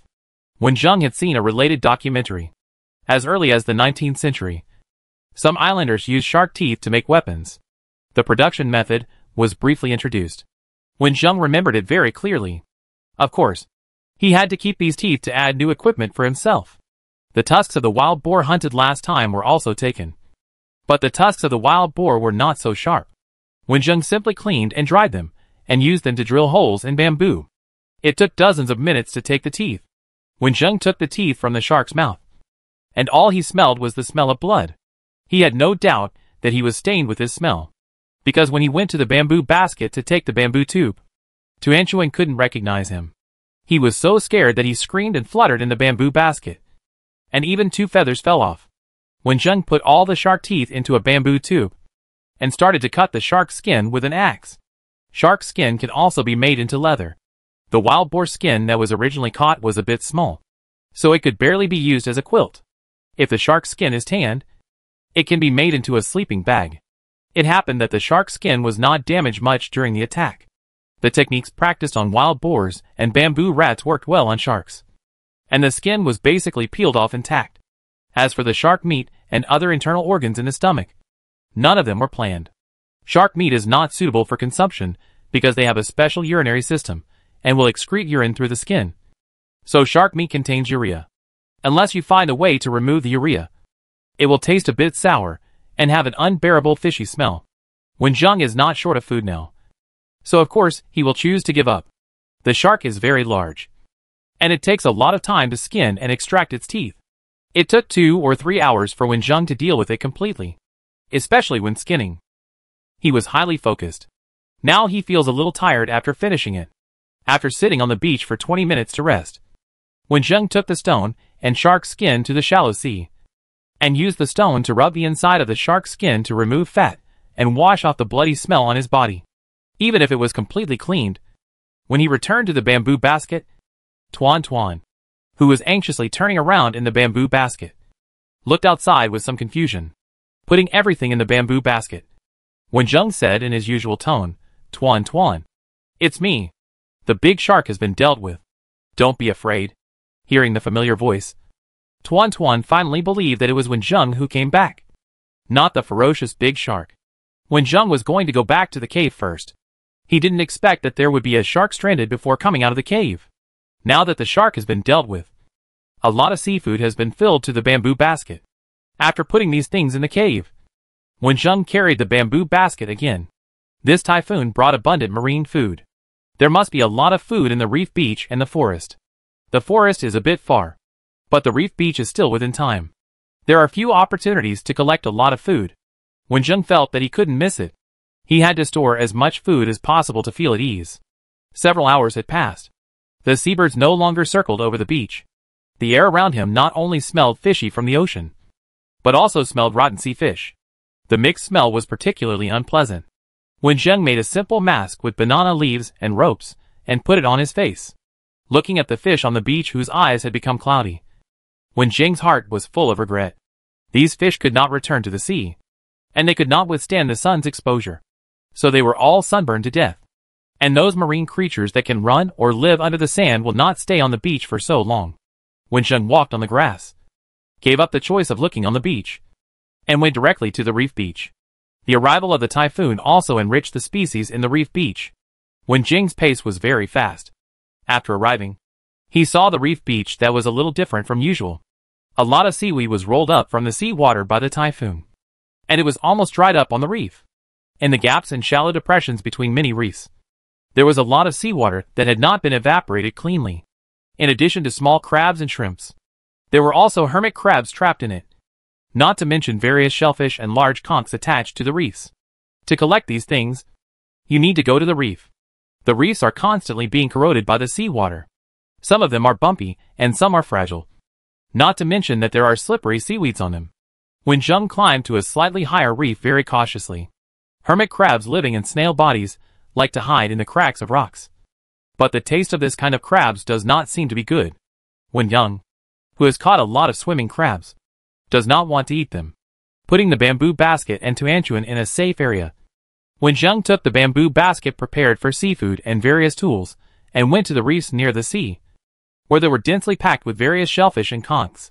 Holding a bamboo knife in his hand, he gently scratched the side that was in contact with the reef, and the seafood fell into the bamboo basket. Wenjung only needed to stand firm. Gradually changing positions, Wenjung not only collected seafood, but also used a bamboo pole to pick up seaweed floating in the seawater. Suddenly, he saw a familiar terrain below. The area was a reef that formed a semicircular shape. Wenjung recalled the feeling of finding the airplane seat, fire axe and life rope there. He couldn't help but look at it a few more times. After looking down a few times, Wenjung's eyes froze, as if something was wrong. Chapter 39. When Wenjung observed the familiar semicircular area, he looked to the side, and happened to see a part of a dark hole on the towering reef wall a few meters to the south. He had never noticed it before. The reef was tall and flat, and looked more like a small cliff. The hole was located at a relatively high position, and could not be touched by the waves blown by the wind. In fact, it is very common to have holes on the reef wall. It is likely that they were there when they were formed, or they may have been formed by long-term exposure to wind and waves and other impacts. However, when he saw this hole, Wenjung felt his head begin to hurt, and his brain was filled with very important emotions about this hole. These were obviously left by this body. It is obvious that the original body had touched this hole before losing his memory, and it even left him a deep memory. Staring at it, Wenjung kept his body still, quietly waiting for the pain in his head to disappear. fearing that he would not be able to control his body and fall down if he moved around. There were turbulent waves and small, but sharp and hard reefs in front of him. If he fell into the sea carelessly, he would be less injured. If he hit a hard reef, he would be seriously injured. As for the reefs behind him, which were also high and low, you should know that the original body fell from here, hit various reefs and rolled on the beach, which made Wenjung come here and even lost his memory. Wait, he lost his memory? The pain in Wenjung's head gradually subsided, and his thoughts became clearer. Suddenly, he thought of another possibility. Maybe I was wrong, and the fact may be the opposite. After Wenjung came to this world, he had no memory of his original body. He could only speculate from the surrounding situation. In the end, he thought that his original body fell from the reef beach and his head hit the stone, causing amnesia. Now he wondered if he had made a mistake in the order. His original body first lost its memory due to some circumstances, then climbed from the sea to the reef, and suddenly felt dizzy like he was now. So he fell down without standing firmly. This idea seemed more reasonable. These days, Wenjung fully realized how good his original body's physical fitness was. At the beginning, his body's reaction speed exceeded his thinking speed. So Wenjung later had some doubts about the original body falling down. Before the memory was restored, all the speculations could not be verified. Wenjung put aside all the ideas in his mind, and now, the most important thing, was the cave entrance that the original body attached so much importance to. Wenjung wanted to see it more clearly, so he kept moving his position and adjusting various observation angles. He could not see the full picture of the cave entrance, nor could he see if there was anything special over there. The reef was a bit smooth, so Wenjung could only move carefully while standing on the top of the reef. After observing carefully for a while, he took 2 steps back to where the bamboo basket was placed, threw the collected shellfish next to the bamboo basket, and comforted Tuanchuan a little. Wenjung left again, and according to his observation just now, he walked to the position above the cave, carefully observing the environment below. Wenjung wanted to see what was strange about the cave entrance, but unfortunately, looking down from here, he could not see the existence of a cave below. If he wanted to see the cave entrance clearly, Wenjung could choose to slowly go down from the top, or climb up from the bottom. Wenjung sighed. He didn't have much stuff with him, so it was useless at this time. This reef was a bit steep, and it was dangerous to climb down from the top. But to climb up from the bottom, he needed to enter the sea from a relatively low reef in the distance, then spend a lot of energy to swim over, and then climb up, which was also difficult. You can take a bamboo raft from the beach, and you may not need to climb if you stand below, and you can see the situation at the cave entrance clearly. Wenjung suddenly thought of making an extremely simple water transportation tool, which was a bamboo raft that had not been made for so many days on the deserted island. It was very simple to make a bamboo raft, and there was a bamboo forest on the island with rich resources. But now if you go to cut bamboo, you don't have enough ropes to tie it up, so you might as well return to the cave where you live. The cave where you live is equipped with bamboo awnings and slides, all of which are bamboo rafts tied with ropes, and can be turned into bamboo rafts with just a little modification. Thinking of this, Wenjung resolutely gave up the idea of picking up animals in the forest, and took Tuanchuan and the things back to the cave directly, back to the familiar home. Tuanchuan cried happily. Wenjung let it out to move around by itself, and began to study how to make a bamboo raft. Bamboo rafts are a water transportation tool with a long history. They are easy to operate, and can be made by tying bamboo materials. They are very stable when driving. Of the awning and the slide, of course, the slide with a shallower bottom is more suitable for modification, and the length is just right. If you use an awning, you need to cut it shorter. Bamboo is the most suitable material for making boats in nature. Compared with wood, bamboo does not absorb water, and it is hollow inside, which has particularly good buoyancy on water. However, if you want to make a bamboo raft, you can't just tie the bamboo together. Wenjung was glad that he had cut a lot of bamboo at the beginning, and there were bamboos of different thicknesses. The slide used bamboos with a very thick diameter, which could be used directly as the bottom. In addition, 3 strong thin bamboos were needed to make a supporting structure. 3 thin bamboos were placed horizontally on the bottom, each separated by about the same distance, and tied tightly with ropes, and the simplest bamboo raft was made. If the bamboo wants to prevent it from falling apart, the tied rope is the most important. Wenjun did not use vines, but used ropes made from coconut shell fibers for double binding, and finally used a life rope for the last layer of insurance. After making it, it cannot be sailed long distances immediately. It is necessary to test the weight and stability on the water first. Wenjun planned to go to the beach and test it in the shallow sea. If it is stable enough, he will paddle directly to the reef beach. However, before setting off, Wenjun had to pack up the things he needed to bring. As for Tianquan, he was still struggling whether to bring it with him.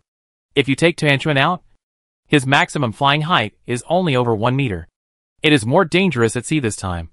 So let's leave him at home. When Wenjun was renovating the bamboo raft, Tianquan seemed to know that he should not be disturbed. So he played obediently near Wenjun, occasionally pecking at insects in the grass. Wenjun was in no mood to eat, but Tianquan was full. When Wenjun was packing up, Tianquan thought it was the same as usual, so he didn't need Wenjun to say anything, and took the initiative to jump into the bamboo basket, which made Wenjun laugh and cry.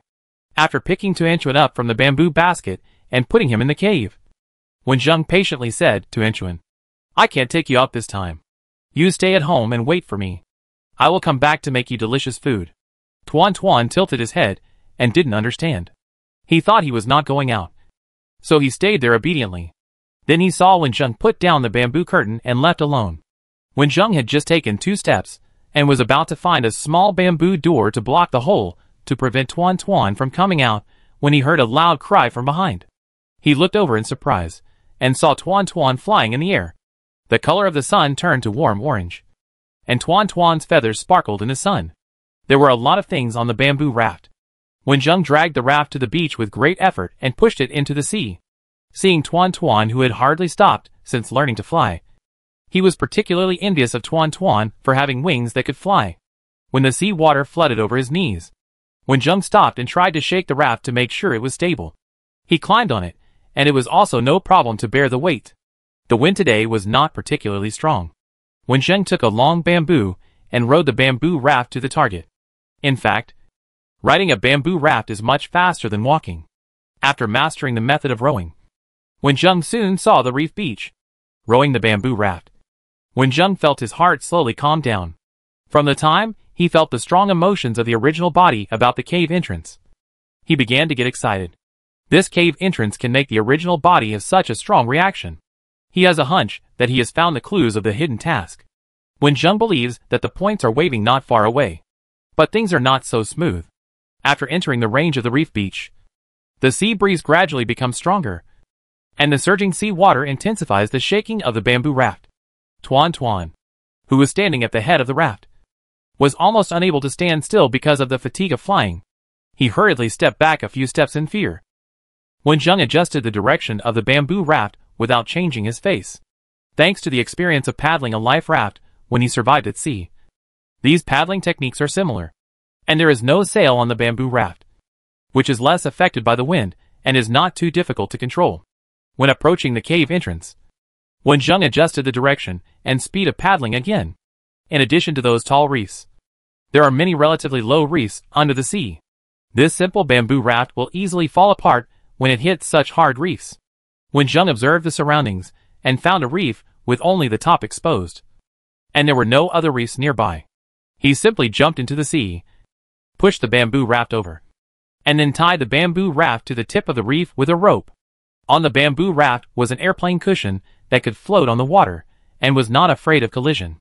Wenjun supported the airplane cushion and swam towards the target, flapping his wings to keep up. Every reef was his foothold, and occasionally he would stay on the airplane cushion. As the distance shortened, Wenjun saw the hole that was not as big as a bamboo basket. There was nothing else in it, only a black metal box that looked small. After passing through many small reefs, Wenjun finally came to the bottom of the stone wall. From here, he could not see what was in the cave when he looked up. The thing was right in front of him. But Wenjun was not so anxious. He had time to observe the surroundings, and then tied the airplane seat cushion to the reef with a rope, and swam over, holding the rock wall with both hands, and found a foothold under his feet. The lowest point of the cave entrance was higher than his head.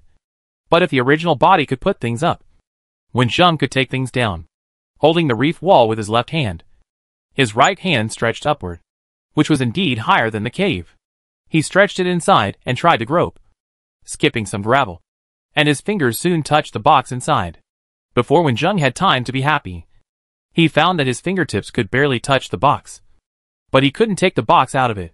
Just as he was about to climb up a little higher, Tuan flew over, and the bird raising for many days finally came in handy. After Tuan ran in, he pecked twice curiously, and then pushed the box out with his head, and the box was finally held in Wenjung's hand. The moment Wenjung took the box in his hand, a familiar mechanical sound rang in his ears. Congratulations to player Wenjung for completing the hidden task. Chapter 40. Hidden Mission Find Lost Memories Phase 1 has been completed, and the bonus points are 100 points. Hidden Mission Find Stored Items has been completed, and the bonus points are 500 points. The recycling function of the system store is enabled, and the host is welcome to experience it. From the moment he got the metal box, Wenjung's head began to hurt again. He used all his remaining energy to control his body to avoid falling off the rock wall, and he didn't even hear the system's prompt sound clearly. Wenjung kept taking deep breaths to relieve the pain in his head. Several pictures appeared in his head, although they were a little blurry. It can be seen that they should be the original body's previous experience. In the office, the original body stood in the team. After listening to the conversations of several middle-aged men in military uniforms with serious faces, he and his teammates changed into ordinary clothes and left by car. On the busy street, the original body seemed to be heading to a shopping mall not far away. Suddenly, white light appeared on the horizon. At first, people thought it was an illusion, but the white light became brighter and brighter, turning into a huge net covering the sky. The original body watched the mall in front of him crack from top to bottom, and the cracks extended to the ground under his feet. The ground soon shook violently, and countless people screamed and collapsed. The original body drifting on the sea woke up, and the airplane seat he was sitting on was stuck in the gap of the semicircular area. He looked up and saw the hole on the reef wall. For some reason, he put the box in the cave, and then found a stone to block the hole. The stone was slightly smaller than the hole, but you couldn't tell the difference unless you looked closely. Thoughts were all on memories. The stone that Wenjung was holding to stabilize his body broke. His hand slipped, and he lost balance and fell. His right leg slid over the protruding stone, scratching his skin and leaving a bloody mark. The pain in his body made those blurred images disappear from his eyes. With his right hand tightly holding the box, Wenjung fell, and was gradually submerged by the sea. Tuan flew over anxiously, holding Wenjung's hair in his beak, and flying up desperately. Tuan, I'm fine. Wenjung regained consciousness, held the airplane cushion a few meters away, swam to the bamboo raft not far away, and then didn't even bother to look at the wounds on his body. Hugged Tuan in his arms, and looked at the black box he had just received. This box has a metallic luster, but it feels a bit rough. If you look closely, you can see very small grains. The size is about the same as the daily tissue paper. Wenjung looked at the box with a headache, but after checking it from beginning to end, he didn't find a switch that could be turned on, and didn't even find a gap. It didn't look like a box, but more like a solid one. Even with these memories, Wenjung's doubts were not solved, but his guesses became more and more. With these memories, several things were clarified. First, the identity of the original body, which explained why he was so powerful just by relying on physical instinct. Those white lights should be the disaster facing this world. But it may not be that simple. As for the small cave where the box was placed, it was blocked by the original body. It should be the typhoon a few days ago that exposed the cave. There was even more mystery about this box. Wenjung, who could not find any clues, put the box in the bamboo basket next to him. Now he was trapped on a deserted island and could not leave. The secret of the box was not as attractive to Wenjung as the system store. Not to mention that this box could not be opened. A series of shocks did not make Wenjung forget that he was still at sea. He suppressed the joy of getting points and the expectation of the goods in the system store. As the sun set, Wenjung stood up with the bamboo for rowing, and the bamboo raft broke through the waves and headed home. Even though Wenjung sped up the speed of rowing, the sun had already set when he arrived at the beach. Fortunately, the moonlight illuminated the road.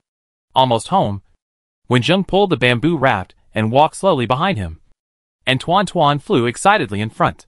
He just learned to fly and wanted to go home and rest quickly. Just when he was close to the cave entrance, Tuan Tuan suddenly screamed. The scream startled Wenjung, who was thinking.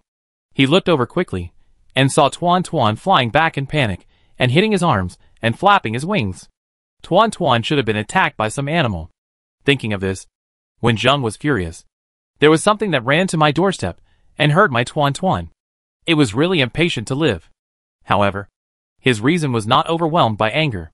Wenjung threw down the rope pulling the bamboo raft, glanced at the bamboo raft, and carried the bamboo basket with the black box on his back.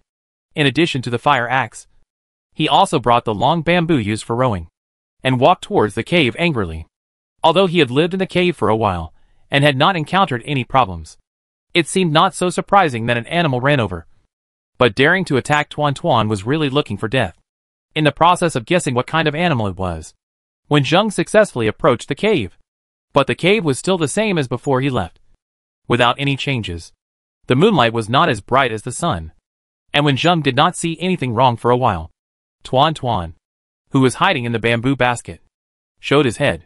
The shock of being attacked just now was calmed down, and he took the initiative to fly out to give instructions. But he just chirped from a long distance. There weren't many things outside the cave, and even though the area indicated by Tuan Tuan was a bit large, Wenjung was still able to determine the location. There were several wooden sticks piled on the ground. They were originally smoked meat racks and drying racks. Because they were not built firmly, they were blown apart by the typhoon a few days ago. Some wood was taken away by the wind and rain, and the remaining thicker wooden sticks were piled on the ground. Wenjung was going to clean them up another day, but he attracted an uninvited guest. Although he still couldn't see what kind of animal it was, the most likely possibility was that it could hide in the wooden stick without leaving any trace, and attack Tuan Tuan flying in the sky. Wenjung approached with light steps, but there would always be a tiny sound when stepping on the weeds. The animal hidden in the wooden stick sensed the arrival of the enemy, and also made a subtle movement. At a distance, Wenjung hit the wooden stick with a long bamboo stick. At this moment, a head suddenly jumped out and bit the bamboo stick. Wenjung only then saw the appearance of the uninvited guest. It was a very thick python. Finding that its attack was wrong, the python spit out the bamboo it had bitten, hesitated for a moment, and did not attack Wenjung, but twisted its body to escape to the side. Wenjung was unwilling to let it go, and let it slip away, and then attack secretly. And this snake almost hurt Tuan Tuan. He threw the axe in his hand directly at the target, drawing a beautiful arc. The sharp axe just hit the 7-inch position of the python, cutting it directly. The body that was split into 2 parts twisted twice, and returned to calm after a few minutes. Wenjung relaxed, turned back to pull the bamboo raft back, and then went to see the body of the python. Unlike the brightly colored tree pythons encountered in the mountains and forests last time, this black python had a stronger attack power. If Tuan Tuan had not alarmed it, it would be a bit scary to think that he would have been attacked by the python when he came over. I had planned to see what was in the system store after I came back, but my plan was disrupted. It takes a lot of time to browse the products in the system store. I don't know what will be attracted by leaving the python's body there, so it's better to deal with it as soon as possible. But before that, I need to deal with the wound on my body. Wenjung entered the cave and put the box away, then washed it with fresh water, and tore a long strip of cloth from his black shirt and wrapped it on it, without any medicine. This kind of wound scratched on the reef is easy to get infected, and I must spend points to buy treatment medicine today. After treating the wound, Wenjung pulled the python's body away to deal with it. The fatigue suppressed by the excitement came over, and even the stomach felt hungry. So I just made dinner. Still thinking about the system store, Wenjung didn't want to toss too much. After burying the unwanted internal organs and other things underground, he returned to the cave with the snake meat. Now he was hungry and thirsty, so he made a snake meat soup to celebrate. Make the fire in the earthen stove strong. Put the clean shells on the stove and heat them up. Wenjung stood by and quickly cut the snake meat into pieces. Put them into the shells and stir-fried them with salt. Then added some dried bamboo shoots. When the meat pieces were fried into a golden color, Wenjung added fresh water, covered the pot, and waited for it to boil. Wenjung sat next to the warm earthen stove and finally had time to open the system page.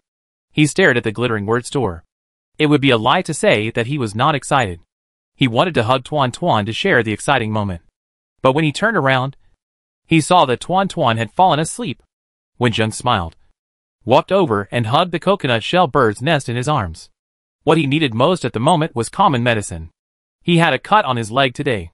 If there was no way to treat it, the minor injury would likely become a major injury. Then, there are the crop seeds. I am always worried about whether I will destroy the food chain of this island. I still need to live on the deserted island for 9 months. Wenjung hopes to get crop seeds with a short growth period and enter the farming life. Next is daily necessities.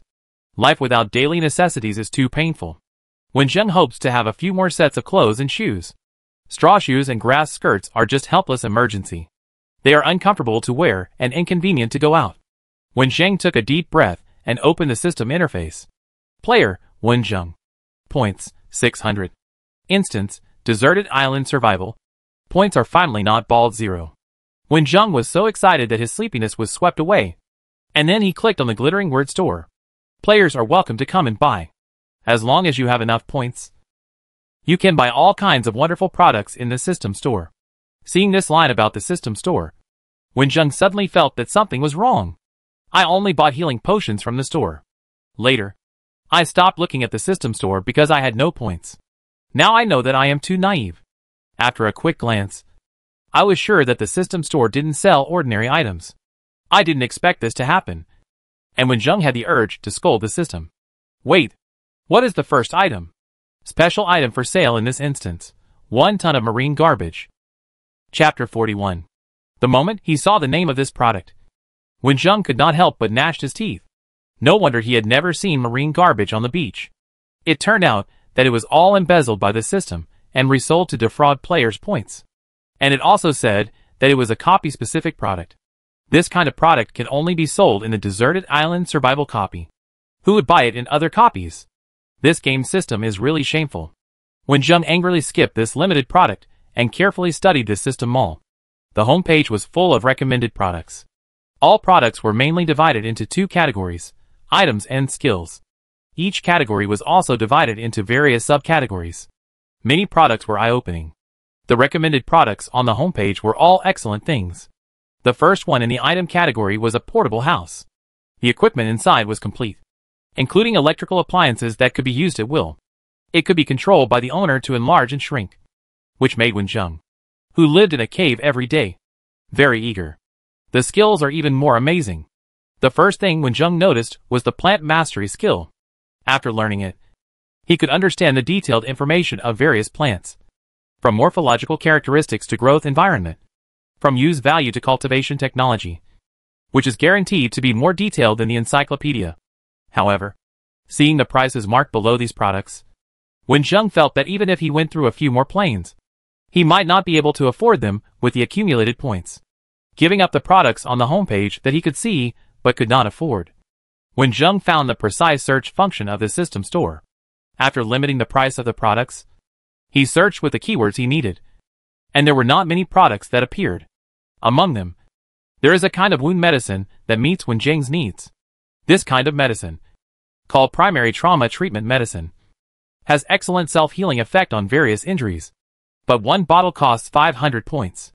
He looked down at the wound on his leg that was simply wrapped, and then looked at the balance of only 600 points.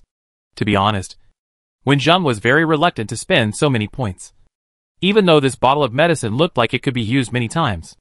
Returning to the homepage of the store again, Wenjung's eyes were on the marine garbage. The most annoying thing is that even though he knew that it was the system that cheated him, he had to take the initiative to fall into the trap. The marine garbage priced at 100 points is within Wenjung's tolerance. Even if he doesn't know what will be in these garbage, he needs to gamble some luck after buying it. However, after seeing so many products, Wenjung still included marine garbage in the purchase list. Now I don't have time to search for treasures in the garbage, and the points won't run away, so I still have to wait for 2 more days. The typhoon has just passed, and there are still many ingredients picked up in the morning that have not been processed. I will be busy these days. The shells in front of him gave off a strong aroma. After drinking the broth, the fatigue of the body surged up again. This time, even his eyelids wanted to close uncontrollably. Although there were still some things he didn't understand, Wenjung didn't resist the sleepiness anymore. He fell on the bamboo mat and fell asleep. If you can get a good night's sleep, the physical and mental fatigue will be swept away. However, If you unfortunately fall into a nightmare when you are exhausted physically and mentally, the recovery effect will be far worse. Perhaps because he recovered some of his original memories. When Jung was in a nightmare all night. In the dream, there were countless people crying desperately, and even brought out those bad memories buried deep in his heart. Thanks to this nightmare, when Jung struggled to wake up from the dream. But when he woke up, he found that it was still dark outside.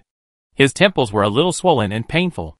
And when Jung couldn't muster any energy, he first made sure that his forehead was not hot, and then frowned and peeled off the cotton strips on his legs. The scratches on his legs did not get worse, and they were almost healed by the body's self-healing ability. The bad condition was just because he didn't get enough rest, which was not a big problem. The points for treating trauma potions can be temporarily saved. As a poor man, this is the first thing Wen Zheng thought of. As the saying goes, the early bird catches the worm. When Zheng saw Tuan Tuan pecking at insects in the grass outside as soon as he came out of the cave. In the past, Tuan Tuan chased insects on his 2 legs. But it was different after he could fly. He swooped down directly from the sky, not only hitting the insects so hard that they had no time to react, but also knocking Wen Zheng to the ground. Tuan Tuan, keep your mouth away from me. Reaching out to hold Tuan Tuan who had hit his chest. Wen Zheng saw the worm still squirming in Tuan Tuan's mouth, thinking that this creature had almost had close contact with his mouth just now. He used a little more force than usual and knocked Tuan Tuan's head twice. Tuan Tuan swallowed the worm in his mouth. He went to sleep without eating last night, which made him hungry, and came out to look for food early in the morning. He didn't know that Wen Zheng had eaten something on his back last night. Seeing that Wen Zheng didn't want to eat the delicious worm, he broke free from Wen Zheng's hand and flapped his wings to fly to the cave. Accompanied by the sound of splashing water, Wen Zheng was doing his daily cleaning. The cold water splashed on his face. Thinking of Tuan Tuan's back as he broke free from his hand and left, Wen Zheng suddenly doubted whether he had hit Tuan Tuan too hard just now. With the idea of going back to coax Tuanchuan, Wen Zheng quickly washed and returned to the cave, and saw Tuanchuan flying towards him with smoked meat in his mouth. Wen Zheng, who reacted much slower than usual, was stunned for a moment, thinking that Tuanchuan wanted to eat it himself. Then he saw Tuanchuan's bulging neck and felt that this little guy couldn't control his mouth even though he was full. Now he didn't think he had hit him too hard just now, but instead had to criticize him. However, what happened next was completely the opposite of what Wen Zheng thought. Tuanchuan opened his mouth and let the smoked meat fall into Wen Zheng's hand, and then used his body to support Wen Zheng's hand and fly up. Wen Zheng's criticism, which had not yet been spoken, got stuck in his throat. And then he asked, Tuanchuan, did you bring the smoked meat for me to eat? Tuanchuan is so thoughtful. He even urged me to eat breakfast. Moved by Tuanchuan's behavior, Wen Zheng hugged Tuanchuan and rubbed the soft feathers on his head twice. Just like parents like to rub their children's hair, messing up the originally smooth feathers. Then, when Tuan Tuan was being kneaded and turned around, he quickly put the bacon in his hand to a separate place.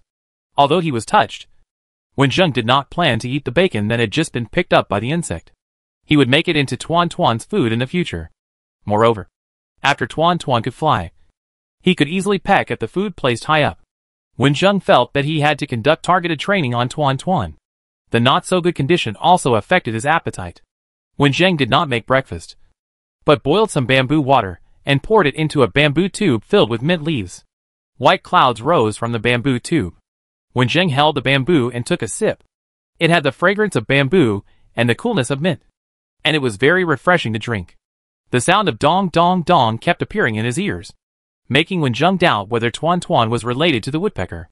However, he looked over and found that Tuan Tuan was not pecking at wood, but the black box that led to the original owner's memory. After being attacked by Tuan Tuan, the appearance of the black box did not change at all. Wen Zheng knew that this box must be extraordinary, but he did not completely restore the memory of the original body, and he had no idea what was inside. Recalling the content of the mechanical sound yesterday, the hidden task about memory was marked with stage 1.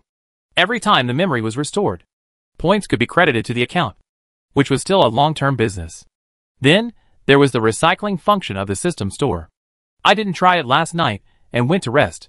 Today, Wen Zheng opened the store again, and there was indeed a recycling option in the lower right corner. Wen Zheng casually took the bacon that Tuan Tuan had picked up to try, but the store did not recycle it. He tried all kinds of items in the cave and none of them were within the recycling range. Except for the black box in his hand.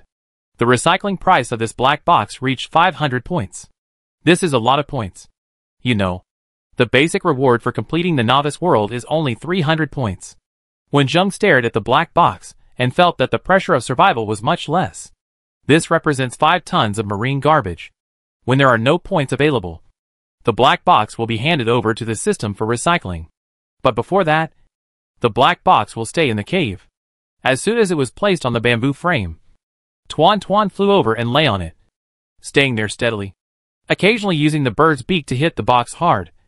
So Wenjung didn't have to worry about Tuan Tuan's beak being worn flat. So he let it go. Wenjung sat at the entrance of the cave, drinking mint water, looking at the gradually brightening sky, and began to think seriously. All the things that were originally planned to be done after the typhoon left were disrupted and needed to be rescheduled. First, the ingredients brought back yesterday morning had to be processed. And then the forests that were blown by the typhoon were explored. And the points were used to buy marine garbage at the end. Fortunately, the typhoon had just passed, and the temperature was not high in the past 2 days. The ingredients obtained from the beach yesterday were still fresh. Wenjung rebuilt the smoked meat rack and drying rack outside the cave. And all the fish he picked up were made into smoked fish.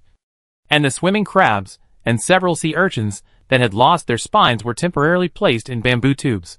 The shark skin was hung outside to dry. And Wenjung was looking forward to making a shark skin sleeping bag as soon as possible. The fangs were cleaned by Wenjung, and the plan to make them into weapons was far behind.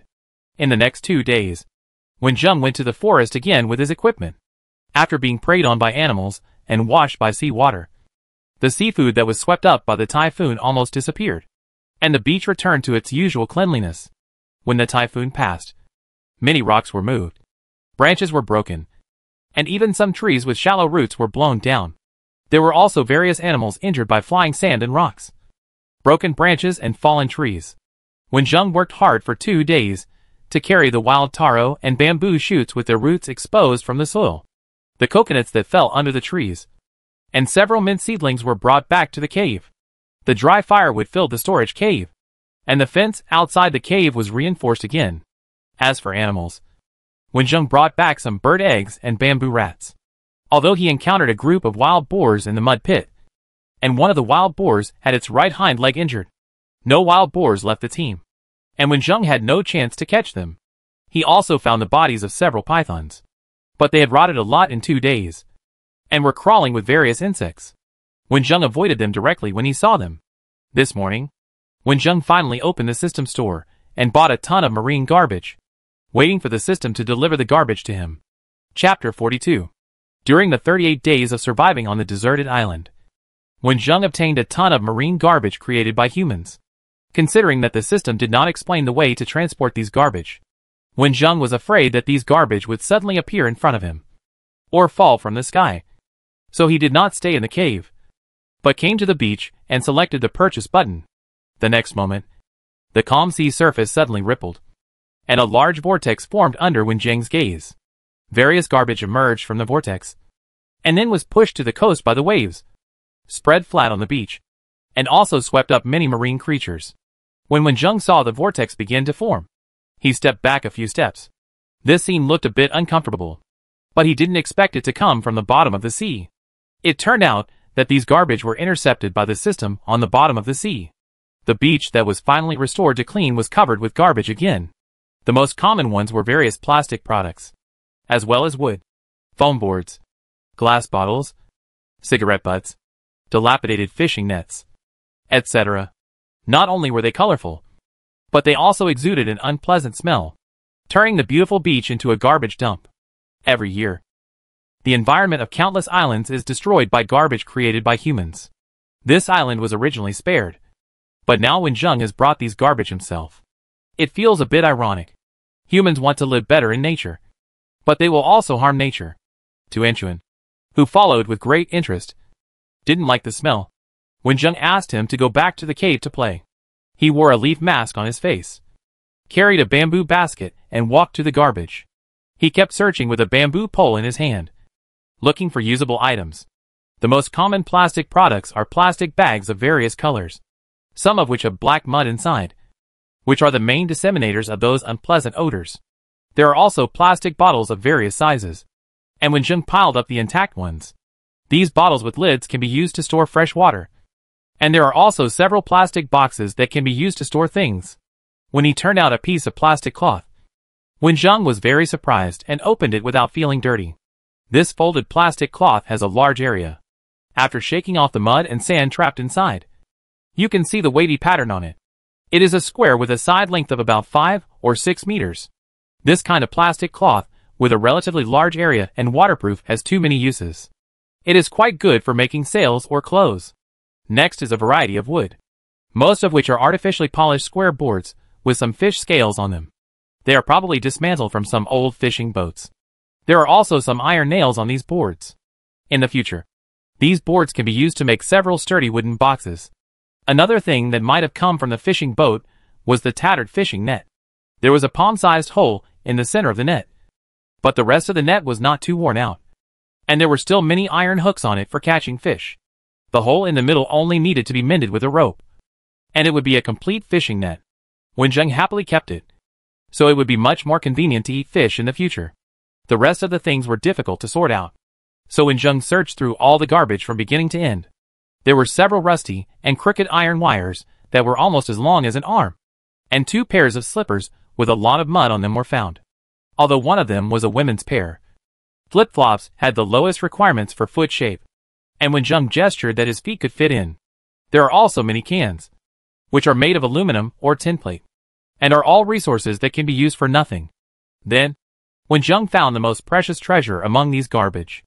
It was a glass bottle pressed under a plastic bag, because the plastic bag on top was cut by Wen Zheng. The silt inside flowed onto the glass bottle. After wiping off the silt on top and seeing what was inside clearly, Wen Zheng opened his eyes as wide as he could, full of shock and joy. This is a drifting bottle. In addition to slightly yellowed paper, there is also a transparent waterproof bag containing things. The drifting bottle appeared in the age of navigation. It is a way of communicating across the ocean. The biggest feature of this method is unpredictability. When Columbus put the map of America into a bottle and threw it into the sea, it was not discovered by humans until 300 years later. And not every drifting bottle can drift to the beach.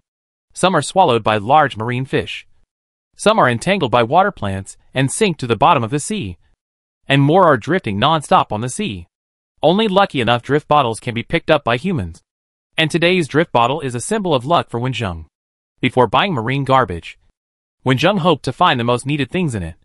But when luck really came, he was a little bit unbelievable. The waterproof bag contained seeds. He recognized that it contained rice and barley, which were the crop seeds he dreamed of.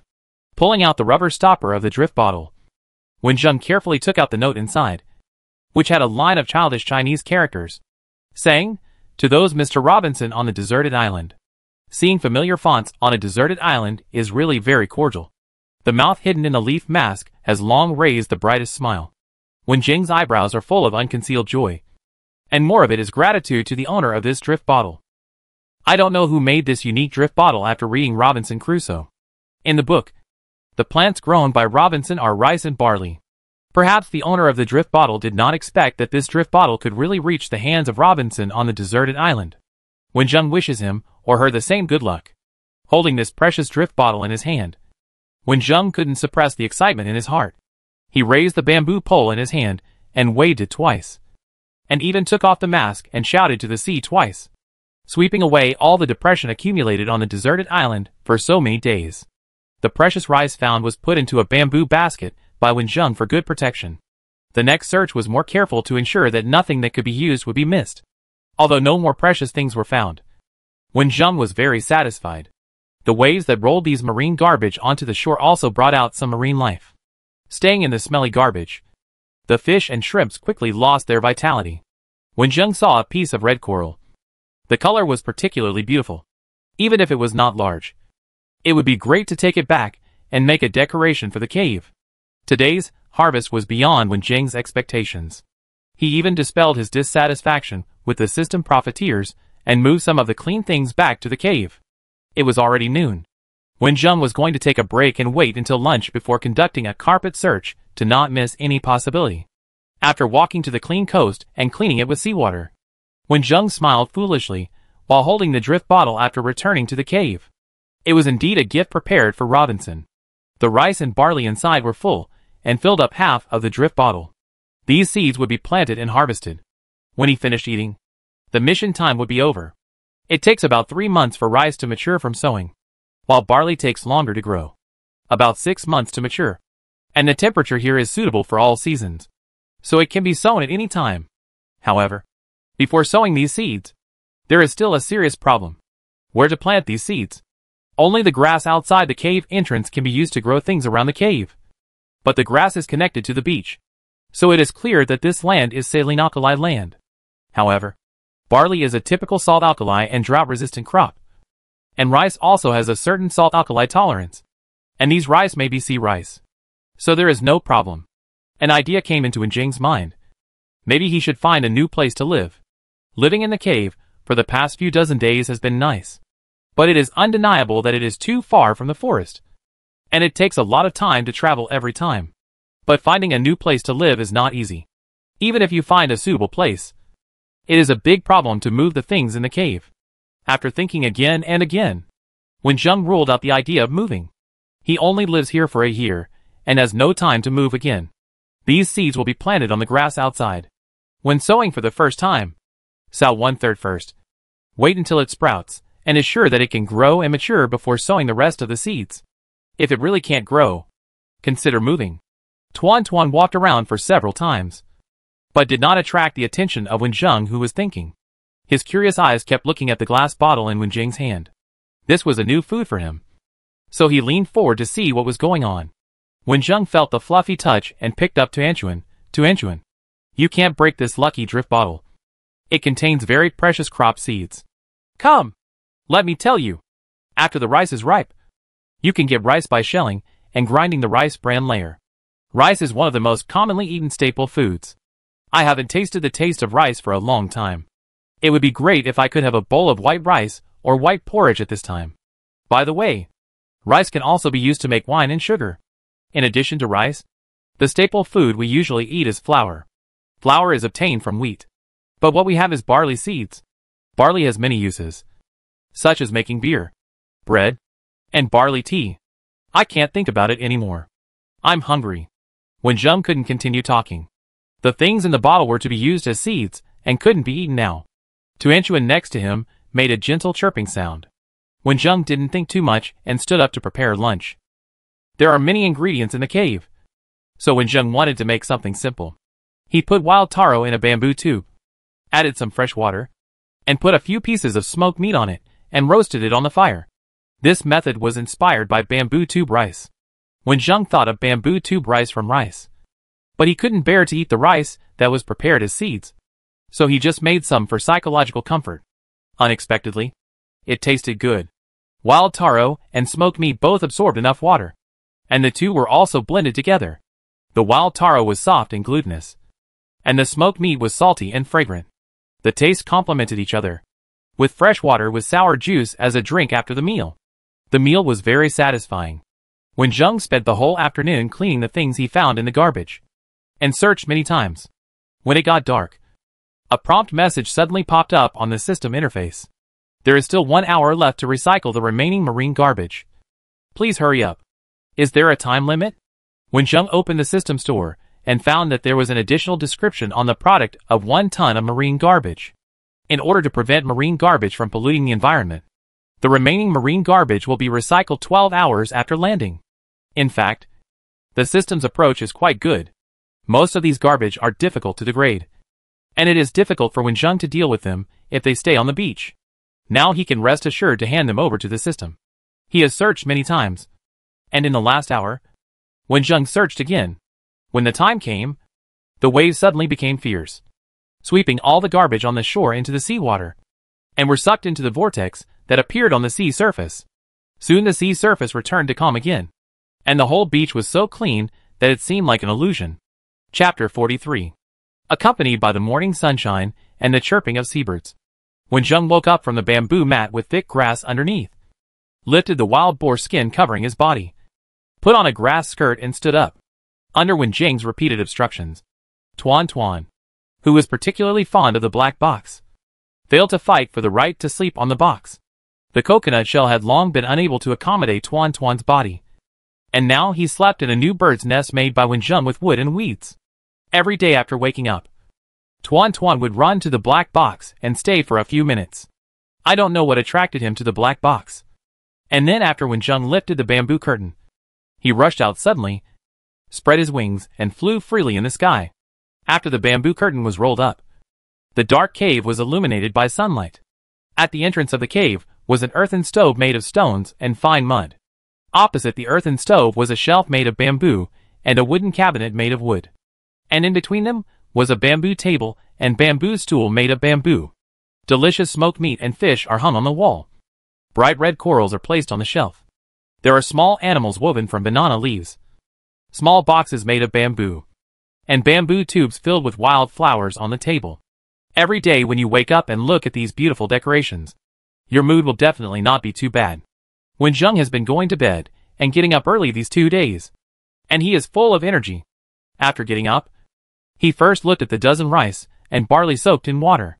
1 or 2 of these seeds used for experiments have slightly white tips.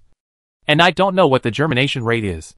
Today his plan is to go to the mountains and forests to find materials for making farm tools. Planting crops is certainly not as simple as sprinkling seeds on the ground. If you want to have more harvests, you have to reclaim these wastelands into farmland. The large area of land in front of this rock is full of gravel and weeds. And no trees grow. Wenjung has always been curious about why there are no trees here. Now he has discovered the benefits of not growing trees. At least when reclaiming wasteland. There is no need to cut trees. To reclaim a piece of wasteland, the plants growing on this wasteland must be removed first. These cut plants can also be dried and burned into ash. Ash is an alkaline fertilizer and is not suitable for sprinkling on saline alkali land. But Wenjung has already thought of the use of these ash. After these plants are removed, they can also burn grass seeds and insect eggs when they burn, and then start turning the land. Wenjung is going to make 2 kinds of agricultural tools for reclaiming farmland, namely hoes and wooden plows. There are no iron tools on the deserted island, and Wenjung can only use wood. During the previous exploration of the forest, Wenjung found a very hard wood. Even with a fire axe, it takes a lot of effort to cut it. Because he didn't know this kind of wood, Wenjung named it Iron Tree. And the goal of this trip to the forest is them.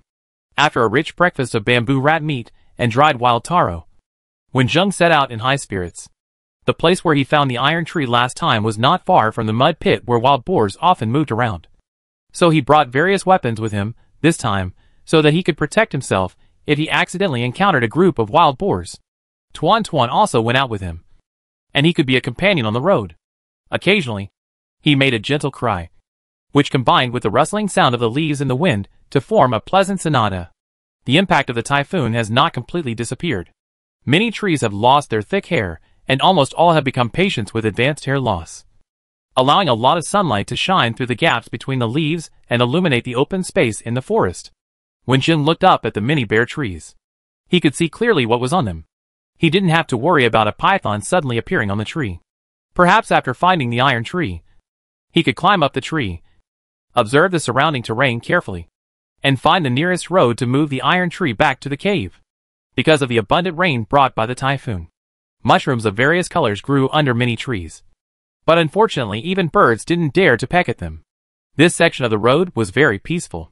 He didn't encounter pythons, wild boars, and other aggressive animals. He only avoided a few palm-sized spiders. A few hours later, Wenjung found wild boar footprints on the ground.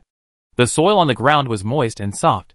In addition to many wild boar footprints, there were also piles of soil dug by wild boars, which was more powerful than manual turning of the soil. There was also a lot of wild boar feces around. Wenjung once again thought about raising wild boars. Wild boars digging the ground was equivalent to loosening the soil, and feces could be used as fertilizer. There were many benefits to raising wild boars, but in this case, he would have to build shacks to enclose the wild boars. The amount of work now was enough. Carefully observing the footprints on the ground, the mud prints on the weeds next to them have dried, indicating that the wild boar has been away for a long time. It is not yet noon, and wild boars usually start to move at dusk. Of course, there will be some unexpected situations. At least the last time I encountered a stray wild boar, it was in broad daylight. Wenjung became more vigilant and continued to head towards the mud pit according to the marks left behind.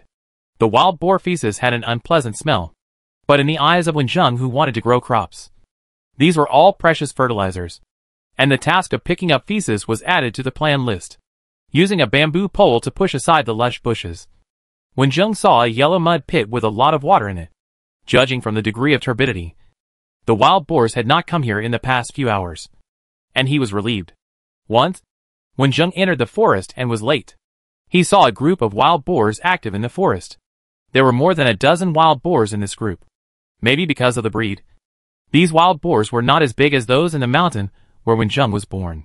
The leading wild boar was the largest, about the same size as a calf a few months old, weighing almost 200 kilograms, with very long fangs, like two sharp scimitars, and looked extremely powerful. The following wild boars were smaller in size. Almost all of them were female wild boars without fangs, although female wild boars did not have the fangs of male wild boars. When they launched an attack, they would use arching and biting methods, which were equally powerful. Finally, there were 5 or 6 wild boar cubs in this group that were as big as ordinary pastoral dogs. Wenjung saw a wild boar cub with injured hind legs in the wild boar group last time. If it was a single wild boar, Wenjung would not be afraid at all. Unfortunately, wild boars usually act in groups, so he could only try to avoid the group. He was now looking forward to the injured wild boar, and he would meet it one day. Tuan Tuan flew out of the bamboo basket and shuttled through the woods. These days, Wenjung found that Tuan Tuan's flying speed was getting faster and faster, faster than most seabirds he had seen. So after giving him a few instructions, he let Tuan Tuan move freely. Wenjung himself was carefully observing the wild boar's activity path, walking to a place with fewer footprints, and observing the surrounding trees. According to his idea, Wenjung did not spend too much time to find a suitable place. Put down the bamboo basket he was carrying, and took out a few long ropes. There would definitely be branches and stones in the woods. Wenjung chose a few thick and long branches, and used stones to smash 2 branches into the soft soil, 1 step apart, leaving half of the branches exposed on the ground, along the center line of the 2 branches. The third branch is also hit at a distance of 1 step apart. Tie the 4th stick horizontally between the first 2 branches with a rope, and tie the 5th branch vertically in the middle of the 4th stick. The bottom of the 5th branch does not need to touch the ground. Next to it is a small tree with vigorous growth selected by Wenjung. The diameter of the trunk is about 5 centimeters. It is long enough, hard enough, and has a certain elasticity. Wenjung removed the other branches on the trunk, pressed it down hard, and tied it to the 5th rope with a rope. At the same time, he used the 6th branch to support the 3rd and 5th branches to form a perfect balance. Finally, tie a rope to the lower end of the 5th branch.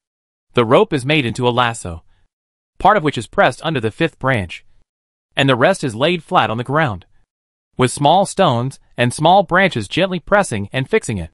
This is the noose trap that Wenjung saw in the documentary.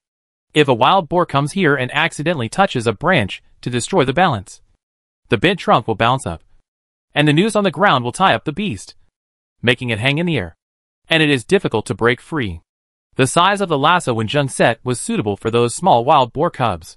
After all, he was worried that the rope woven with coconut fiber might not be able to bear too much weight. This was his first time making this trap. He didn't know if it would be successful. He planned to check it every few days. Anyway, the wild boar would not starve to death in 2 days. As soon as the wild boar trap was set, Wenjung saw Tuan Tuan flying back with a branch with sour fruits in his mouth. He smiled and praised. Tuan Tuan worked hard. Wenjung touched Tuan Tuan's feathers and put the sour fruits in the bamboo tube. The sour fruits in the cave had been eaten, and this time he went out to collect some. Encouraged, Tuan Tuan quickly flapped his wings and flew high. Wenjung followed him. The shrubs with sour fruits and the iron tree were in the same area. The trunk of the iron tree was very straight, without too many branches, and it was very hard. Wenjung felt sorry for his fire axe. He aimed at a place and chopped it. It took a lot of effort. The iron tree was finally chopped down to the ground, making a thumping sound, which startled many birds. Tuan Tuan came back anxiously to check on him. The hard quality represents extremely high density. This kind of wood is really heavy. Wenjung tried to lift it, but he felt it was difficult to bring the whole thing back. even if he dragged it back with great difficulty. He didn't know how long it would take for his hands and shoulders to recover. Putting the chopped ironwood aside first, Wenjung looked left and right, found a tree with more branches, and climbed up quickly. Because there were many tree pythons in the forest, Wenjung didn't dare to climb too high before climbing trees. Now most of the leaves were blown away by the typhoon. Wenjung climbed to a high place with confidence, and his vision was much wider than on the ground. This tree was not the tallest around, but because there were not too many leaves blocking the view, Wenjung was able to see the surrounding terrain and look for a road with fewer trees in the direction of the cave. Wait, isn't the bamboo forest in another direction? Wenjung was stunned. Bamboo, a plant with a unique appearance, was particularly eye-catching.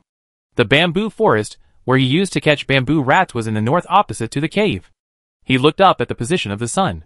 It was almost afternoon now, and the sun was setting. Wenjung was sure that the bamboo forest he saw was in the south. This was a newly discovered bamboo forest, closer to the cave, and located diagonally above the gravel mountain. This good news made Wenjung's spirit suddenly lifted. He felt that carrying trees was not so hard. He picked enough sour fruits happily. Wenjung estimated the weight and cut the felled iron tree into 3 sections. He planned to carry one section back today. Looking at the cylindrical trunk, Wenjung thought about it. Tied the 2 sections of the trunk with 2 ropes, and then tied the other end of the rope to a smooth branch. Wenjung held the branch in his hand and pulled the iron tree trunk to go home. On the way back, he wanted to go around the new bamboo forest to have a look, even if the journey might be a little longer. If he was not mistaken, the newly discovered bamboo forest might have new gains. Chapter 44. The process of moving the ironwood was really difficult. Wenjung struggled to pull the thick and heavy ironwood. The uneven ground caused great obstacles. Sometimes he had to use an axe to cut off the vines and bushes blocking the way. If there were boulders blocking the way on the ground, he would carefully bypass them. Wenjung was blocked by the bushes again while pulling the ironwood. There was no open space to bypass in his sight, so he could only pick up the axe and cut off a bush. While concentrating on cutting the bushes, he heard several similar calls from a distance. Wenjung looked up and saw 3 flying birds. They looked very similar. One of them was the largest, with dazzling feathers and even a very clear call. The remaining 2 were directly reduced to foils. Seeing the 3 birds talking, Wenjung began to get nervous, just like a parent who was worried about his child being abducted. At the same time, he felt proud that his child was indeed the most beautiful. The other 2 birds were obviously from the same family as Tuan Tuan. They were one big and one small, with one bright feather and one dull feather.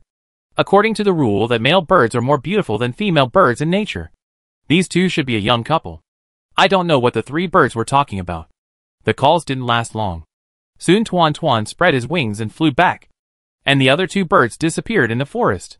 Tuan Tuan took the initiative to get into the bamboo basket to rest, and Wenjung began to nag, "Tuan Tuan, you can't run away with other birds. Otherwise I will be sad.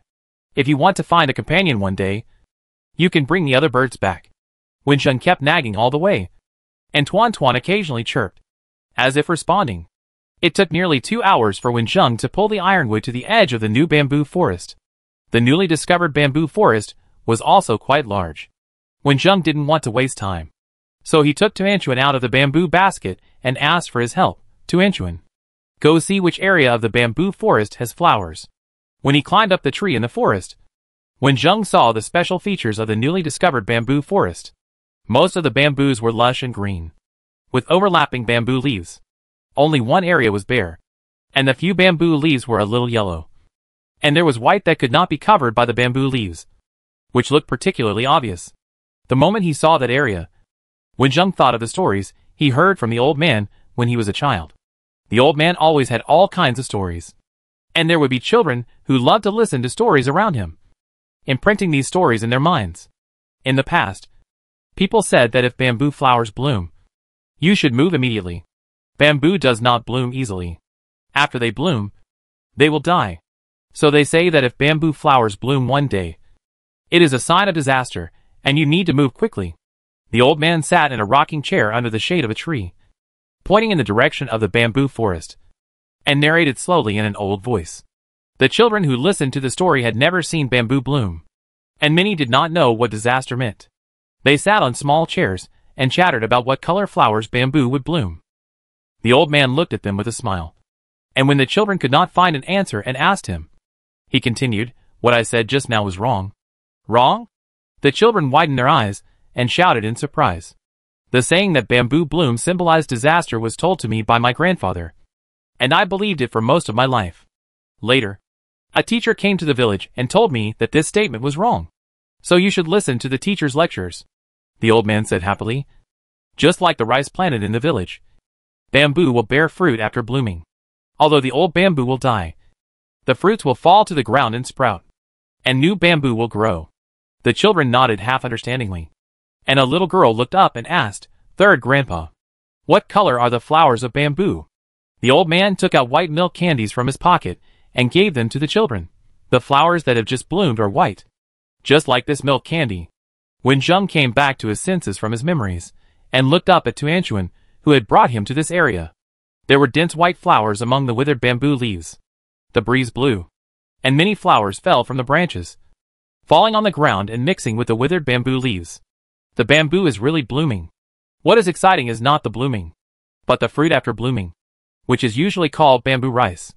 It is said that the phoenix will not roost unless it is the phoenix tree, will not eat unless it is bamboo fruit, and will not drink unless it is sweet spring star. This bamboo fruit refers to bamboo rice, and you can tell that it will taste good just by thinking about it. When Jung has long missed the taste of rice, he thought he had to wait patiently until the sown rice matured, but he didn't expect to find the surprise of bamboo rice in advance. Looking up and walking around these flowering bamboo forests, he was dazzled by the sunlight and saw spots of light. When Jung had to regretfully admit that these bamboos may have just bloomed and have not yet borne fruit, so he needs to wait patiently for a while. Tuanchuan is home. These bamboos have not yet produced bamboo rice. Let's come back later. When Jung was about to go back, but found that Tuanchuan had flown away again, so he could only shout at the running child. Tuan quickly flew back through the gap in the bamboo forest, but was unwilling to enter the bamboo basket. Instead, it pecked at the corner of Wen Jing's clothes and flew in one direction. "Did you find something over there?" Wen Jing walked towards the direction that Tuan pointed. Some birds are very smart. Tuan has shown a high IQ these days. Wen Jing was surprised at first, but later attributed it to the species and his own good care. Following Tuan, away from the flowering area, approaching another area with dense bamboo leaves, Wen Jing couldn't believe his eyes. The surprise was too sudden. "I never expected that after discovering bamboo rice soon, I could find another delicious ingredient. On the ground in the bamboo forest, a special kind of mushroom is quietly growing. This kind of mushroom can be said to be the most beautiful mushroom. Just think about it.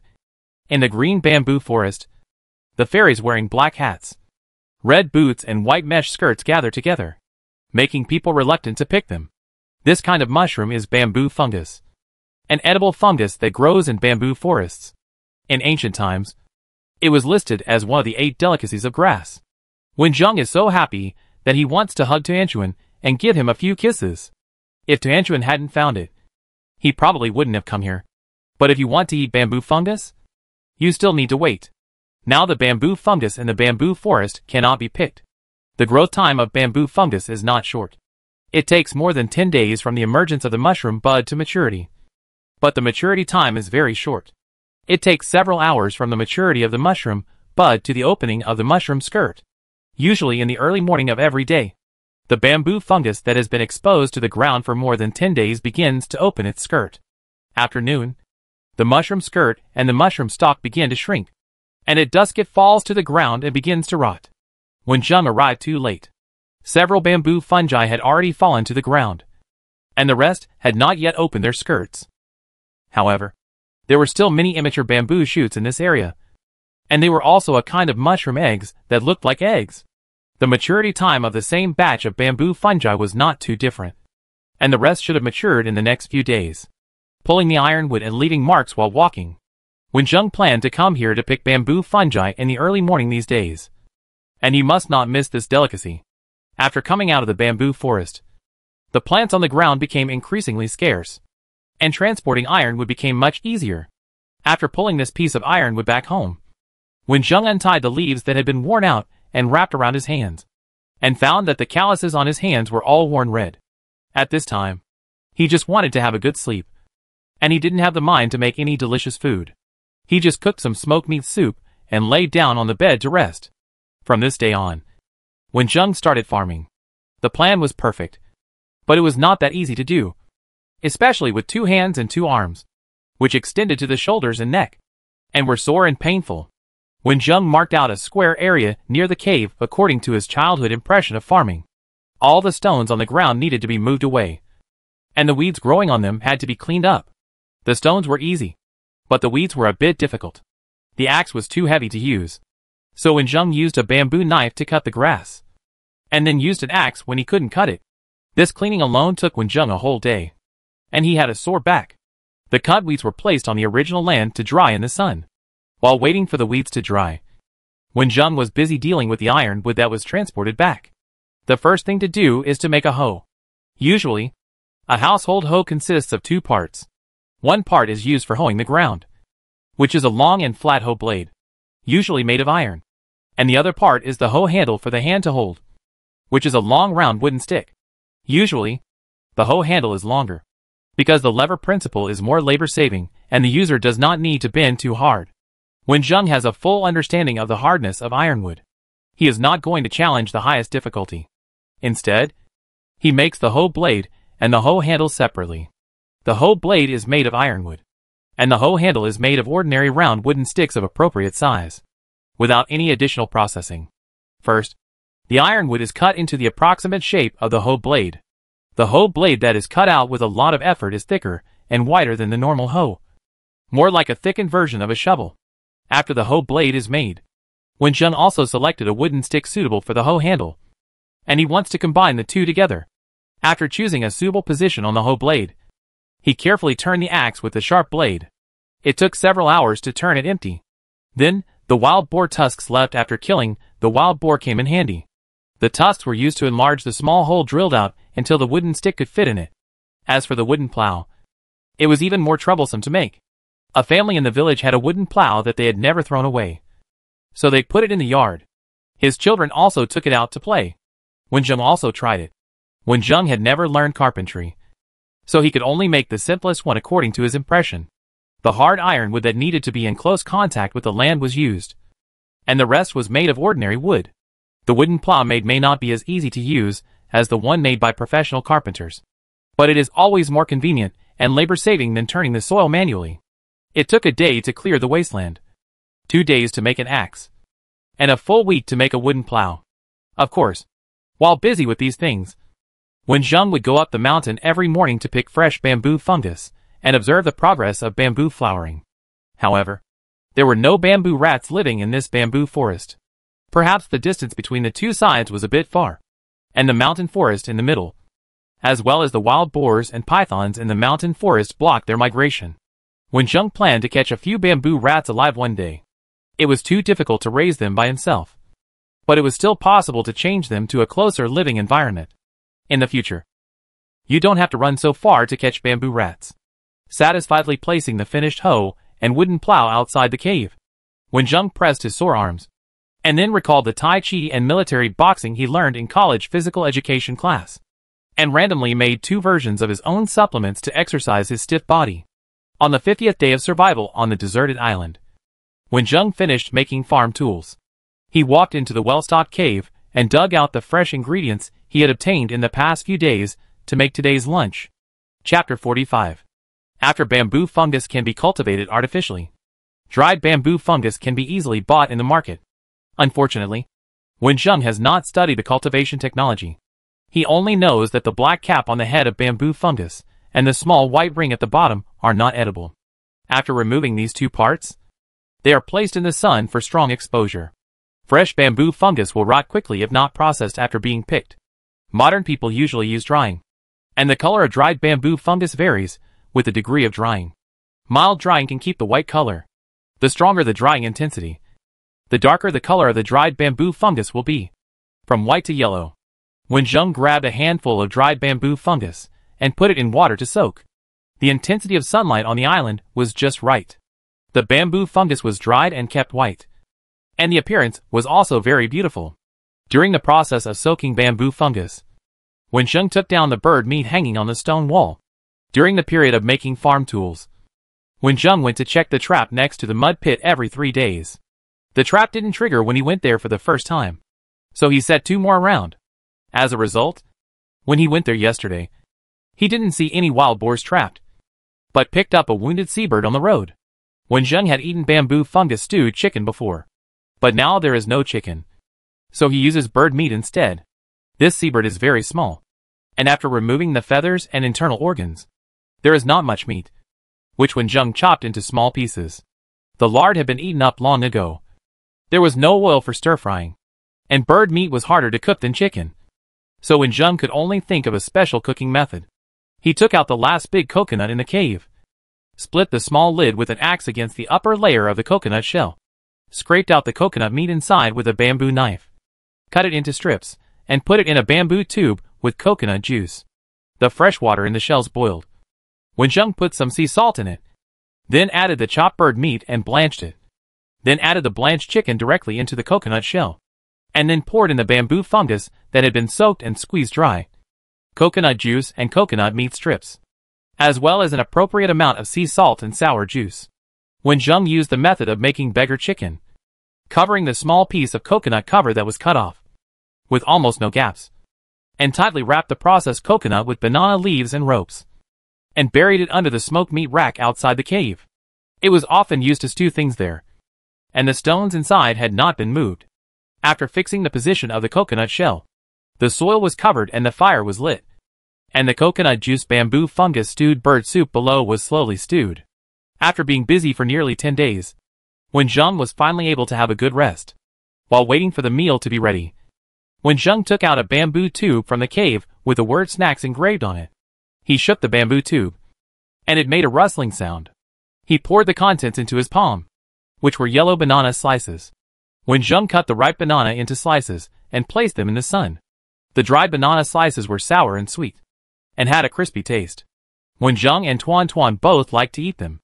Speaking of Tuan Tuan, Wenjung looked into the cave. It was broad daylight, and the sun was shining brightly outside. Tuan Tuan was still sleeping in the bird's nest. On the day he went to cut down the iron tree, Wenjung noticed that Tuan Tuan was larger than the 2 birds of the same species. He originally thought that he had raised them well, but in the past 10 days, Tuan Tuan had grown larger again. Wenjung began to suspect that the 2 birds he met last time might be young birds that had not yet grown up, which could explain Tuan Tuan's growth. Moreover, the increased sleeping time in the past few days should be caused by Tuanchuan's continued growth. After drinking a few sips of mint tea, Wenjung looked at the scenery in the distance. The sea and the sky were connected. The sky and the water were the same color. The breeze was blowing, and the water was calm, which made people feel relaxed and happy. The fire burned for 2 hours and boiled a pot of sea salt. Wenjung was not in a hurry. He took out some dried wild taro and steamed it in shells. After the wild taro was steamed, he extinguished the fire and dug out the coconut buried below. After untying the rope, he dug up all the dried leaves and gently opened the coconut shell on the top with a bamboo knife. In an instant, a light but overbearing fragrance appeared in the air, which even tempted Tuanchuan, who was sleeping in the cave, to wake up. In the light yellow clear soup, white bamboo fungus and coconut meat accompany the bird meat. Coconut milk itself has a natural sweetness. Bamboo fungus absorbs the delicious soup like a sponge. The coconut meat is cooked soft, and the bird meat is stewed to separate the bones and meat. Pick up a piece of bamboo fungus with chopsticks. The soup drips back into the coconut shell due to gravity. Quickly put it in your mouth. Take a bite, and the soup overflows. The bird meat is tender and smooth, and it is not difficult to bite it because it has been stewed for too long. It tastes salty, fragrant and sweet. The coconut meat is very soft and sticky, and there is a faint sweetness. Take another sip of the hot soup. It is sweet and rich, and the fragrance lingers on your lips and teeth. Wenjung picked out a few chopsticks of the ingredients inside, and then scooped out a little soup with a bamboo spoon, and moved it to Tuan Tuan, who was waiting next to him. One person and one bird began to enjoy the food at the same time. Wenjung's chopsticks never stopped. Every ingredient in it was particularly delicious. With these dishes, even the wild taro paste was particularly sweet. In the end, even the soup was drunk clean. After finishing his meal, Wenjung sat contentedly at the entrance of the cave, and although Tuanchuan did not sleep, He ran to lie on the black box on the shelf. After sitting for a few minutes, Wenjung stood up to pack his things. As usual, after staying on the black box for a few minutes, Tuanchuan ran over to rub against Wenjung. And after saying hello, he spread his wings and flew into the sky, and soon disappeared, leaving Wenjung alone at home. Wenjung drank 2 sips of water, and walked to the farmland area with a hoe. The green grass placed on the ground a few days ago was dried. Wenjung found a time when there was no wind, and carefully ignited the hay with fire. During the burning of the hay, the insect eggs and grass seeds in the ground were burned. The ash produced after the hay was burned was alkaline. The ash mixed with saline alkali land would only make the land condition worse. So Wenjung collected them, and put them in a bamboo basket covered with leaves. Today's farmland is just without weeds and stones. The land is not particularly hard, but it is not so easy to turn over. Wenjung rubbed his forehead. Making farm tools was tiring enough. He decided to rest for 2 days before turning the soil. However, on the afternoon of the second day, the island welcomed a heavy rain that came and went quickly. The land became much softer after being irrigated by rainwater. Wenjung rested for only 1 day in total. And then he took a hoe to turn the soil. The work of turning the soil once again stranded Wenjung's other plans. He thoroughly experienced the hardships of the ancient working people. He tried to arrange his time every day reasonably, turning the soil hard when the temperature was relatively low, and resting well when the sun was relatively hot. In this way, he spent 3 days of hoeing the soil every day. The 2 farmlands were roughly turned over by the hoe. Wenjung was so tired that his waist and back ached, and new calluses appeared on his hands. Looking at the fields that had become hard again after being dried by the sun, Wenjung prepared to take a good rest for a day before using the wooden plow to cultivate the land. Turning the soil is more tiring than making farm tools. Wenjung has not gone to the mud pit to check the traps these days. After all, he has not caught anything for so long, and he has no confidence in those traps. Wenjung did not even go to the flowering bamboo forest close to the cave to check. The only thing he did every day was to go fishing at the beach. Eating smoked meat and dried taro every day would be boring, and these can be preserved for a long time and belong to the food reserves of the cave, so they cannot be eaten up like this.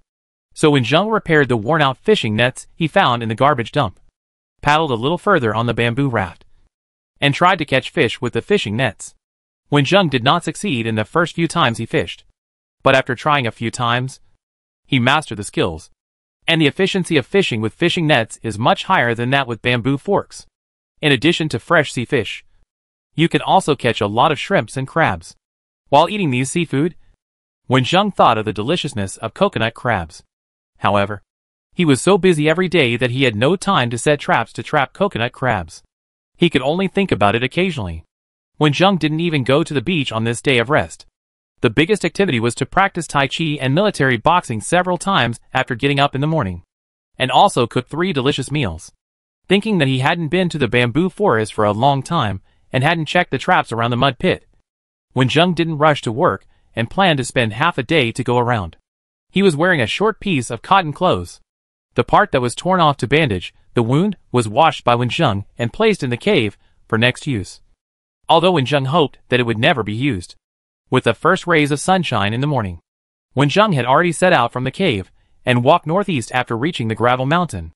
Looking at the clothes with holes on the sleeves that were torn at some point, Wenjung sighed. Even if he changed and washed them alternately with the straw clothes, this set of clothes of excellent quality would inevitably be damaged. He didn't know how long it would last. No clothes were found in the garbage dump last time. Only a piece of canvas. But Wenjung had other uses for this waterproof canvas. He planned to make a set of clothes with animal skins. Although no wild boars have been caught recently, Wenjung would like to breed them even if he caught them. But the shark skin from last time has not been tanned yet. Wenjung has prepared fish bones that can be used as needles, and the thread can be removed from the fishing net. When the shark skin is tanned, he can sew a set of clothes, according to the best route he has mastered. It didn't take Wenjung long to see the shadow of the bamboo forest. Tuan Tuan took the initiative to fly in front to lead the way, and Wenjung didn't need to check the marks left behind. Wenjung had picked all the bamboo fungi in the bamboo forest. The blooming bamboo flowers had turned from white to light green. This time, from the distant trees, he could not see the special features of this bamboo forest. Wenjung once again sighed at his good luck. Hearing Tuan Tuan screaming excitedly, Wenjung hurried over, and saw that the bamboo flowers next to Tuan Tuan had withered, and the place where the bamboo flowers originally grew had produced small, green bamboo fruits. Tuan Tuan, you are really a great contributor. Wenjung circled around the bamboo several times, muttering excitedly, now it's solid.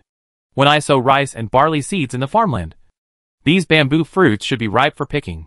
Bamboo, rice and wheat are all grass plants. Bamboo is similar to rice and wheat, and the green rice grains are wrapped in the shell. When the shell changes from green to light red, it can be harvested, leaving the bamboo forest with a happy mood. Wenjung continued to walk southeast and entered the range of the mountain forest. In addition to various unknown big trees and unknown wild flowers and weeds, there are also many small animals. Last time, Wenjung followed the flight path of the bees and found a huge beehive. Thinking of the sweet honey made his mouth water. However, he did not have the strength to deal with the swarms of bees, so he could only sigh at the honey. He even failed to catch a wild boar. And the 3 traps he set up have not moved yet. Wenjung is now going to check the traps, but he has no hope. Chapter 46. As he gradually approached the location of the mud pit, Wenjing became more cautious. The sun rose, showing its presence with fierce sunlight.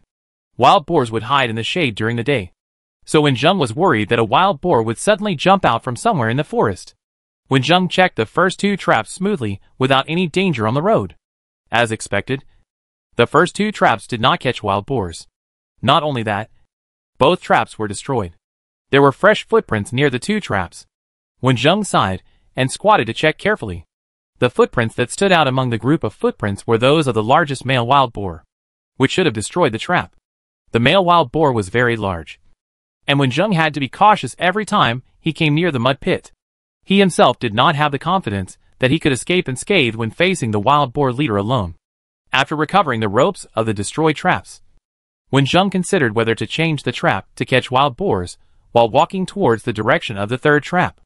At the beginning, considering the possibility of the trap being destroyed, none of the 3 traps were placed on the road where the wild boars often pass, and the 3rd trap was placed in a place with dense trees, where small wild boars can reach it, but large wild boars cannot get in. However, there is also a serious problem with the location of this trap. Judging from the footprints on the ground, small wild boars rarely run to that place. At that time, Wenjung searched around for a long time before he barely found this suitable location, because there were several footprints of small wild boars on the land inside. Although the traces may have been left a long time ago, Wenjung walked along the path according to his impression without much interest. He was still interested in looking at the plants around him. A bush with a bird resting in the distance attracted his attention. It was a low bush growing in the forest, with many small spikes on its branches. From the first time he entered the forest until now, Wenjung has witnessed the process of this bush from blooming with light yellow flowers to bearing green fruits, and then the fruits gradually turning red. When it bloomed, it attracted many bees to collect nectar. When it bore green fruits, no animals were interested. Now that the fruits have turned red, they have attracted several birds to peck at them. Fruits that can be eaten by birds are often non-toxic and harmless, and can be eaten by humans. This is how Wenjung discovered the sour fruit. Compared with the wild boar that he had little chance of catching, this edible berry was obviously more attractive. Wenjung turned around and walked towards that place. The noise of pushing the bushes away with his hands was not small. The birds were startled and flew away from several meters away. Tuan Tuan flew out of the bamboo basket in a hurry. The hard bird beak was not afraid of the small sharp thorns, and it pecked a red fruit with one peck. Wenjung did not take the red fruit that Tuan Tuan picked up, and let Tuan Tuan eat it himself. He did not want to challenge the sharpness of the thorns with his fingers, but took out a thin wooden stick and a bamboo tube from the bamboo basket. With a light touch of the wooden stick, the red fruit fell into the bamboo tube. He poured one into the palm of his hand, wiped it casually, and threw it into his mouth. As soon as Wenjing's teeth exerted force, the juice of the red berry broke through the thin skin and burst into his mouth. The tongue conveyed the taste of the berry to his mind. Wenjung was a little unbelievable, so he picked 3 more red fruits to taste together. And this time, he was completely sure. The taste of red berries is sweet, a bit like the taste of blueberries. It has been a long time since I have eaten such sweet fruits, and Wenjung wanted to eat a few more. However, the few red fruits were eaten, and only the green fruits that have not turned red were left on the shrub. instead of coming here to pick them. It is better to dig out 2 trees and take them back to plant outside the cave. Not only can they be picked at any time after they are ripe, but they can also be used as decorations to add a color to the outside of the cave. Wenjung had thought of taking the sour fruit shrubs back to plant them before, but the roots of the sour fruit shrubs growing in patches were connected underground. Digging them out would hurt the roots, and they would not survive. So Wenjung gave up this idea. This time, the sweet fruit shrubs did not gather together. So Wenjung picked up the branches and started digging. The soil here is very soft, and Wenjung easily dug a half-meter deep pit, and most of the roots of the low shrubs were dug out. After working hard to dig out 2 shrubs with sweet fruits, Wenjung pulled them and prepared to go home. Suddenly, he patted his head, leaving a mud mark on his forehead. He remembered that he had not yet looked at the last trap. Since he was here, of course he had to take a look. He walked past the lush bushes and took 2 steps. The side of those trees could not block his sight.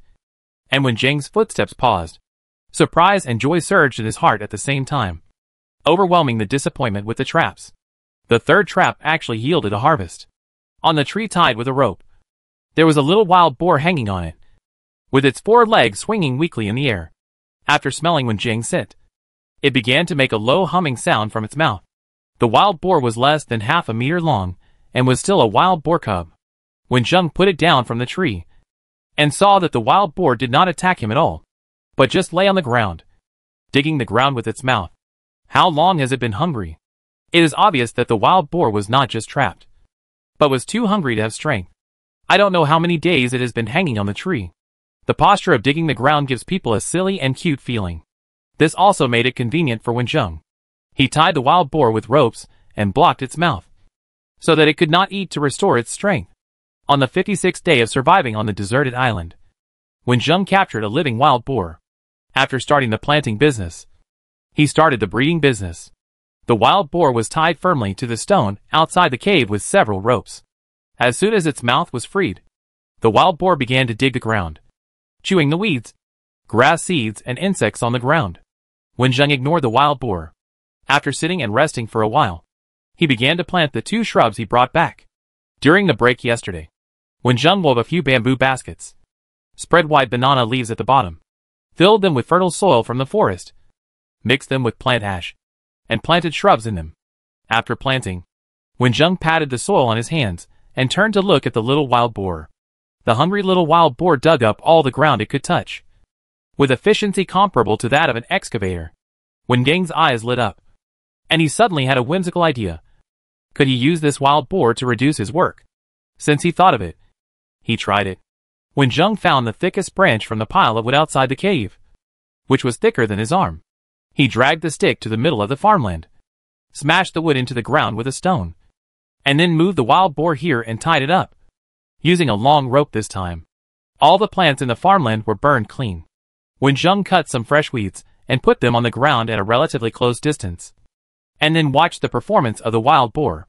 The wild boar made a wheezing sound, and while eating the weeds on the ground, it really dug up the surrounding land by the way. Wenjung looked at the wild boar with particularly enthusiastic eyes.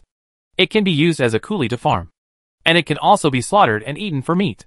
Why didn't he think of it before? After discovering a new way to cultivate the land, Wenjung watched the wild boar's movements with a smile on his face. Don't say it. The wild boar looks much cuter this way.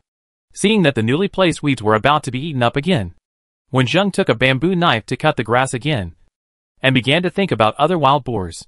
That day, the little wild boar lived a hard-working life. It was tied up every day, and in order to eat food into its mouth, it worked hard to dig up the ground. Wenjung was also afraid of being too tired, so in addition to various grasses, he would also sprinkle some dried bananas, clam meat, and the like on the ground, which were more popular with omnivores like wild boars than grass. However, not all wild boars have tusks. Even among the species with tusks, male wild boars only show long tusks. Female wild boars have shorter teeth, which are usually covered by their lips. The wild boar Wenjung caught should be a female wild boar, which used its mouth to dig the ground, but did not dig too deep. If the leader of the wild boar could be caught, the effect of digging the ground should be better.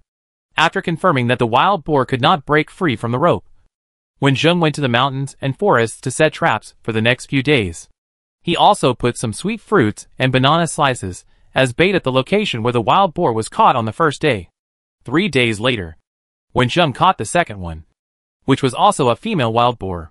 It seemed that the wild boar cubs were missing. Wenjung hid in the distance and observed that the big wild boars became more cautious. The remaining wild boars were obedient and did not leave the team. There was no harvest in the next few days. The 2 wild boar cubs dug the ground several times first, and Wenjung used a wooden plow to plow deeply. The work suddenly became much easier. It took a total of 5 days to reclaim the 2 wastelands. Wenjung stood at the edge of the field and picked up a piece of soil with his hands. There were no large clods of soil on the ground, and those small clods of soil turned into powder with a light pinch of his hands and leaked through the gaps between his fingers. Wenjung took out the seeds in the drift bottle, and 2 different seeds were placed in 2 bamboo tubes. Some time ago, Wenjung soaked them in water and tried it. He took out 10 seeds of each seed for the experiment. In the end, all 20 seeds germinated successfully. Of course, Wenjung did not discard these 20 seeds. He dug a few holes outside the cave and sprinkled the seeds. Now, several days have passed since the sowing of seeds. Wenjung found some tender sprouts in the field where the seeds were sown. He didn't know whether they were sprouts of crops or weeds. Wenjung would rather believe that those were crops that grew successfully, which would give him more confidence. Of the 2 types of seeds, barley can be sown directly on dry land. As for rice, it is usually rice that needs to be planted in paddy fields. But there are also dry rice that can be planted in dry land. Wenjung was still worried at first. What should he do if there is no fresh water to plant rice? He can't use seawater for irrigation. When he saw the seeds used in the experiment grow seedlings, he finally stopped worrying and decided to plant them in dry land. Although I really want to harvest these seeds, it is too difficult to make a paddy field full of fresh water on a deserted island with plenty of sunshine. Sprinkle the seeds in the till farmland, and use a hoe to gently cover the loose soil next to it with the seeds.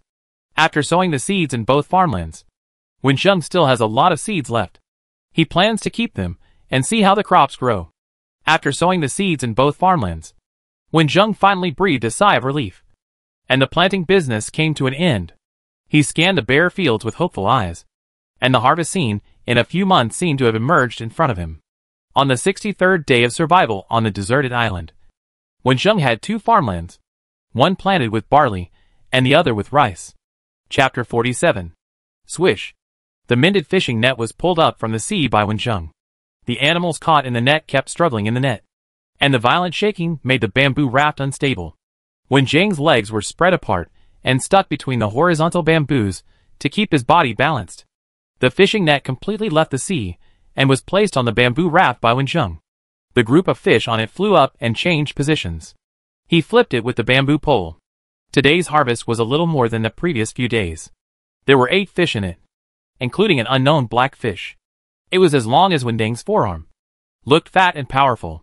Its tail kept hitting the bamboo raft, splashing a lot of seawater. "I'm going to eat you today." Wenjung held the tail of the black fish and threw its head hard onto the bamboo raft, putting the fainted black fish and the remaining obedient fish into the bamboo basket.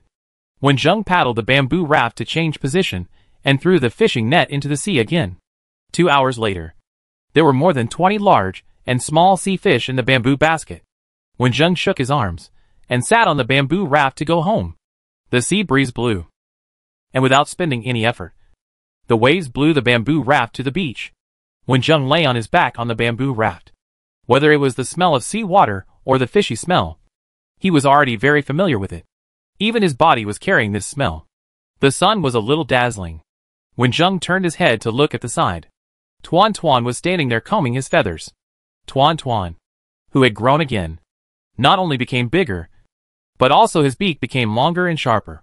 And even the tip of the beak was slightly hooked down. And his wings also became wider and more powerful. Unlike half a month ago, Tuanchuan's attack power was very weak. Now it is more like a small eagle or a juvenile eagle, and is changing towards a hunter. This unusual change was remembered by Wenjung. But no matter how Tuanchuan changed, the only thing that did not change was his closeness to Wenjung. The bamboo raft stopped after touching the beach. Wenjung cleaned the fishing net and the fish in the shallow sea. Tuanchuan teased the small crabs on the beach. A few branches were randomly set up outside the cave, and the fishing net was placed on them to dry.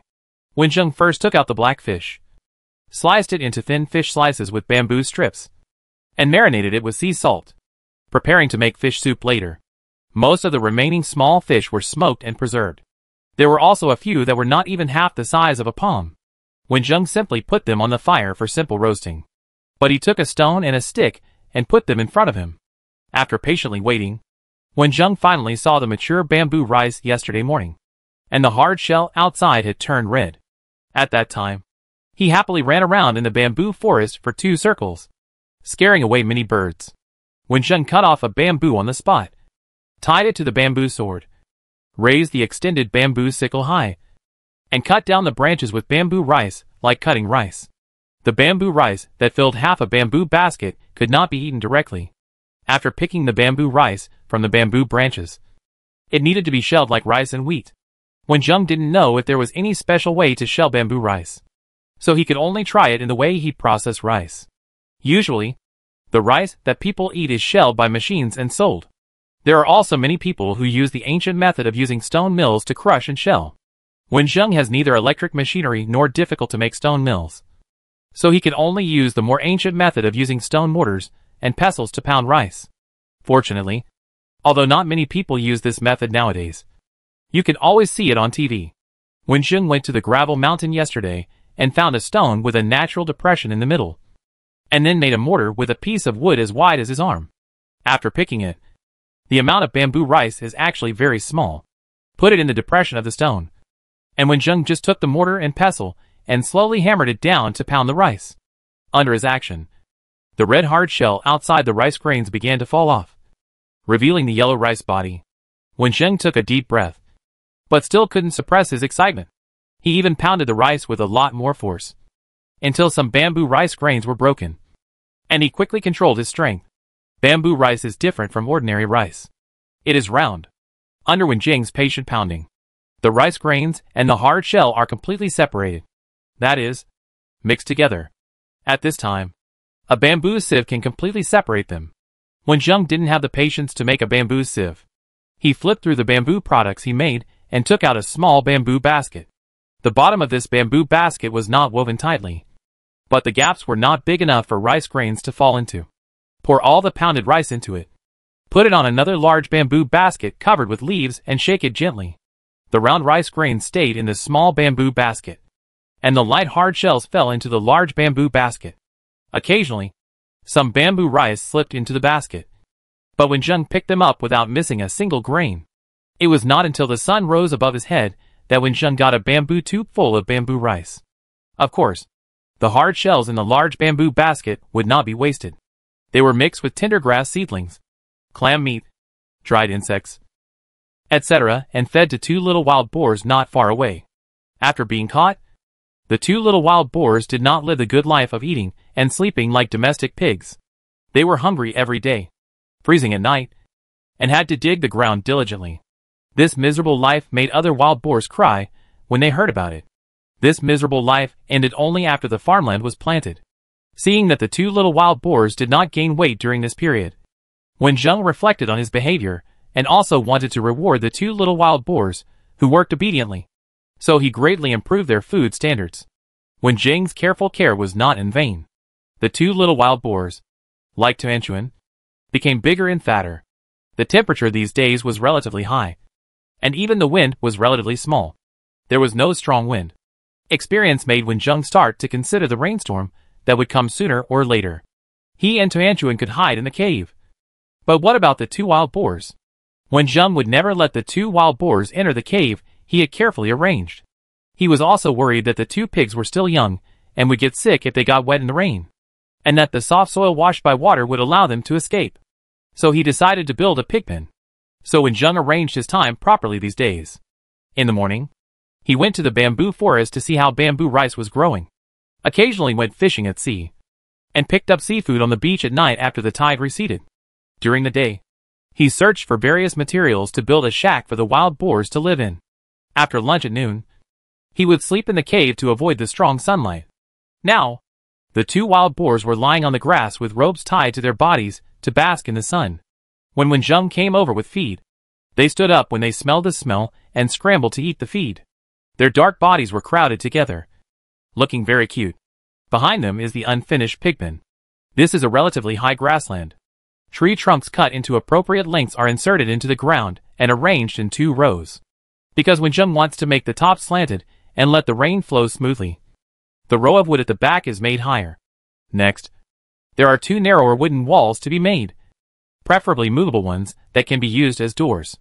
As for the top, Wenjung is reluctant to give the wild boars plastic sheets, so he can only lay bamboo and leaves on the top to block the rain, which will take a lot of time. Although the pig pen has not been built yet, the 2 wild boars have been placed here because it is a little far from the cave.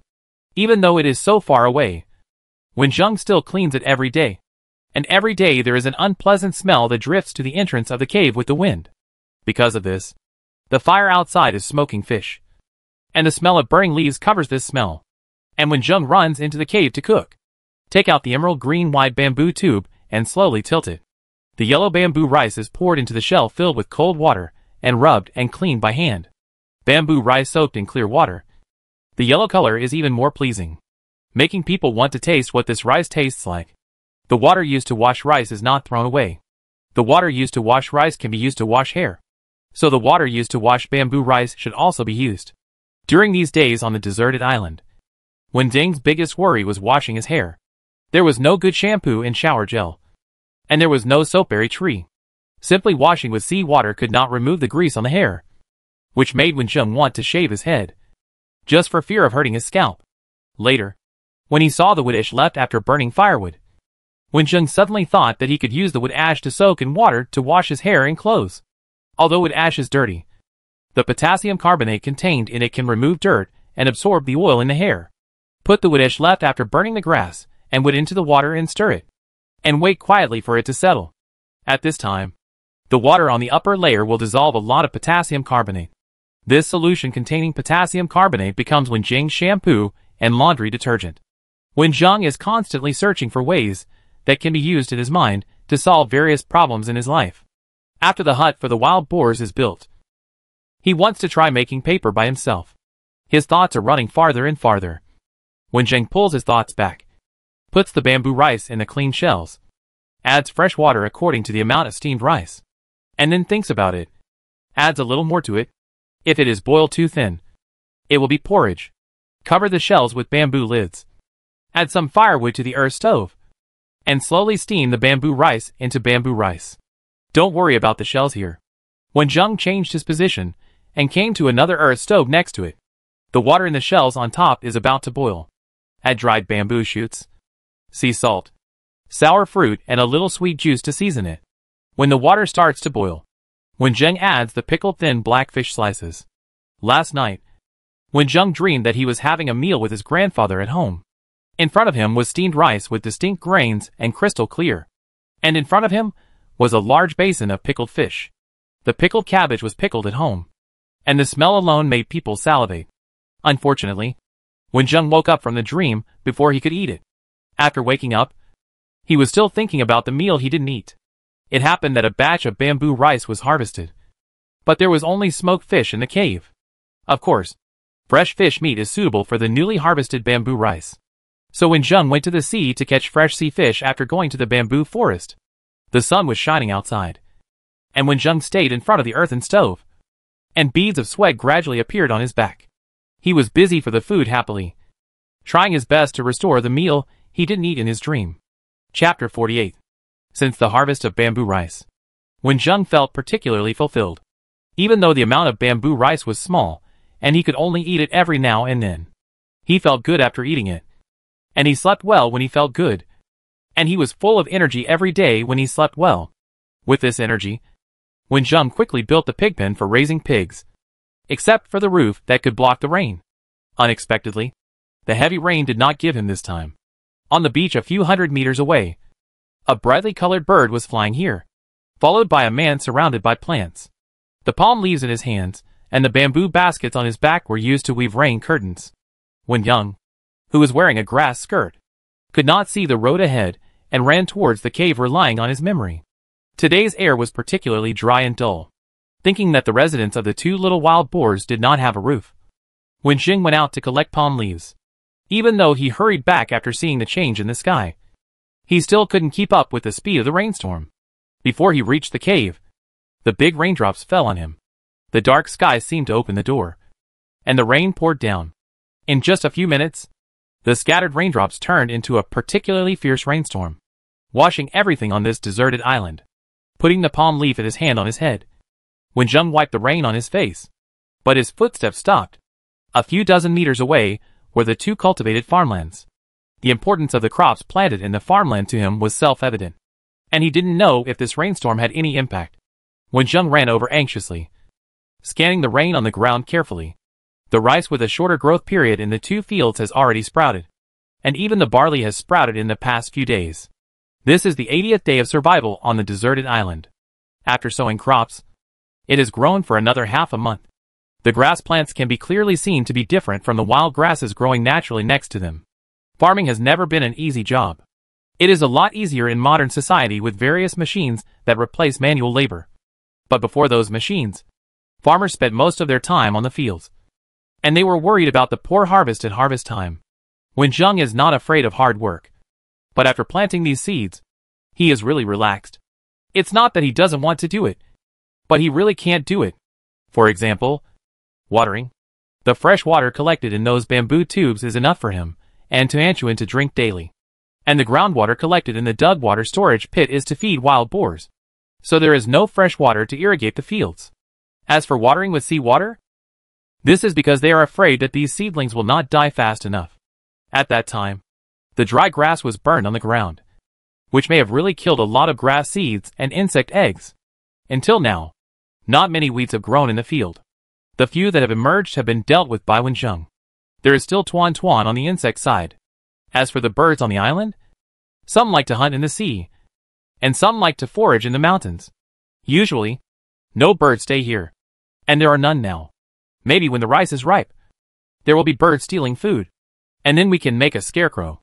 However, thinking about Tuan Tuan's performance these days, Wenjung felt that there was no need to worry at all. A few days ago, I went to the mountain to pick bamboo rice, and I met a big white bird in the bamboo forest that was almost twice as big as Tuan Tuan. Of course, in Wending's opinion, this big white bird was far less beautiful than Tuan Tuan. Wenjung was so absorbed in collecting bamboo rice in the bamboo forest that he didn't notice that Tuanchuan had disappeared. Unlike rice, bamboo rice doesn't attract birds to eat it. So Wenjung, who had no competitors, was not in a hurry.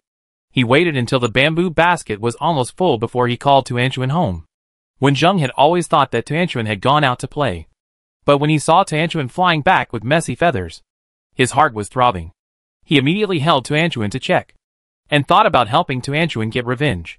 Tuanchuan had lost a lot of feathers, and there were patches of them here and there, all of which were wounds from being pecked. It must have been done by a bird. After returning that day, Wenjung studied the bird traps and bows and arrows for shooting birds. The bows and arrows took time to make, but the traps were set up in the bamboo forest the next day, and Tuanchuan's favorite special bird food was placed in them. The bird traps didn't work. There were not many birds in the bamboo forest, and the big white bird that Wenjung wanted to catch had not been caught yet. Moreover, Tuanchuan had not listened to Wenjing's earnest teachings. Every day, he flew into the bamboo forest, rubbed Wenjing's face, and ran away. When Wenjung finished picking bamboo rice, Tuanchuan came back with scars all over his body. Wenjung was worried every day. The traps were useless. He didn't know what went wrong in the process of making bows and arrows. He couldn't do anything with the flying big white bird. In those days, Wenjung felt that Tuanchuan was a rebellious boy who knew how to fight outside every day. He was the old father who worked hard to raise the child every day, but couldn't control the child. But this old father was biased and cruel. He felt that his child was bad because of the children outside. Tuan Tuan was usually so well behaved, but he suddenly learned to fight. It must be the big white bird outside that provoked him. This kind of life lasted for nearly a week. Many feathers on his head were pecked off. Tuan Tuan, who was completely bald, also became stronger. That day, he finally did not come back in disgrace. Instead, he flew around Wenjung proudly, and then let the feather in his mouth slowly fall into Wenjing's palm. It was a long white feather, and it was obviously the big white bird. At that time, Wenjung felt a mixture of relief pride, anger, worry, etc. Anyway, from that day on, the traps in the bamboo forest were dismantled, and he didn't bother making bows and arrows. Wen Zheng believed that Tuan Tuan could definitely deal with the big white bird by himself. I believe that Tuan Tuan will become the king of birds sooner or later. When the time comes, as long as there are birds that dare to steal food, let Tuan Tuan entertain them. Wen Zheng looked at Tuan Tuan, whose feathers had not grown yet, and insisted on accompanying him in the rain, and pulled her into his arms, tilting his upper body slightly to protect her from the wind and rain. The farmland is located at a relatively high altitude. Although Wen Zheng tried his best to find a flat place, there is still a slight slope. Now the rain hits the ground, and after gathering, it carries some soil down the slope.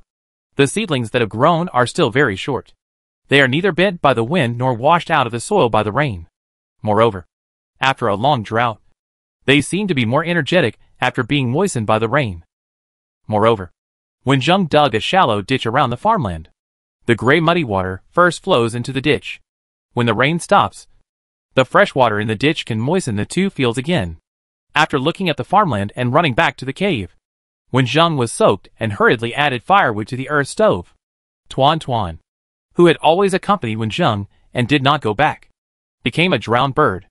The smooth feathers on his body were waterproof, but the soft hair on his head and neck became limp after being soaked in water, and his pink scalp was no longer as handsome as before. He became as pitiful as he could be, and also had a cute feeling.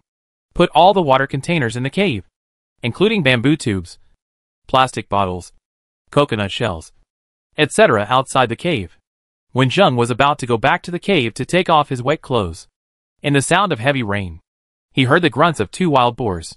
Wen Zheng rubbed his hair inside, found the piece of plastic cloth that had not been used until now in the cave, put on the mask made of leaves on his face, and ran out of the cave with a rope. After a few steps, he ran to the pigpen. Even though the bamboo above could not block the rain, the two tied wild boars still hid in the pigpen. At least, they could block the wind. The two little wild boars were huddled together, and the rain above flowed down from the gaps between the bamboos, dripped into the pigpen, and then flowed from the holes in the wooden wall to the outside of the pigpen, the earth pit specially dug on the downhill. Even with leaves hanging on his face, the smell of the pigpen could not be covered.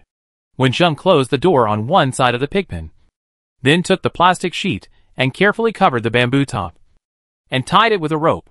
Wen Zheng now regretted that he did not arrange the order of building the pigpen at that time, which led to running out on rainy days.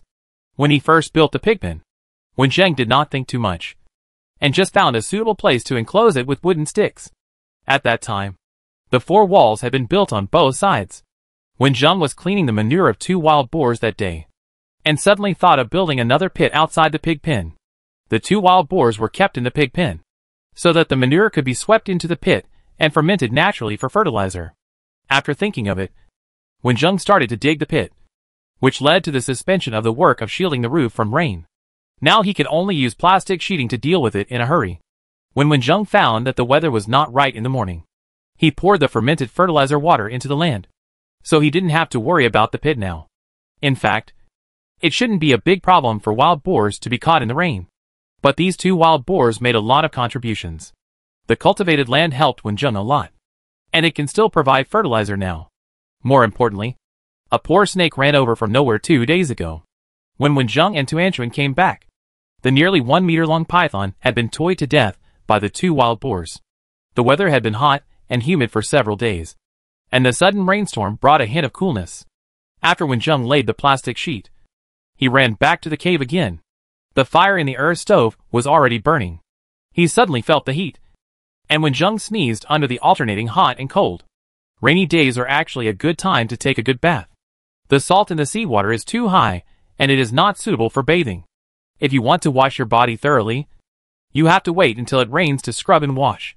It hasn't rained for a while, and Wen Zheng was looking forward to the rain. But he sneezed and his mood immediately became bad. He has never been sick since he came to the island, and this sneeze always gives him a bad premonition. Hanging the wet grass skirt on the rock wall, Wen Zheng stayed in front of the earth stove, changed into clean clothes, took the shark sleeping bag that he had sewn 2 days ago, and put himself in it.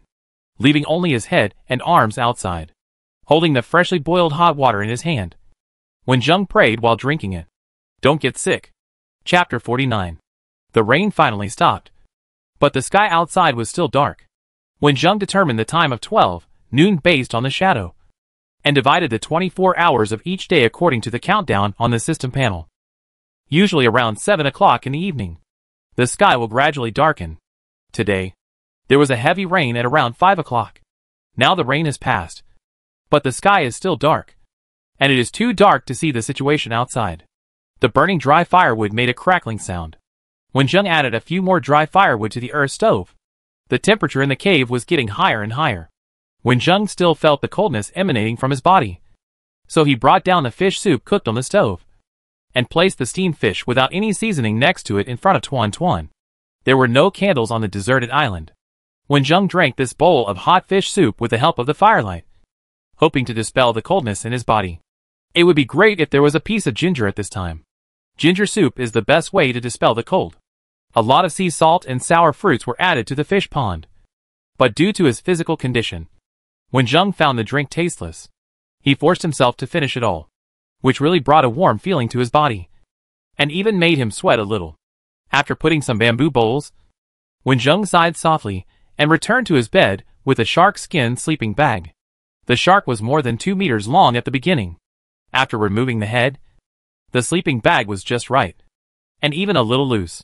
Wenjung tucked both his hands into the sleeping bag, and his head was wrapped tightly. The processed shark skin was very soft and also very warm. After saying good night to Tuan Tuan, Wenjung fell into a deep sleep. That night, Wenjung had another dream. It is said that dreaming while sleeping is a sign of poor sleep quality. This dream really made Wenjung feel bad. It was a nightmare. He knew very well that this was a dream. He dreamed that there were collapsed buildings all around him, as if there was an earthquake, and there was a crack in the ground in front of him. But would the crack appear in an earthquake be like a straight line? Wenjung knew very well that dreams did not require logic. He walked towards the crack curiously, and even lowered his head to see what was inside the crack, whether there was boiling magma. He lowered his head and saw endless darkness. Just when he wanted to retreat, he felt a suction force coming from below, and he fell down without any resistance. The feeling of weightlessness lasted only for a moment, and immediately felt the shivering cold. And then it seemed that after a few seconds, it was the suffocating heat. When the coldness alternated, Wenjung's hand wanted to struggle, but it seemed like he was tied up, until his right hand hit something.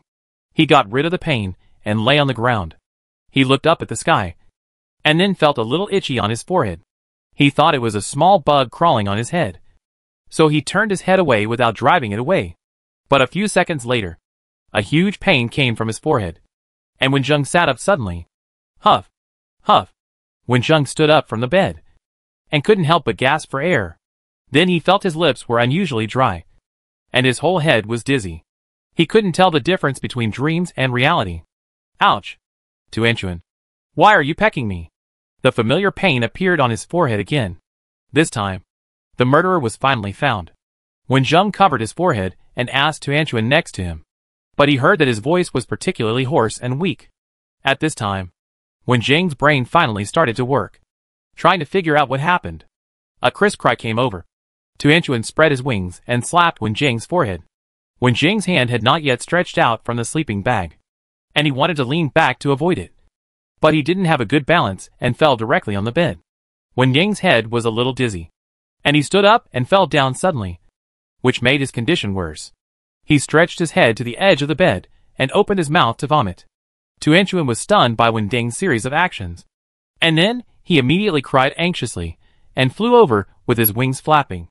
After waking up, Tuan Tuan felt that Wenjung was not right, so he tried to peck him twice, and finally woke Wenjung up.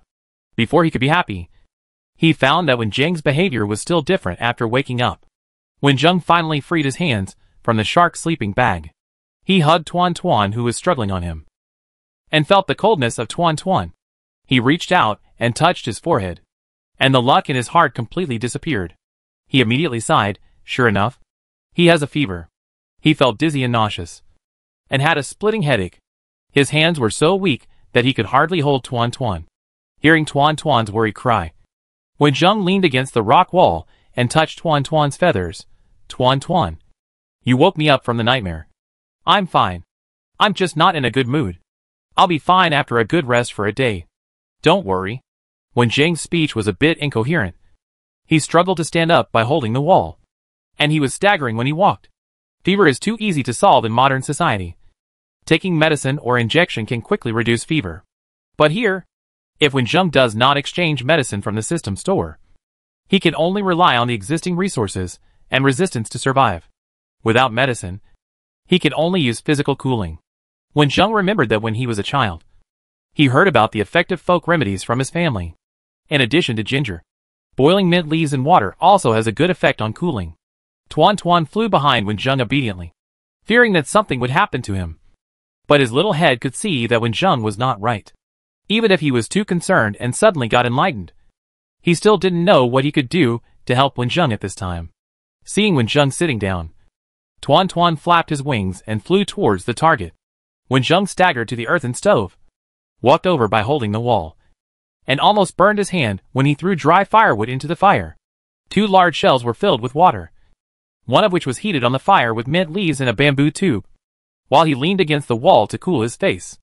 A rumbling sound frightened Wenjung, who was half dazed and half awake, and he turned his head to the place where the sound came from. After his eyes caught the color, he said in a hoarse voice to Anchuan, "What did you knock over?" There was no light in the cave, and Wenjung could not see clearly what fell on the ground for a while. He looked at the time on the system panel. It was 9 o'clock in the morning, and the sky outside had already brightened. Standing up and moving 2 steps, Wenjung stretched out his hand to open the bamboo curtain. A chill hit him in the face, making him shrink back and also sober up a lot. When he saw the outside, Wenjung was really frightened and confirmed again and again that it was not an illusion caused by fever. It was too dark when the rain stopped last night. He only felt the moisture in the air and the dripping raindrops. But now after a night, the sky outside is still not clear. The air is wet, and many shallow puddles are filled with rainwater. I am afraid it continued to rain last night. But he was sick and did not feel the movement outside. It may rain again today. Wenjung felt a little heavy. This is really not good news. Wenjung sneezed suddenly while standing here, and immediately did not dare to stand here. He closed the curtain again, stayed in front of the earth stove to absorb the warmth, and said in a hoarse voice to Anchuan, "It's okay if you knock something down. Just leave it on the ground and don't worry about it. But don't knock other things down again. I'm not feeling well today. You have to be obedient and come quickly so I can hug you." Tu Anchuan stopped his movements, tilted his head and thought about it, and decided to listen to Wending's words. Returned to Wenjung, and then his feathers were rubbed to pieces. The water in the shells soon boiled, and Wenjung could no longer bear the uncomfortable feeling from his body, and took both shells down without fear of the burn. The mint water was placed aside to cool slowly, and the hot water was poured into the bamboo tube and drank in small sips, moistening the dry throat to replenish the body's water, and the freed shells were stewed with mint water again. When the hot water was almost finished, the mint water had become warm. Take out the cotton cloth that was torn from the clothes and used to bandage the wound on the leg. Dip it in warm mint water, and repeatedly wipe the forehead, armpits, etc. The mint water was constantly stewing and cooling, and Wenjung kept wiping it with warm water. The temperature slowly dropped, and his head finally became completely clear. At this time, he was a little scared. There was no thermometer to measure the body temperature. He had a fever just now, and even lost the ability to think. I wonder if his brain would be burned. If I had known it was so serious, I might as well buy medicine in the system store. I can't let myself fail the task just to save those points. However, the fever had subsided at this time. Wenjung took 2 steps without any dizziness, so he didn't spend the points for the time being. Covered with wild boar skin, with a blazing flame in front of him, and Tuan Tuan playing coquettishly at hand to relieve his boredom, Wenjung didn't even open the door curtain at the entrance of the cave, let alone go out. Just by listening to the sound outside, he knew that it had been raining all day, almost without stopping. No matter how much Wenjung was worried about the farmland and wild boars, he would not joke with his body. After all, a serious fever might cause other more serious symptoms. Wenjung has already selected the products in the system store. If the disease recurs again and the severity exceeds his expectations, he will buy treatment even if he is reluctant to spend points. After drinking another sip of hot water, Wenjung rubbed Tuan Tuan, tapped his head gently, and said, Tuan Tuan, how many times did you peck me this morning? Tuan Tuan tilted his head, showing a look of confusion. Wenjung smiled. You are so smart. You really don't understand?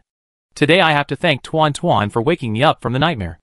Otherwise I might have burned to death in the dream. Wenjung carefully recalled the dream of last night. Originally, the dream would be easily forgotten after waking up. But it took so long to reduce the fever. And now I can still remember some of it. Was it a dream? Or the reality that the original owner had experienced? Or the reality processed by the dream? Wenjung felt a slight itch in his hand, and looked down at Tuan Tuan. His eyes jumped, and he obviously remembered something that he should settle later. Tuan Tuan, what did you push off the clamp today? Hearing this, Tuan Tuan suddenly flew to the corner where the bamboo frame was. Wenjung was more and more amazed at Tuan Tuan's cleverness, and he had some guesses in his mind. He didn't dare to be cold, so he took out a burning wood from the air stove. And then the fire illuminated the cave. The fire illuminated the cave. And Wenjung didn't feel the slightest surprise after seeing it clearly. Chapter 50. It was the black box that Tuan Tuan brought to the ground. At this moment, Tuan Tuan, who had flown over, was pushing the box with all his strength, obviously wanting to give it to Wenjung. Sometimes animals are more sensitive than humans, and Wenjung deeply understands this truth. After taking the box off the rock wall for so long, Wenjung did not feel that there was anything special about the box. Only that the original owner had left this thing behind. But Tuan Tuan was different. From the day he got the black box, he liked to lie on it. And he had to lie on it for several hours every day. Not long after that, Tuan Tuan, who lay on the black box every day, began to develop again. His body shape, claws, and beak became more aggressive. Of course, the biggest change was Tuan Tuan's IQ. He knew to wake up Wenjung, who was having a nightmare, and wanted to give the black box to Wenjung, and even understood some of Wenjung's words. These performances were not something that ordinary birds could have. All these changes indicate that Tuan Tuan has evolved unconsciously, and this evolution is related to the black box. Wenjung walked over, holding the black box and Tuan Tuan back to the position in front of the earthen stove, and looked down carefully. Unfortunately, no matter how much he looked at it, Wenjung didn't feel much about the box, and couldn't find the opening to open the box. He thought about it, and put the box on his legs, raised the well-behaved Tuan Tuan with both hands, and looked directly into Tuan Tuan's eyes. There was full of dependence in the beautiful black eyes. Facing Wenjung's actions, Tuan Tuan did not resist at all, but only made a short chirp, which made Wenjung hear the meaning of doubt from it. Tuan Tuan, can you understand me? Wenjung put Tuan Tuan on the black box and said seriously, if you can understand, call once. If you can't, call twice. Under Wenjung's nervous gaze, Tuan Tuan tilted his head and called once. But before Wenjung could be surprised, Tuan Tuan continued to call. Not once or twice, but 5 short calls in a row. After getting along for a long time, Wenjung could understand the meaning of some of Tuan Tuan's calls, which means that it is hungry. Okay, I'll go cook later, Wenjung comforted. Before cooking, he wanted to find out how much Tuan Tuan could understand now. Tuan Tuan, do you like this box very much? If yes, call once. If not, call twice.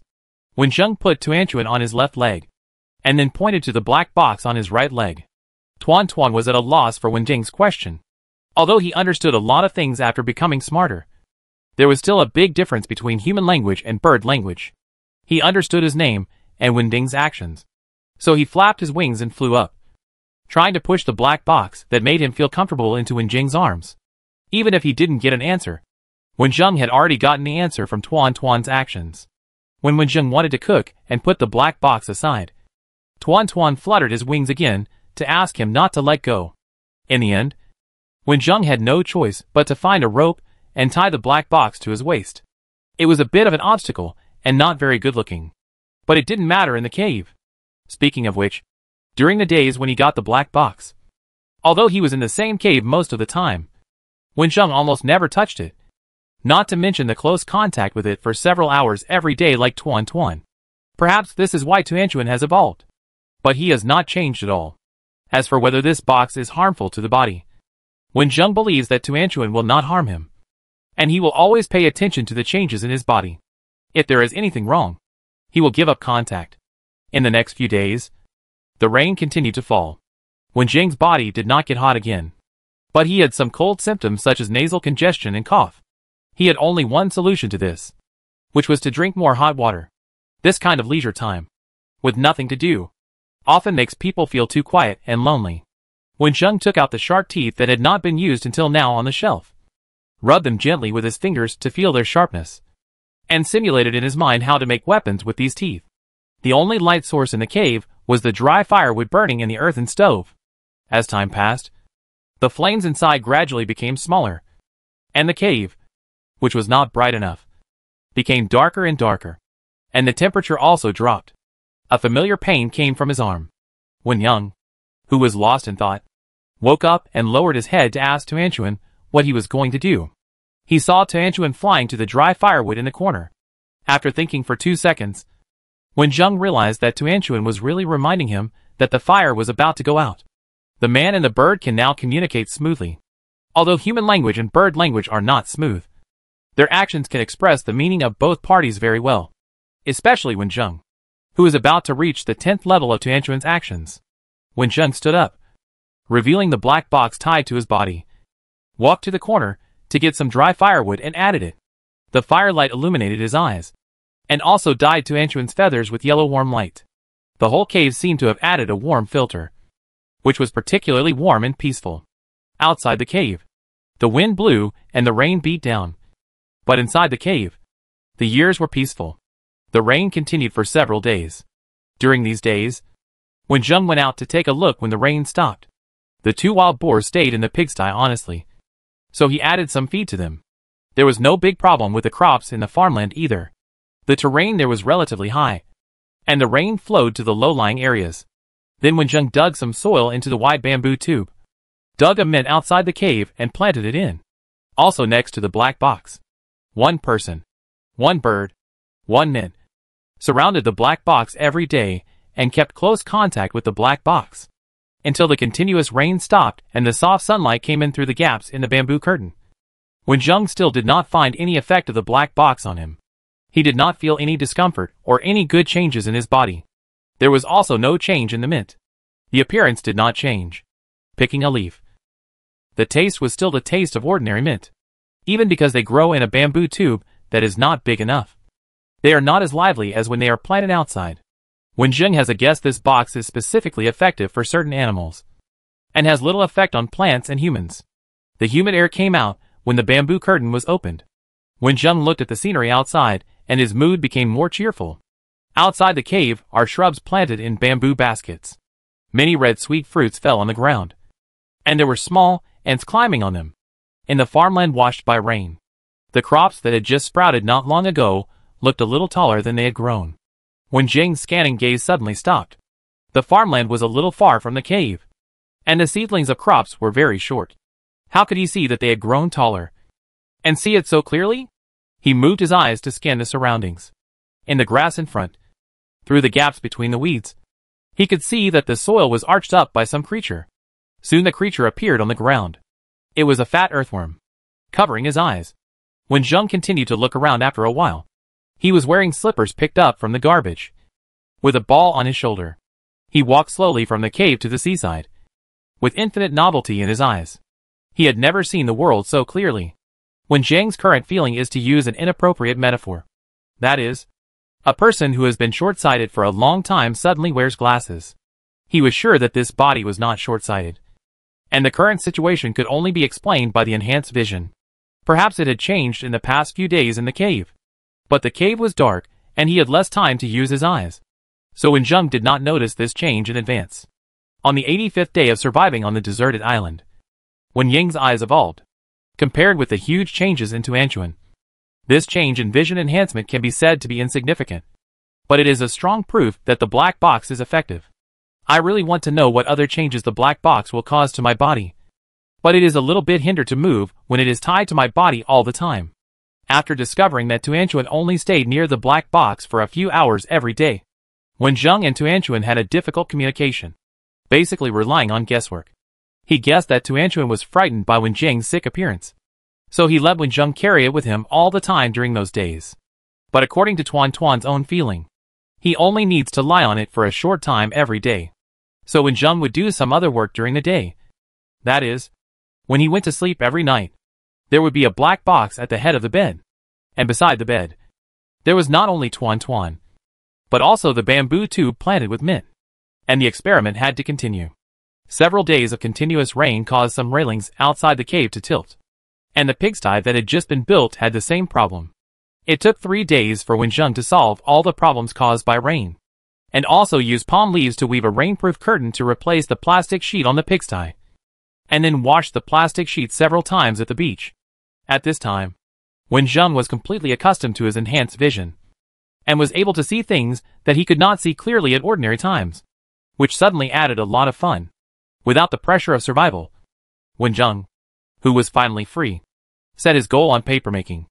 The days without soft paper were really uncomfortable. The days of living on a deserted island were not as comfortable as those in modern society. And it was more miserable than traveling back to ancient times. Wenjung hoped that the next world would be a normal modern society. Without paper and cloth, people would be very miserable. But it would not make people die. So the papermaking has been postponed until now. In fact, before the invention of paper, people of high status would use cloth. But Wenjung did not know much about weaving. But he knew something about papermaking. Wenjung did not want to make paper for writing. So he did not need to worry too much about the materials needed for papermaking. Perhaps the quality of the paper made was far inferior to modern paper. But as long as it was softer than leaves, even if it was as hard as writing paper, or it would fall apart if rubbed with hands, it would satisfy Wenjung. Before making paper, you need to select the right materials. Bark, hemp, vines, etc. can all be raw materials for papermaking. But Wenjung is going to use bamboo. When I was in college, I traveled with my classmates and went to a small town that made bamboo paper. Not only did I listen to the people there talk about the steps of making bamboo paper, but I also personally experienced some of the steps. In addition to bamboo, the most important material needed in the papermaking process is lime. As early as in the book Heavenly Creations, there were steps for making bamboo paper, which are still applicable in modern society. However, some changes have been made in modern times. That is, lime is added to the step of killing green, thereby reducing the time of killing green. If it is simply soaked, it will take more than 100 days to complete the killing green. But with the help of lime, the time is greatly reduced. So before making bamboo paper, Wenjung needs to get lime first. And lime also has the function of disinfection. Lime can always be seen in daily life.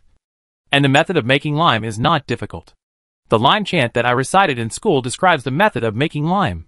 It is said that lime is made by thousands of hammers and chisels in the deep mountains, and it is burned by fierce fire. It means that after limestone is forged by fierce fire, lime is obtained. In fact, it is not necessary to have limestone, as long as it is a product with high calcium carbonate content, including limestone, dolomite and various shells. Lime can be obtained after calcination. The most common thing on the beach is shells. And there are also many limestones on the gravel mountain.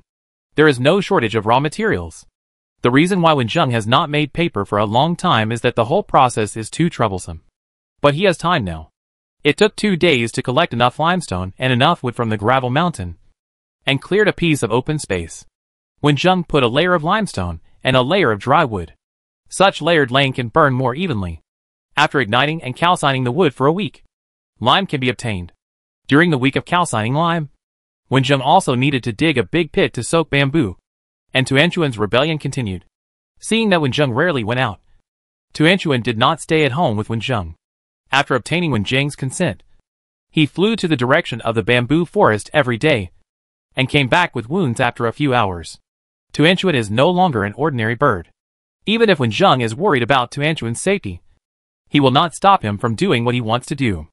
The effect of the black box is not shown at all on plants. It is just a clearer vision for Wenjung. But it is very obvious for Tuanchuan. After rich practical training, Tuanchuan has fewer and fewer new wounds on his body. But he brings back more and more trophies, which are all bird feathers. Seeing that the limestone is almost burned and the pit has been dug, Wenjung and Tuanchuan went to the bamboo forest on the mountain together that day. The bamboo forest on the mountain is suitable for making bamboo paper. Mozo bamboo is divided into male and female. You can tell them by the bamboo branches growing on the bamboo pole. If there is only one bamboo branch in one position, it is male bamboo. And if there are multiple bamboo branches, it is female bamboo. Male bamboo is usually harder. Wenjung used male bamboo to build the pigpen. But for papermaking, of course, female bamboo with softer texture should be selected. The texture of new bamboo and old bamboo is also different. Not only female bamboo, but also young new bamboo should be selected.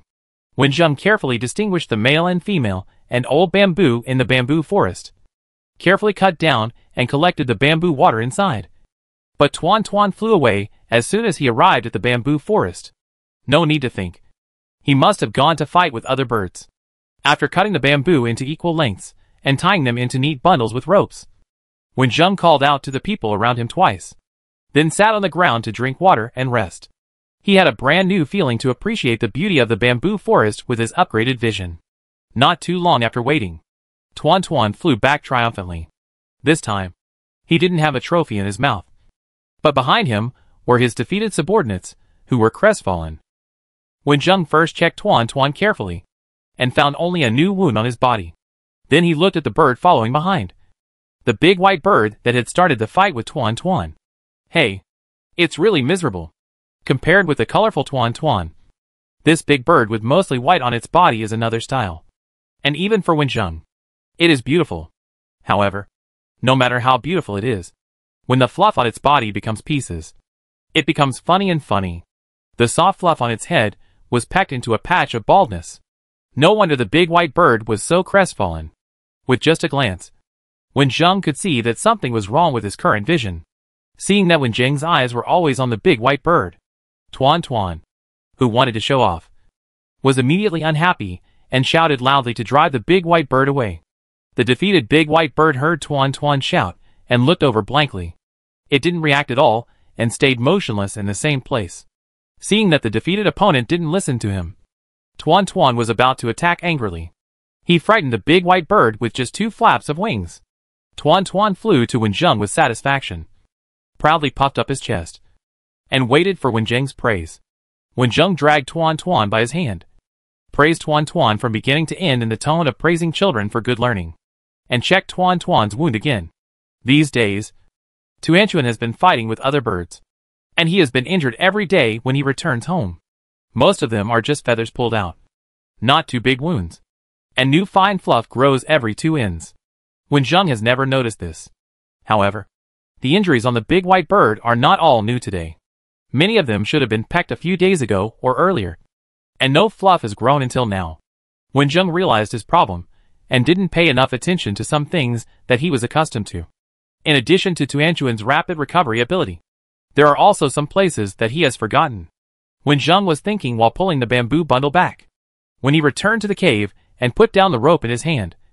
Wenjung walked into the cave, and suddenly realized that his physical recovery speed seemed to have accelerated a lot during this period. Thinking carefully about the workload of these days, Wenjung found that this was really not his illusion. Just for this reason, this black box is too useful. After recovering his strength, Wenjung dug out the calcined lime and placed it in layers, but in the order of 1 layer of lime and then 1 layer of bamboo, stacking them in the newly dug pit, and then adding seawater to it, so that the bamboo could soak in it for a sufficient time. During the soaking process, Wenjung had nothing to do again, and he found a lot of work for himself. In addition to finding food and processing and storing food, which he had been doing since he came to the island, Wenjung pulled out the things he wanted to do, but didn't have time to do from his mind. Catch some bamboo rats from the bamboo forest in the south, and then put them in the bamboo forest in the north, where there are no bamboo rats. Wenjung caught a lot of them in those days, and released the bamboo rats from 2 nests in the bamboo forest in the north, which is closer to the cave. The 2 nests soon disappeared in the bamboo forest. After a few days, Wenjung found the entrance of the bamboo rat cave and confirmed that they had settled in the new bamboo forest. Presumably, with their reproductive ability, this place will soon become Wenjung's rat-catching base. A lot of bamboo rats were caught that time. 2 nests were released into the new bamboo forest, and the rest were processed by Wenjung. His improved eyesight allowed him to see the small details clearly. He peeled off the bamboo rat skins, which were all soft and fluffy, and turned them into small pieces of leather after tanning. The fluffy feeling of bamboo rat skin is completely different from wild boar skin and shark skin, because there are a lot of them.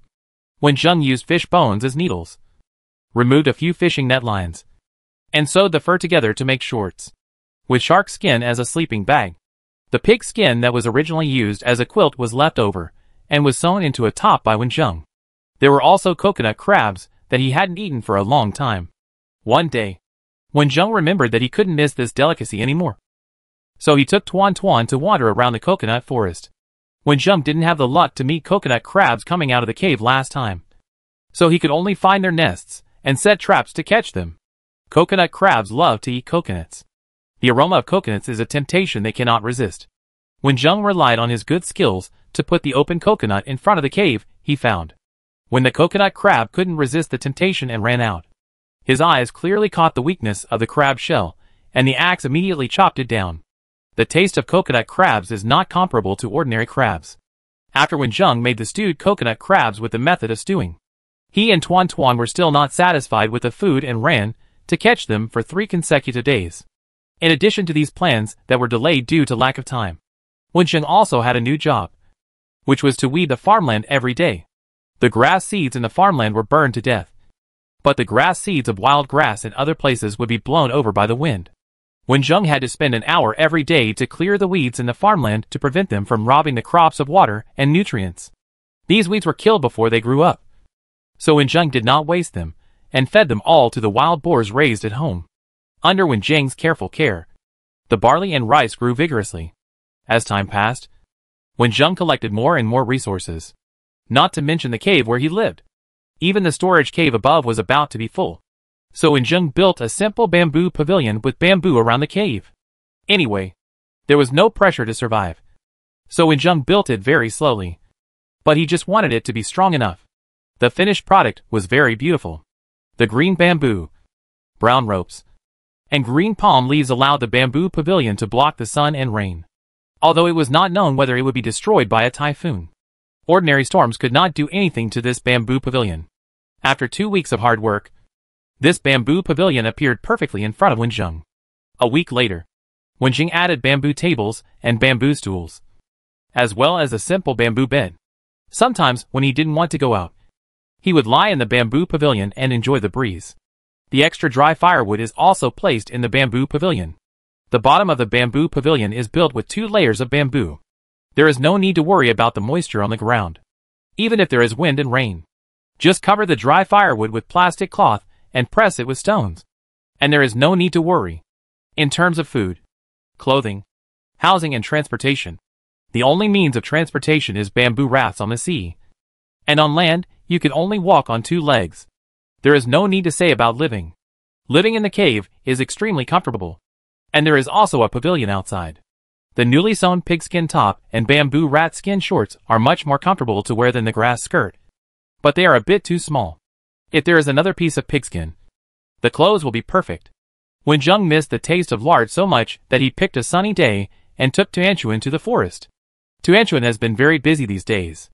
Wenjung is busy with the work he arranged for himself, while Tuanchuan chooses his own opponents. The big white bird has been completely defeated by him. Tuanchuan's target is those birds with strong fighting power. Sometimes when the injury is serious, he will stay at home for a while to recover and then go to challenge. Wenjung received feathers of various colors.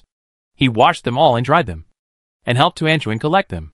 Just over a month later, Tuanchuan successfully became the tyrant among birds. Every day after the tide goes out, there will be many seabirds foraging on the beach. In the past, when Wenjung walked over, the seabirds would give up the place and fly away from a distance. Now Tuanchuan flies next to it and calls a few times, and those birds stay on the beach and dare not move. Now if Wenjung wants to catch a bird, he doesn't need a trap bow and arrow. Just let Tuanchuan call. Now Tuan Tuan is about the same size as an adult saker falcon. After so many fights, his eyes have become particularly sharp. Not only did he defeat various birds, but when the cave encountered a python again, Wenjung did not have time to play, and the wild boar did not even have a chance to leave the pigsty. Tuan Tuan took the initiative to pounce on it. Under Wenjung's worried eyes, this bird-snake fight allowed Tuan Tuan to win the final victory. Obviously, it was Tuan Tuan who benefited more from the black box. After when Zheng discovered that his vision and recovery ability were enhanced, he found that his overall quality had improved a lot. He was faster, stronger, and jumped higher. It should be the influence of the black box, or the result of his own training during these days on the deserted island.